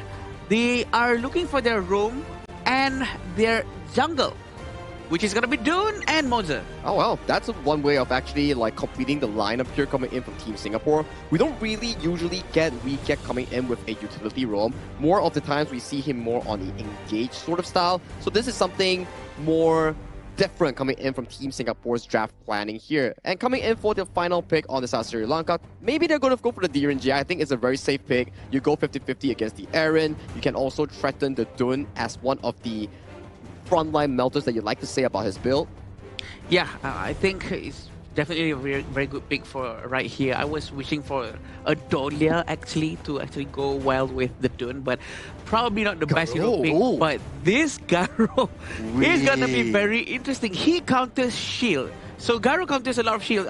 Probably very good to go up against Dune and Moza. But we do know there's an Ukyo. I'm sorry, not Ukyo. The Dune can try to dive all the way through back to find the Garo. Yeah, same with the Maestro Nui, right? So it's gonna require a lot of help and healing here coming in from the Sri Lanka draft. Because if we look at this specific draft, right, they have a lot of crowd control, they have a lot of range. And for Team Singapore, a lot of the engaged potential relies on Yi Hui, Yanzi, and Weekend, and making sure that if they can't find a Garo, this game will be extremely difficult for them. Sagi, quick fact check, right, before we let you go. All right. First Garo for this tournament? First Garo indeed. There you go. First Garo it is, ladies and gentlemen. And Ada, what do you think about the Garo pick? Oh boy, I like it. It's risky. It really helps you out throughout the end of the match to make sure that you really can play during the mid to late game, but they need to babysit him. It needs to be the protect the president mode, but they're leaving him all alone for now, and he already lost his HP all the way down to 40%. Yeah, because the mobility of the Garo is not good, right? Yeah. We can argue that the Lady Sun has slightly more because he can roll. Yeah, but the Garo is totally static. Well, not totally static, but you get what I mean, right? Yeah. Yeah, so they need to be able to protect this one. Is it enough protection with the Guan Yu and also the Lampo? I hope it is, because they have to go through with a Moza with the Cannon Blast coming in non-stop, and they will try their best to try to get Garo. But we have to remember, if Garo has her itemization, they're going to be running away from Garo. Because the shield on Liampo, the shield redeems, they're really going to try to get Anjana, but Anjana is still okay. Haven't seen any aggression coming in from Imalka. Dude, look at the Cannon Blast, right? And the Cannon Blast came in at the right timing. Anjana is now really low. This is a wave that he potentially may lose, if not all, half of it. Yeah, right now. Really trying to make sure Kai Yang, who's playing Erin, can have all of the items that he needs before they can start to really focus on snowballing the entire match. We still see Kai Yang trying to bully a Malka. Although Garo has just arrived, him alone playing Erin can handle two heroes. I like what Imalka just did, right? He actually tried to hold the wave as long as possible for Anjana to come so that Anjana doesn't lose any waves. But something might be lost here as Tarusha receives a lot of damage, and the first time will be given towards Yu Ming. But Sri Lanka, they're looking for a trade-off. They're looking to go all the way to the back line. And can he get it? No! Wait! What a kind! And Yihui with the U-turn gets that takedown! The dodge from Yihui is so good. and he turned around to get that strike. A very good move coming in from the Singaporean mid laner. We'd love to see more of that afterwards, but sure, a very good commitment coming in from Nisanda.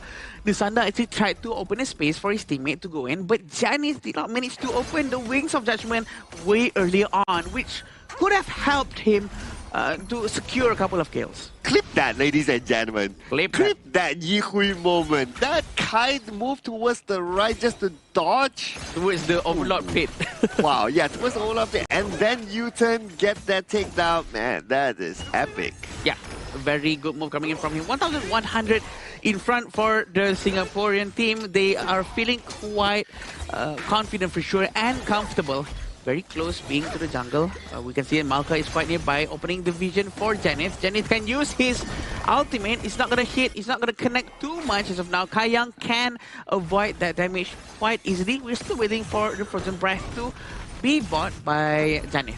I'm keeping my eye on the top lane as well, right? Because Yihui rotated there, but it's not easy for them to catch in the Sanda. So they're going to rotate back into the middle just to make sure that they don't lose out on the wave there. From the bottom, they're starting to rotate as well for Team Singapore. Now they're looking for an opportunity in the middle. Yeah, right now they have a very good connection coming in from the start of the Cannon Blast. Trying to find a space to go in, waiting for Tarusha to also make a move, but it seems like they choose to send Yanji towards the bottom lane. They're not going to try to force anything out just yet. Focusing down towards the Tyrant. Singapore is expected to be able to control this area, but look at this. The Tremor Smash is going to be used right now. It's a bit too late because Tarusha has already went down. Wings of Judgment has been let off, and Anjana is going to go down as well. 3 of the players of Sri Lanka has been striked. Like what you said, right? The Tremor Smash was too late there. But gotta give it to also how they kind of position themselves. And that's the reason why the Tremor Smash did not come out that quickly. Okay, we're gonna have a look at this again, right? What I love is that Yihui starts from behind. When he starts from behind, Sri Lanka almost like, oh, do we want to look behind? Do we want to look front? Where do we look at? And that's what kind of messes up their formation. That's why the Tremor Smash was there. Here comes another team fight. A very good ultimate coming in from the Guan Yu. He's trying to push into the tower. Yanji gets down immediately. A very good move coming in from Sri Lanka. This is the play that I love to see. Nisanda trying to be as aggressive as possible. He saw the chance for him to actually do something in that situation, and he took it. Yes. You see an opportunity, you take it, and you get something out of it, so that is good. So they still fight back though. By the top, Nisanda receiving this damage. Surely won't be able to survive that one. Even if he's able to escape, Yihui can still chase. It's too painful, Cloud. Too painful. They have to move just to the back a little bit, and we still have Wikia with the Cannon Blast trying to open a vision for his teammates. Also, Kayang is probably online right now. He needs more space to go in. Still waiting for Tarusha to do something. A very good Cannon Blast. Is there any follow-up? Not just yet. But look at this force coming in from the Liampo. It seems like he's going to go down. Taking too much damage from the Lauren Bloom. They're trying to get the last touch. And there we go. Double strike for Kayang. It was just unfortunate. Emalka, he went in, but nobody followed up on him. It was almost like they were playing in 2 separate worlds earlier on. Communication wasn't there, the understanding wasn't there, and how to execute the plan was lacking from Sri Lanka. They have to find their synergy again. Yeah, Anjana is still waiting for his itemization to be done. It's very hard for him to farm, for sure. It's not an easy hero to use. He needs a lot of babysit coming in from his side of the team, and I think they need more time. They need to slow down the tempo and try to be more safe and focus more towards farming safely. And for Team Singapore, they're going to focus onto the top lane instead. They should be able to get this one behind. Emalka is still behind. They're trying to go in, but look at the slashes coming in from the Ukyo. A very good move coming in too from Tarusha. Yihui went down very quickly. Emalka got down, including Anjana. There's only Tarusha left trying to defend the high ground tower, which is very important. It was almost an ace there.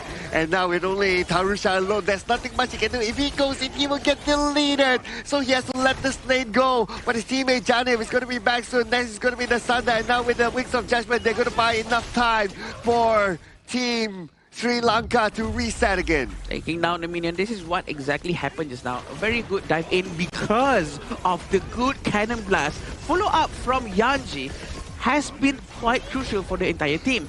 But the way Sri Lanka defense actually managed to get Yijui as well, eventually they still managed to just let Tarusha survive. They really need to end that one, really to close the game. That's what Sagi was talking about as well. Going into 8 to 10 minutes mark, sometimes Singapore a bit struggling with how to close the game. Well, we are approaching that 8-minute mark though, so let's see what happens here. At least for Team Singapore, mission completed at the top lane. Now they need to focus on to the other lanes. They're gathering in the middle. They're waiting in the bushes. Oh, Yuming passing by. Yuming passes by and Yuming shows himself, but he reveals his opponent at the same time. Nisanda is still over there, but he's gonna get caught. There's nothing he can do. He had to pull back, and the teammates are quite far away. Emalka do have his ultimate. Tremor Smash is still online, but look at the positioning coming in from Wikiat. His positioning will allow him to get an immense amount of cannon blast, really affecting people in the backline as much as possible. Okay, back to the defensive position now for Team Sri Lanka. They need to wait for the Sanda to come back before they can engage in the fight. But at the same time, Team Singapore, they're pushing at the bottom as well, sending Yanzi there. Yeah, very smart from them. Yanji is using this as a distraction for him to try to destroy the high ground tower as much as possible, while the Wings of Judgment has been used to clear the wave as fast as possible. But also look at this, Yuming as he dives to the back, using the other blade, but the Tremor Smash connects to two people, having Garo shooting from the back. Free hits coming in from Garo, but he goes in from Yehui. The damage coming in from Sri Lanka is also enough to take him out. Are they starting to get a little bit jittery here? I'm kind of worried for Team Singapore, but then again, they will have another chance.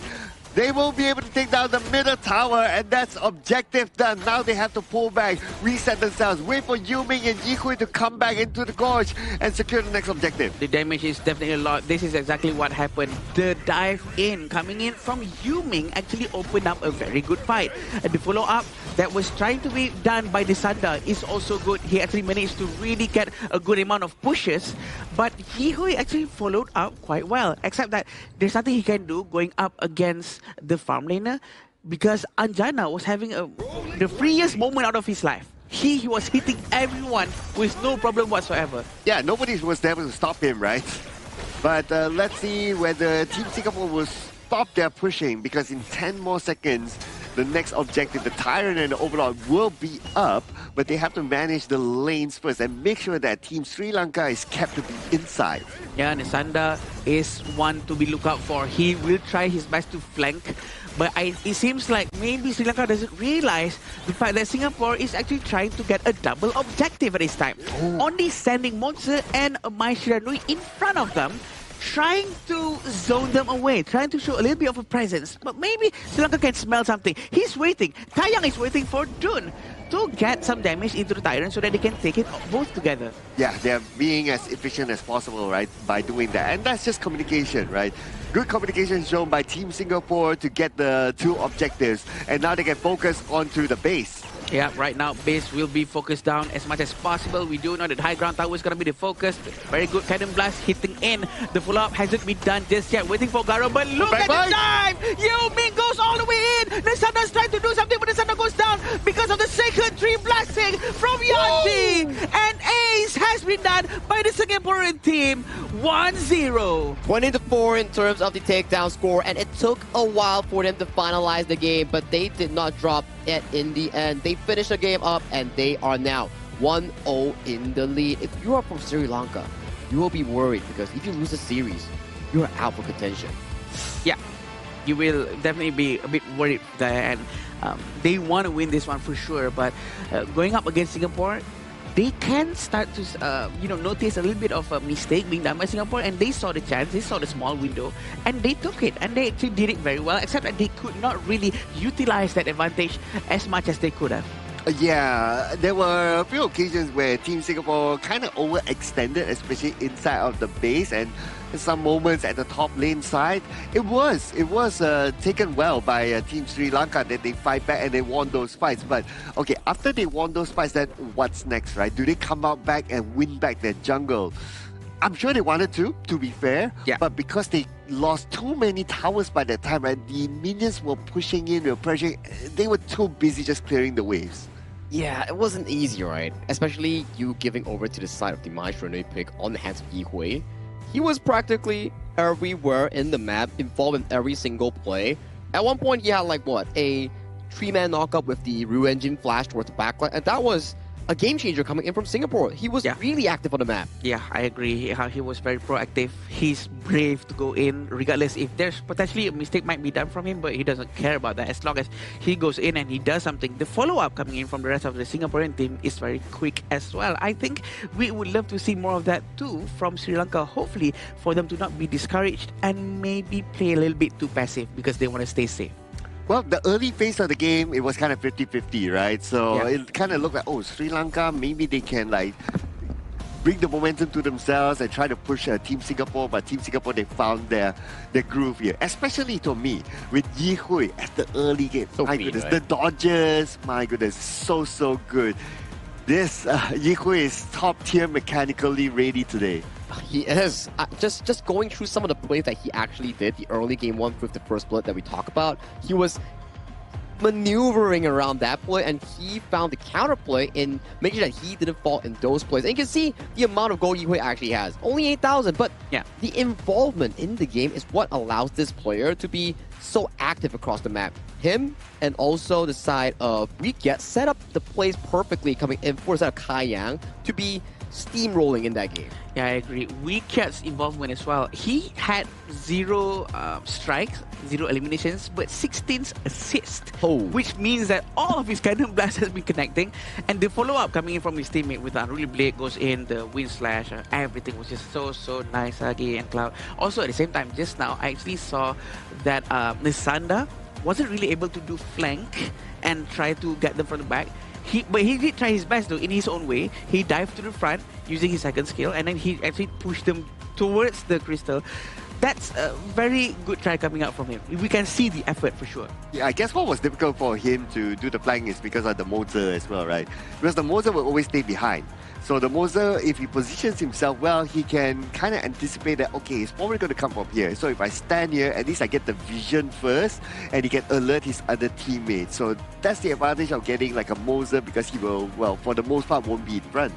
Yeah, and to that point as well on why Nisanda wasn't able to find those flank angles is because Yu Ming consistently walks in towards bushes, make sure that he face checks every single one of them so that Kai Yang and Yanzi gets the room to actually do damage. And you can see this goal graph.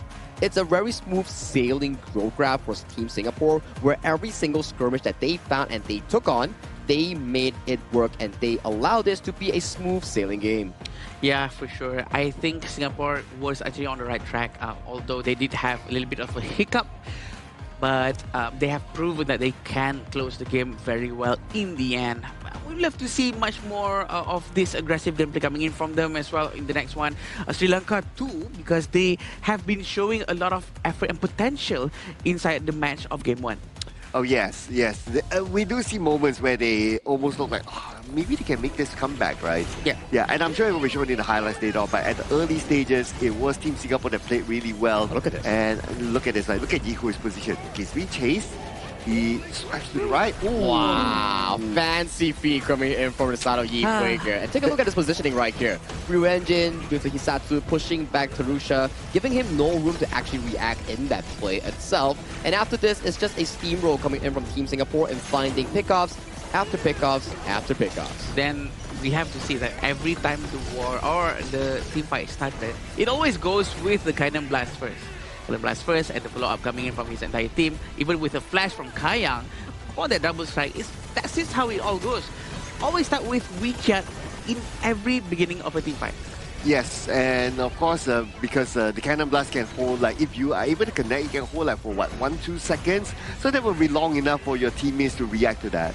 Yeah, and this is exactly what happened again in the last few moments, where we had a little bit of a moment where Sri Lanka could have done a comeback as well, but they did not manage to at least go out and gain all of their resources, Agi. Yeah, it wasn't the cleanest game coming in from Team Singapore. There is some mechanical misplays, but the aggression coming in from them is what is valued, because it's controlled aggression in making sure that they play the team fight by out-mechanicking their opponent here. And the MVP is the guy with the finger hearts here, throwing right at you. Singapore's Kai Yang with a 12-0 and 4 KDA and 32% damage dealt. Is that a finger heart? I think so, yeah. If you put it, to me, it looks like he's pinching himself. It's like, is this real? Am I the MVP? Really? Am I dreaming? It's a cheek heart.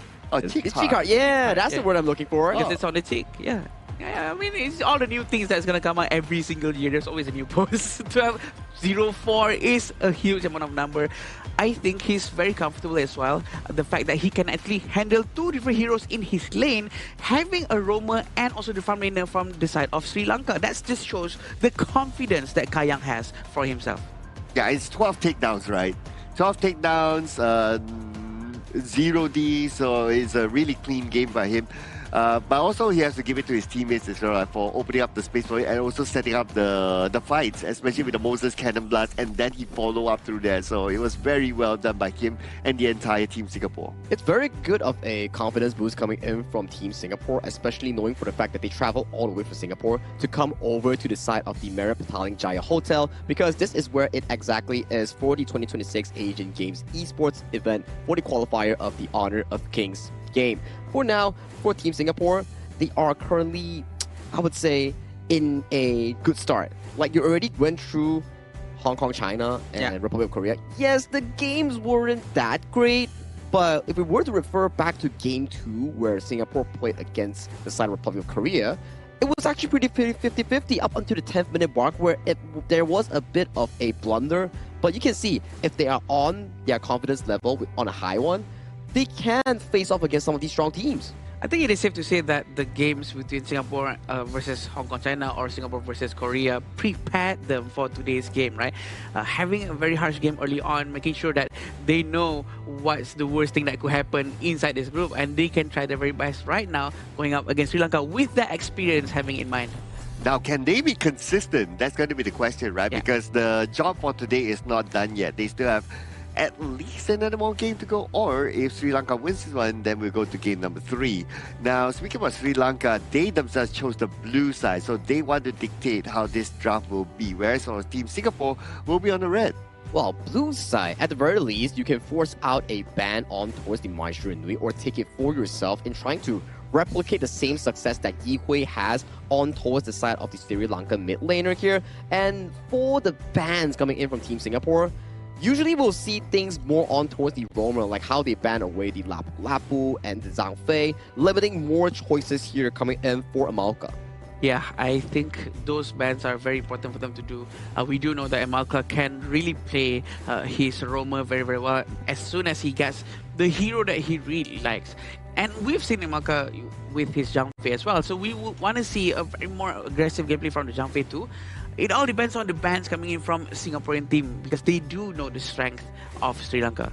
Yeah, and we'll see what sort of bans will come out, right? So earlier, if we were to recall, like the first phase ban, the first 2 bans by Singapore was the Zhang Fei and the Lapu Lapu. Right. And then they allowed their opponent to take the last tank roam, which is the Lian Po, and they resort themselves to like taking the Moser. But it kind of feels as well that picking up the Moser was part of their plan in the first place. Hey, picking bans, right? You gotta plan for the long con here. So for Singapore and Sri Lanka, to start off game number 2, you first have to figure out the pick and bans here. So for Sri Lanka, you do see the Maestro Nui and Arlie locked away, and they might be potentially picking up the channel on the first pick up, but no.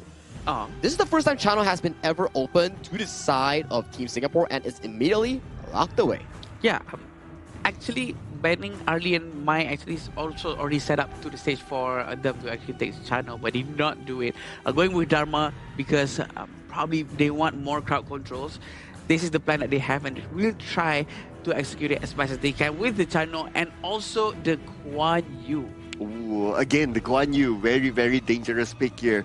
And Sri Lanka, at least they have the Dharma, right? So Dharma is that kind of hero that can still face check where the Guan Yu is and try to follow the move of the Guan Yu. So I would say it's not too bad this time. Yeah, not too shabby here. So at the very least, Sri Lanka actually has a lot of heroes that can actually deal with both the Chano and the Guan Yu. Like we saw how Ali Han coming in from the side of Kazakhstan, he was able to utilize the Dharma in finding the position of some of these channel players in his respective group stage.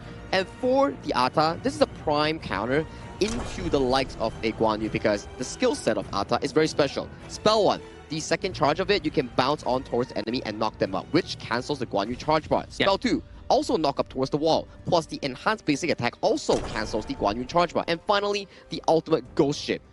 unless the Guan Yu charge bar is full, he can't jump over with the spell 2. Yeah, it's gonna be very annoying for Guan Yu to try to go through that.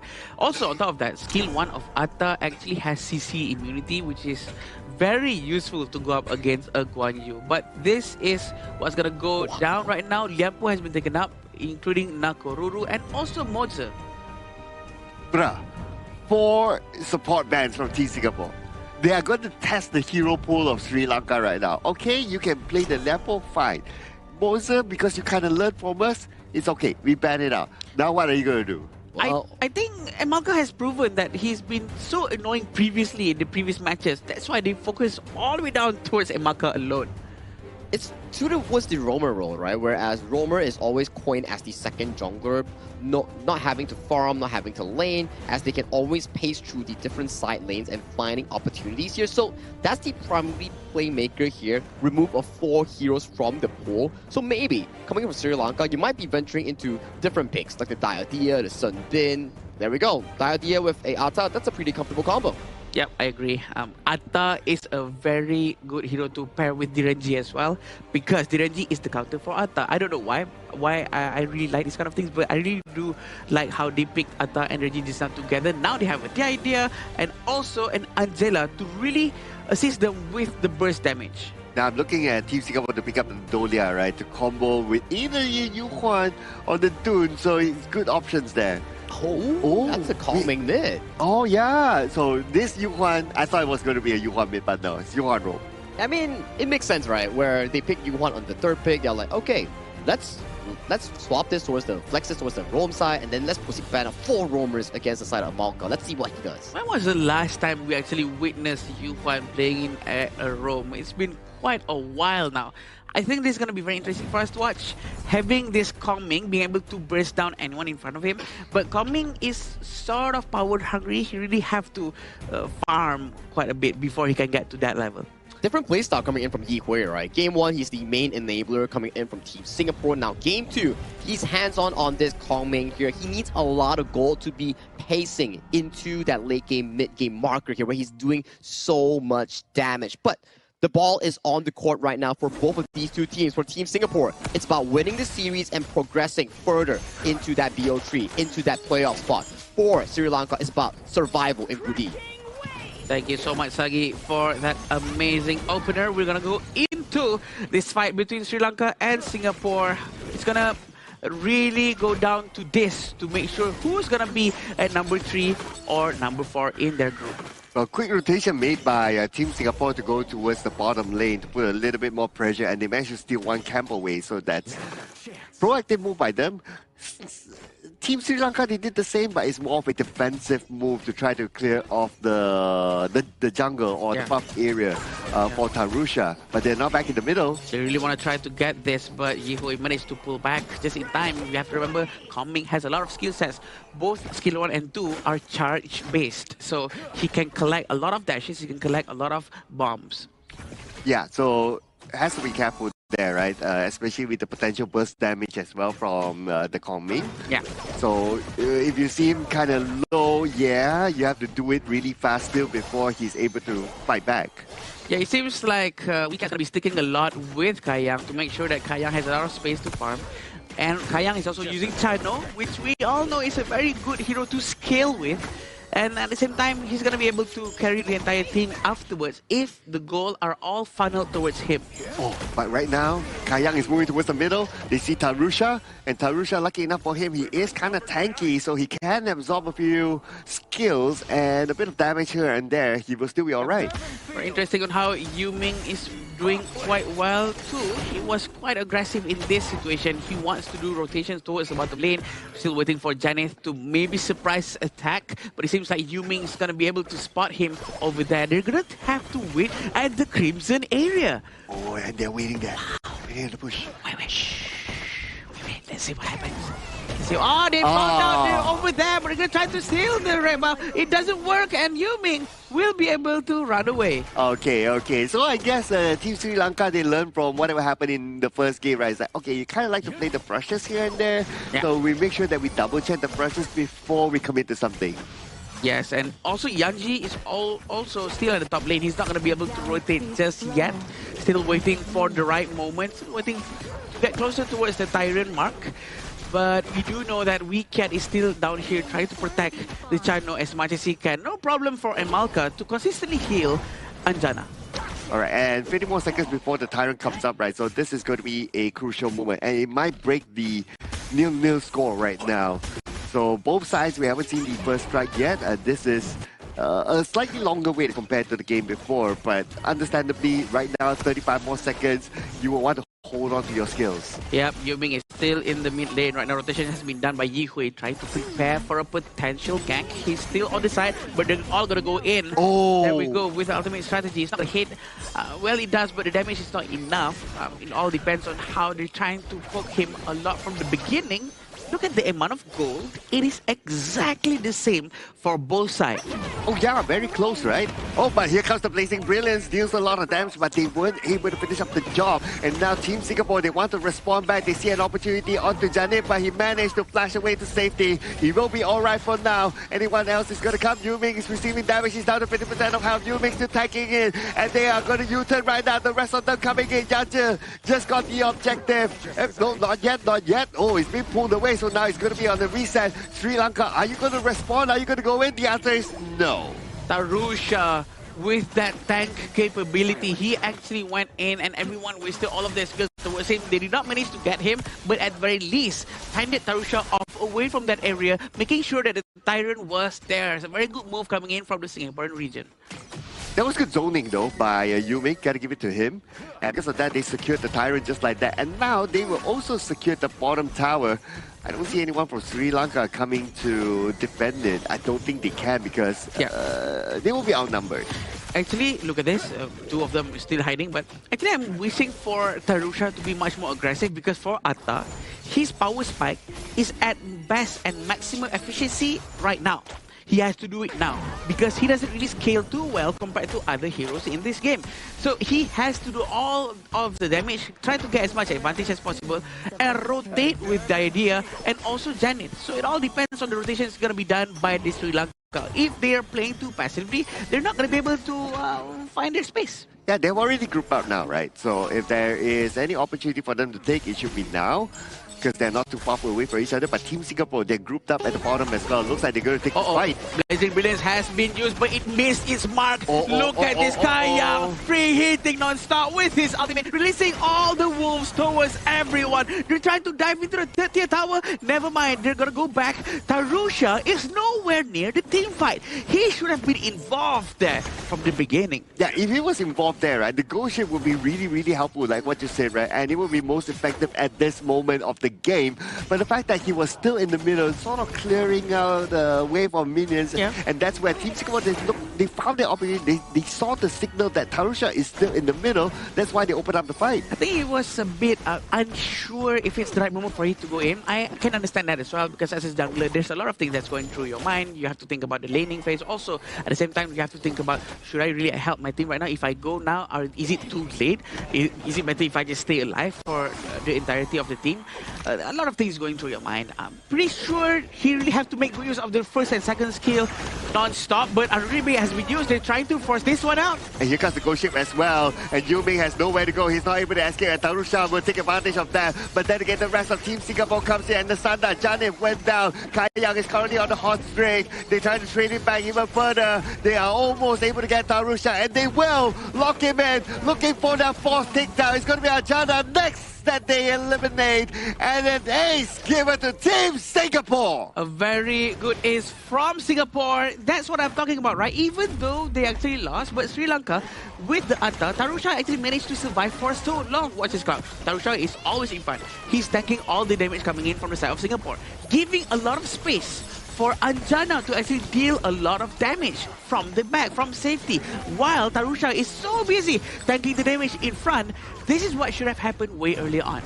Yeah, and when they were so busy in front, right, then the Guan Yu came from behind. Yanzi comes in, pushes, and that's how the Guan Yu is supposed to play. You find opportunities from behind, you push opponents forward with the Razor Cavalry and the heroic charge, and the rest is history. A great unruly break goes in. Janit's got to go down. The ultimate from Yihui sticks to him. But this is a very bad fight for Yuming. He's going to go down as well. But Yanji is going to try to turn the fight around. Him with his Guan Yu is just relentless. Here we go. That's the one that we've been waiting for. Rika's trying to go in. Unending Sorrow heals everyone inside his circle. He's trying to destroy the last tower. 2 aces back to back for Team Singapore, and they are able to end the game right now. Janif is back. Can he pull off a big one here? Blazing Brilliance, but the moment he shows up, he goes back down again.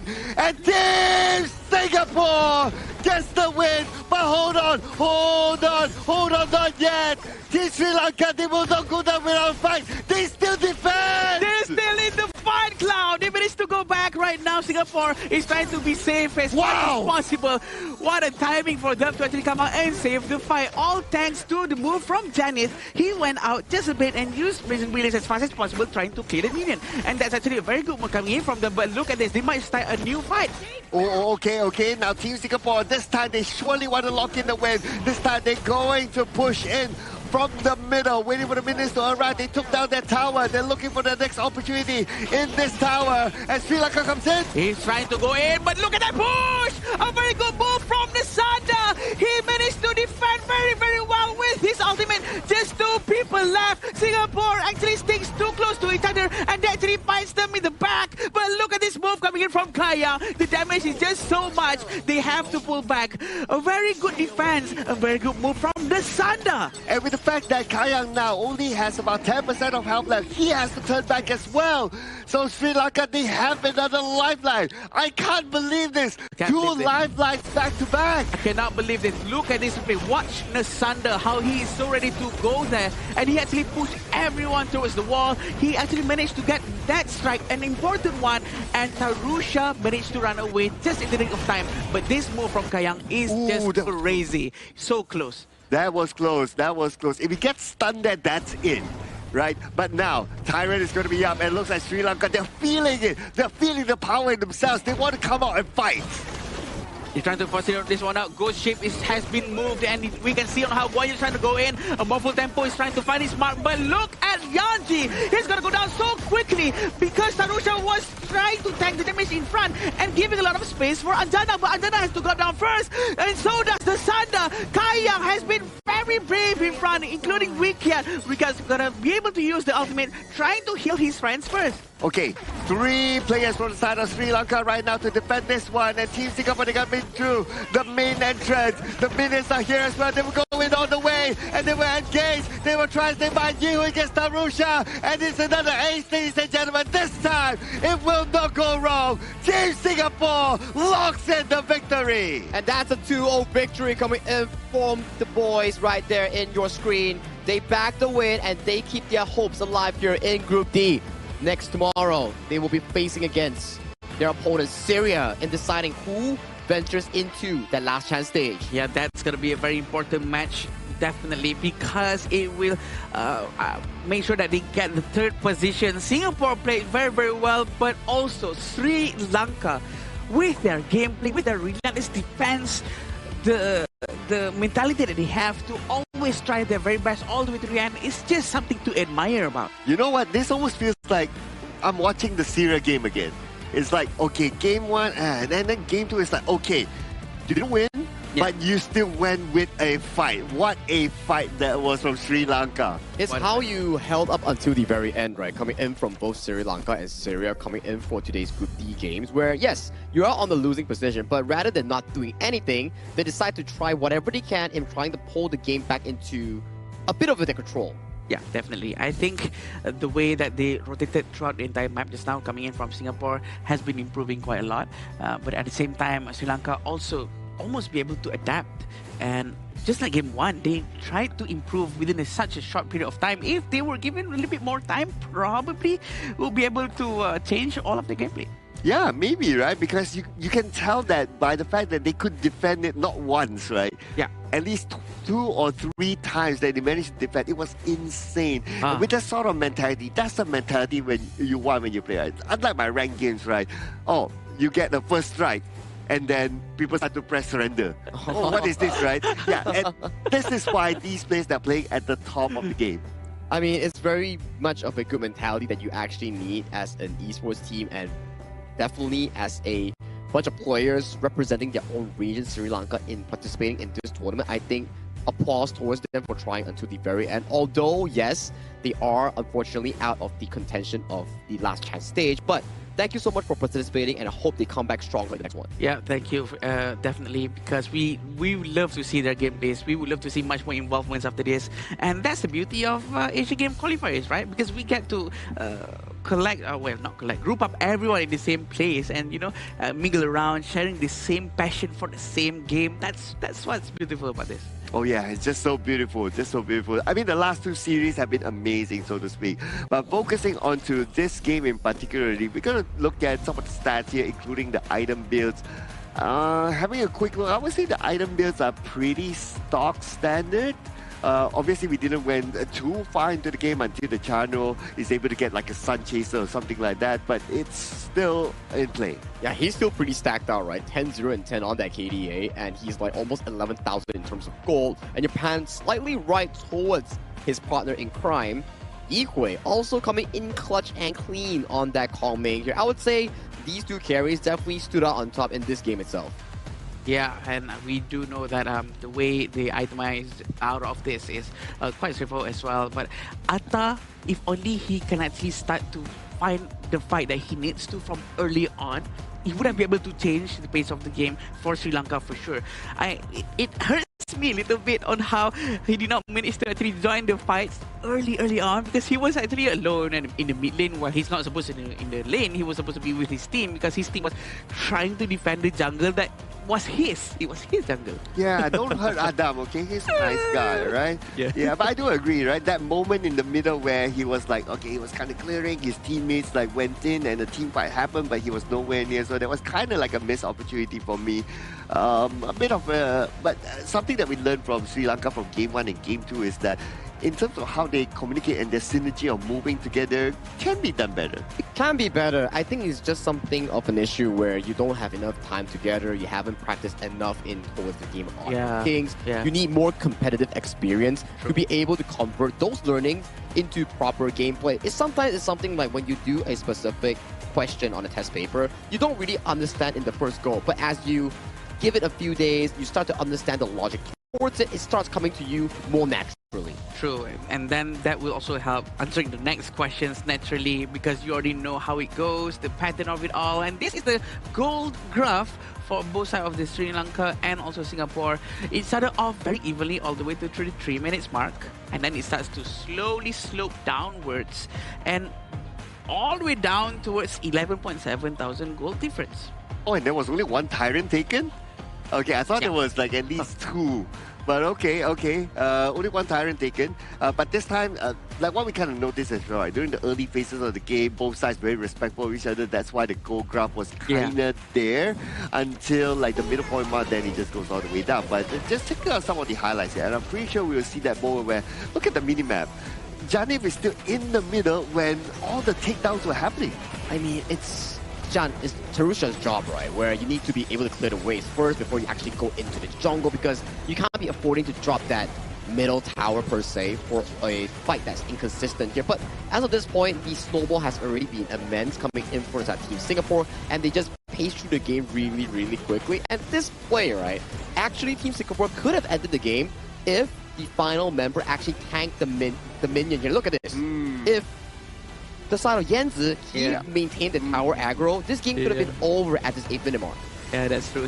If only someone just realized that one. But Blazing Brilliance here and also the Dharma from the Sanda actually managed to give them, like what Cloud said, the second lifeline. I think they know what they're doing. They know how to actually go in together. It's just that the timing that they're doing it is probably a little bit too late. Yeah, I'm counting. That was the second lifeline. I believe there was a third lifeline. This is the third lifeline here. Yeah. When they got Yanzi and then they got the good Blazing Brilliance to shoo away Yuming. and at least they could fight back. Oh, imagine Nasanda had more items there. He could have one-tapped the side of Yang's channel because that was a pretty decent setup into the wall coming in from the Sri Lankan Flash laner here. But let's award the MVP once again towards Kai Yang. Back-to-back MVP performance here. Wow. I think he suffered 0 deaths back-to-back games. Yep. Clean slate so far coming in from the Singapore farm laner himself. Yet another dominating performance. Beautiful. 10-0-10 with 35.3%. I think he's one of the most dominant gameplay coming out from farm lane. It's very hard and rare to see a very aggressive farm laner playstyle like him, because we all saw on how he just keeps on jumping forward trying to get a space to do damage, and he just proves why he deserves to be here. Yeah, he's pinching himself still. Double MVP, is this real? With is this with a the dream? chick love thing, is it a dream? Is it a dream? He's pinching himself, is it a dream? Think of it like this, right? First MVP is one half. Second MVP is the other half. That makes one. There we go. Okay. Very smart, Sagi. So it's gonna look something like this then. Something like There we maybe. go. Oh, Thank you, Adam, for the visual sample there. They should actually edit his picture now to make it both on both sides. But it was such a good gameplay just now coming from both regions. We love to see this. We love to see it. Oh, I love it. I love, even though Sri Lanka didn't win, but I really loved seeing the fight that they had. It was really, really entertaining. I thought that, okay, the game was done during the first push, but no, okay, we still play. Let's go, boys. Yeah, just a bit of an extension there on that lifeline there, but it's Sri Lanka's spirit and courage that actually reminds us on why mobile games like Honor of Kings is fun, because you don't know what will exactly happen in the next play. You just gotta commit for that cause. Yeah, we definitely don't know that. But what we do know is to spectate to claim the commemorative badge on 21st of June. It can be used in the Grand Venture. More great rewards awaits you. So do not forget to check it out, because we do have this spectate to claim this. You know, you guys can spectate inside the game. So that's going to be very helpful for you guys to win all of these rewards. Yeah, anything that has a cat on it, I'm all in. It's pretty cute, right? Like, it's a little cat token that you can actually use for fantastic rewards. Like, coming in for the Dig It event, right? If you dig enough stuff, you can actually trade it for skins or actual goodies in-game or in real life. But interview is online right now, coming in with the side of Mara and potentially Kai Yang, because, you know, back-to-back MVP, we want to know what he has to say as a representative of Team Singapore. So let's hop on to the interview with Team Singapore.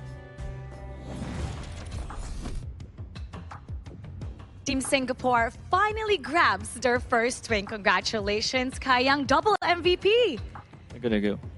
Team Singapore was very clean today. You guys were engaging, had a follow-up all throughout both matches. What seems to be something that clicked for today that you've been searching for all week? I think the losses against Hong Kong and Korea made us realize we need to be better and we need to improve very fast as a team. And I think it just showed today against Sri Lanka that we dominated them. That's how, You did dominate the opponent, and after this matchup, you're going to have a meeting with your teammates. What will you tell them to ensure that tomorrow you will get the same results? I think just play like today. We had a lot of fun when we were on stage. Just don't be nervous and play together as a team. And we showed it today. And hopefully tomorrow we'll play like this against Iran as well. Singapore for sure is happy that you achieved that first win. What would you like to tell everybody that's watching from Singapore? Thank you guys for supporting us, I guess. And we will do our best. And hopefully we can qualify to Japan. We're going to wait to see you do a double MVP once again. Congratulations, Kai Yang. And now we'll head back to the casters. Lead the gorge. Very chill guy. That's why all the ladies dig him, you know? He has a really big fan base coming in from Indonesia and Philippines. Yeah, definitely. Everyone really likes him a lot. Because I do know that sometimes we stream together and we talk, and all the girls are just all over him. I mean, He's a handsome dude. He's a handsome dude. Yeah, even I got like, whoa, okay. I got mesmerized by his speech. Come now. I mean, okay, yeah. I mean, aside from his looks and everything, he definitely showcased a wonderful performance on the double MVP, coming in on the Aaron in Game 1 and the Channel coming in Game 2. That's why you don't really allow Raven and the team to play as one. As we go into the series against Syria tomorrow as Team Singapore, they definitely need to be fully prepared because whoever wins that series goes into last chance stage. Yeah, last chance stage is where you want to be at if you cannot get the first and second position. So you know what? Well, they have to take it and they have to try their very best to try to at least be able to have another chance to go into the main stage with this last path. But let's check out the updated standings here at the end of our Day 7 group stage here. Tomorrow will be the final day of group stage. So with Group A, 3 teams have confirmed their slots going into the next round, right? For Indonesia and Philippines is going into the main event of Asian Games. For Uzbekistan, they will be heading to the gauntlet of the last chance stage. Unfortunately for Pakistan and Mongolia, they will be bidding goodbye. Same thing can be said for Group B. Myanmar, perfect run. 4-0, securing the slot to the main event. And then, this is where it gets interesting. Oh boy. UAE is the only team that is out of Group B. Yeah. Now, if Jordan wins against Nepal tomorrow, they'll be forcing a 3-way tie between 2nd, 3rd, and 4th to decide the last 2 slots in Group B. Moving on towards Group C. Unfortunately, India and Saudi Arabia has lost their chance in qualifying to the main event, nor the last chance stage. And it's finalized right here that Laos and Kazakhstan will be going into the main event regardless if Laos wins or loses against Saudi Arabia. And Vietnam going to the last chance stage, a formidable opponent, I would say, in that respective group. And finally, in Group D, same could be said, same situation as Group A. Hong Kong, China, Republic of Korea, locked. Sri Lanka, sadly to say, after losing that series against Singapore, they are out of contention here. So the last series between Singapore and Syria will decide who marches forward to face Vietnam in that last chance stage. Oh, and Singapore will be going up against Syria that has shown today that they had a lot of fight in them as well. So it won't be a walkover for sure. It will be a very interesting opponent for Team Singapore to face. Yeah, for sure. And all of these are just showing that there's a lot of fights between all of the groups, and these are the qualified teams so far. We have Indonesia, Philippines, Myanmar, Laos, Kazakhstan, Hong Kong, China, and Republic of Korea. Still 2 slots left to find out who's gonna be able to qualify here. Yeah. And one of them from Group B, and the other one from the last chance qualifiers. Yeah, that's correct, Sir Cloud. So this is about all the teams coming in for the main event, right? You have 2 more slots like Sir Cloud mentioned here. So it comes down to tomorrow's schedule and what exactly goes down, because tomorrow is going to be the most important games that these teams will be playing out. And here we go for tomorrow. Nepal and Jordan will be go up against each other. It's going to be determining whether or not they're going to go into the next one or not. And if Nepal wins, they secure their slot, and then we'll have to see between the other 2 teams who makes it to the last chance qualifiers here. And then KSA versus Laos, their group is soft lock. It depends on how the game goes down. Group D, 4 p.m. Singapore against Syria.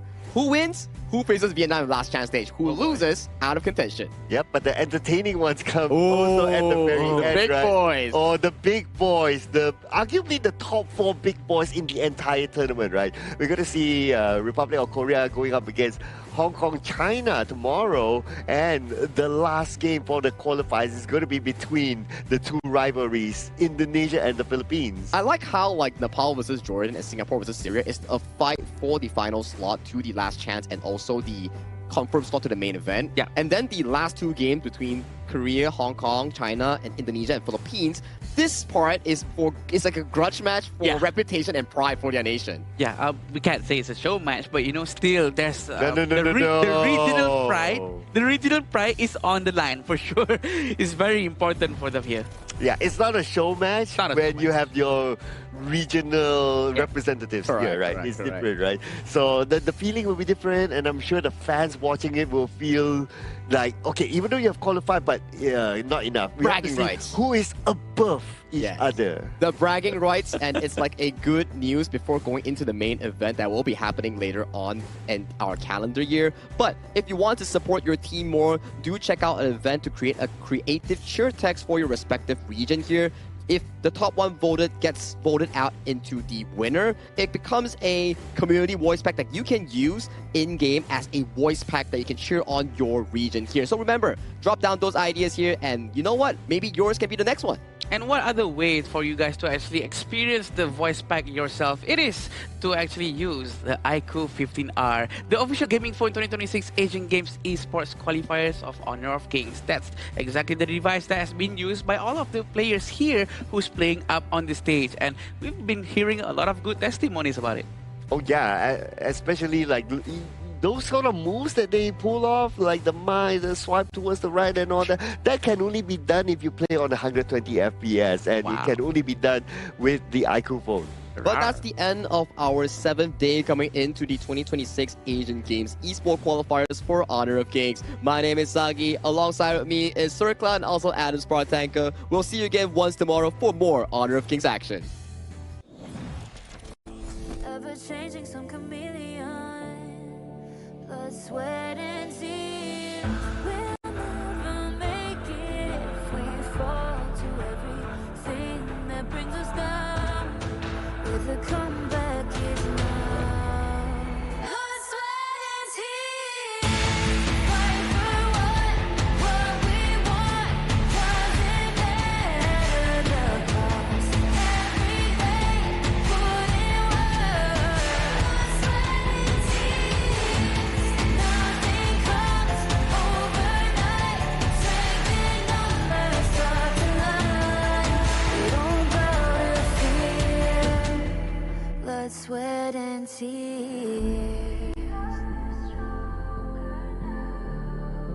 Blood, sweat, and tears.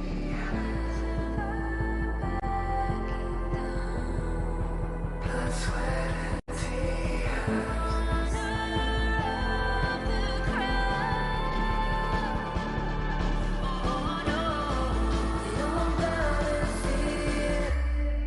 and tears. Blood, sweat, and tears. Fight for what we want. Doesn't matter the cost. Every day put in work. Nothing comes overnight. Strength in numbers start to line. We don't bow to fear. Blood, sweat, and tears.